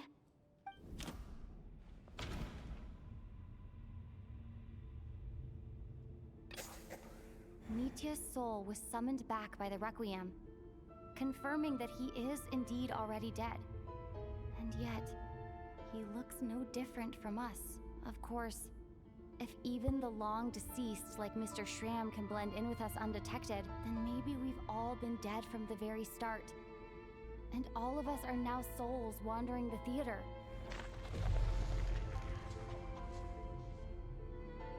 Apa semua mati pula? Yes. I think that this is probably the afterlife. What did you say? Now we're talking. You heard me. We died in the theater. All of us did. But due to an obstruction in the theater's ley lines, our souls are trapped here, while an endless, infinite snowstorm rages outside. It's ironic, really. All that time, we were working so hard to figure out who the deceased among us were, when the truth was, we were all deceased. The only difference being some of us died more recently than others. Do you remember that note, "Death is near"? Seems like we misunderstood what it meant after all. Death was nearer than we wanted to think all along. The note simply meant that all of us were already dead. So all our attempts to survive, our search for the deceased, it was all for nothing? Hard to say. At the very least, we helped two lost souls find clarity and go to where they belong. The presence of those two is probably what caused our souls to be drawn in by the ley lines. In which case, the deaths we've awoken to over the past few days were just souls returning to the ley lines for good. If what you're saying is true, doesn't that make us the lost souls now? Huh, no wonder. This afternoon, when I was moving Vodyanitsa's body, I noticed that the other bodies in the room hadn't decayed one bit after all these days. That's further proof that those aren't physical bodies at all, but merely our shells here in the afterlife. Am I really dead? This doesn't feel real to me at all. No, that's impossible. This cannot be how it all ends. I still find it hard to believe that all of us are dead. How exactly did we die in the real world? None of us have any memories of dying, right? Not even knowing how we died is preposterous. Good grief! Surely there has to be some reason. Exactly. It's hard to rest in peace when you don't even know how you died. It gave me lots to think about as I strode out into the snowstorm. I racked my brains trying to remember the cause of my death, the exact moment I died, the root of all of this, right up until my consciousness faded. Wait. Hold on. Right before I lost consciousness, I think I saw something. I can't remember. And I think I lost my notebook and pen. Mitya, your hand. Is that blood on your fingers? Huh? You're right. There's blood on the fingertips of my right hand. Looks like it's already dried. When did that happen? What the? The heck is that? I guess this was what I saw. I must have desperately drawn it in my own blood right before losing consciousness. What's wrong? Do you recognize the symbol? It's Renova, the ruler of death. Huh? Alosha, do you still remember that Snezhnayan folktale you told me about? It was about the Grim Reaper. When someone's about to die, he appears as an incarnation of someone familiar to guide their soul into the afterlife. And as soon as you recognize his face, your life is over. I heard a similar tale when I was little. You think the Grim Reaper in this story refers to the ruler of death you mentioned? That's right. In which case, death is near could also mean that the Grim Reaper is here, disguised in a familiar form. Death, the deceased, and the Grim Reaper? So it's a triple entendre. When I first saw this note, I thought it contradicted the investigation report. But now it seems like that was the whole intention. So the Grim Reaper deliberately misled us. Then we started suspecting each other and searched for the deceased while they hid in plain sight. By that logic, the one person most likely to be the Grim Reaper incarnate is...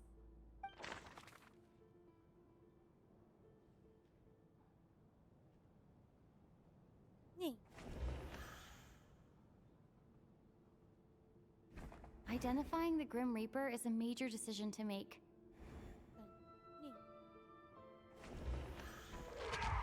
Wah! Oh my god. No doubt about it. Alosha. It's Alosha. Looking back at how everyone has acted over the past few days, Alosha is most likely the Grim Reaper lurking among us.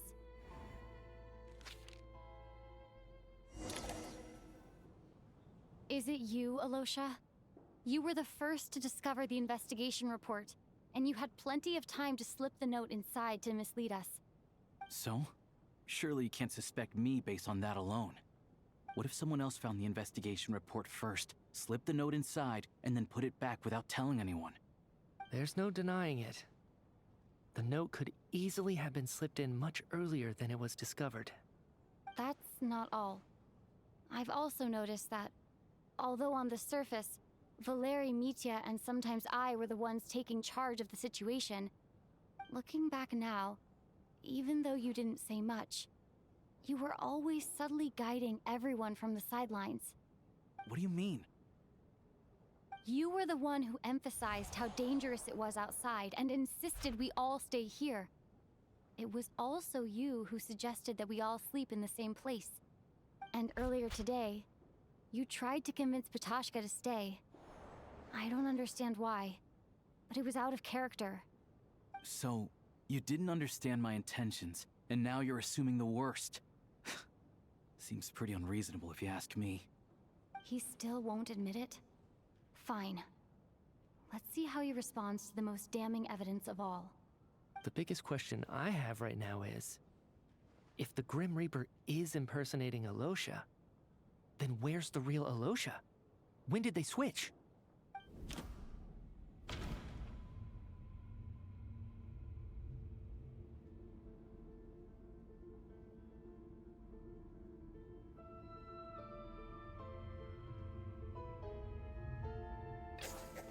That's right.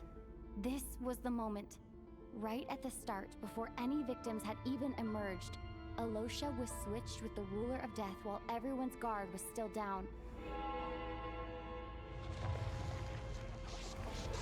Oh my god. When all this began, right after the performance ended and the snowstorm began to pick up, no one suspected anything unusual. We just assumed we were snowed in. It wasn't until we discovered the bodies the morning after that we realized something out of the ordinary was... But it's clear now that the oddities actually started earlier than that. When Dimov walked into the snowstorm and never came back. Right. So Mr. Dimov was the first victim, not Sobolova and Torgov. And if we pinpoint that moment as the beginning of this incident, then one thing becomes clear. Alosha, you are the only person who walked into the snowstorm and came back without the help of Vojanitsa's Requiem. More precisely, Alosha never came back at all. The one who came back was the Grim Reaper. Not bad. Oh shit. Well, since you've backed me into a corner, I suppose there's no point in keeping up the act anymore. Alosha? You're the Grim Reaper? I am no such tired cliché. Mortals should address me as the ruler of death. Before being wiped out for good, you identified the two deceased, and even sensed my presence. A commendable achievement. Far beyond what I expected. I heard you can ferry souls. Those deaths each night. Were they your doing? Your initial conclusion was correct. Due to the existence of the two deceased, the ley lines yearned to reclaim those long-lost souls. Every night they devoured an equal number of souls to fill the void. This required no intervention from me. Though, of course, ferrying souls is indeed my authority. Here, take a look.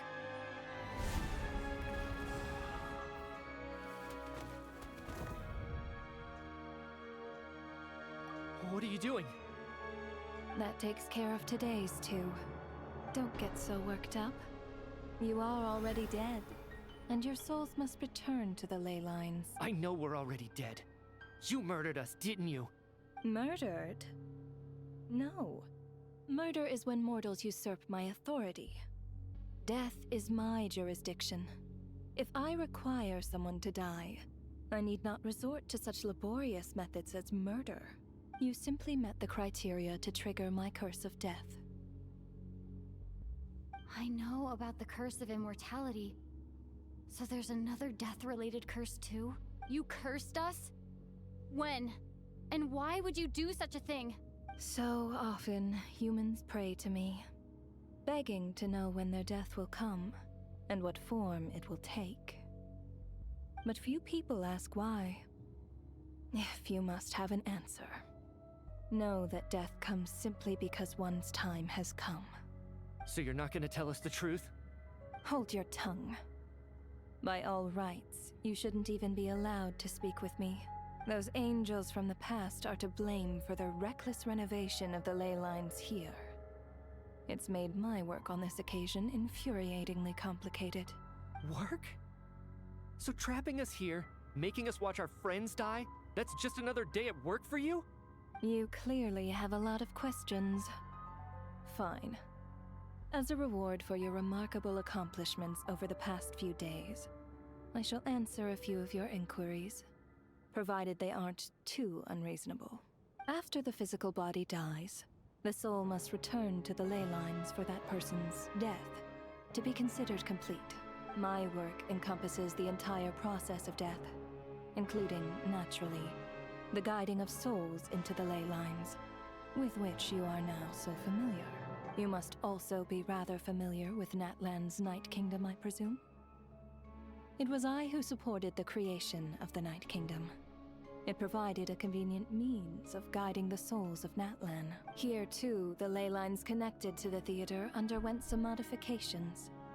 The angels hoped to make them capable of accommodating the souls of some special creations.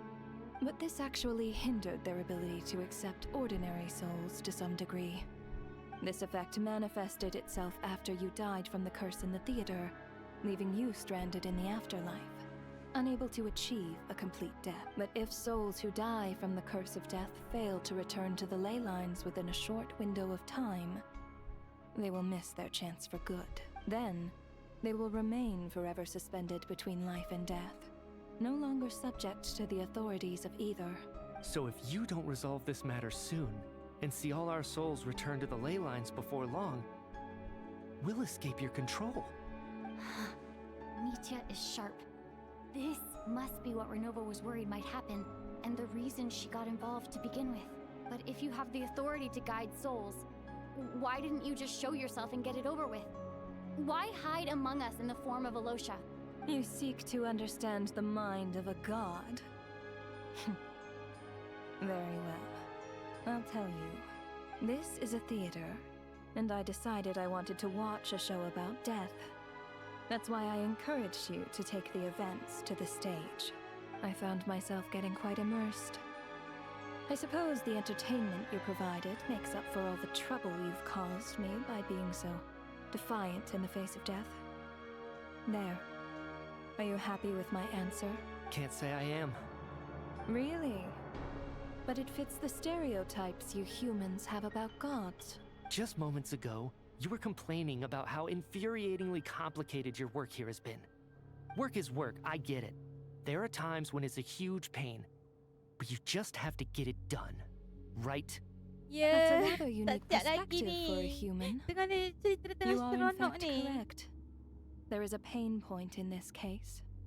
Due to the obstruction in the theater's ley lines, there is a hard limit on the number of souls they can receive each day making it impossible for me to ferry all your souls at once.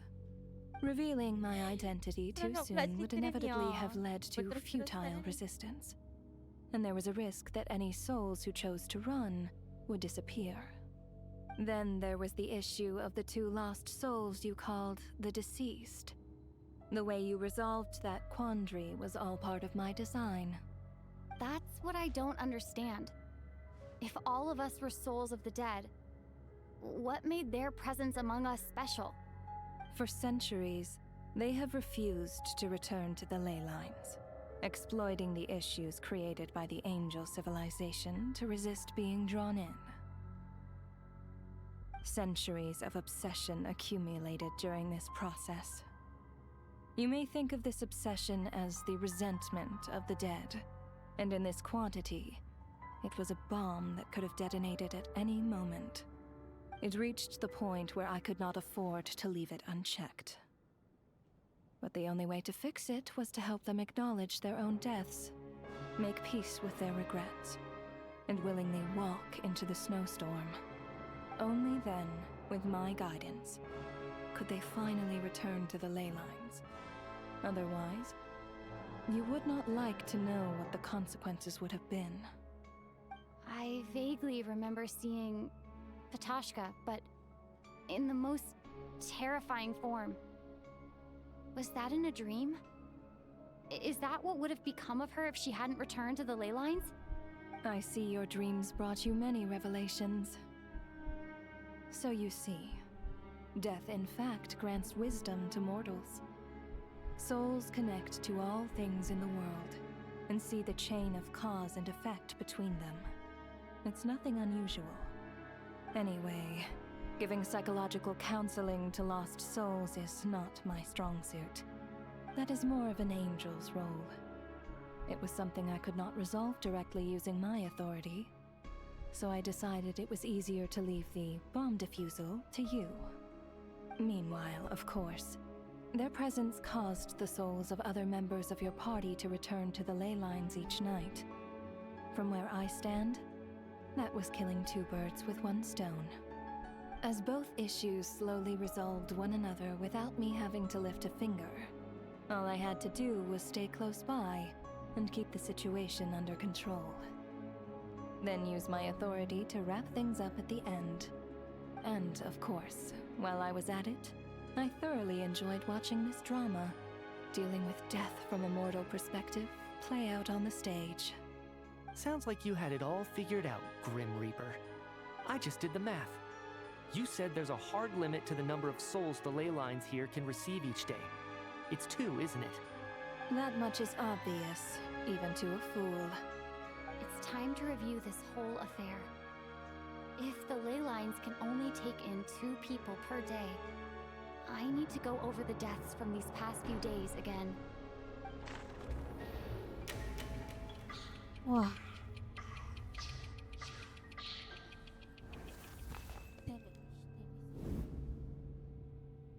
Looking back now, none of us had the faintest idea at the time.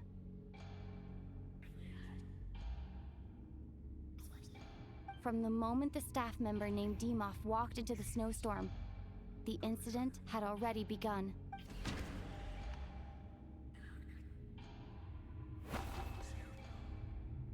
No.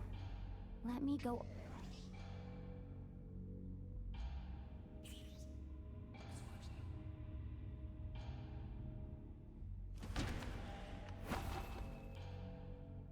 No.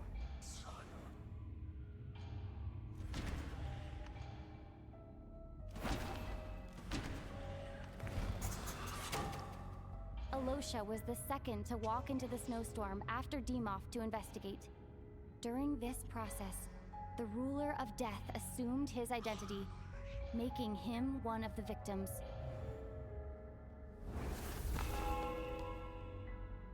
During our first night in the theater, everyone was caught up in the novelty of it all.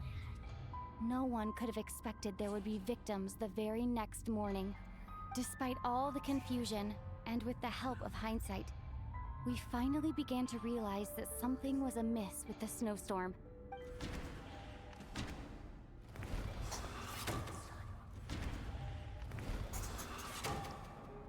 the ley lines devoured Torgov and Sobolova on the first night.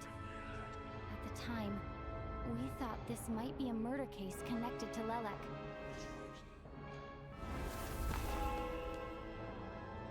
Odette and I spoke a lot that night. 3 people were on watch, but in the morning, we discovered that someone had fallen victim all the same.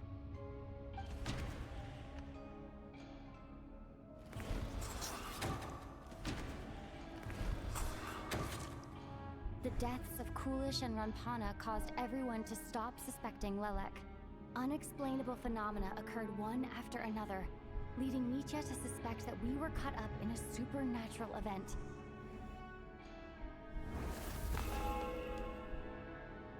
Later, we discovered that there seemed to be an extra person among us, and subsequently discovered the existence of the deceased.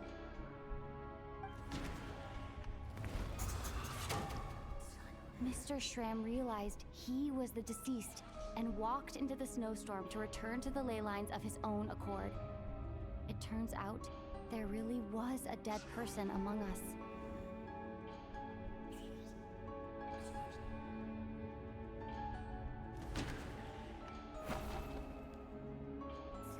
No.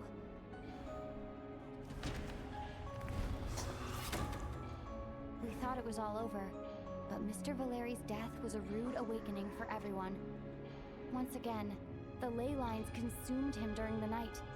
A lot happened today. Mr. Valeri's death led us to discover the connection between the number of deceased and the number of victims during the night.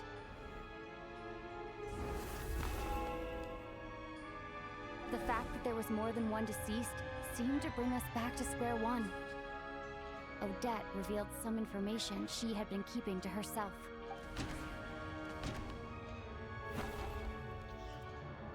Although Mitya did indeed, the void in the ley lines hasn't been filled.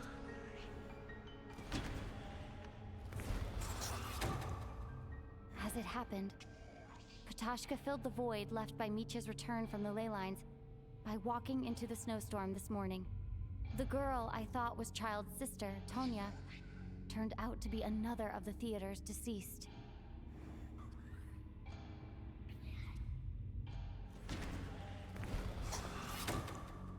Vodyanitsa was swallowed by the ley lines in her sleep, but the requiem she sang before falling asleep was quite a game changer. Come to think of it, Patashka was about to walk into the snowstorm at that time, and Renova, unaware that Mitya would return, was concerned that her soul would overflow from the ley lines. That's why she used Alosha's voice to try and persuade her to stay behind. Looking back, I suppose that was an early slip-up on her part.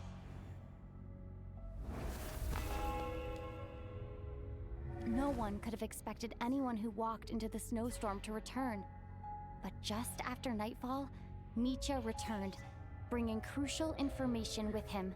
Various truths began to surface, including that all of us were already dead, and that the ruler of death was here among us. Then, after revealing her true form, Renova callously claimed 2 souls.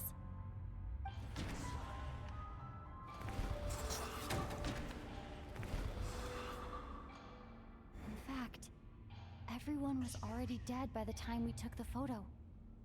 And in the days since, we've experienced many more partings in the afterlife. Now, only Mitya and I remain. And the true culprit behind everything still stands before us. In Mitya's eyes, I see the same anger and frustration that I feel. That covers everything. It's all clear now. Your work isn't finished here yet, is it? The Traveler and I are still standing here, safe and sound. The Water Imp's song threw things off a little, but it is of no consequence. The ley lines have already anchored your soul, and the first ray of light tomorrow morning will take you back. I, meanwhile, need to review my attitude towards the Water Imp race. So the reunion in the night that Vodyanitsa mentioned, I suppose that was never meant to be a permanent reunion. That just leaves you, Traveler. My power only allows me to temporarily separate your soul from your body. The ley lines of Tevat would not accept you, and your soul is firmly anchored to your body by your will, for a descender like you, who is not bound by Tevat's rules. Your death can only be brought through the most violent of means, such as directly destroying either your body or soul. I have no interest in involving myself with Descenders. For now. Although, this may change if Asmodee remains missing, or you insist on interfering with our affairs. One last question then. All our struggles and sacrifices here, they were meaningless from the very beginning, weren't they? Death abides no reason. Besides, what you call sacrifice is merely a concept created by humanity. To me, it is nothing more than a self-indulgent charade in the face of death. Mere mortals fantasizing that their actions could reclaim something from my grasp. A truly laughable idea. Grim Reaper, you really know how to get on my nerves. I'm not here to ingratiate myself with you. I kill merely because your deaths are necessary. Oh, you've made that quite clear. But humans don't take well to being scorned. Not even by the gods.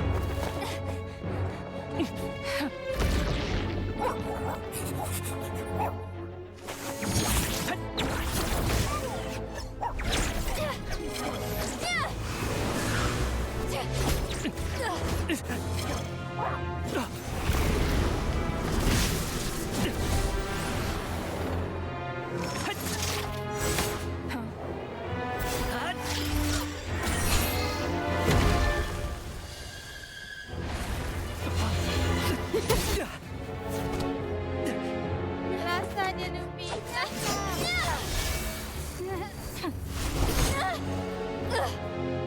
This is futile. You must know that you are powerless against me in my own domain. I suggest that you save your strength. For what? Maybe we can't change it. But if nothing else, we can at least teach you to have some respect for the dead. Audacious.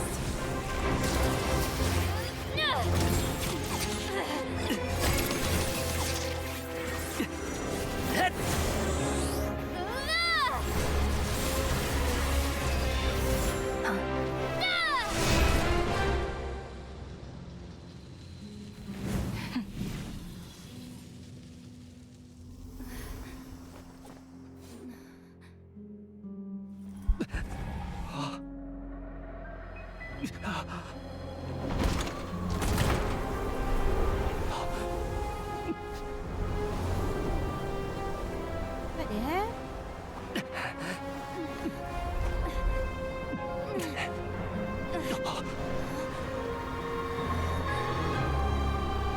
Oh my god.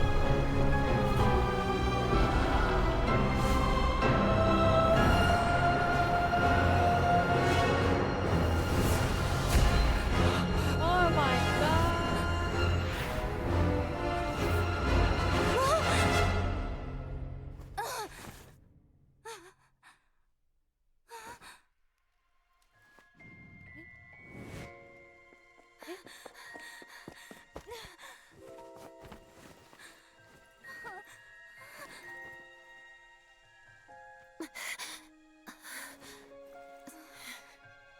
Tengok diorang mimpi dalam mimpi.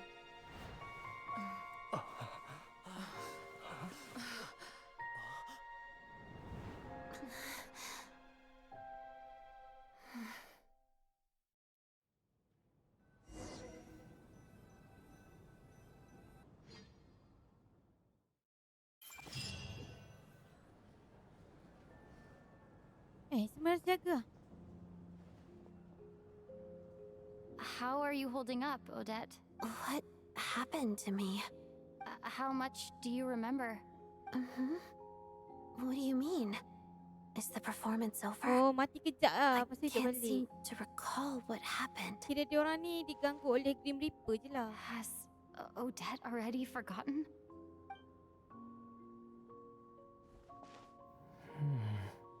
Mitya? Hmm? Oh, I'm sorry. I guess I spaced out there for a second. Remind me who you are? Don't you remember anything? Yeah, I remember now, comrade. Looks like we guessed right. Just like me when Odette found me at the Armory Palace, for some reason, everyone killed by the Ruler of Death eventually came back to life. Just with one catch. They forgot what happened while they were dead. Odette and the others have already forgotten everything. Why were you able to remember this time? Could this be the reason? You said this is the Ruler of Death's symbol, right? I don't see anything there. You don't? Huh. Okay, I guess that makes sense. I carved this into my hand in the afterlife, so it's not visible in the physical world. Does that mean I carved this symbol into my soul? What an unsettling thought. Still, at least I get to remember what happened. I suppose it's a blessing in disguise. What about you, though? The Ruler of Death mentioned that you're a descender? Is that why you can remember? A full explanation would get complicated very quickly, but that's essentially it. Well then, now that it's all over, let's figure out what we've learned. The first thing I notice is that everything here is precisely as we left it, right before our deaths. This confirms that time passes differently in the afterlife than in the real world. They say that right before death, time slows down and your whole life flashes before your eyes. That must be how you know you have one foot in the afterlife by that point. Anyway, clearly the few days we spent in the afterlife probably only amounted to a few short minutes in the real world. This also aligns with previous reports of widespread temporary memory loss among the Armory Palace personnel. Now it seems likely that those were all brief deaths caused by the Grim Reaper's so-called curse of death. To those unaware of the truth, dying and coming back to life must feel similar to a short bout of catatonia. This leaves me with a couple big questions. What are the conditions that trigger this so-called curse of death? And why are we resurrected after we die? If nothing else, I think it shows that killing us wasn't her ultimate goal. We still don't know her true reasons for subjecting us to death. Right.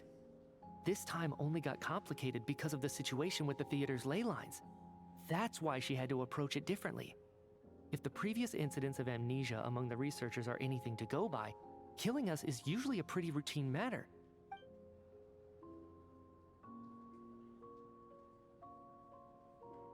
Come to think of it, wasn't I about to note something down before I died?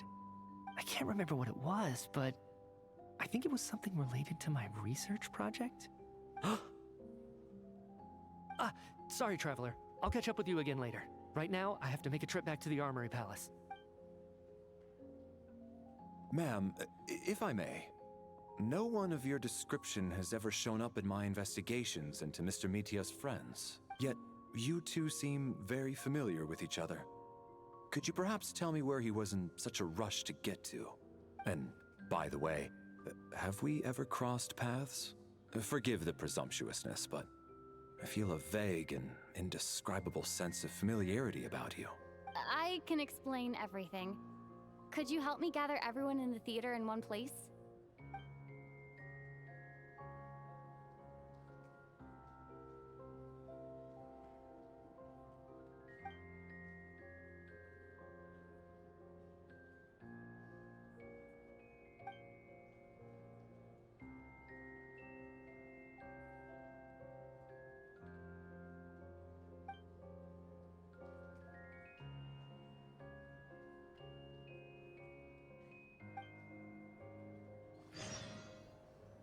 Dah habis ke? Aduh, syok lah cerita dia.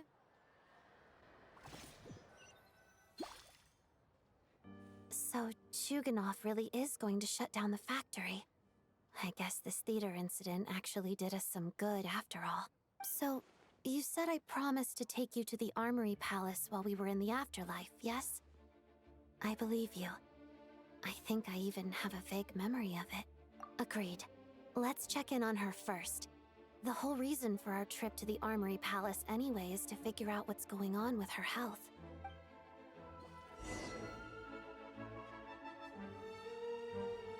Siap weh.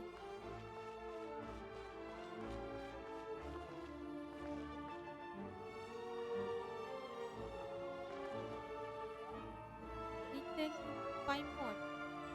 Tengok Paimon dulu. Teleport.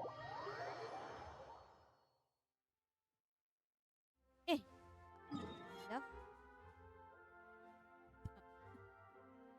Kat mana? Wah, kat tepi tu je. Apa perlu teleport?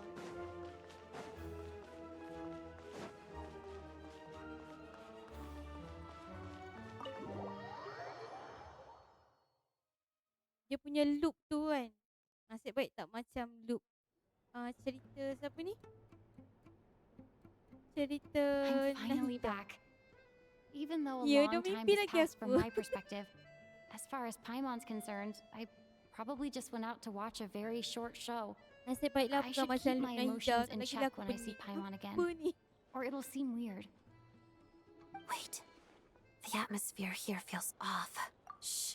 Stay quiet. Let's go. Have we still not been able to notify Child yet? We need new orders. What if that person comes back again? I'm so sorry. Under the circumstances, there was really nothing we could do. Tell me, what happened to Paimon? It was the Jester. He came here in person and escorted Miss Paimon away. He's the director of the Fatui. His authority supersedes all others and cannot be questioned. Dah, Paimon kena colek dengan Jester. How long ago did he leave? And what was Paimon's status? It was about an hour ago. Miss Paimon was fast asleep at the time. The Jester simply walked off with her as if it was only natural. I assure you, he absolutely did not use any force. Do you know where they went? The Armory Palace, most likely. Lord Piero, the Jester, has been overseeing the experiments there lately, keeping a close eye on their progress. Everyone in the Fatui has heard about it by now. I'm surprised he came in person. Whatever his reason for taking Paimon, he'll most likely return to the Armory Palace first, which is exactly where we were headed anyway. Then lead the way, Odette. Okay, let's go. Nak colek pula Paimon ni ikut pakcik mana. Jalan-jalan. Alah Paimon. It's just up ahead. Quick, let's get inside. No, I'll go alone. You know I'm planning to force my way in. Yelah You're with the Fatui, so you should stay outside. Alah. Kenapalah Paimon I was ikut hardly pakcik planning tu? on taking you through the official channels anyway. I'm Yelah here to force my budak-budak. way in, Kalau just dapat like you. gula-gula I pantang may terus be a ikut. Fatus, but I'm also Lelek, enemy of Project Stuja. Paimon's safety is paramount right now. With me around, you'll have an extra pair of hands. There might be devices inside that are easier for an insider to deal with. If you say so. Let's go. There's no time to hesitate.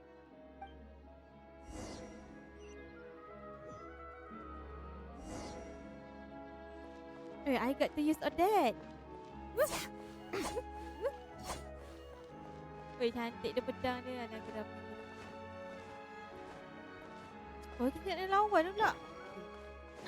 Hey, who are you? Right. This part of the Armory Palace is under restricted access. What do you think you're doing? No questions, please. We're short on time.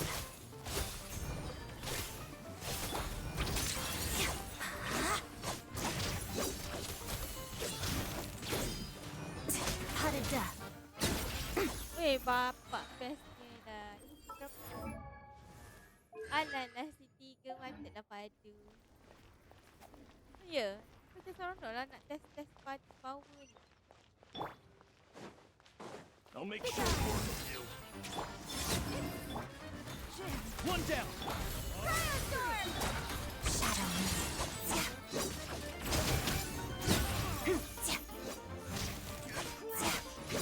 Mission.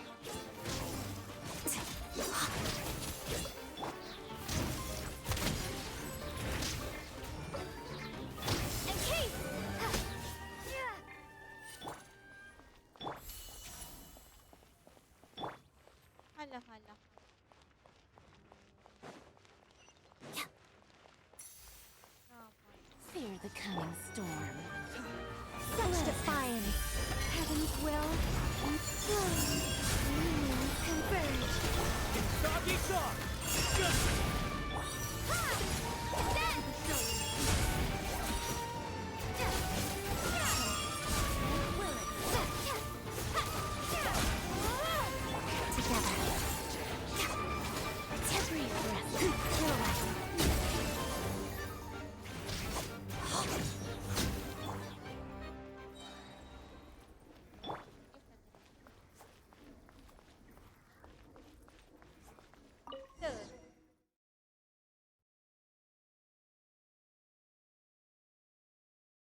Halah, halah, halah, Paimon. Mana Paimon ni? Halah, halah, halah, halah. Ikut buat mana Paimon?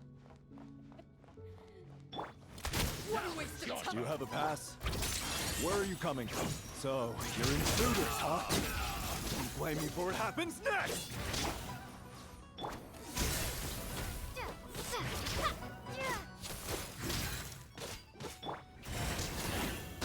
Begone!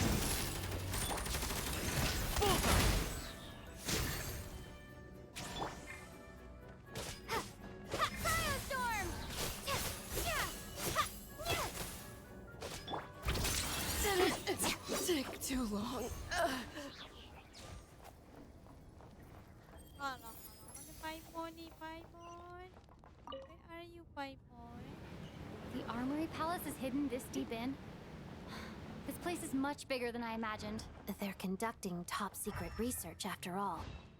The deeper it's hidden, the better, is standard Fatui logic.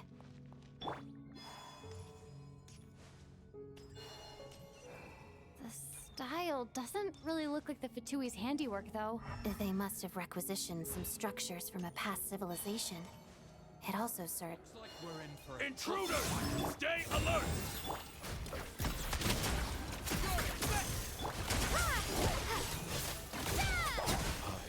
Let's begin. Hadada.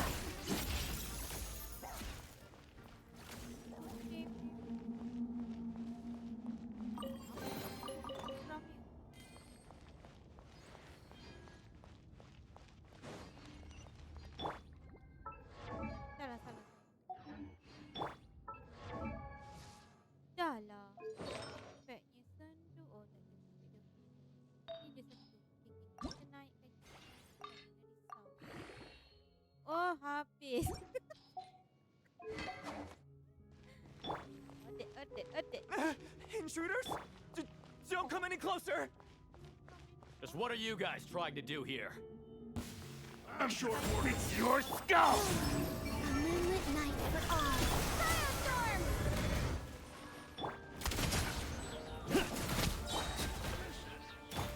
Together. Pirouette. No one interferes with a jester's work.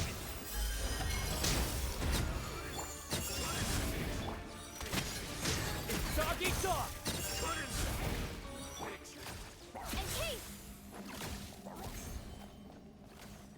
Aduh, nak mati Odek dah. Kita nak heal dia ni.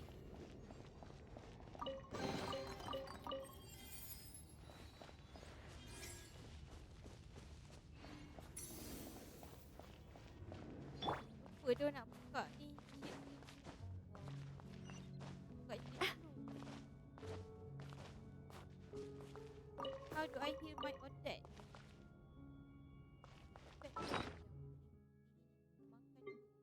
Boleh makan tak? Boleh makan. Oh ni. Minum. Odek. Ni sikit je tak nak lah. Cukup perut. Healing yang banyak sikit. Well.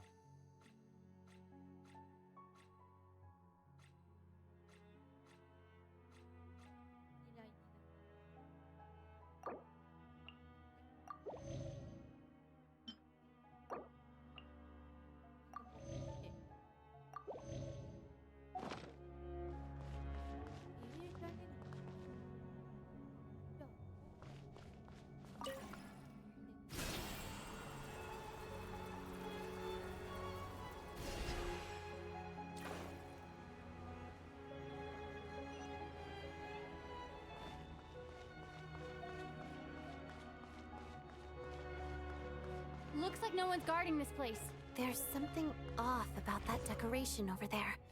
Look out! Let's deal with these before we move on. Wih, sakit bodoh.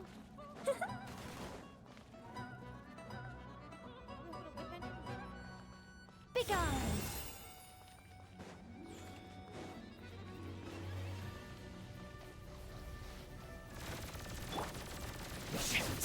Bullseye! Wait. Such defiance.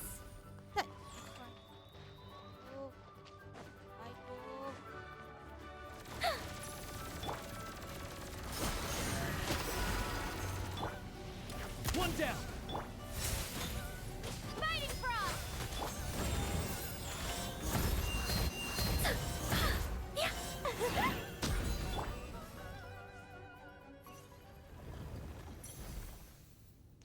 Nasib baiklah ada situ. Oh my god.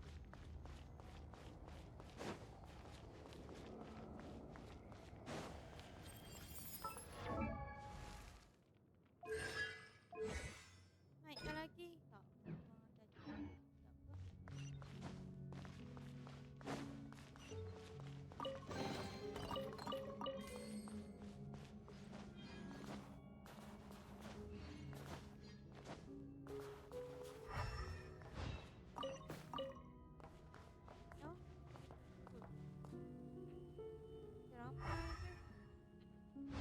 Masa kita skip lah ni.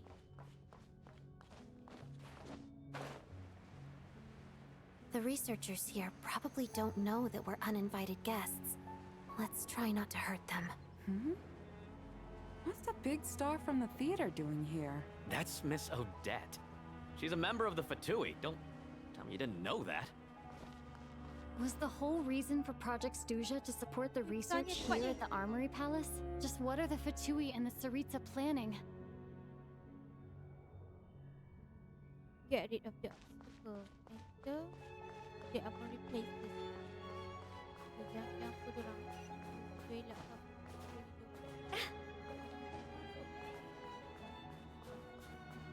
Mereka orang pelandu.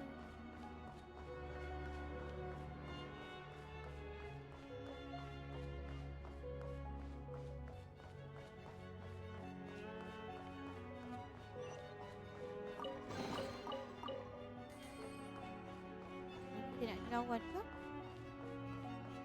Whoa! Who are you? Never seen you around here before. What is this shit?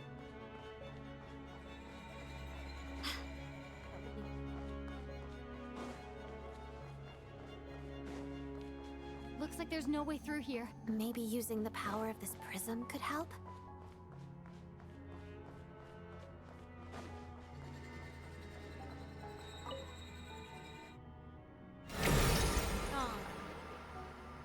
I think I see some images. It's the prism's power at play, causing images of the past to reappear, albeit only as illusions. Paimon and the Jester? Is this another scene from the past? Yes. It looks quite old, though. I don't think it happened in the recent past.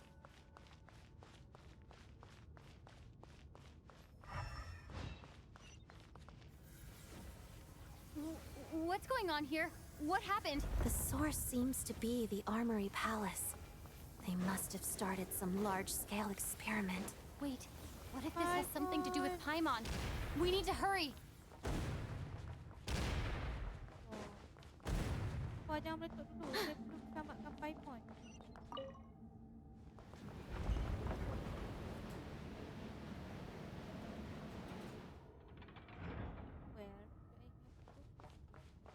We're almost there. The Armory Palace is just up ahead. Paimon, please be okay.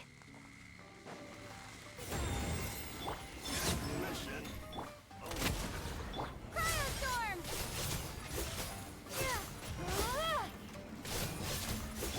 A new moon rises.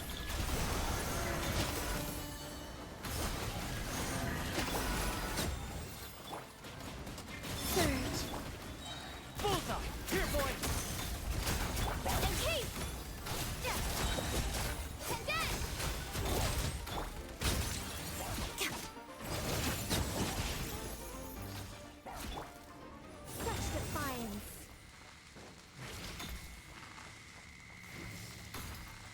kebal lah. Nampak shield ni kebal nak mampus.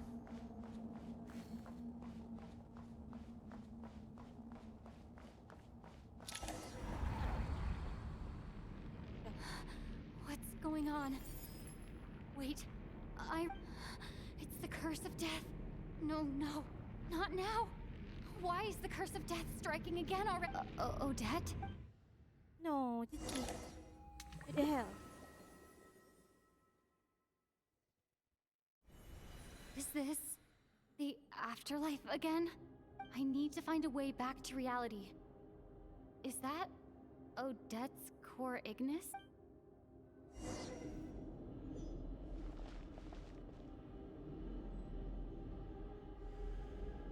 Find a way to escape. Babi banyak mati tak?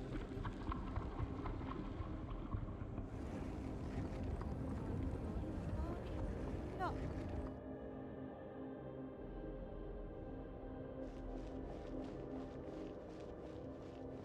Mana nak manjatnya? Oh.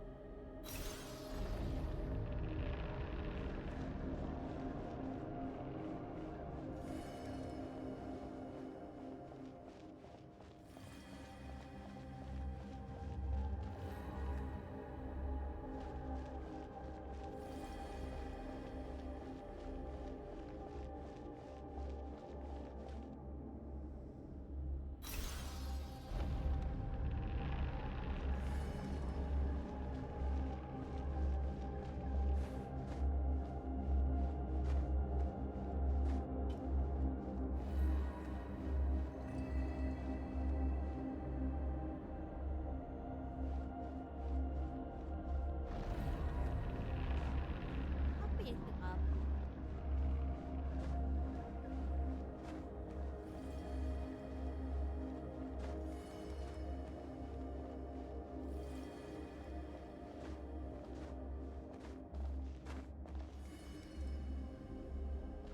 Dia jadi jalan macam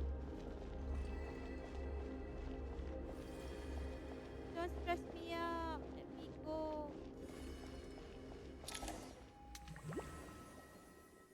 Besok. Betul lah. Dia cakap sampai besok. Odette!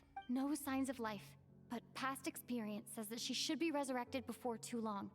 Did Odette intentionally use her core ignis to guide my soul? I feel like... Thank you, Odette. If not for you, my soul wouldn't have found its way back to my body so quickly, and I might not have woken up so soon, but... I'm sorry. I don't have time to protect you. I have to use the time you bought me to get Paimon back. Kau ajarlah pakcik ni. Pakcik ni. Sure enough, everyone here has been... Paimon! Paimon! No, wait. Paimon probably didn't escape Renova's curse either. She won't be able to respond to me right now. I'll have to find her myself. Okay, go. Go. Paimon. Paimon.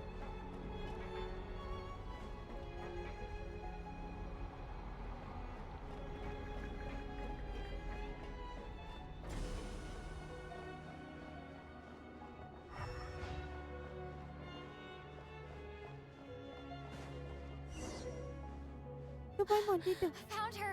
Paimon really is here!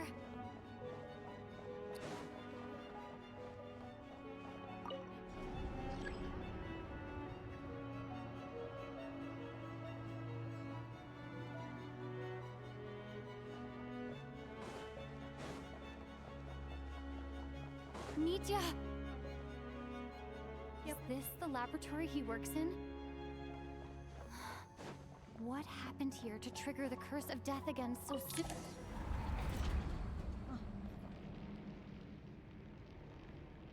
Alamak, sampai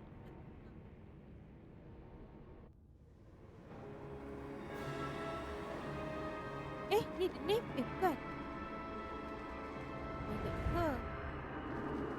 Who is this? Wih, cantik tu. Ruler of Death. Oh. that. Aduh, aku dah tak padu. Pedang aku You copot. don't learn, Awan. do you? You've already been involved in one mass death, and now you show up at the scene of another. This might have passed for a coincidence the first time, but a second time? Am I to assume you are intentionally interfering in Snezhnaya's affairs? Judging by your expression, it seems that you understand little of what is going on. In that case, a word to the wise. Do not interfere in Snezhnaya's affairs. A civilization that fails to learn its lesson constantly depletes its own worth. It will one day lose any reason for its existence, and as a descender, you are perfectly suited to be the lifeline to which a dying civilization might desperately cling. Consider your position carefully. No advice needed. I'll make my own judgments. Suit yourself. When the day of reckoning arrives, not even a descender can hope to escape unscathed. The time for resurrection fast approaches. The mortals here are not yet worthy to behold my form. So that will be all for today.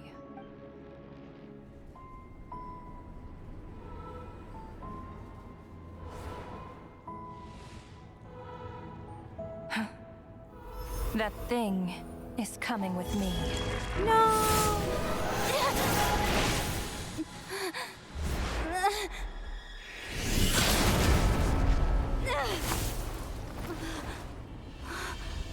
No, Paimon. Oh, nasib baik dong. Jester, Uncle Jester, thank you for saving You awoke sooner than I thought. The curse of immortality is stubborn, unable to enter the ley lines, yet not content to remain a spirit. Ruler of death, what do you want? You perplex me. Both you and you.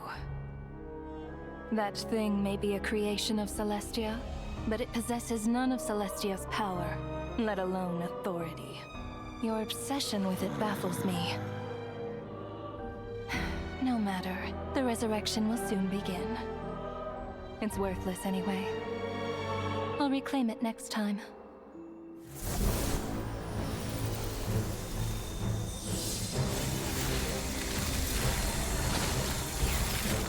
Hey, who says there'll be a next time?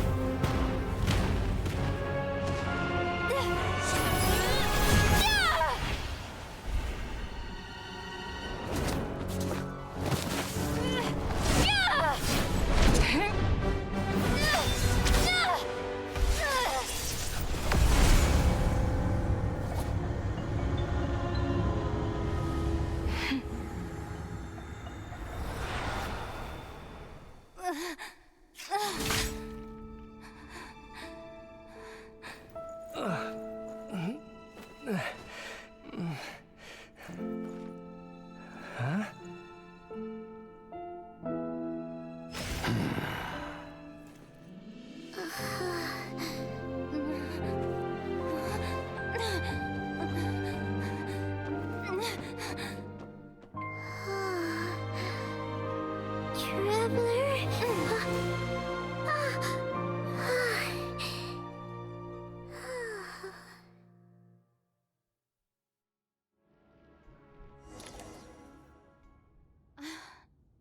I missed you, Paimon.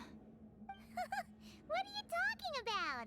We haven't even been apart for that long, have we? It was... different this time. You seem to be in pretty good shape. Yeah, Paimon's back in tip-top in. It's the weirdest thing. Paimon fell asleep earlier, and when she woke up, she found herself here. The Jester and that guy talking to him used some kind of energy on Paimon. And she could kind of feel it canceling out that other thing that was making her feel unwell. So, Mitya helped too? Apologies for leaving in such a hurry at the theater earlier. I was in a rush to verify some theories. Rest assured that your companion is perfectly safe. We reversed the effects that the experimental energy had on her. The Jester specifically instructed me to do so. I suppose this is our first official meeting, Traveler. I could not let Paimon suffer in her condition for a moment longer, and so I simply took her without explanation. I hope you do not mind. But why would a big shot like you care about what happens to Paimon? As I said when you first arrived in Snezhnaya, we once spent some time together in the distant past. Oh yeah, you did mention that. And Paimon did think you seemed strangely familiar the first time we met. I'm afraid the reminiscing will have to wait. Mitya, let us continue with the report. What conclusions, if any, did you reach from conducting the final experiment of our energy research ahead of schedule? The good news is, my hypothesis regarding the Ruler of Death has been verified. As for the bad news, I recommend we suspend the experiments and Project Mistleton until further notice. Currently, we have no means with which to make a breakthrough. I say this purely as a scientist, guided by reason alone. I will trust your judgment. We shall put the project on hold until the Ruler of Death has been eliminated. Wait, what are you guys talking about? You want to get rid of Renova? Like, how? By killing her? By whatever means necessary, so long as it removes the threat she poses to us. Until then, everything we do will be in vain. After what just happened, I've ascertained Renova's goal. Or rather, the trigger condition for the Curse of Death. Okay, let's hear it. What she's doing is blocking Snezhnaya's technological progress, preventing us from possessing any means with which to threaten the heavenly principles. Just like the little lapdog she is. So, any ideas, research, or experiments that lead to technological progress can trigger the curse. Just now, for instance, I was set to launch a final phase energy experiment ahead of schedule. If the experiment was successful, we could have achieved a crucial breakthrough. As expected, though, the moment the experiment began, all the researchers, technicians, and witnesses died from the curse. All that effort, not to mention the energy and materials we relied on Project Snezhnaya to gather for us, went to waste. In the end, nothing was gained. Does that mean something similar happened when we were at the theater? That's right. During the performance, I thought of an important breakthrough regarding the experiment, and wound up dragging everyone into this. So the nature of the curse seems to be something like, when moments of technological progress occur, all life in the vicinity is taken away. What a violent method. Of course, that meant the curse was normally limited to the Armory Palace. Since outsiders are forbidden from entering, this mass death phenomenon went unnoticed, until Odette came along. I believe she was the first witness. The Curse of Death was triggered just before she infiltrated the Armory Palace that day. But you mentioned something about a final stage experiment. Doesn't that mean you've actually made some progress? That's right. Even with the gods locking certain key components out of reach, humanity can still advance technology in incremental steps accumulated over time. But, as I'm sure Renova anticipated, even incremental progress has its limits. A point where the truth you're seeking must be put to the test in an experiment. You mean the experiment you were just about to do? Yes, we were at a critical juncture, a moment where the quantitative was about to translate into fundamental qualitative change. With this single experiment, we could have brought everything we've worked for to fruition. But now, after already being forced to fumble around in the dark all this time, it feels like we've truly hit an impenetrable wall. As long as Renova's Curse of Death persists, we won't be able to advance the experiment or obtain any results. And with Project Snezhnaya having been in effect all this time, at our nation's current strength, repeated trial and error is simply unsustainable. Only by eliminating Renova first will it be possible to continue advancing our plans. But she's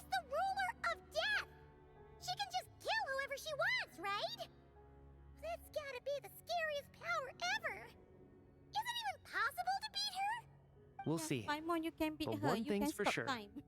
She definitely can't just do whatever she wants. The best proof of that is me, standing here, very much alive. You're saying... Wouldn't it be easier to just kill all of us researchers for good? Why resurrect us over and over again? Why let us advance our technology to this point? So, you're saying even the ruler of death has limitations we don't know about? Exactly. And I think that's where the key to our breakthrough lies. Regardless, the ruler of death has always been an obstacle we must overcome. Indeed, we must face life, death, time, and space. After all, our goal is the heavenly principles. The Fatui want to challenge the heavenly principles? For a long time, I've had a vague suspicion the Fatui and the Tsaritsa were targeting the heavenly principles. But hearing the Jester admit it is still a shock. No wonder the Tsaritsa's goal has always been kept a secret from the people. What kind of road will that lead Snezhnaya down? In that case... Lord Jester, I would like to request some leave. I'd like some time to organize my thoughts and go over the data. Granted. Get some rest, put the experiment out of your mind, and take care that the curse of death doesn't affect any civilians.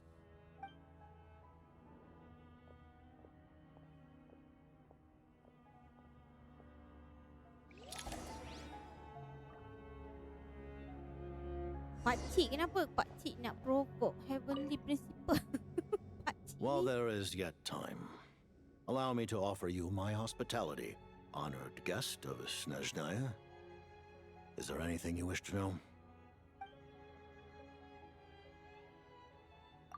I remember hearing the term Mistelton from Columbina.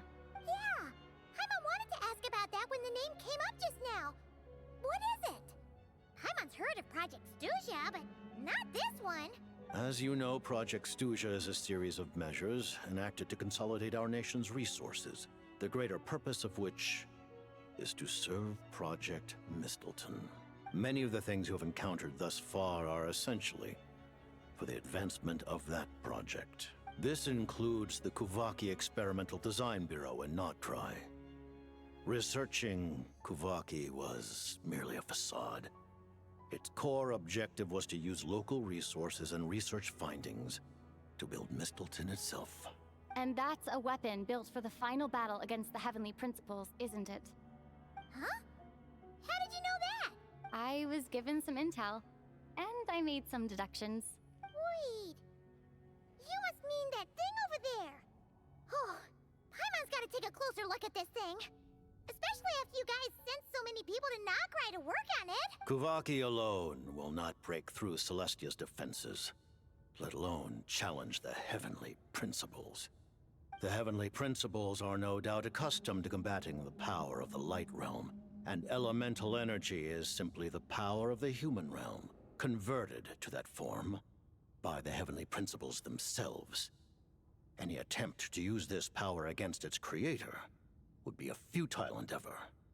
For now, therefore, we have set our sights on the form of energy associated with the third descender and the stellar linchpins.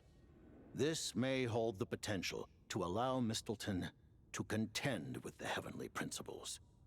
You could say that by reverse engineering the stellar linchpins to extract the energy within, we have obtained a source of anti-Celestia energy.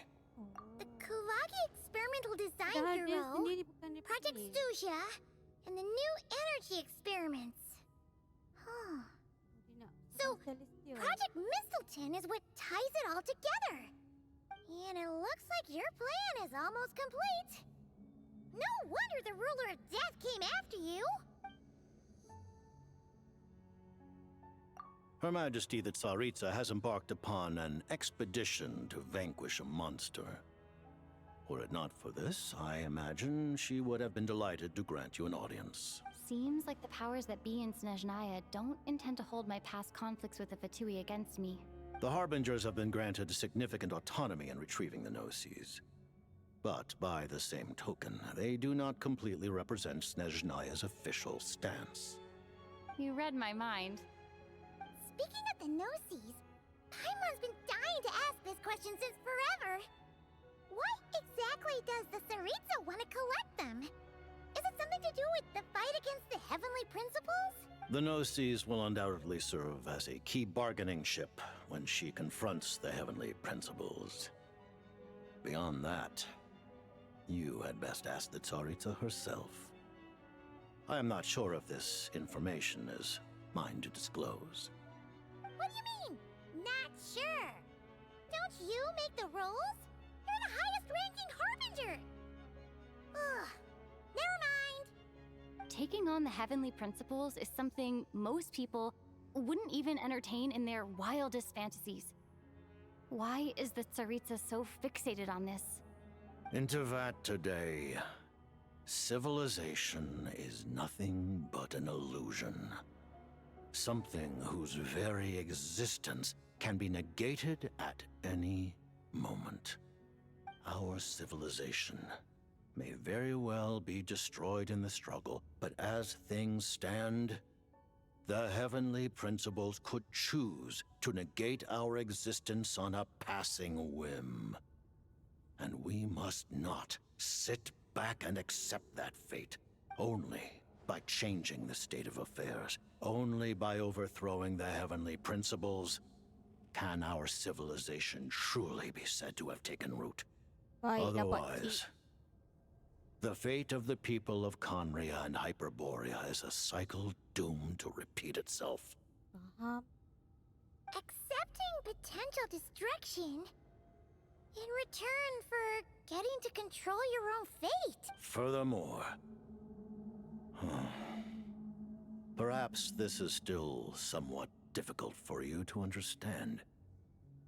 Are you aware that all the rules of this world are made up of curses?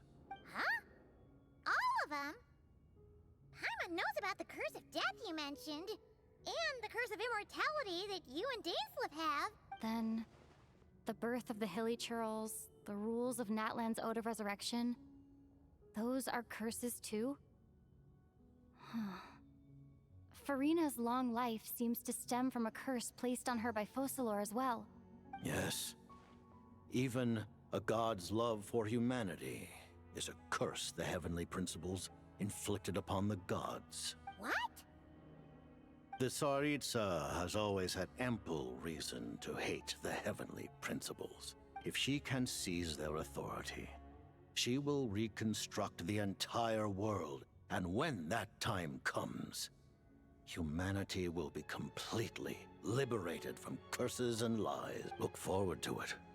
It will be a world beyond your imagination.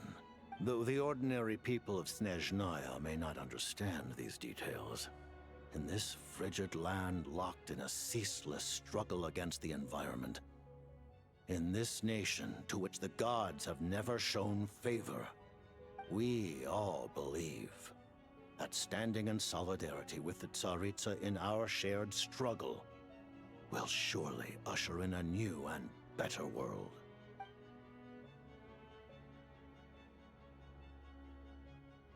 I don't have any Thank you for telling me so much. I'm a bit surprised, honestly.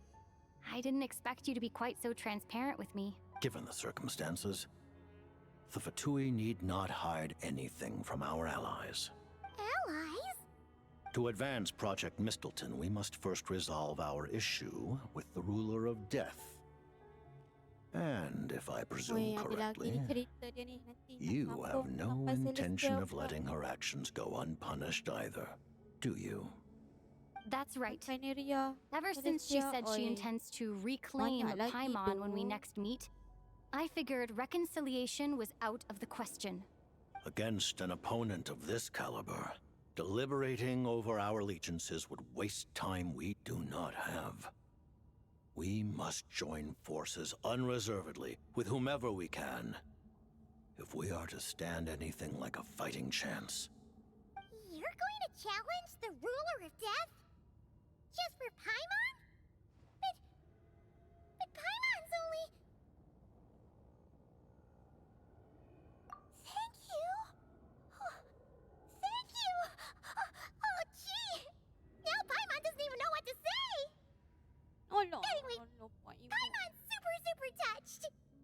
Tsaritsa will return in triumph in short order, and the Fatui shall hold internal discussions regarding the enemy. The time for us to meet again will come very soon. Got it. Thanks for your help with Paimon.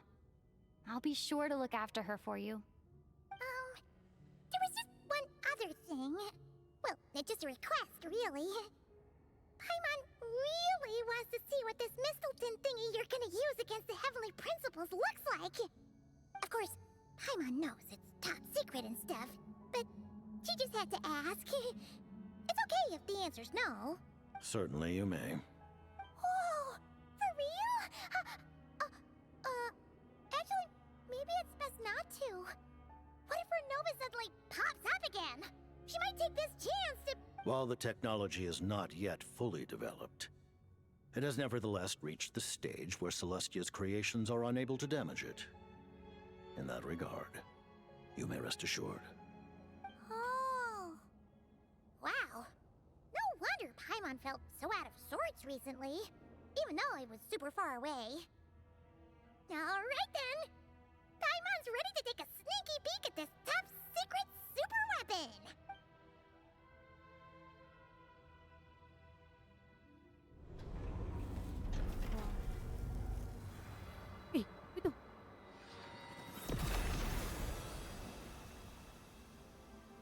Wow, cantiknya. Nampak macam spear je. Exactly.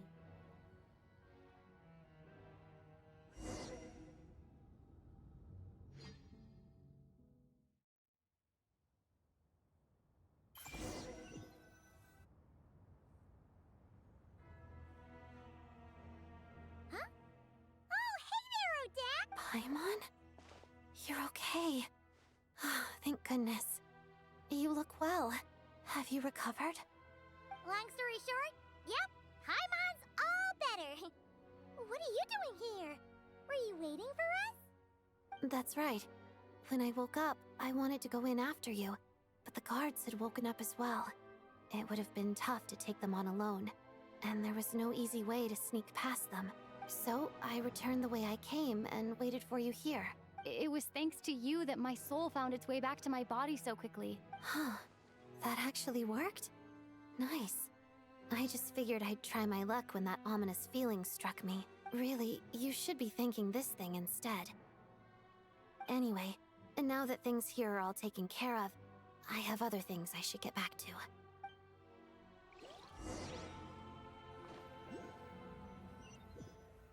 Patutlah dia orang sibuk nak ambil jenis Director Chuganov, you're back. We just received notice that Project Snezhnaya has been suspended, so we've convened an emergency meeting. This is the preliminary plan. In addition to expanding production capacity, we've also discussed feasible layoff plans to optimize revenue and expenditure structure. Our calculations indicate that the factory's profits will increase by at least 30%. Just give the word, Director. That won't be necessary. Leave the energy for those who need it. Whether they use it just to get by or to run a business, that's up to them. Start preparing to halt production and lay off the staff. Make sure the workers are able to land on their feet and that they are duly compensated. Thank you all for your hard work during this time. Am I hearing you right? Why? After all the tough times we made it through, now is exactly when we should start to turn a profit. I just suddenly don't want to do this anymore. Huh. Does there have to be a reason? Iskra, it's time to rest. Dear esteemed members of the Rokat, given the effects of Lelik's radical actions upon our organization's reputation and social stability, a decision has been made to permanently withdraw this codename from use. Considering that Lelik did what they did for the benefit of the people, the Rokat has nevertheless negotiated with the authorities, ultimately securing a waiver for all penalties due to them. Lelik will be suspended for a period of time. Depending on their future performance, they may be allowed to adopt a new codename and continue acting as part of the Rokat. The purpose of this notice is to remind everyone once again that motives and methods are equally important when one operates in the shadows. Even with Project Snezhnaya's suspension and our interim operational victory, We must guard against complacency and rashness and work to consolidate the progress we have made so far. We act only for the greater glory and solidarity of our nation. May the aurora shine ever on, and the tundra always stand firm. We act only for the greater glory and solidarity of our nation.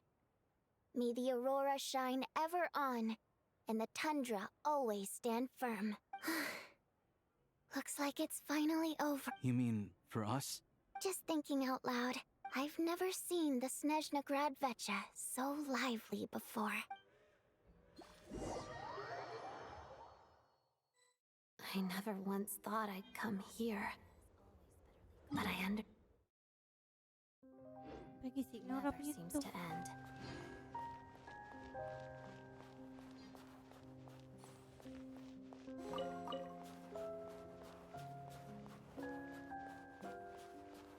Nora tu lah, dia defy apa?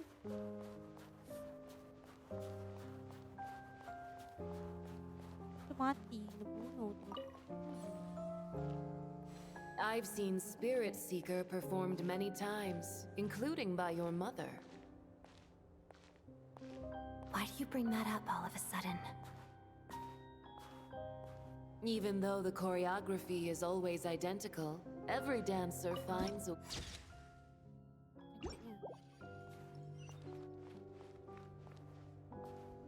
So you actually want to talk to me about ballet? I just think it would be a pity if the dance was lost to history. She didn't teach it to you, did she? That was an unusually subtle taunt for you.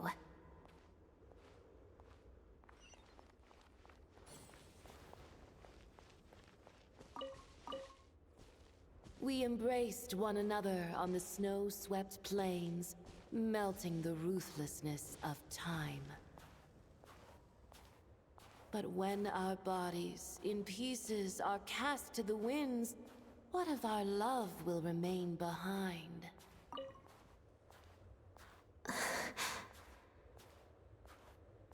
Don't tell me you can't sing. Shush.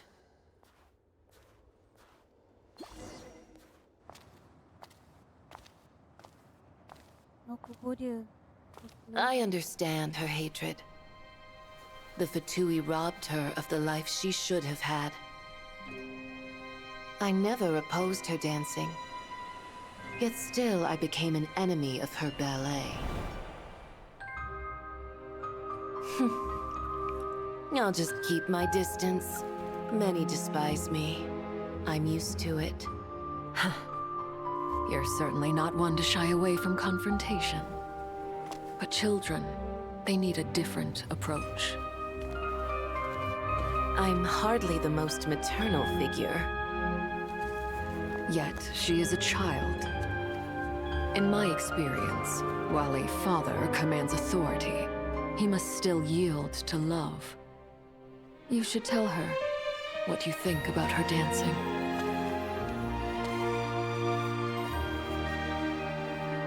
Odette will soon take the stage at the Koralyevsky Theater. This could be your chance. Geonosis secured. It went smoothly. I'll be there. Have them send me an invitation.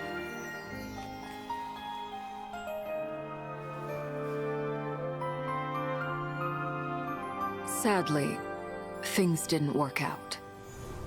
Her final words are inside that block of ice. This? Aren't these for monitoring her subordinates? Not yours. This one isn't her witch's flame, but my two worlds' flames. The two worlds' flames can burn away memories. It was my parting gift to Rosaline.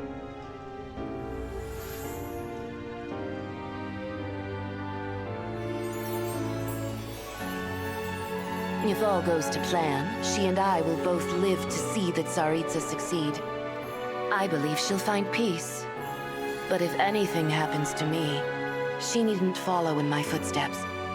The cryo energy will fade away in time. Then the Two Worlds flames will burn away all memories of the Fatui. She'll be free to dance. She deserves this. I will handle the aftermath. The choice is yours, child.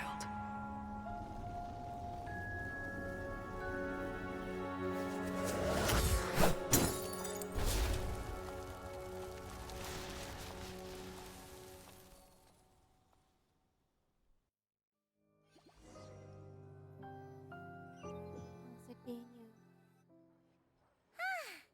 Fresh air at last! Paimon's head isn't spinning anymore, and the fever's all gone. Paimon's finally free to fly again! Oh, it's nice to finally know where Paimon came from, too. It did make Paimon a little nervous at first, but it's such a relief now. Like, who cares if Paimon's a creation of Celestia? She's probably not anyone that important.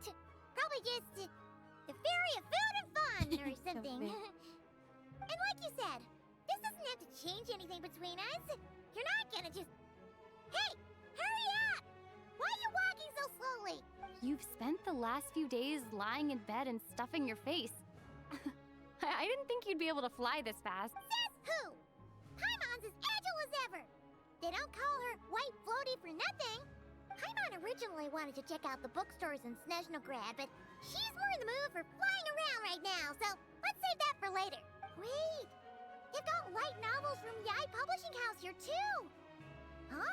The local Snezhnaya books look pretty interesting too, but also kind of heavy.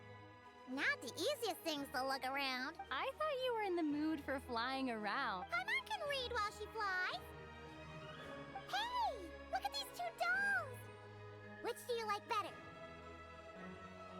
All right, boss, we'll take both. Oh, I thought we were only getting one. All right, fine, I'll... There you are. Paimon will grab this and then... Huh?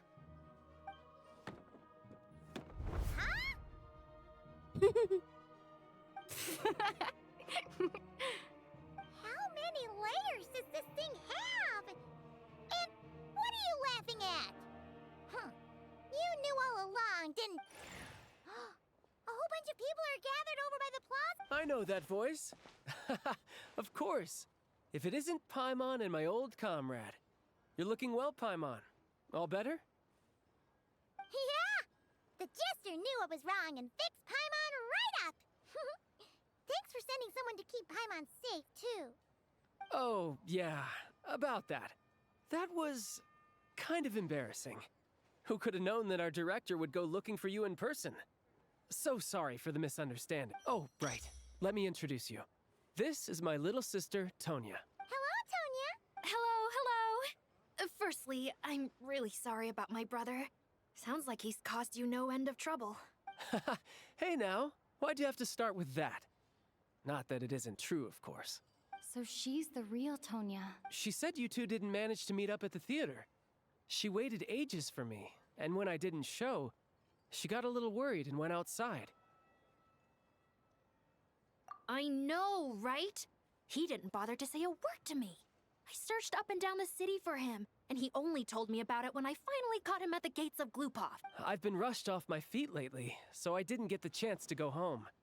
I just figured the Traveler would fill you in when she got there.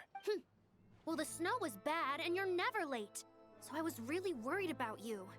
How was I supposed to know that you'd stood me up? I'm sorry, Tonya. I really am. I'll make it up to you somehow. Just...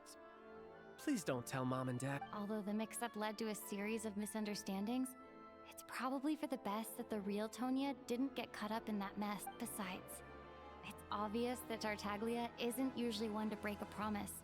No, it's fine. It just meant I didn't get to see the show in the end. By the way, what did you think? You were one of the first people to see it. I would say the best is yet to come. Huh? What kind of review is that? Hey, look!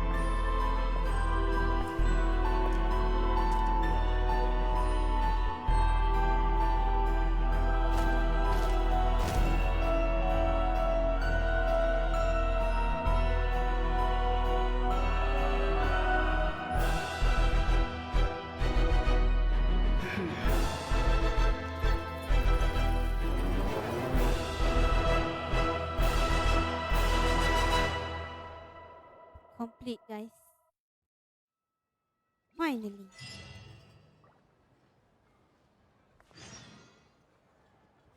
Hah? Tak habis lagi?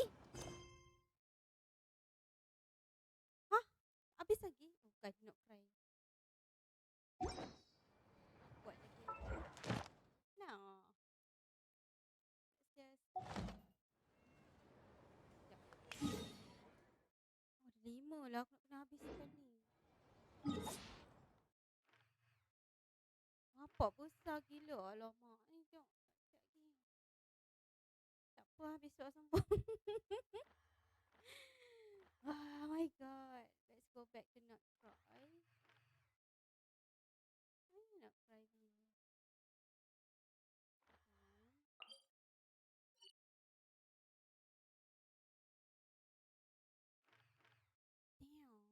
Damn. Saya kena buat sesuatu. Jom habiskan di sini. Best ya pakai sekejap.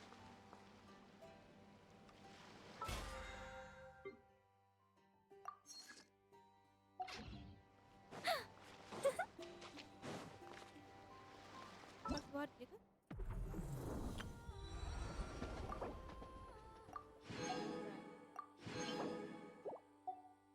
Tapi ini oh, dia terlepas.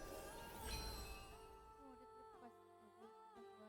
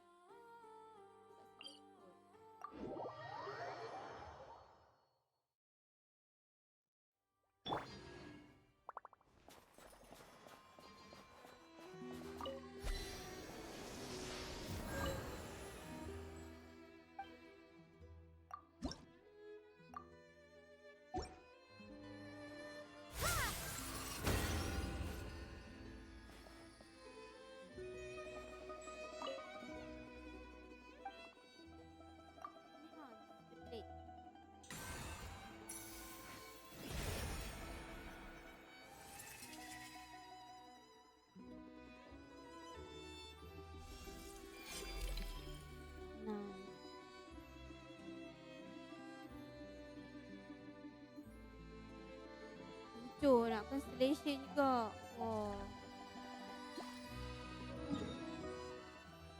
Habis dia punya ni baru ada 1, 2, 3, 4, 5. Wah, ada map lagi tak buka. Gila-gila lah. There's a lot to do here. So.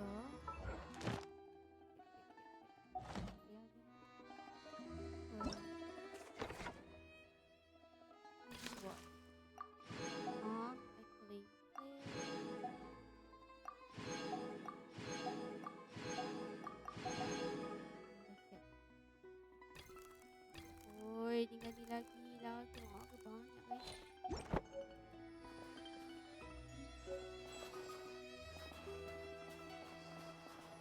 Okay lah semua.